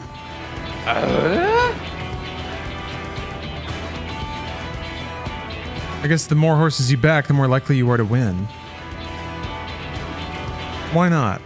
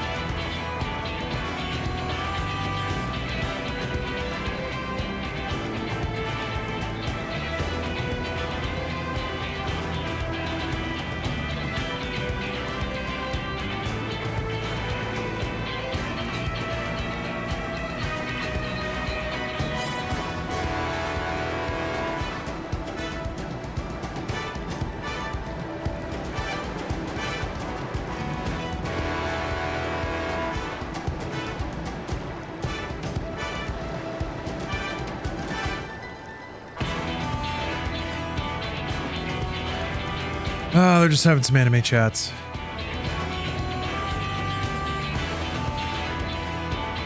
Well, we don't have full cat view. I don't know. I better, like, angle it out this way a little more.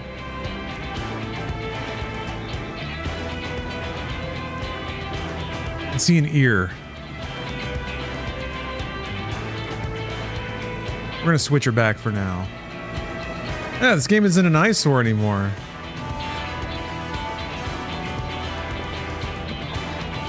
They did the best they could, but yeah, there's some pretty foundational, fundamental tech upgrades that are already paying off, which is nice.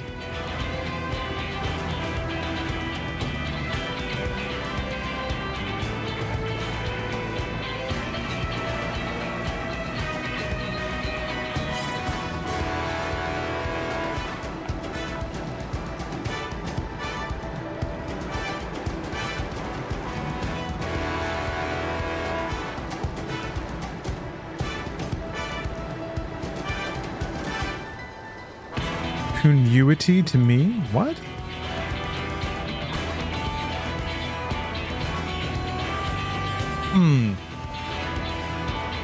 I found WoW too boring but enjoyed Guild Wars 2. 14 appealed to me. What did you enjoy about Guild Wars 2?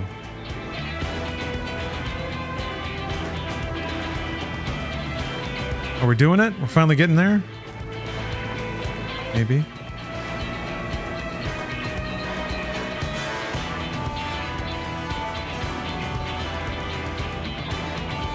Action combat mostly? Yeah, I haven't played a lot of DPS classes, but I don't think 14 has that style of gameplay, because I thought that might be it. Yeah, Guild Wars 2 kind of feels a little more active. 14 is still very much a WoW style. But you do have to move a lot more than WoW, I feel like, and you have to... I think the speed of the game is quite a bit faster. But it is still like you're picking abilities and using them in order and waiting for cooldowns and stuff like that.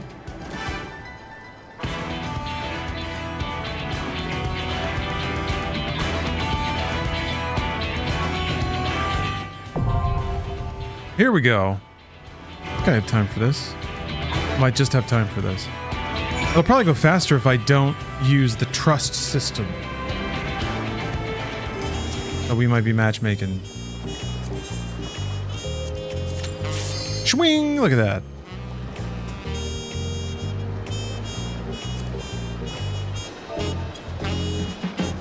Alright, here we go. Bespoke content. Should be some rockin' music, I hope.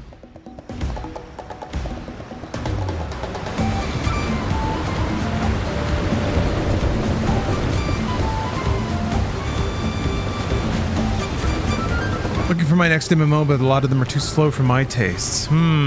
Yeah. 14 can move fast, but it's still like the MMO style. Zoomed out camera, big AoEs on the ground.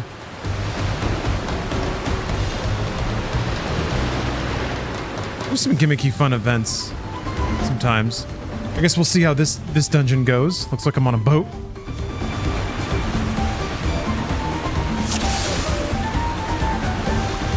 Gotta say hello.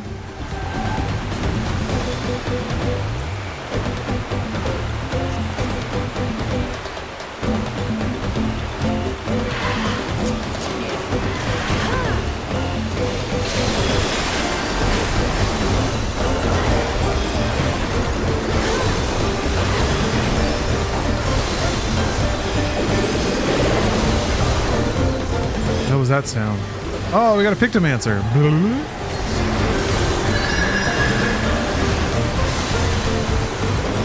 Yeah, I'm just sitting here spamming abilities. It's not really going to get interesting until a boss fight.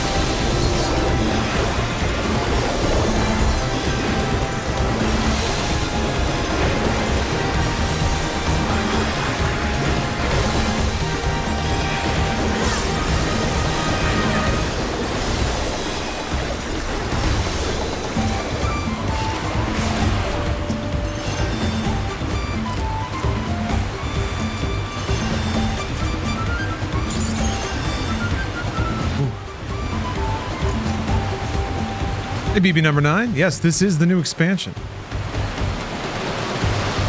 I'm playing it now.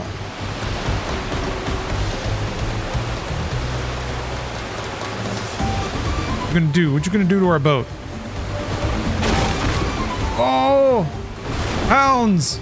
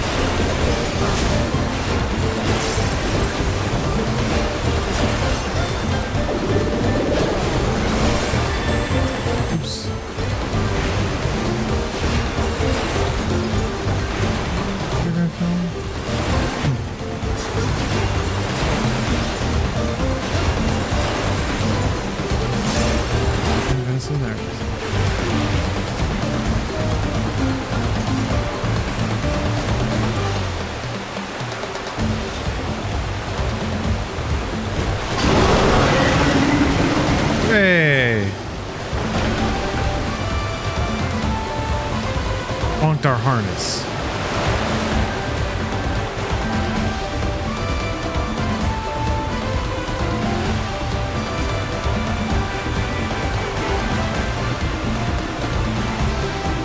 How's everybody over here? Are we gonna dock, I bet?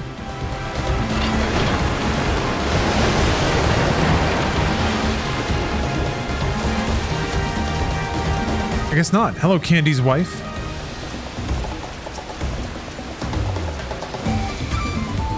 Going into the jungle.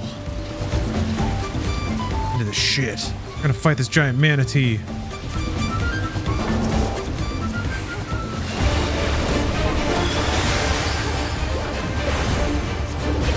Oh, Candy, hey, thanks for gifting a sub. Candy Desk Official just gifted a sub to Candy's wife. I detect a relationship here.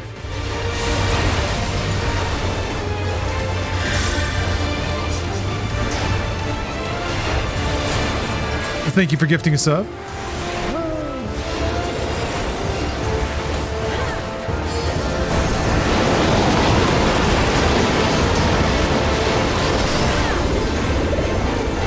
Swallow a tree. The heck? Jesus.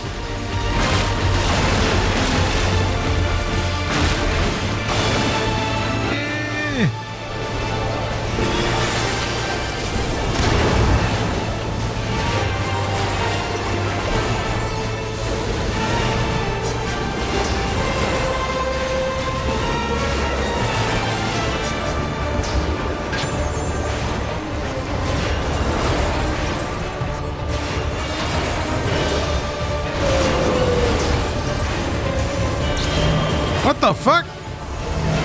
Okay, so you're gonna fly into me, and then I'm gonna make an AoE. Alright, so I gotta be over here. Sploosh! Got flopped on.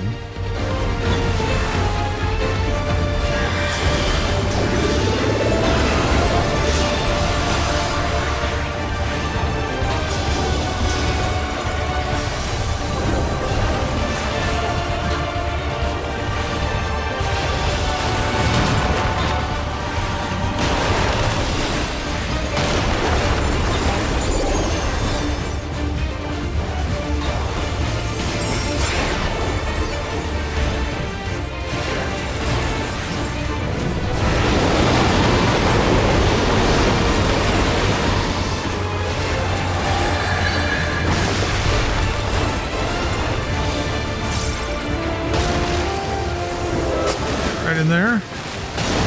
Ow.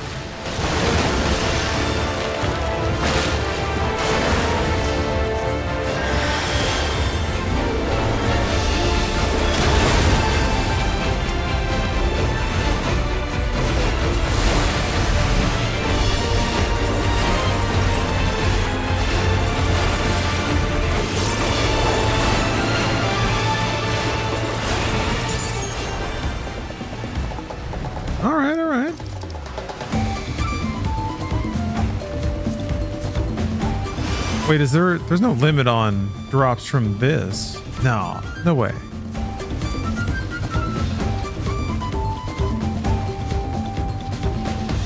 Ooh.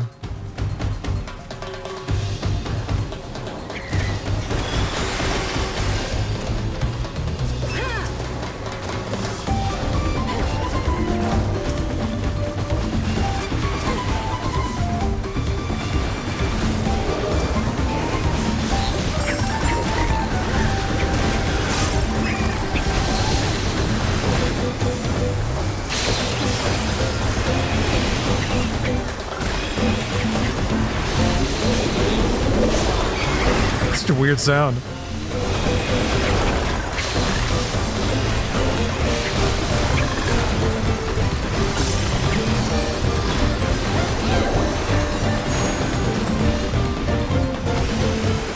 My treasure.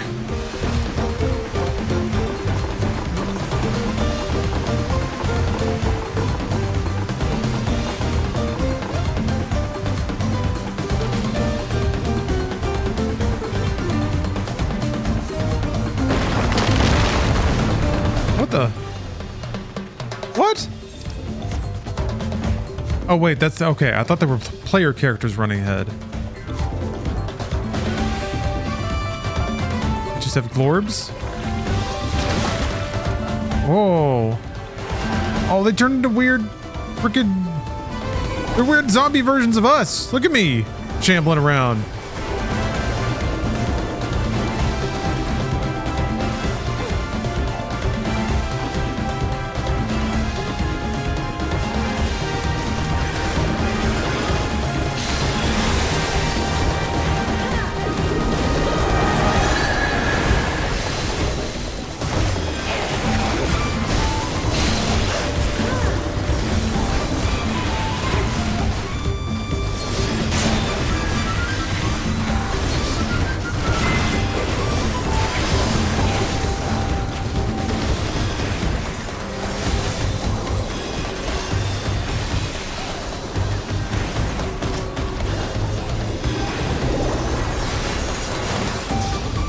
Cool, cool, cool.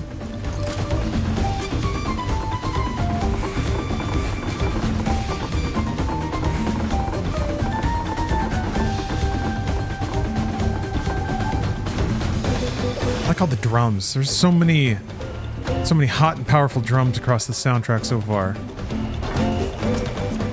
Rousey.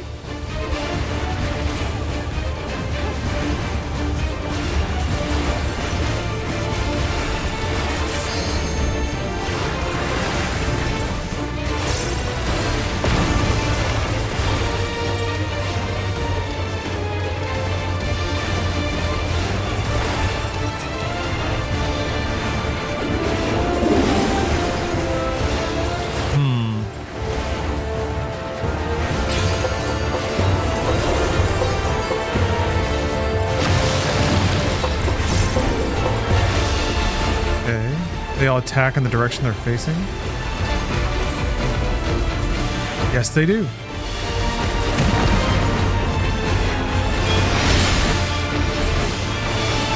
And then they get invigorated. Does that make their AoE get even bigger, I wonder? The first one's a warning? Yeah. Oh, shucks. Oh, pranked.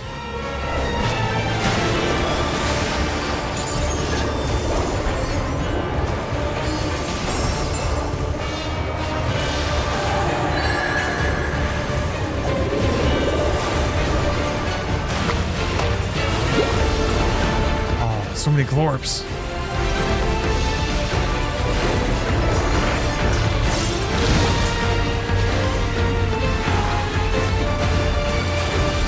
Uh-oh. Uh-oh. Oh, that was a bad idea.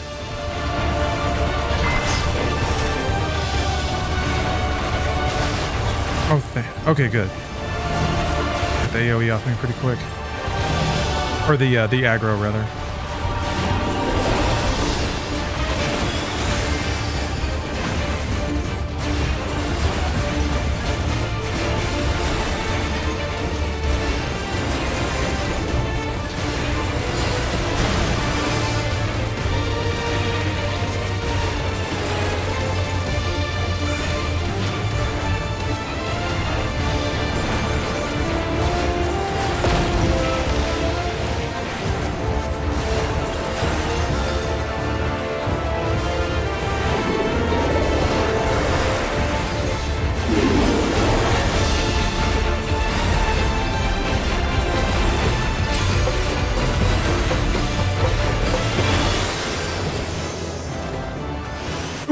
Ding! Glare 4! Wow. Such a thing even possible.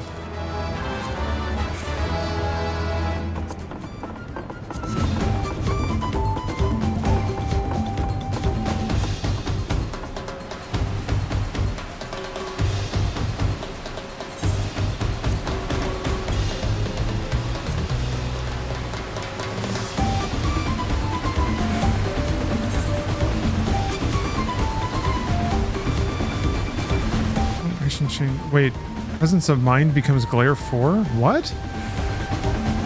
Change.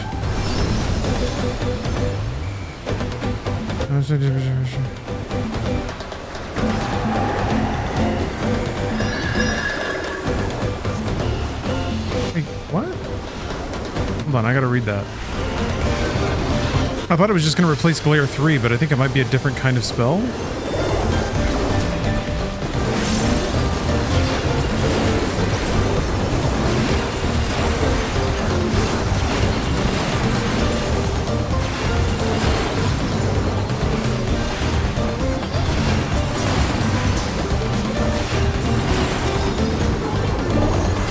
Hey, Steph.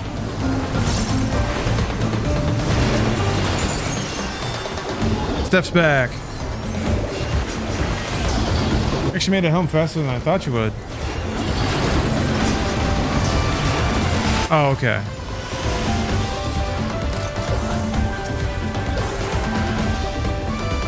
Ooh. Got a Bugger Angelo?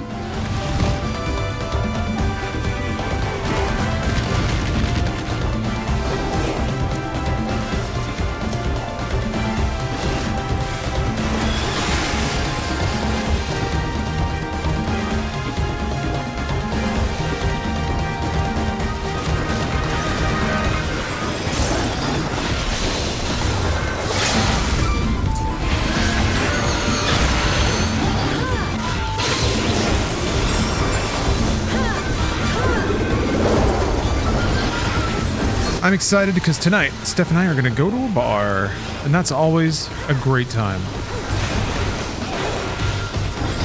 Steph is a marvelous drinking buddy, even if we don't drink much. But man, yeah, why Glare 4? Why?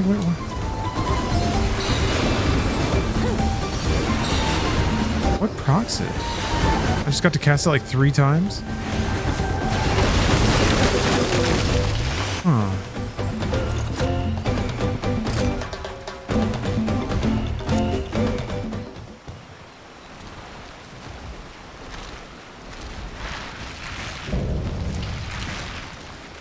Apollyon.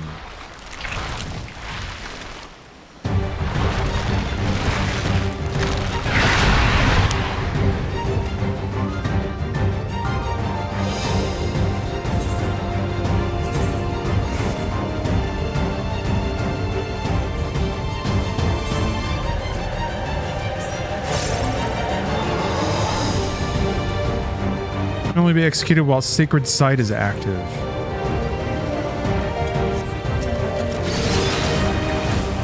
Okay. I don't know what causes Sacred Sight. I'll have to figure that out.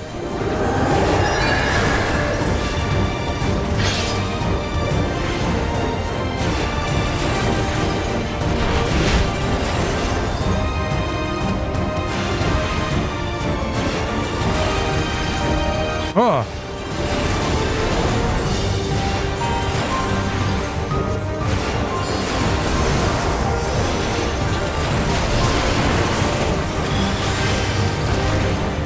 He's gonna chomp on him.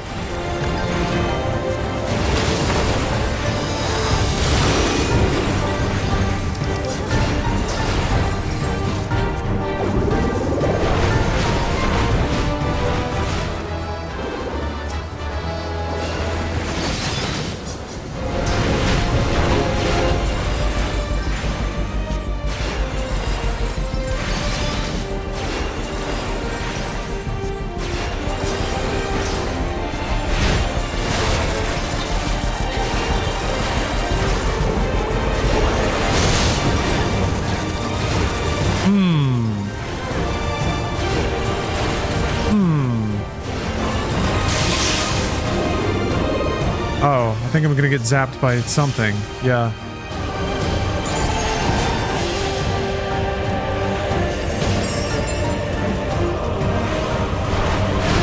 Find a big old bug.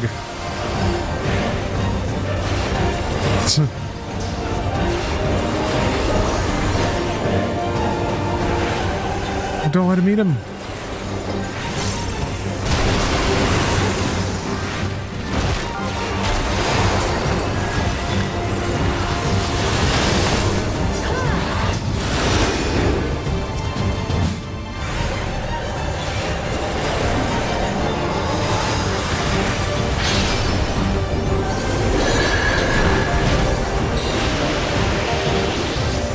I guess using Presence of Mind is what procs it.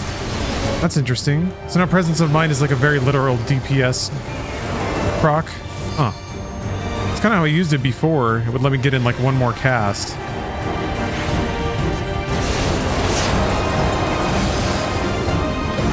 But I think it does AoEs. It's like a bunch of instant AoEs.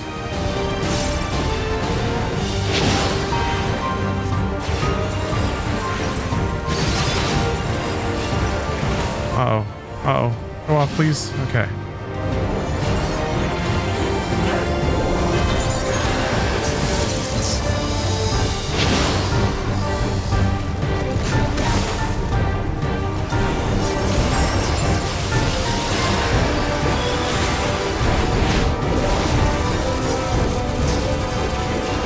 Bianca has redeemed a meditation with Marcus Aurelius.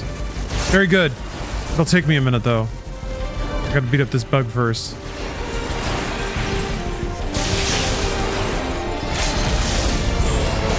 Yeah, we did it.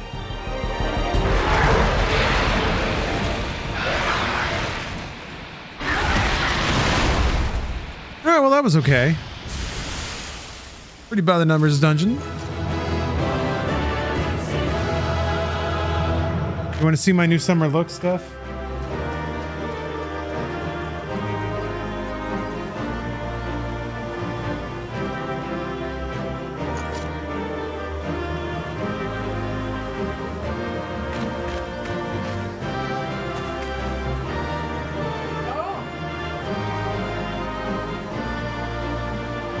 Yeah, right?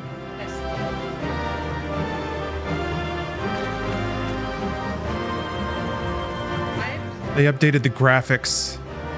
Can you tell? Yeah.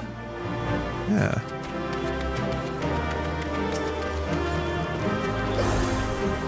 Ooh, what is that?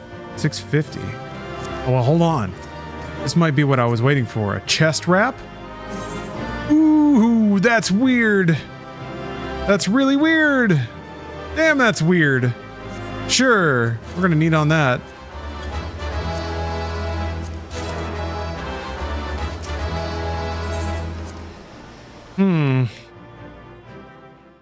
What the hell is this new channel point reward? We're gonna read a little meditation from Marcus Aurelius. I don't know if I like that armor better than my current getup. That's weird, man. Why does it have a full sleeve? This is as far as we can go on foot, it seems. Creepy. We'll have to head back and see about fixing the boat. The boat.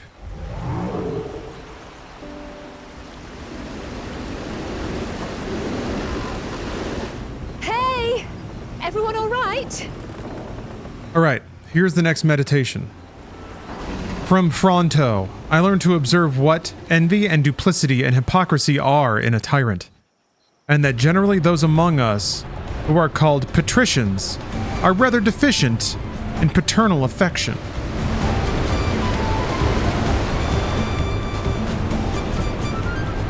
Calling it like it is, Marcus. Well, Amagus too, and a gamer stretch. Let's get up and gamer stretch.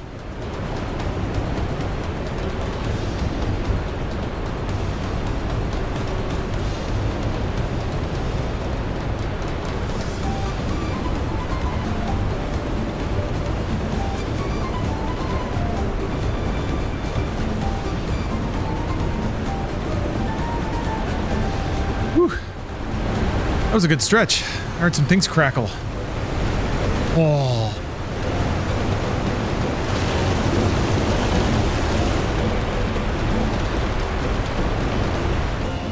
Alright, as soon as this cutscene ends, Steph and I are going to hit the town, which means it's Mediatek time. Thanks to extreme generosity from the chat. I really appreciate it. I'm going to tack on a good 6 hours or so to Mediatek.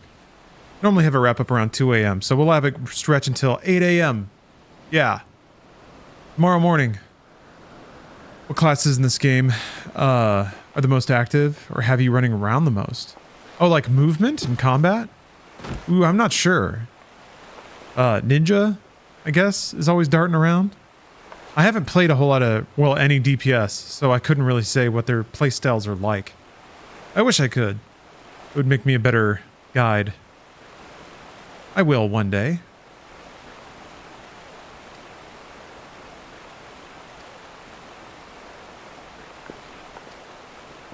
tired. I guess they added Viper, which is supposed to be a really darty around blade wiper. Yeah, you have one character, like you're not locked to a play style with a character in this game. Kind of like other Final Fantasy games, your single character has multiple jobs and you can swap them around at will. So that's how you can change classes. So all of your leveling kind of goes onto one character, but you can have more than one if you want. You just don't get a ton of character slots in the way that another MMO might give you a lot of different abilities to try different classes.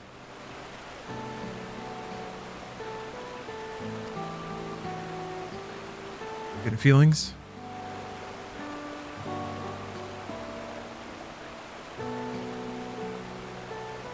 Might go out briefly tonight. One drink, one song. Probably Come Down by Bush. That's the only song you need. Sometimes it's the only song you need. Is the Marlins Let's Go song from Creed.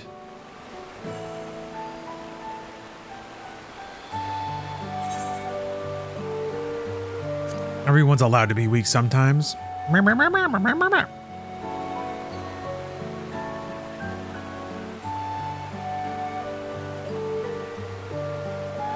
No, not me. Other people, lesser people.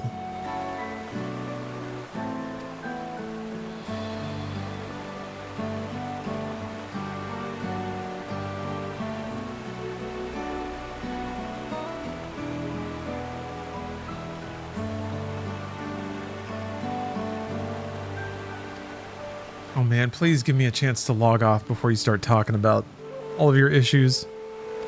Yes, we'll wait over there. Knowing nods.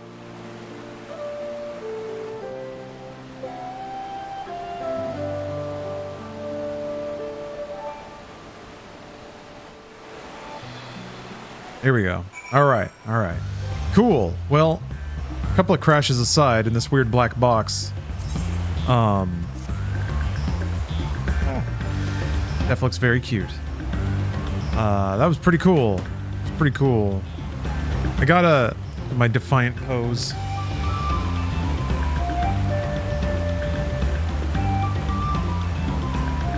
Oh, yeah, I have due rewards. Hold on, where is it? There it is. Sparkling citrus refreshment. That's it. I got some sodas that I can drink in game. I also got a new... I already drank one. I don't know. They're not that special. Look at this terrible thing that I just picked up.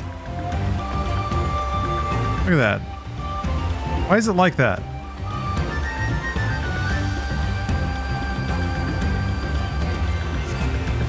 Yeah, some of the more revealing Lalafell outfits are unsavory. Anyway, enjoy MediaTek, everybody. Steph and I are going to hit the town. And then I'll probably be back on Dawntrail real soon. Or I might just be gluttonous and sit on the couch with Cookie on my tummy. Oh man, can't wait. All right, enjoy MediaTek, folks. Happy Friday, and I'll probably be flittering in and out of chat. Oh yeah, by the way, if you're watching on YouTube, thank you. But I will have to wrap up the stream on YouTube because they get a little more crotchety about such things. All right, thanks for watching, everybody. Have a good weekend. See you soon.